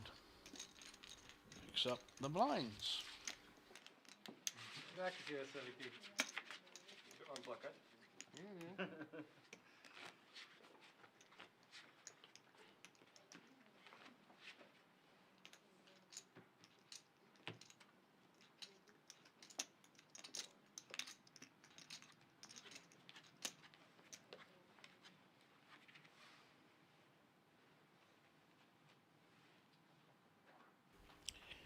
David with another good starting hand, this time ace king. Doesn't need to shove though.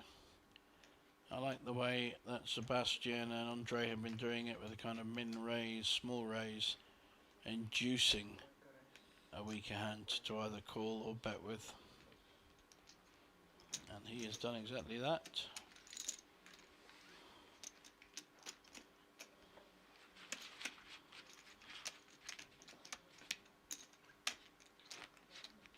And that was enough to take the pot down.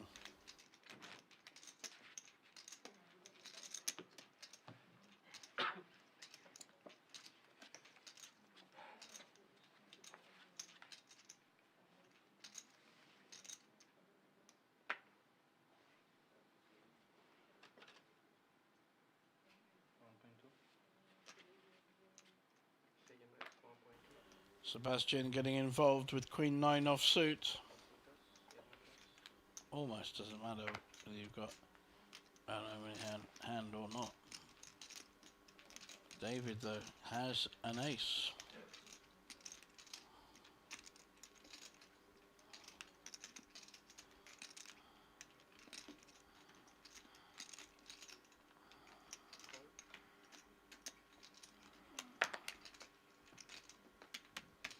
Ace 5.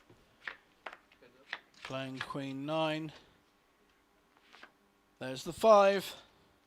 Gut shot draw for Sebastian. David in the lead.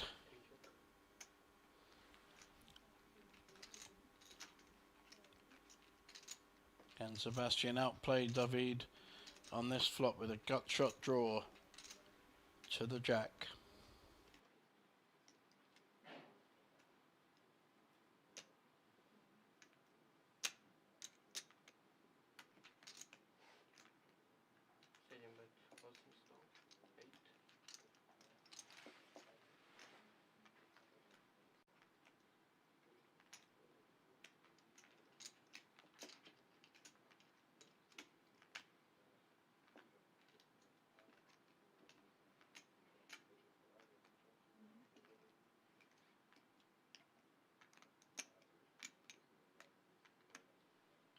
call.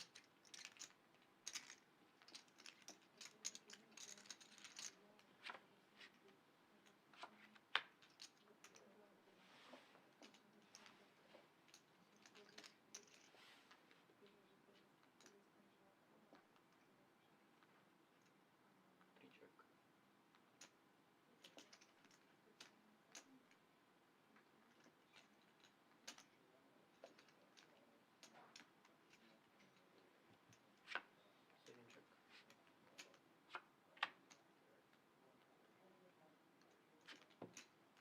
Second check. The ace-5 still holding for David. Can Sebastian find a way of taking him off this pot? Maybe looking just to check call. Three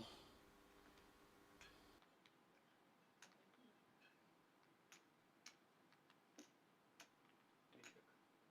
Second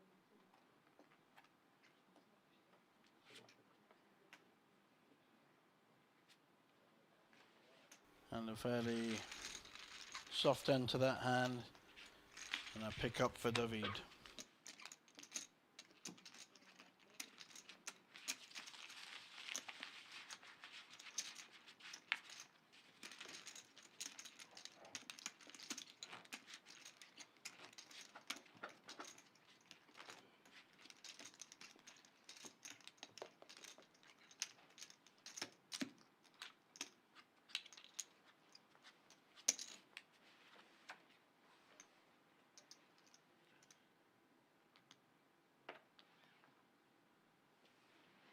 Positive pass. Yellow pass.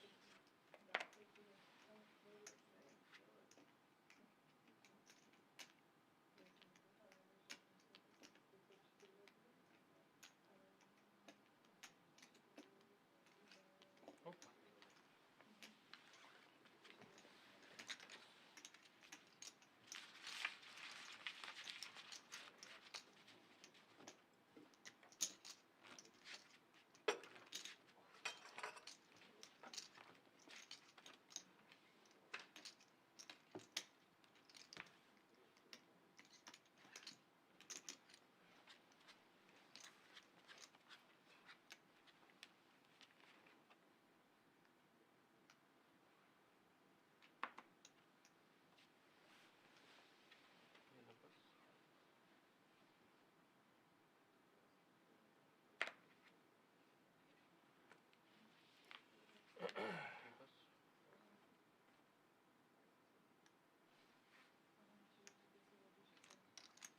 Yellow pass. Three pass. Second raise 1.5.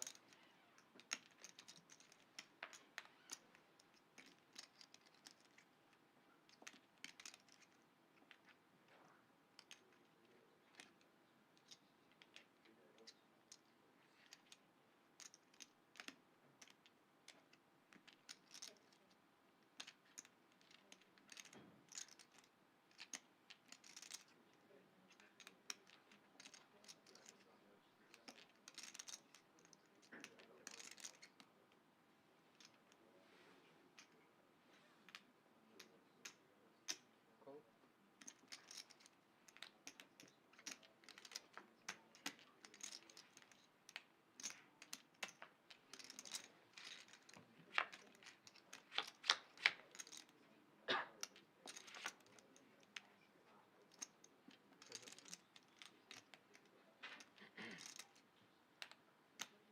Second pair for Andre with the king-9.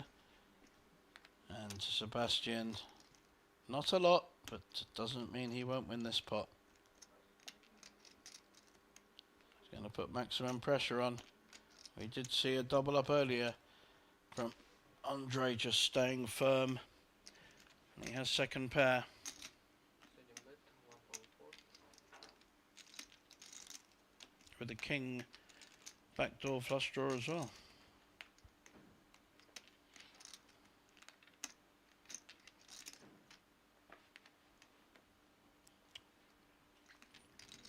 Maybe even, that's good. Thinking about the call, he makes it. This pot's growing.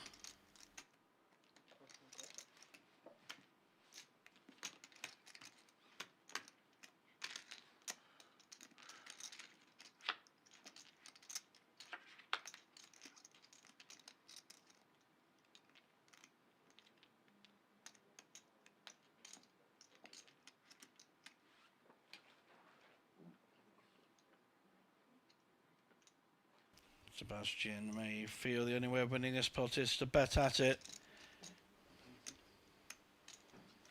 There is Spidey instincts.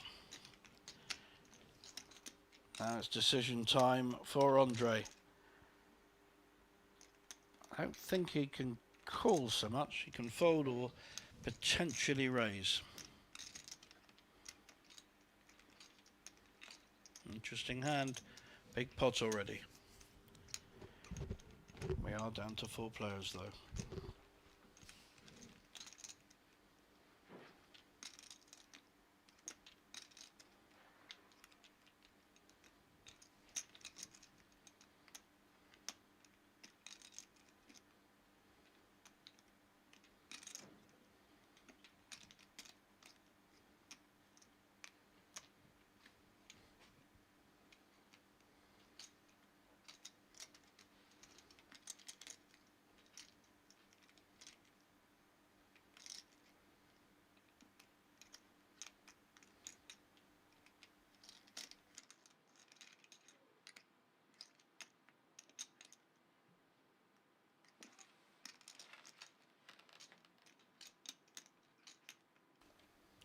A lot of thinking time here for Andre.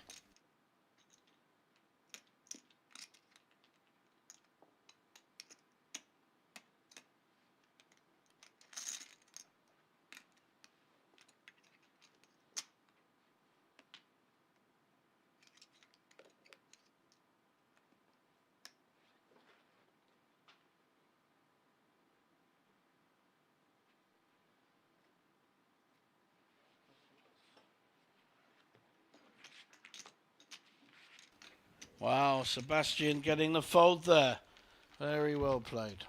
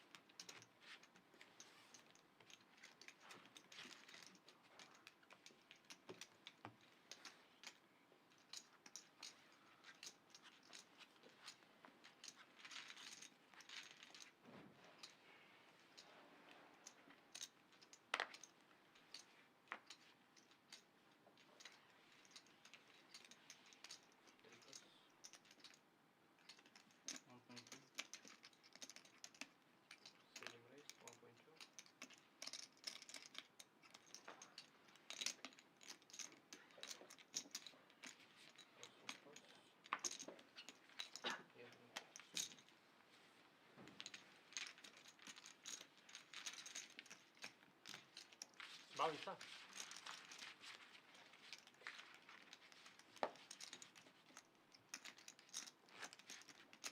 Ela pozerá doma?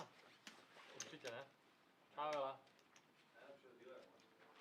Ja viem, ja som hovoril, že môj dealer, ale zatiaľ no. Ešte len čaká na svoju chvíľu potichu. Ešte peniaze po mne.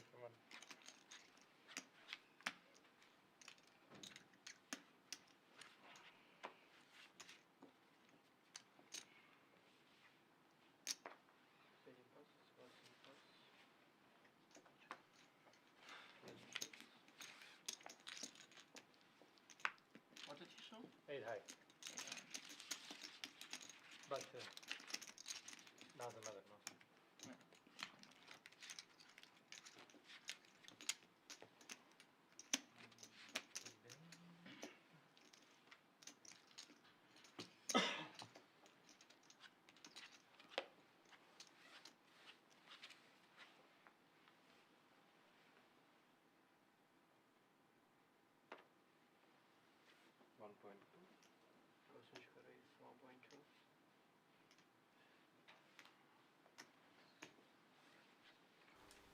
This time Andre making the raise with a Queen Jack.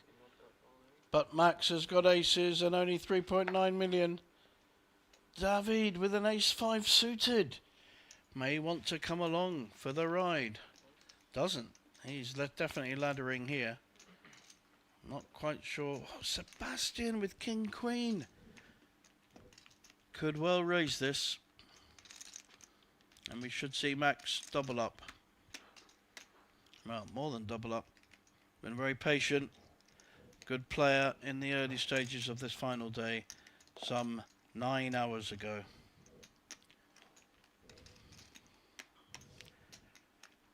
Actually, yep, 9 hours ago. Been a long day.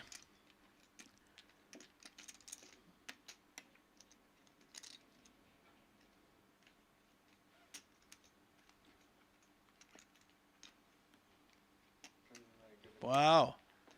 Great fold by King Queen. Does Andre feel committed to this, or would he be able to let it go? I'm sure Max will show the aces.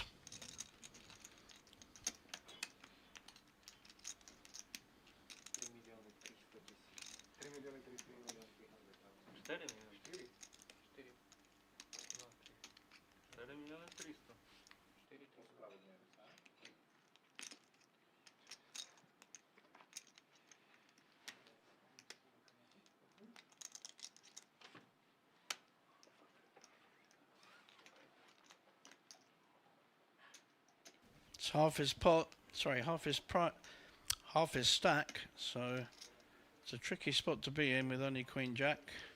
Let it go, very well played. Max drew a double up there with a big hand, but didn't win a full one.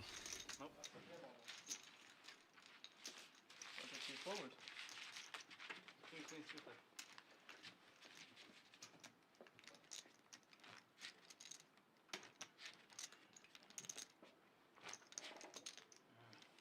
Not open, I call. King, queen, super. I also had a good hand.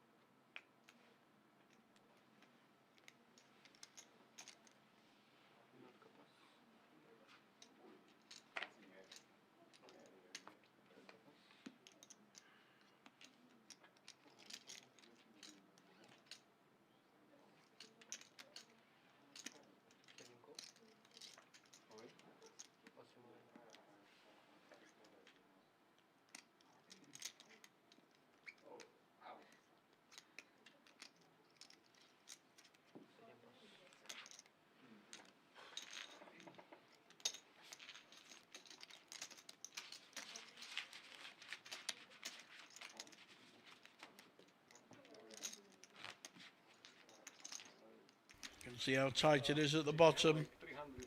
2 at the top, 2 at the bottom. One big hand, and it all changes. You will see. What? You will see. Tight fold? Well, it's all behind basically, but this one and one other wish for it. For 7, I guess.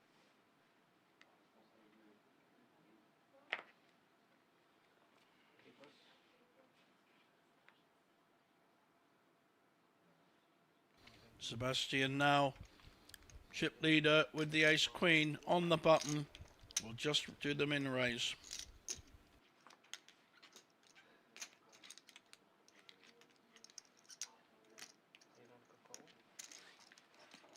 Max looking to hit a king or an 8.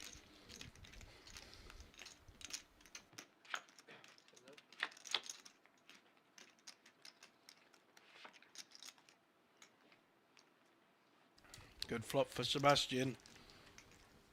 Well, he looked to trap here by checking this flop. Quite possible. Backdoor spades for Max. Just a nice single blind bet. And an immediate fold. Well played, Sebastian.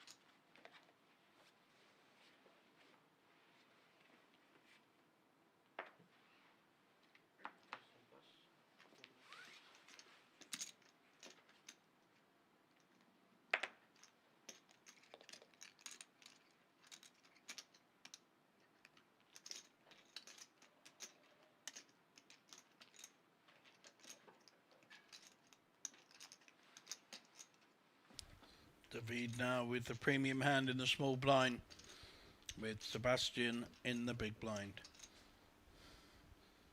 Maybe see a min raise here.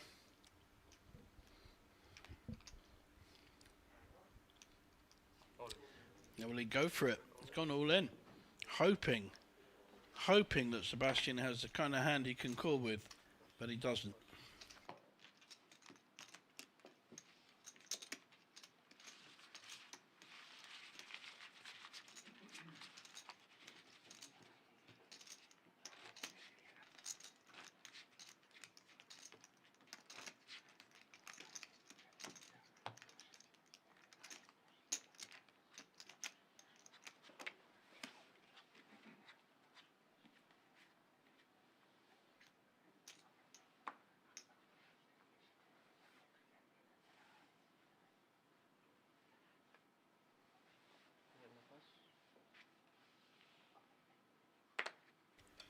Max folding an ace four-handed.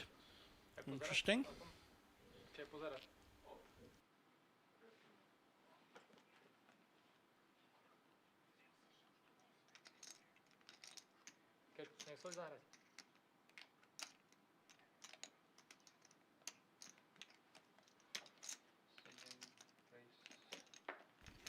Sebastian with the min raise, which she's done with premium hands, and now Andre will be aware of that.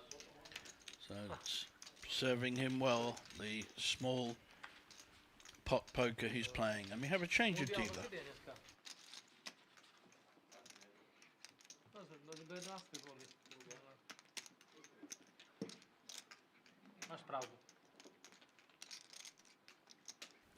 As the prize pool left, big pay jumps. 9,000, 15 and 30,000. Really big pay jumps. I know I'd be talking a deal if I was in the last four of this tournament. One hand changes everything, double down, double up, for huge amounts of money difference.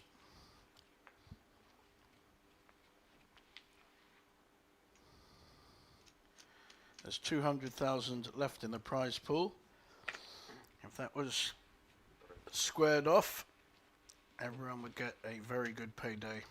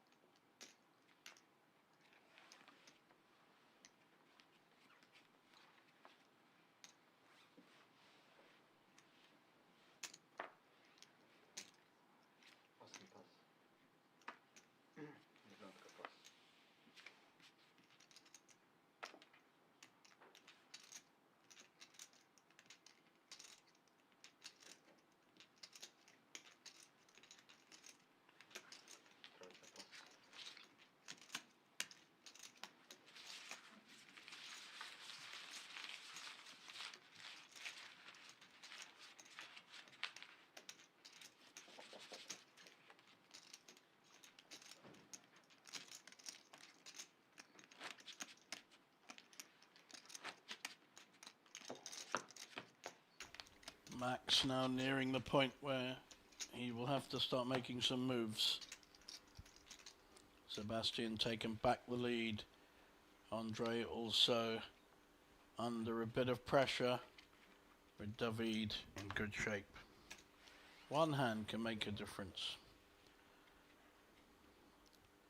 If David doesn't raise here, which he hasn't, sorry, Max, then he's going to be hitting the big and small blind.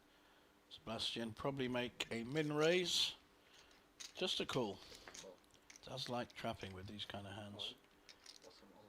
Ace 9 though, all in. Sebastian may well look him up with an ace. And if Andre holds, no, fantastic fold.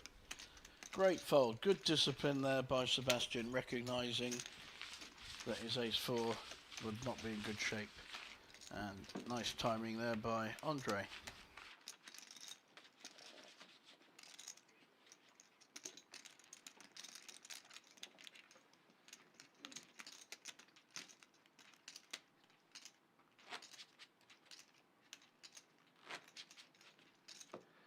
You hold like 4?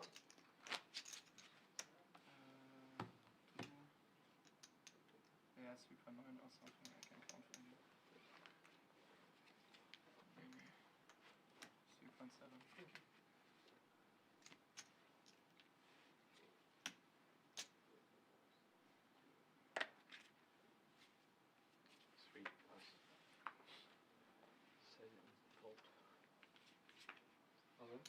Awesome,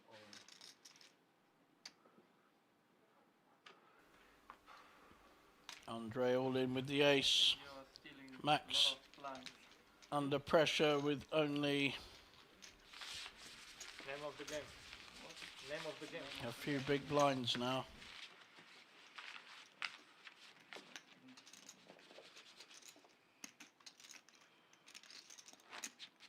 I have like decent hands.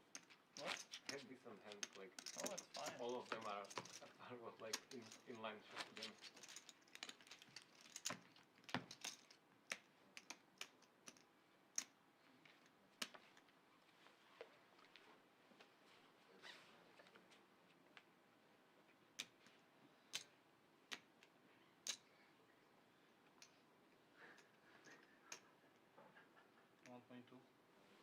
Second race, 1,200,000. Awesome pass. Sebastian min raising with a 10-6 suited. David has him dominated with the same suit. Queen 7, the computer hand, the average hand in poker.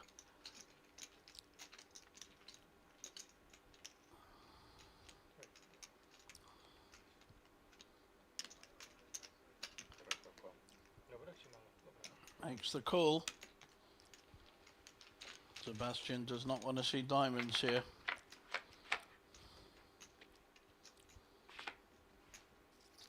There's a queen, top pair for David, and not a lot for Sebastian.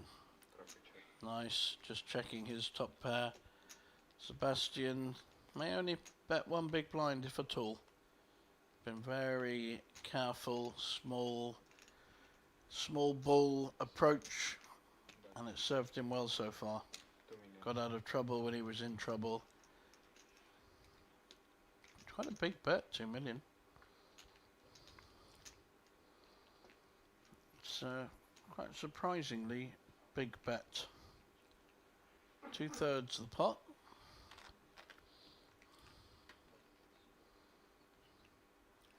David will be worried about his kicker and also worried about the flush draw. So he's got to think how he's going to play this. I hope he doesn't consider folding. Not with top pair, not four-handed.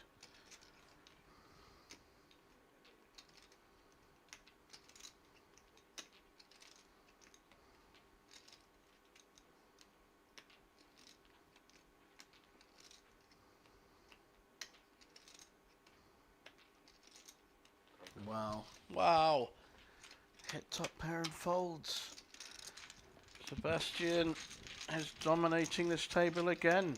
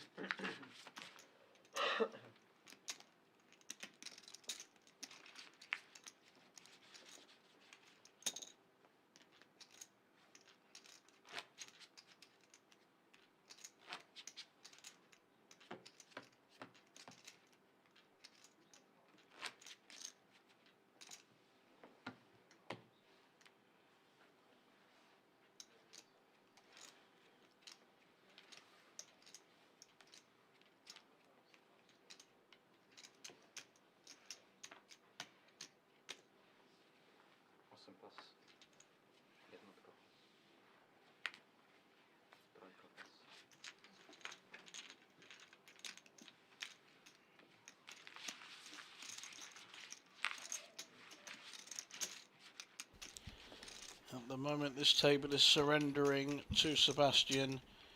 He doesn't even need to work hard to pick up the blinds.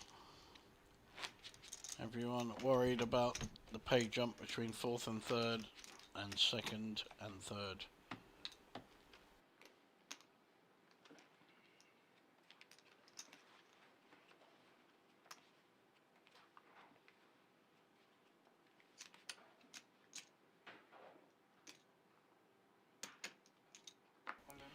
Matt needed to make a move, and here it is.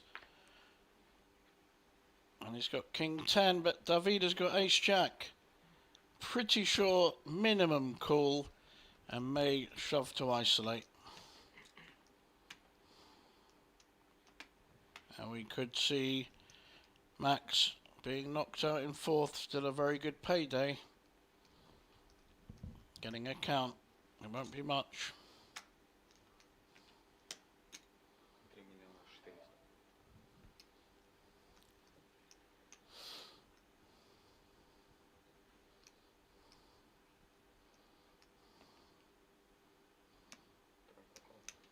Looks like he's just making the call.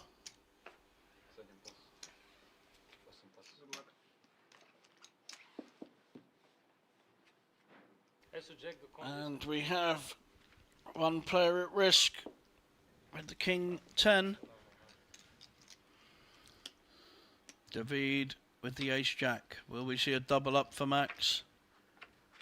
He had to make a move sooner or later. Jack ahead, so gut shot draw.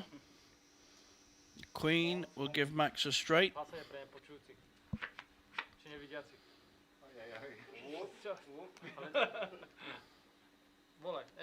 And now the up and down. Queen, 7 or King. And we lose Max in 4th place. Played very well, especially early on today. Well played, sir. Going to take a very handsome amount of money back to Germany. A lot of people delayed their flights or missed their flights because of this final table. So nice pick up there for David. And there's the confirmation, 24,500 for Max. And now Andre is the short stack. It moves around. Sebastian still leading this tournament. 2 locals, 2 Slovakians, and a Polish previous winner of the festival here in Bratislava.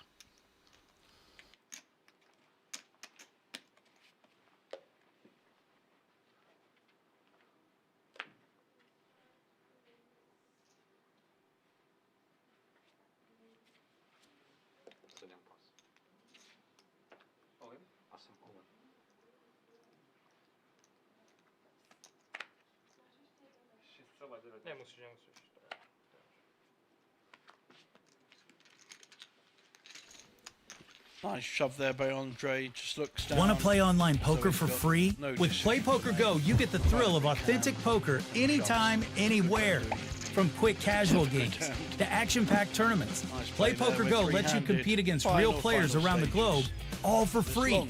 No bots, no gimmicks, just pure poker fun. Hone your skills and enjoy the poker experience you love. Check out the Explore Play websites. Poker Go on web, iOS, and Android.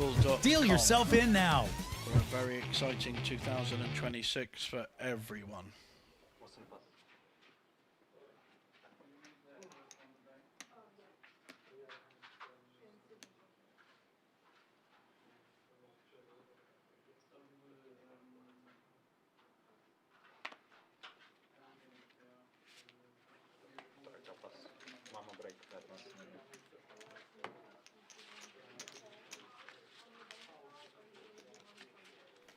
I think we're on a break, or maybe we're on a chip up, moving seats, players not sure.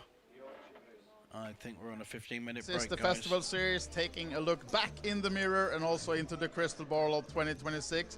Here now with William Lynch, and he has told me that this is the 7th out of our 10 editions that you're visiting. It is indeed 7th time, second time here, so excellent. Yeah. I enjoy all the mixed games. We don't get much in the UK in mixed games, so it's very nice to come here. And Scandinavian people are very similar to Scottish people. You know, we are all very friendly. Yeah. So yeah, great time. So those are the main reasons for coming back year after year? Oh yes, that is the main reason is that it is friendly. You know, you go many places for poker and it is maybe too many locals and they frighten people away, but everyone here is welcoming, and you know, we are getting more and more players every year, so yeah, it's great fun. Yeah. So you mentioned the mixed games as your favorite. If you could just pick one tournament to play this week, which one would it be? They don't actually have the tournament I would pick. Okay. I would like a Omaha High-Low only tournament, and we've never actually had one at the festival yet, so I'm constantly asking Franca for a PLO High-Low and a team event. So then I will take the responsibility to promise you that during 2026, at some stop at least one, there will be one of those. We hope so, yeah. We'll yeah. maybe call it the William Lynch Invitational. We can do, I can host it, you know, as long as it's not during the World Cup, because Scotland are going to be there. Exactly, now And, you're leading me into that's very good. Yes, because that is very, Scotland, yeah. We had a remarkable match against the Denmark, you know. Sure, a lot of Norwegians will be delighted that we won, so we're having a great time here. Yeah. There was actually like earthquake when you scored the last goal, right? Yeah, here in the I'm casino. very sorry for jumping up. You know, I am 19 stone, so I made a bit of a noise. But I mean, everyone else was delighted. I think there was maybe 2 Danish people. They left very early after, so we all had a great time. Yeah, we did for sure. We did, yeah. Absolutely. So we hope to see you at many stops next year. Hopefully all. But if you could just pick one, which city would you go to? Now you know Tallinn is coming back. I would go Tallinn. Yeah. I really liked Tallinn the last time. You know, it was very nice city. I've only been there once, so I'm going to probably be in Malta and Tallinn. Probably going to the World Cup now, so yeah. I probably can't afford any other stops. But Malta and Tallinn will be my 2 stops for next year. But then just place a bet for Scotland to win the World Cup, and then you can go to all stops in 27. William, thank you for Thank these you very much. 10 editions and 7 times you've been here, and we hope to see you a lot next year. Perfect. All right. Go Cheers, Scotland. guys. Yes, go Scotland.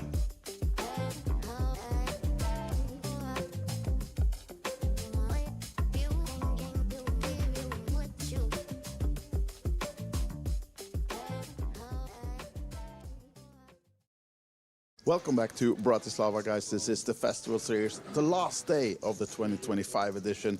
We have the feature table behind me. There's 16 players left in the big main event, 78,000 euros up top, and it's all streamed live during the day. You can see it until the end tonight. But let's, of course, also take a look back yesterday, the highlights of yesterday, where we had the hockey game for the hospitality package holders. They went to the local Slovan Bratislava game and saw them beat the opponents 3-0.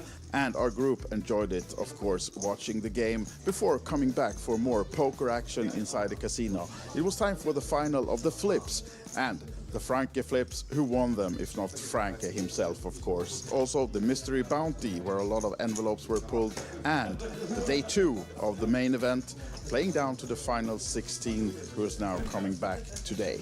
So guys, that will be it for the edition of 2025, but we'll be back in Bratislava already in February. The full schedule is now out on thefestival.com for next year. 7 live stops, 2 online, Bratislava in February, and then the big news just coming back to Tallinn in November. But watch the full schedule, do your qualifiers online starting already now, and of course follow us on socials for all the updates. For all of us here in Bratislava, the whole crew would like to thank you, and we hope to see you next year. The Festival Series. We're going big.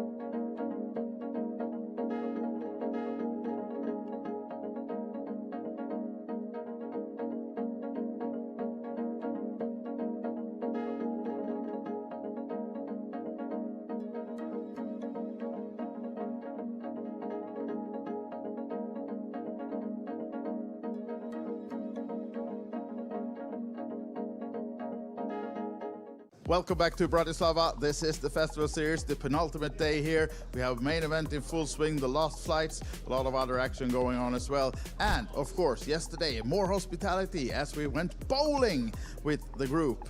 They had a lot of fun for sure. We competed for some sportsbook tickets, and the winners, of course, the best bowlers, very, very happy. A nice day, some pizza enjoyed as well, before coming back into the casino for more poker action. Big fields in the main event of the two flights yesterday, and also the first ever Chicago winner, Verneri Häkkinen of Finland, took it down. The Swedes were huge favorite, of course, in their own home game, but the Finns proved them wrong, and Verneri was the winner in this one. So huge congratulations on taking down the Chicago. The ladies, of course, also had their Queens event battling out, and Britt Robertson of Norway coming up as the winner of the Queens event in Bratislava. So now it's soon time to fill these tables with main event players for day 2. And coming back tomorrow, we have the final day, Monday, and it will all be live streamed. Go to the festival on YouTube to have JJ on the comments for who will be taking the big 500,000 guarantee main event down tomorrow. But now, Sunday, day 2, let's enjoy it and see you back tomorrow. Bye for now.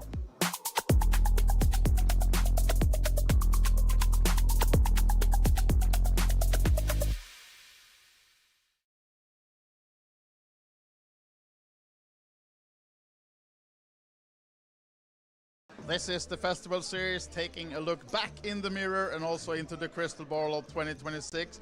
Here now with William Lynch, and he has told me that this is the 7th out of our 10 editions that you're visiting. It is indeed 7th time, second time here, so excellent. Yeah. I enjoy all the mixed games. We don't get much in the UK in mixed games, so it's very nice to come here. And Scandinavian people are very similar to Scottish people. You know, we are all very friendly.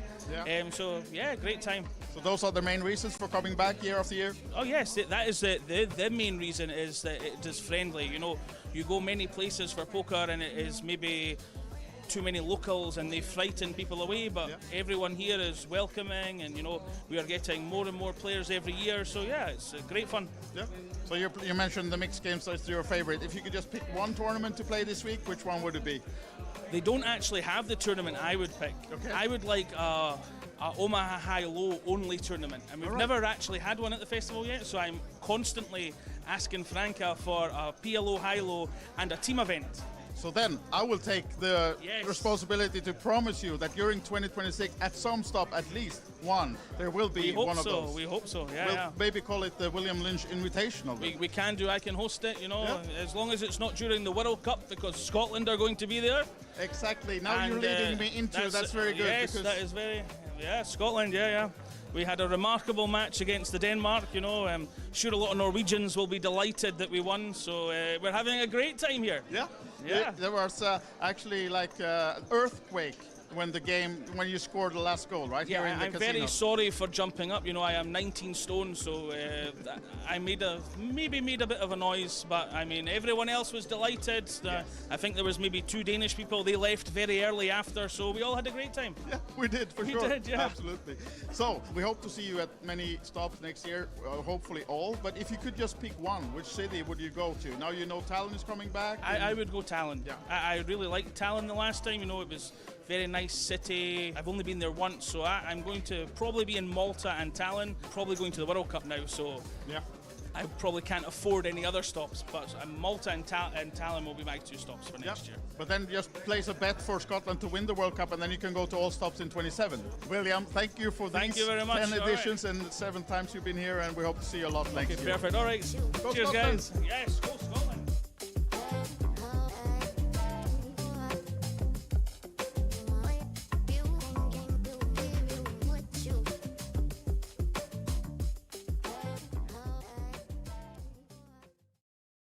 Welcome back to Bratislava, guys. This is the Festival Series, the last day of the 2025 edition. We have the feature table behind me. There are 16 players left in the big main event, 78,000 euros up top, and it's all streamed live during the day. You can see it until the end tonight. But let's, of course, also take a look back yesterday, the highlights of yesterday, where we had the hockey game for the hospitality package holders.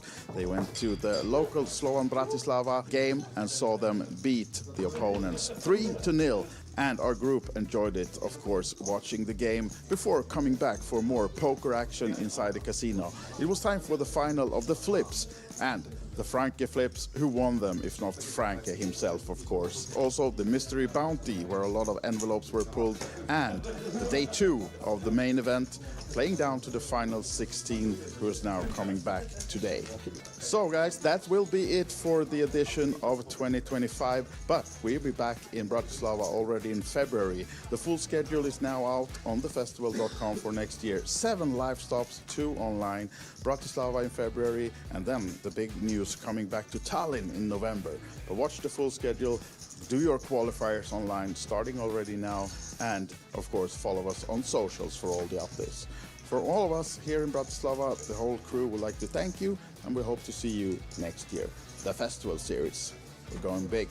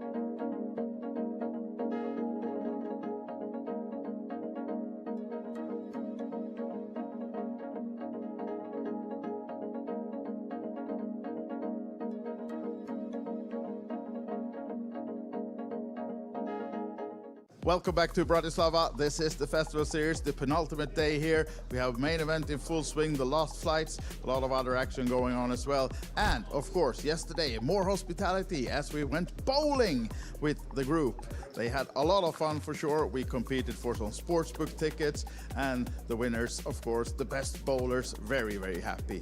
A nice day, some pizza enjoyed as well, before coming back into the casino for more poker action. Big fields in the main event of the 2 flights yesterday, and also the first ever Chicago winner, Verneri Häkkinen of Finland, took it down. The Swedes were huge favorite, of course, in their own home game, but the Finns proved them wrong. and Verneri was the winner in this one. So huge congratulations on taking down the Chicago. The ladies, of course, also had their Queens event battling out, and Britt Robertson of Norway coming up was the winner of the Queens event in Bratislava. So now it's soon time to fill these tables with main event players for day 2. And coming back tomorrow, we have the final day, Monday, and it will all be live streamed. Go to the festival on YouTube to have JJ on the comments for who will be taking the big 500,000 guarantee main event down tomorrow. But now, Sunday, day 2, let's enjoy it and see you back tomorrow. Bye for now.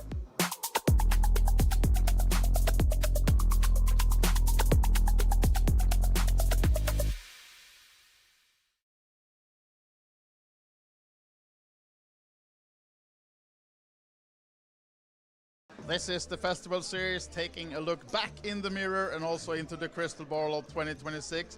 Here now with William Lynch, and he has told me that this is the 7th out of our 10 edition that you're with.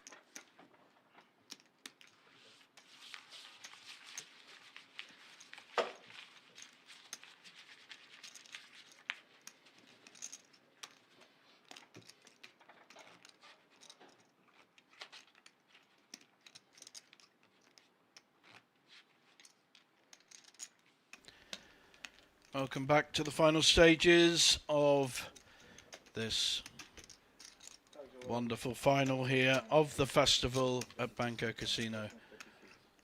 All 3 players have been up and down during this battle. Sebastian mainly on the top. David fighting his way from being one of the short stacks all the way through. And Andre very solid throughout. At the moment, Andre, the shorter stack, new larger red chips have come in. And it's a good shove on the button with King 10 suited. Very hard to be called. Oh, Andre has a hand. Looks like he's calling. He has a hand he should be calling with. It has 5.8 million and the blinds are pretty big. He has under 10 big blinds, so really he should be calling with King Queen.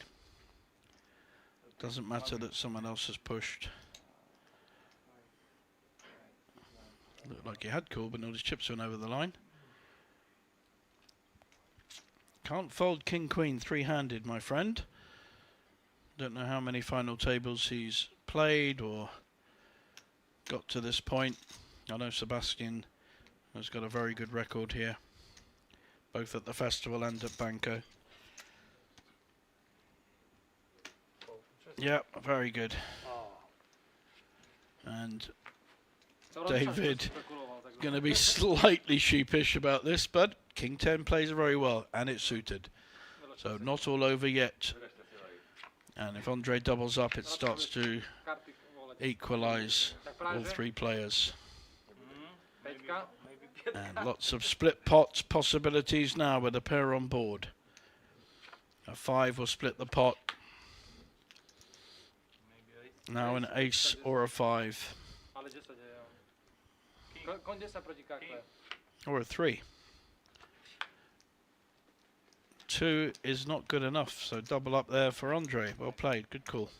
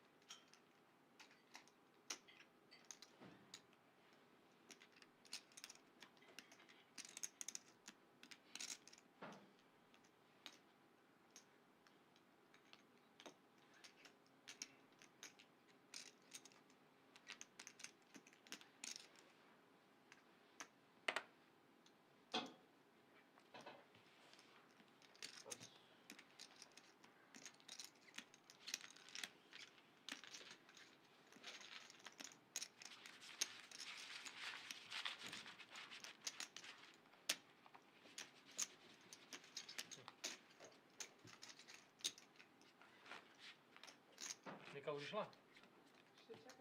Dobre, dobre.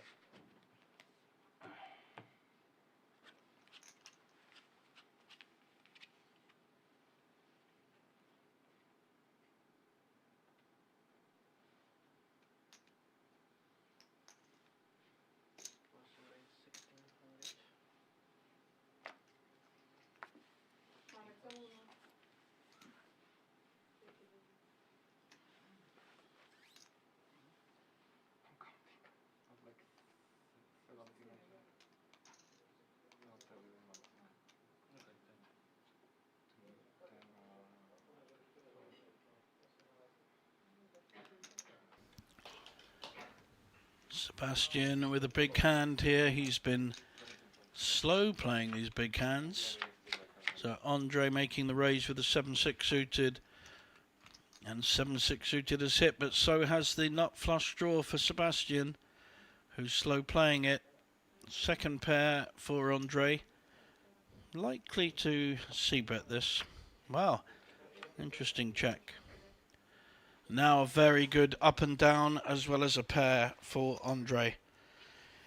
Well, Sebastian look to bet this to try and boost the pot a bit for the ace or king or spade to hit. Got a lot of outs here. 35% equity, but he's been fairly careful in the way he bets, so I'm expecting either a small bet or a check. Looks like 1.6. Andre not going anywhere with his pair and up and down. Doesn't want to see a heart or a spade really from his point of view. And two pairs for Andre. Probably not folding, but may well go check check.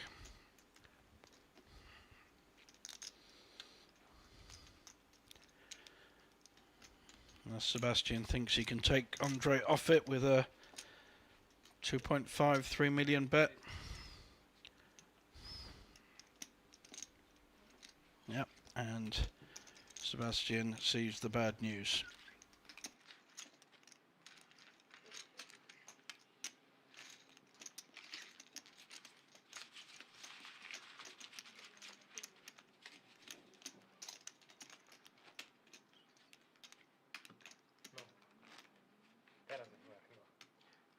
Šetril si sa celý čas. Teraz. As our final payouts, if a deal is discussed, and I'm not hearing of one at the moment, they'd have to keep 10% of the remaining prize pool behind to play on for first place. That's the way Banco works. Everyone knows the rules. Ace 9 now for David. That's good enough to shove with for sure.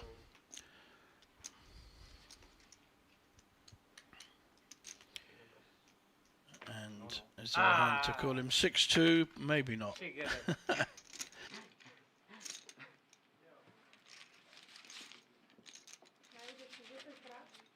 No? Čo, počkaj, nerozprávame s ním, teraz. Ešte dvakrát môžem potom. 800, že? 600, 800. 700.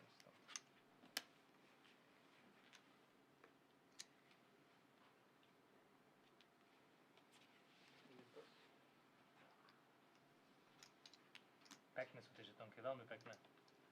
Všetko, David. All-in. All-in, hráš o všetko? Všetko. Všetky tvoje. Interesting play by Andre. 8-6 suited, shoving. Putting maximum pressure on David, and that's it's a good play. I like this. Do it with this kind of hand and slow play your big hands. Nice bit of banter and fun certainly between the two of them. Sebastian from Poland not quite joining in yet. He's just picking up chips, but now Andre looks like he's quite a big chip leader.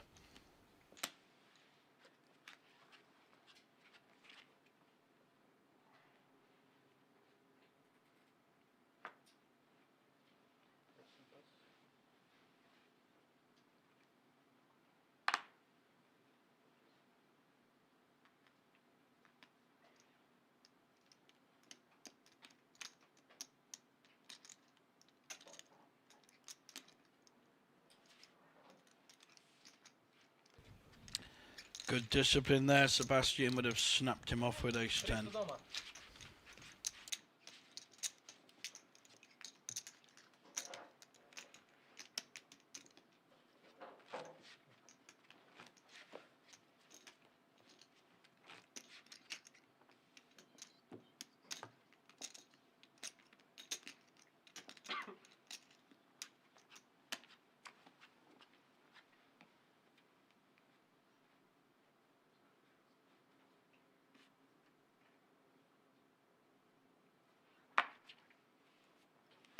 Garbage.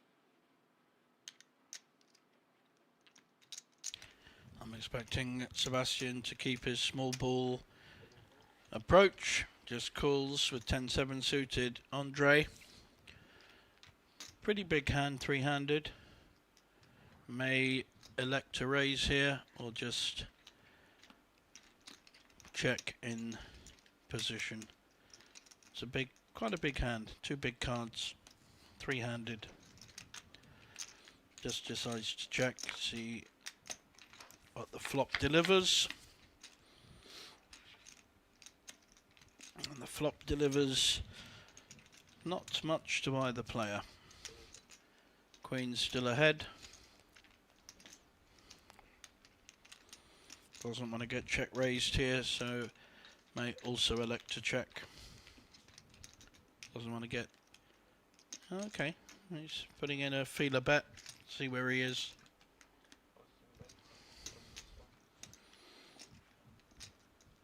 Sebastian picked anything up from this bet? Nope, he has just folded. Andre now taken a significant lead in the final stages here. There on our banner, the Spanish Poker Festival coming up next. Up in December. 225 for 150,000 guaranteed.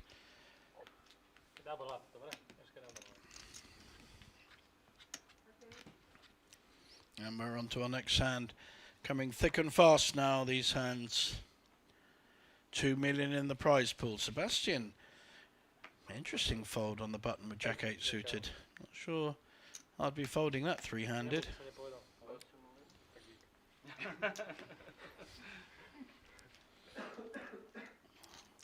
Andre really upping the ante here.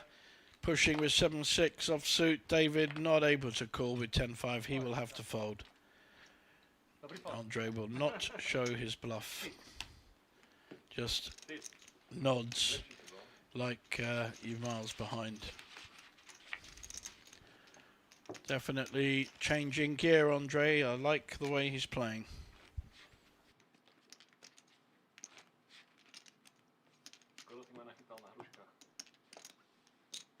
Co máme? Čo iné mi ostáva?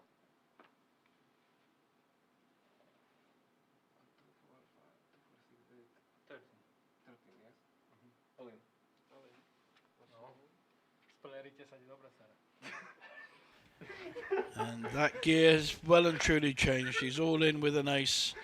And it's the right play. Except Sebastian has ace king. So it has backfired. I think he do it every time. It works every hand until it doesn't. So now Andre may well double up Sebastian and we're in a different ballpark. David will be quite happy if Sebastian is knocked out somehow with a lucky 7. That's not it. Needs to hit a 7 and a 7 only.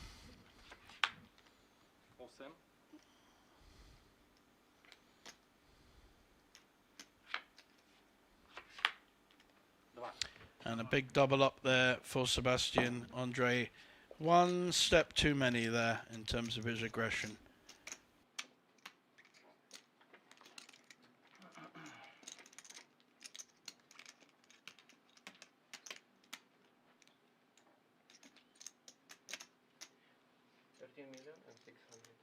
I wouldn't be so happy. You paying for the drinks, man.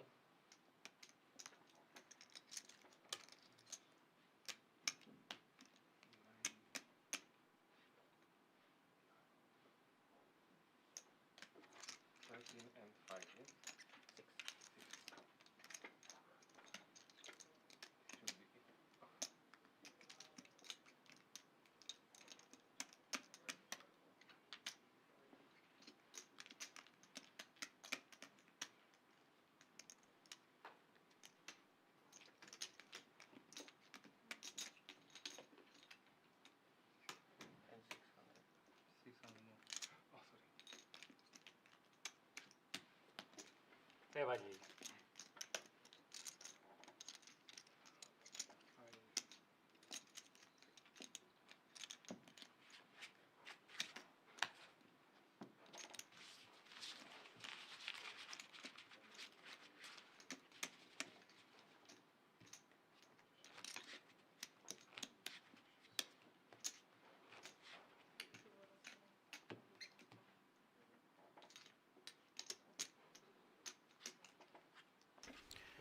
David's still in the danger zone, and Andre and Sebastian have swapped around the big stack.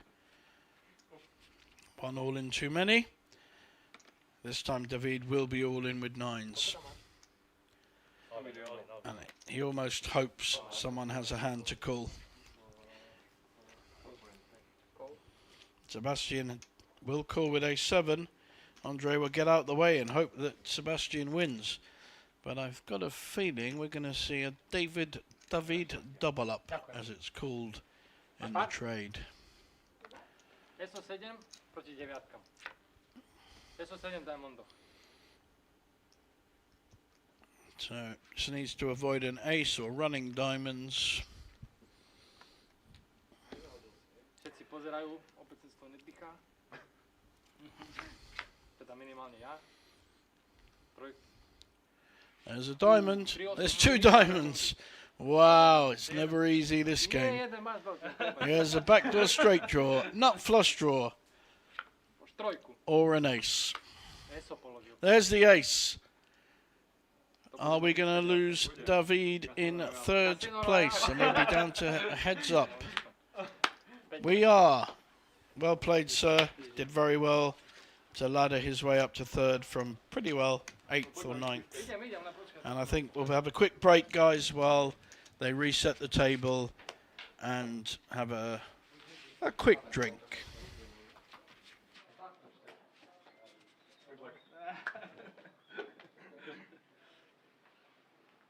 Co, idem na drugą stronę? Bude break. 5 minút, ja čakám. Yeah, and before you go on your 5-minute quick break, before you go, since the last stop, I have a new team for the main event, for the heads up.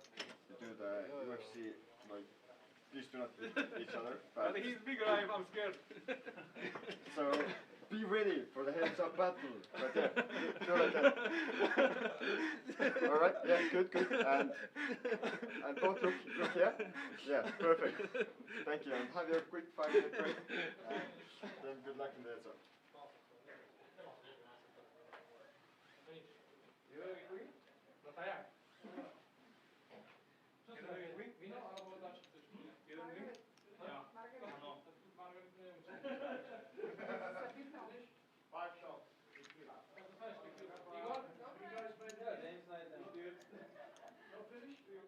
This is the Festival Series, taking a look back in the mirror and also into the crystal ball of 2026.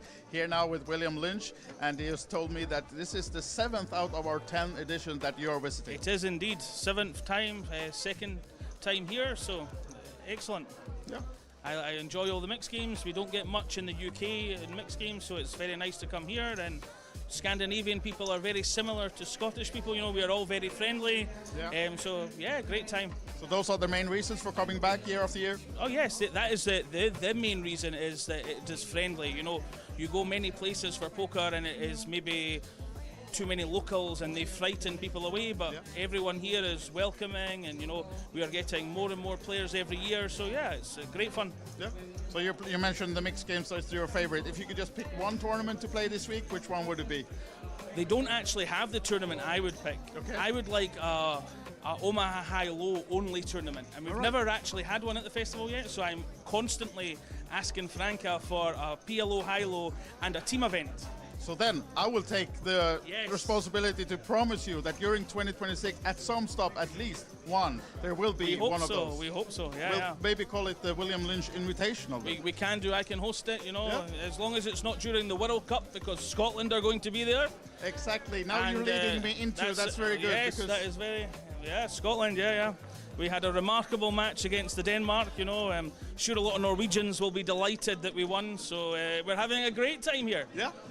There was actually like earthquake when you scored the last goal, right? Yeah, here in the I'm casino. very sorry for jumping up. You know, I am 19 stone, so I maybe made a bit of a noise. But I mean, everyone else was delighted. I think there was maybe 2 Danish people. They left very early after, so we all had a great time. Yeah, we did for sure. We did, yeah. Absolutely. So we hope to see you at many stops next year. Hopefully all. But if you could just pick one, which city would you go to? Now you know Tallinn is coming back. I would go Tallinn. Yeah. I really liked Tallinn the last time. You know, it was very nice city. I've only been there once, so I'm going to probably be in Malta and Tallinn. Probably going to the World Cup now, so yeah. I probably can't afford any other stops. But Malta and Tallinn will be my 2 stops for next year. But then just place a bet for Scotland to win the World Cup, and then you can go to all stops in 27. William, thank you for Thank these you very much. 10 editions and 7 times you've been here, and we hope to see you a lot next year. Perfect. All right. Go Cheers, Scotland. guys. Yes, go Scotland.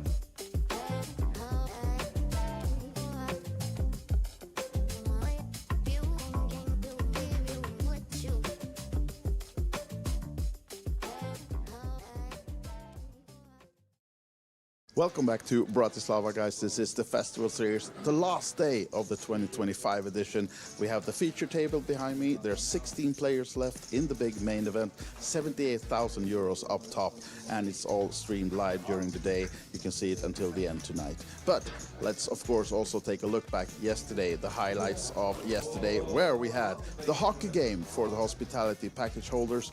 They went to the local Slovan Bratislava game and saw them beat the opponents 3-0.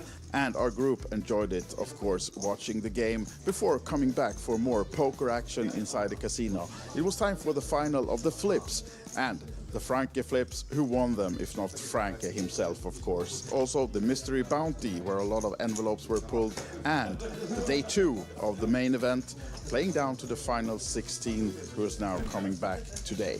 So guys, that will be it for the edition of 2025, but we'll be back in Bratislava already in February. The full schedule is now out on thefestival.com for next year. 7 live stops, 2 online, Bratislava in February, and then the big news coming back to Tallinn in November. But watch the full schedule, do your qualifiers online, starting already now, and of course follow us on socials for all the updates. For all of us here in Bratislava, the whole crew would like to thank you, and we hope to see you next year. The Festival Series, we're going big.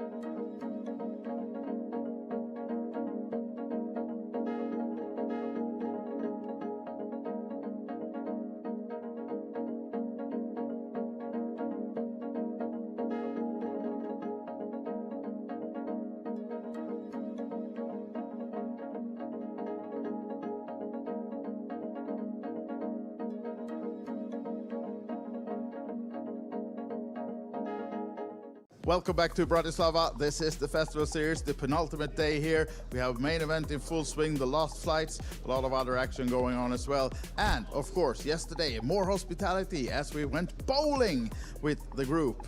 They had a lot of fun for sure. We competed for some sportsbook tickets, and the winners, of course, the best bowlers, very, very happy. A nice day, some pizza enjoyed as well, before coming back into the casino for more poker action. Big fields in the main event of the 2 flights yesterday, and also the first ever Chicago winner, Verneri Häkkinen of Finland, took it down. The Swedes were huge favorite, of course, in their own home game, but the Finns proved them wrong, and Verneri was the winner in this one. So huge congratulations on taking down the Chicago. The ladies, of course, also had their Queens event battling out, and Britt Robertson of Norway coming up was the winner of the Queens event in Bratislava. So now it's soon time time to fill these tables with main event players for day 2. And coming back tomorrow, we have the final day, Monday, and it will all be live streamed. Go to the festival on YouTube to have JJ on the comments for who will be taking the big 500,000 guarantee main event down tomorrow. But now, Sunday, day 2, let's enjoy it and see you back tomorrow. Bye for now.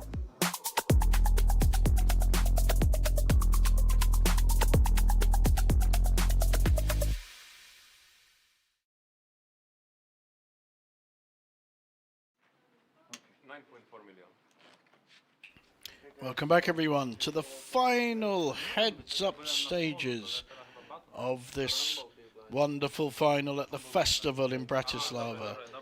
For next year, starting with Bratislava at the end of February, going through to Rozvadov, Malta, and the final November week will be in Tallinn this year. Love playing in Tallinn. It's a really wonderful place. Love playing here, of course, in Bratislava. We're heads up. There's a big chip lead, but I expect this lead to ebb and flow. I do not expect a quick heads up. At least half an hour to an hour. Very different game heads up.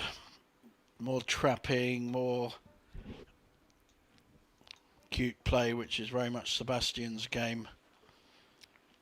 So let's see how it goes between these two.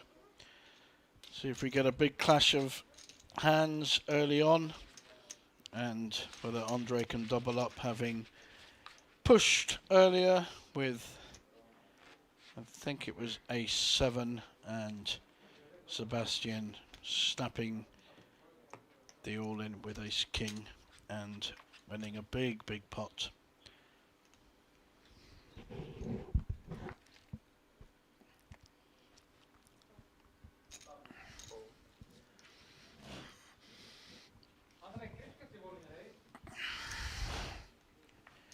Both very similar hands here, 5-6 suited and 7-6, and Andre, as he was doing when we got down to 3 and 4 players, pushing with a very wide range, shall we say. And it's good play, good instincts in this heads up section. Over 850 entrants. 500k guaranteed, and we're in the big money now.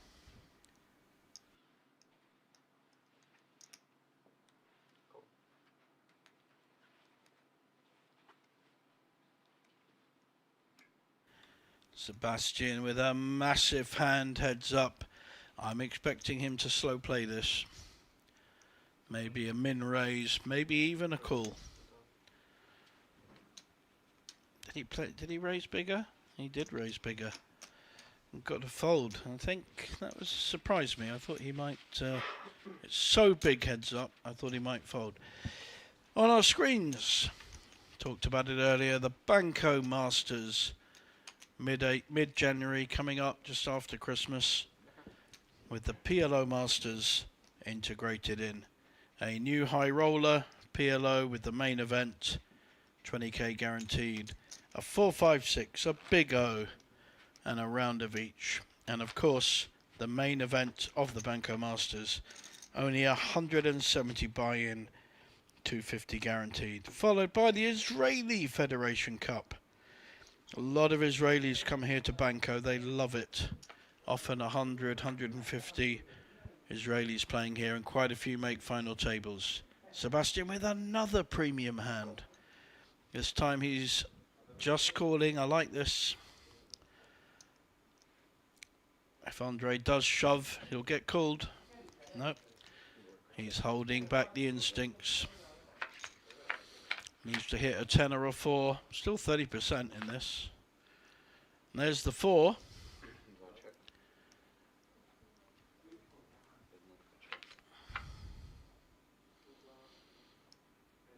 Andre probably confident his 4's ahead now, but doesn't need to bet.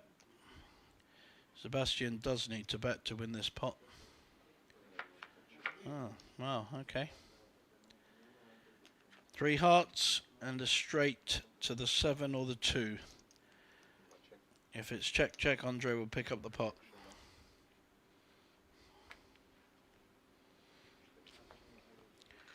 I think Sebastian may have missed 1 or 2 bets there, may have got it through.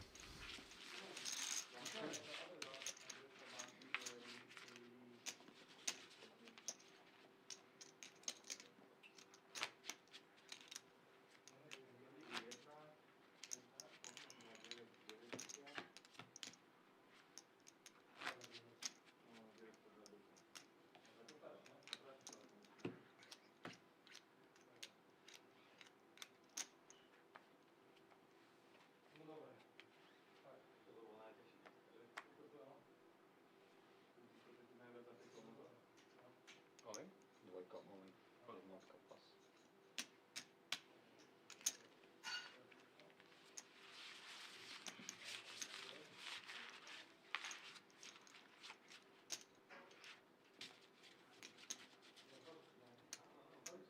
It's 10 million? 10 million behind? I will tell you in 1 second.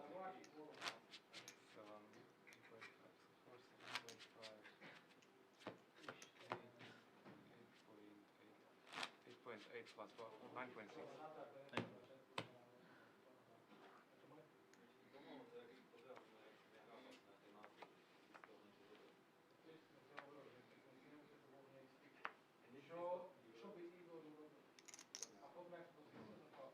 Jednotka kval.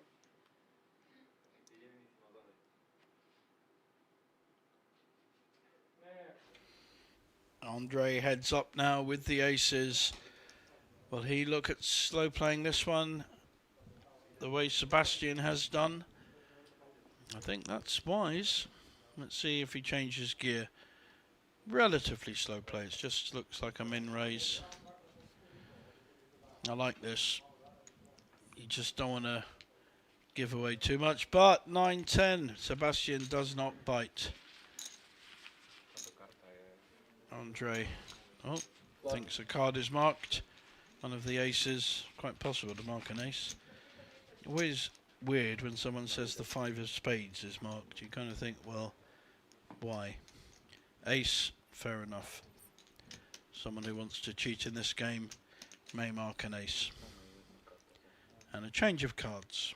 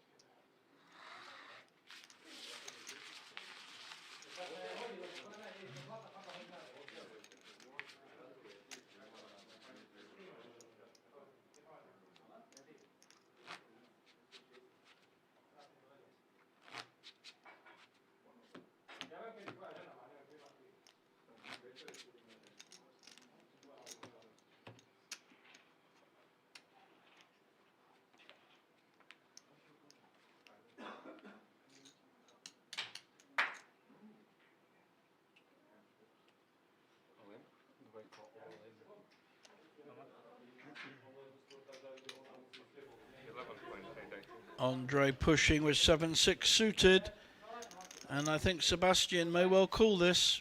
Ace-7 heads up's a big hand, and I don't know whether he got the information of how wide a range Andre was pushing with about an hour ago, but these were the kind of hands he was pushing with. Sebastian, Ace-7 is very strong, heads up. Wow, he folds. I think he hasn't quite got the hang of this young man. He's playing very well, Andre. Excellent. Bit of support in the crowd. When I say crowd, I mean 2 people. We don't have much of a rail, but we have a small one. Well played, Andre.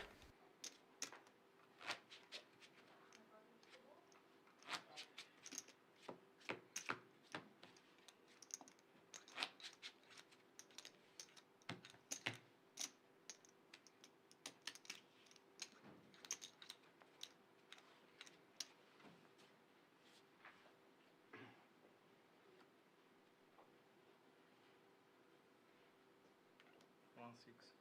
Jednotka raise 1-6.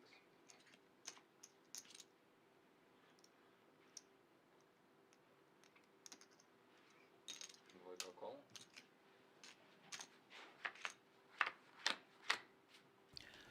So we finally get to see a flop. 7-3 bottom pair for Andre. King 2 for Sebastian. Slowly, slowly, catchy monkey. Will Andre call with his bottom pair? He certainly will.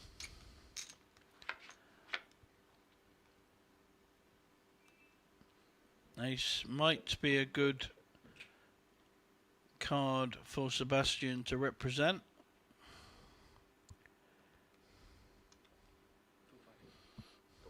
And he's giving it a go. Andre now has a decision. He's either going to go with his 7 or fold. And it's a fold. Well played, Sebastian. Good aggression there.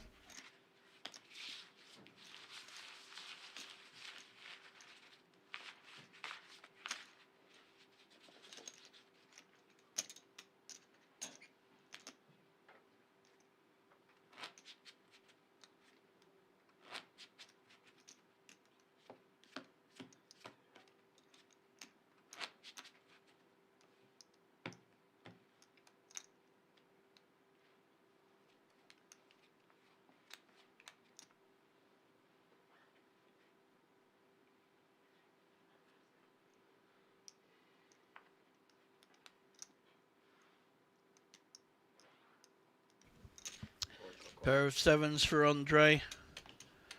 Looks like he's just calling.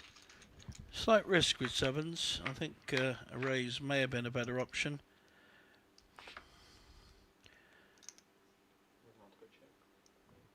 Jack 6 for Sebastian. Backdoor diamonds, but 2 overcards for the 7s. There is the 2 diamonds. We've also got counterfeit possibilities with the king, the queen. Andre now getting chips in hand. I don't think Sebastian will fold this with a flush draw. Just the call. And there's the flush for Andre. Sorry, for Sebastian. Andre in trouble. Very small bet. 1 million. Very, yeah, lovely. Good play by both players. Excellent play. No one got out of line. Both playing their hands as well as possible. Good heads-up battle so far.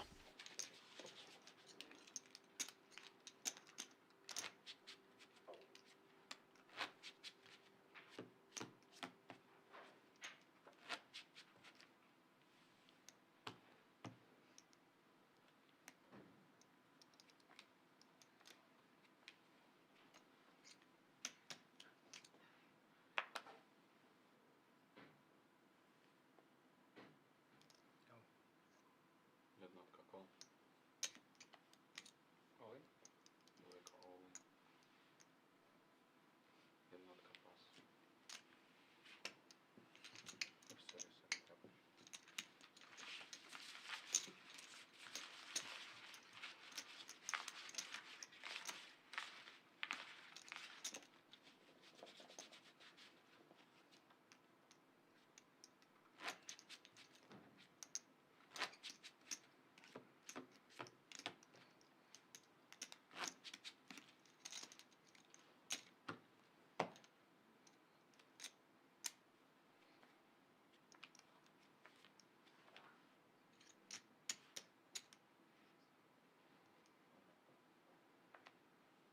All in.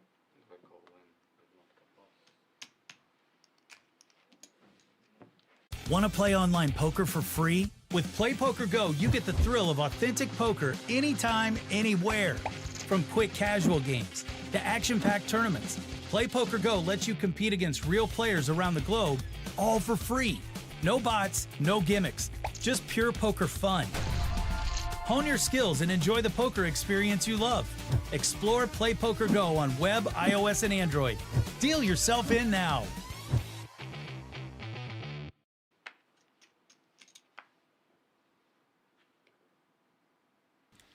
Sebastian now with a significant chip lead. Continuing to Andre though with ace-10. He may well shove with this. Oh, yep, he has. And Sebastian folding. He's been very consistent, shoving with 6-7 suited or a big ace. He's a very likeable young man, Andre. Sebastian, we know already, is a quality player who knows how to win a tournament. 2 in the last 2 years here at Banco, including this very event last year at Banco. He won the festival main event. So very consistent.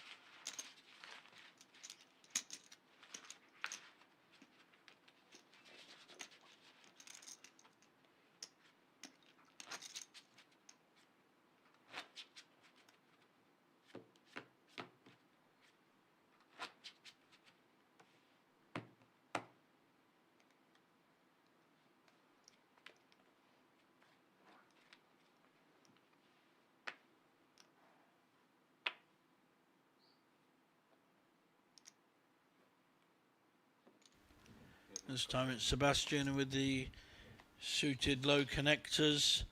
Andre with the Jack-10. Good hand to see a flop with. Doesn't need to go ballistic in case Sebastian is slow playing a big hand, as he has done. Pretty good flop for 5-6, let's be honest. Sebastian has absolutely smashed this flop. 2 pairs, he'll bet small. And Andre wisely folds.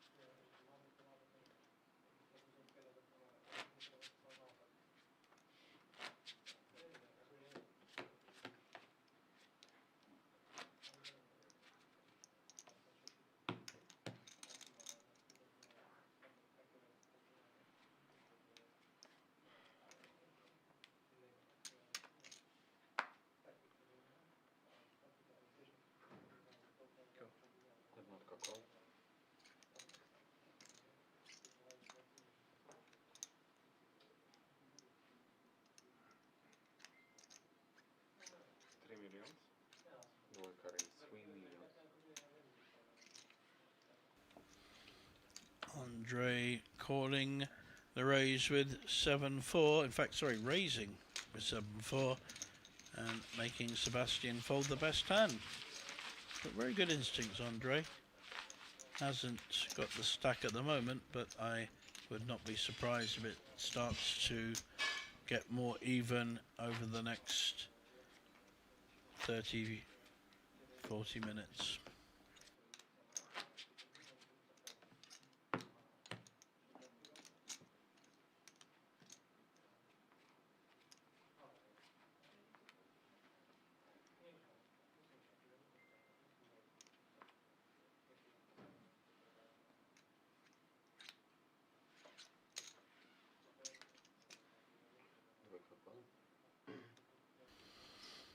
Andre with a very nice Queen 9 suited. Just elects to call. Both players trying to trap the other player at the moment. Obviously, they both need good hands for it to go ballistic. Up and down for Andre. Sebastian, not a lot. Just checking it, looking to hit this, and he has hit massively. Don't think he's going to get paid, but he's up and down with the flush draw. He's got a straight and the flush draw against Sebastian, who is betting. Wow, how is Andre going to play this? I really like the flat call. Excellent. So does he. He's allowing Sebastian to hang himself. May slow Andre down a bit, but it's too big a hand. Is Sebastian going to make a misstep? No, he checks. There'll be a bet from Andre.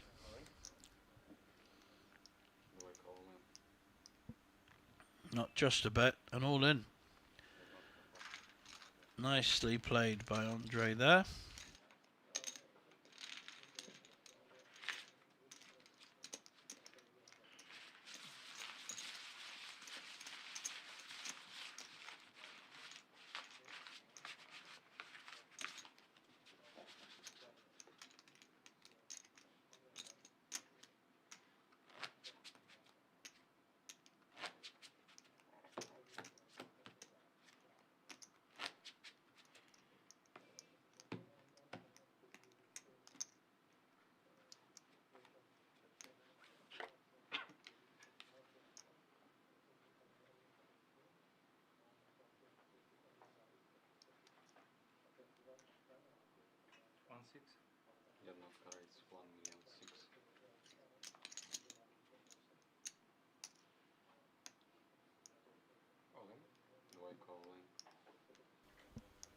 Andre with the big hand, making a shove, and Sebastian cannot call with 4-2 offsuit.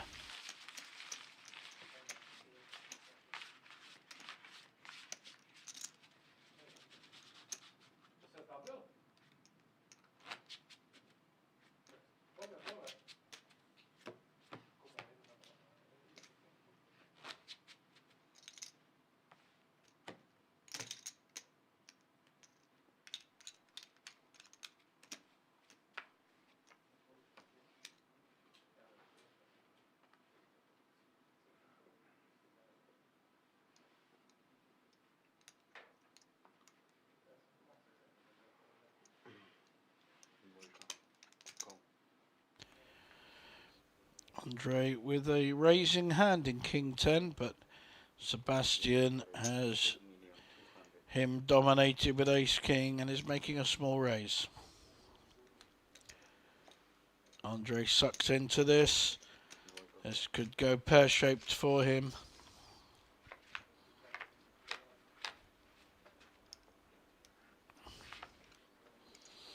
But no, he's hit the 10. Gut shot draw with Sebastian and the second pair for Andre. Both checking. 4 hearts now. That's going to slow both players down. First one to represent it. And it could be on Sebastian, who's betting. This is a very tough spot for Andre. Can he call his second pair? He does. It's not a big bet though. Is Sebastian going to load another bullet out there, or will he check it? Yeah, he's checked. So Andre has the winning hand if he checks behind. Yep. And Sebastian has missed an opportunity there with his Ace King.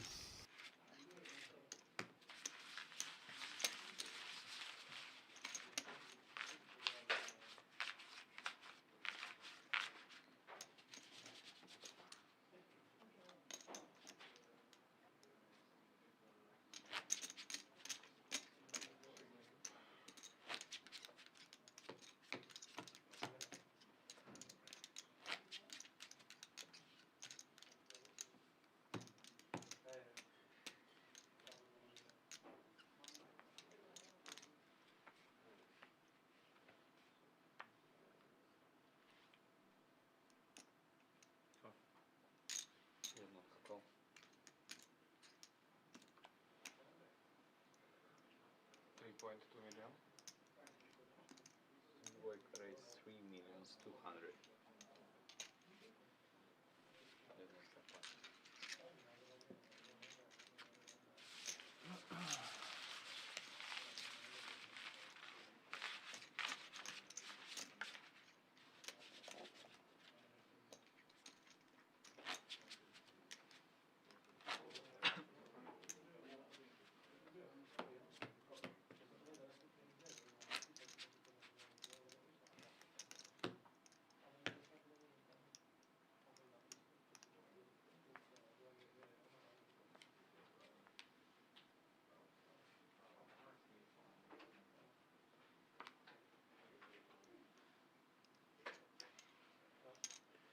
Like a call.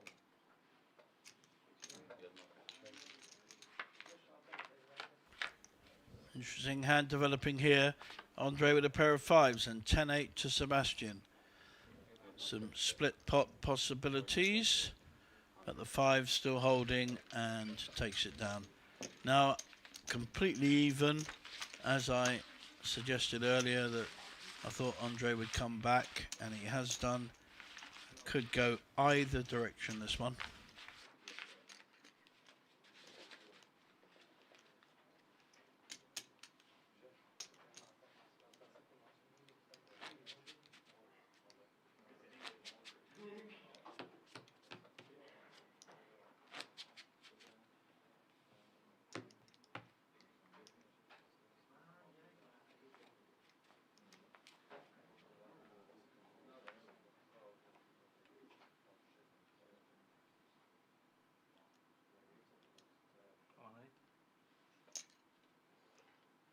Jednotka raise 1,800,000.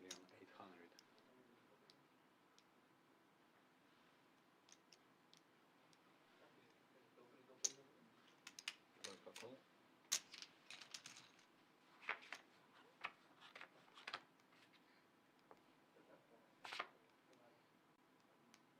Dwójka check.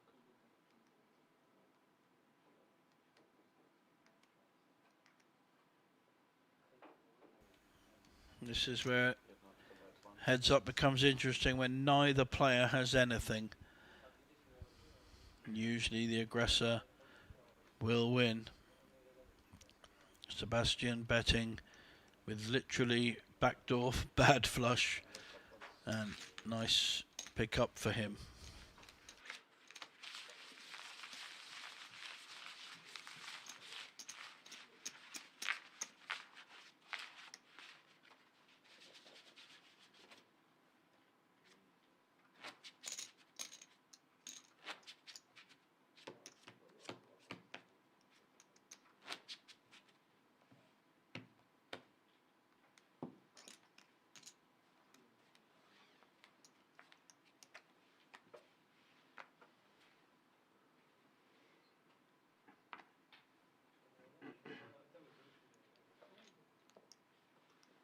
Dwójka call. 3.2. Jednotka raise 3,2, dwójka pass.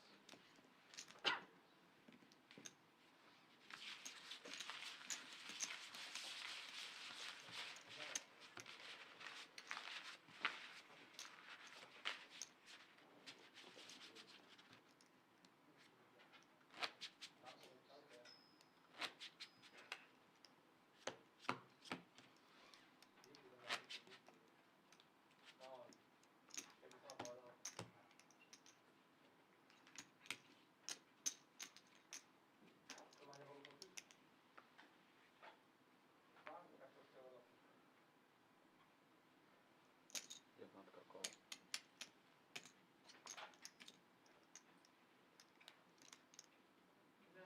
Dwójka check.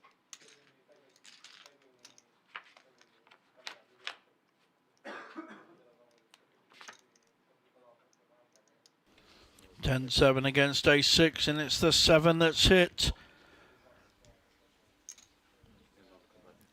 But Sebastian taking the lead into the pot, just 800.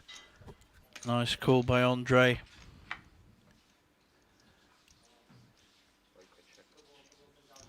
Nothing much for the ace-6 of Sebastian. Does have the chip lead at the moment, but likely to lose this pot. Wow, very big bet. Very big bet.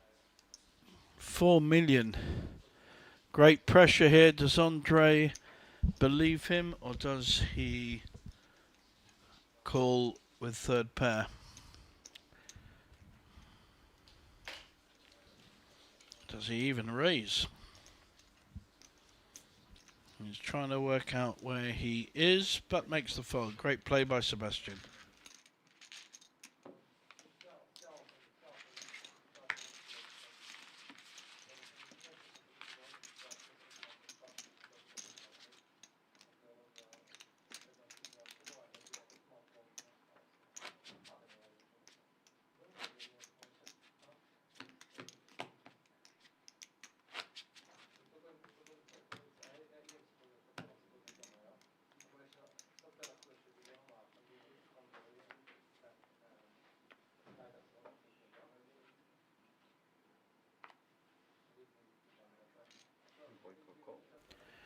Andre making up the blind with a 3-2 offsuit.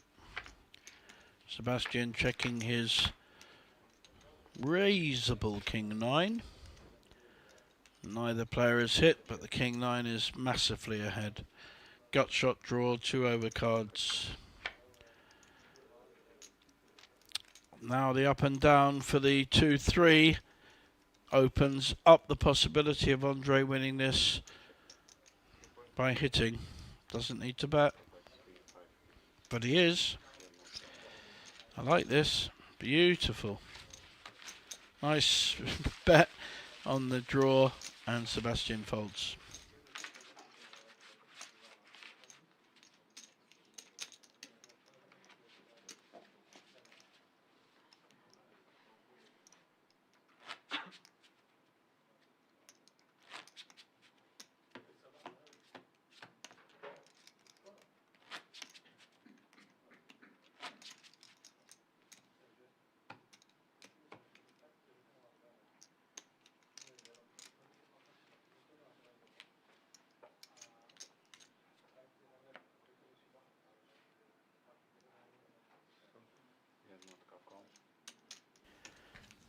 Sebastian just making up the small blind. Andre with a pair and shoves all in. Nice shove there. Sebastian has to fold.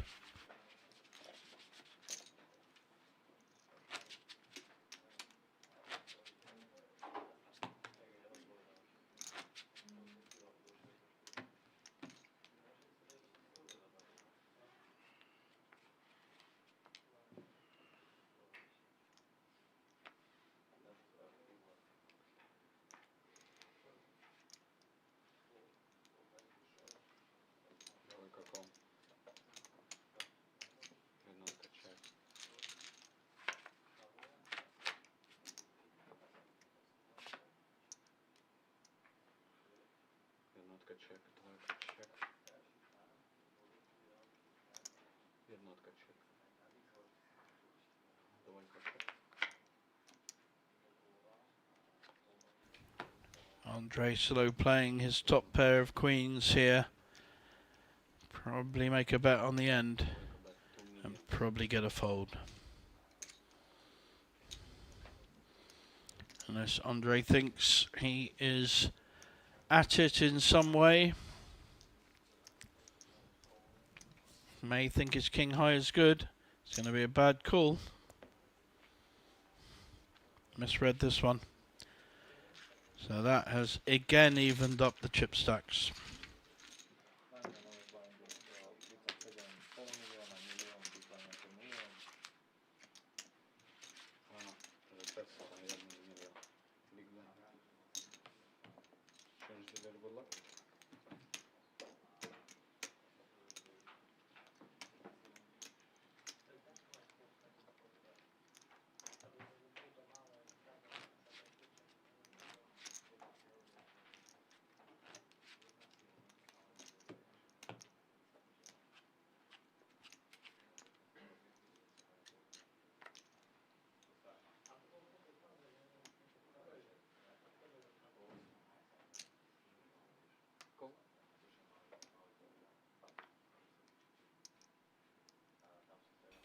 Andre with a premium ace jack.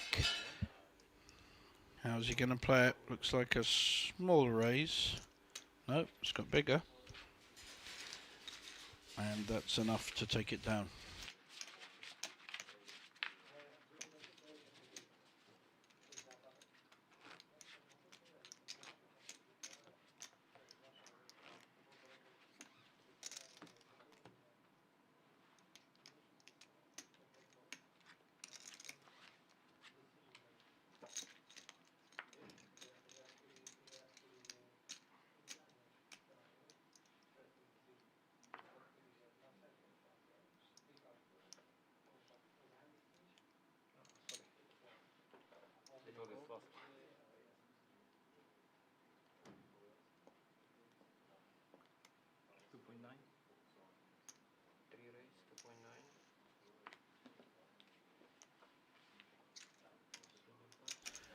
Big hand for Sebastian.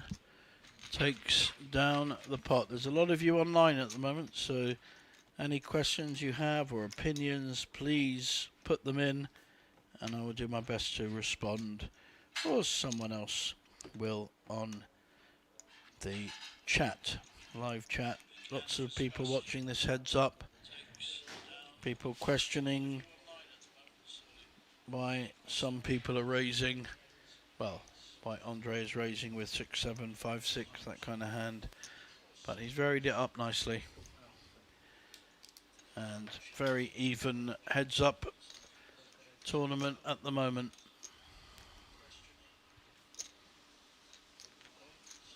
Andre calling off with 8-5 against Jack-5. Sebastian in a strong position here. There's the 5. Andre could get in trouble here. He'll call with second pair for sure.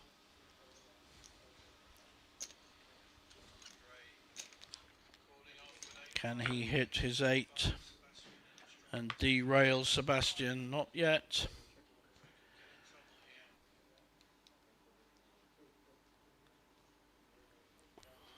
Sebastian considering his options, just checks behind. Safety first. And now an ace hits and 3 hearts. And if Sebastian just checks this down, he will win an 8 million pot. But he goes all in. Wow, what a move. He has no flush, he just has a 5. And Andre will have no choice but to fold unless he thinks this is a bluff. And if it is, it looks like a great bluff, but he is actually winning. Andre really trying to think this one through. If he calls, he's out.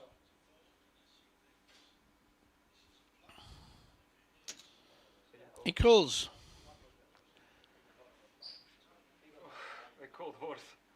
And Sebastian has won, and I think he is now our champion. Andre making a poor call, a great play, lovely all-in play by Sebastian at the end. It looked like a bluff, great play. And we have a second year in the running winner, Sebastian from Poland. What a very, very good final he played. He was chip leader, then he was behind, and he fought his way back to the chip lead. What a fantastic final this has been. I think he's out. Let's just wait and double check. The dealer taking the chips. May have some behind. I'm not sure. Our graphic said he was all in.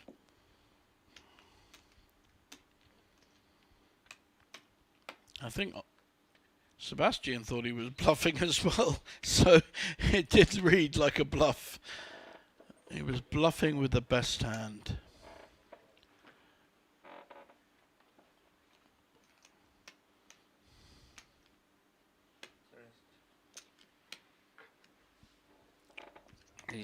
If he is left with any, it will be very little. And it is literally, I don't know how much that is. It's not a lot. Wow. It is, thank you, cameraman. It is 700,000. Not even a big blind. 800,000, not even a big blind. And very, very soon we will have our winner, unless Andre finds a way of doubling up about 6 times in a row. 4-2 for Andre, not the hand you want. Not the hand you want, again, especially against Jack 2. Drawing to a 4, that's about it. What a great final Sebastian has played. And here comes the wonderful photographer and videographer. Ace 7-8. The Jack is playing. We're at the final stages. There's the Jack. Game over. Well played, Sebastian. Another win here at Bratislava. Another win here at the festival. And great play. Well played, sir. It's been wonderful to share the very long final day with you all. My name is JJ Hazan. Come back here in January for the Banco Masters and the PLO Masters, and I'll see you then. Good night, all. What's gonna happen? we can use the winner interview from last year.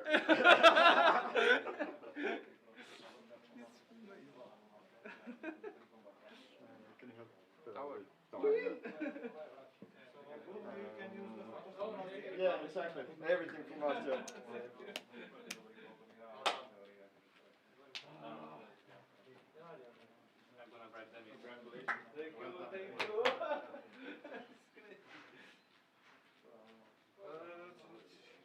Calma, I make it. You make? Okay. Of course I make it. Take care about the other.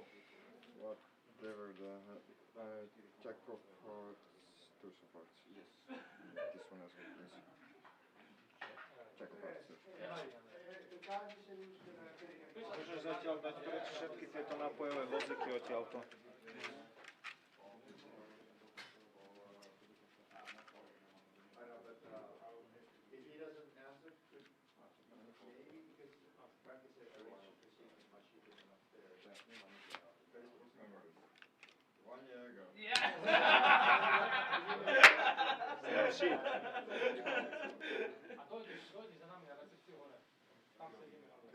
This is the day. Every year, this day.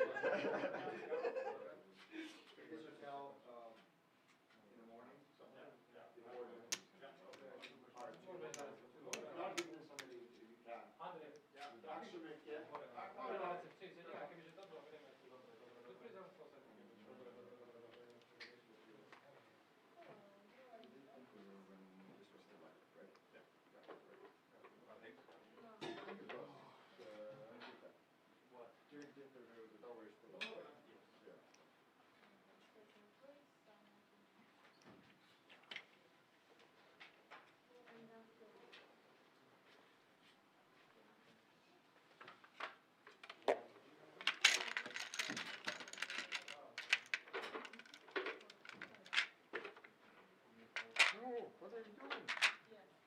More. What more? At least on the sides, something like these ones. Because when he splashes through them, I need there to be chips. Chips flying everywhere. Yeah, I tell you what's gonna fly in 3 minutes. I know you love me.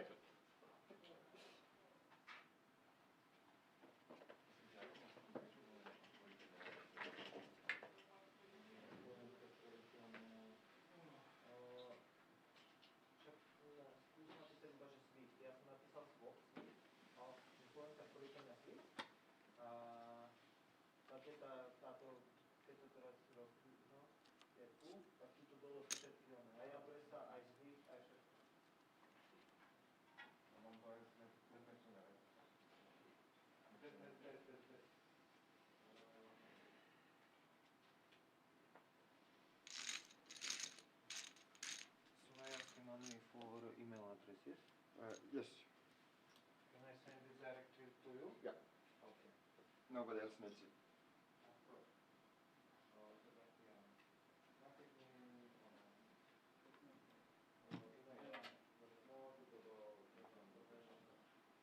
Nobody else don't need it, so I sending it only to you when I clean hand. Okay. So Sebastian is texting you his email address. Because we are friends from Facebook, we are friends from Facebook. And we are friends from Facebook. It's 21st century and I don't going to make And most likely somewhere I have the last year one. So I'm going to use the same picture. I'm not going to send the stupid email. Okay, so you have his email right now from my account. Yes. Very nice. This is something like retarded duo. We should work together forever.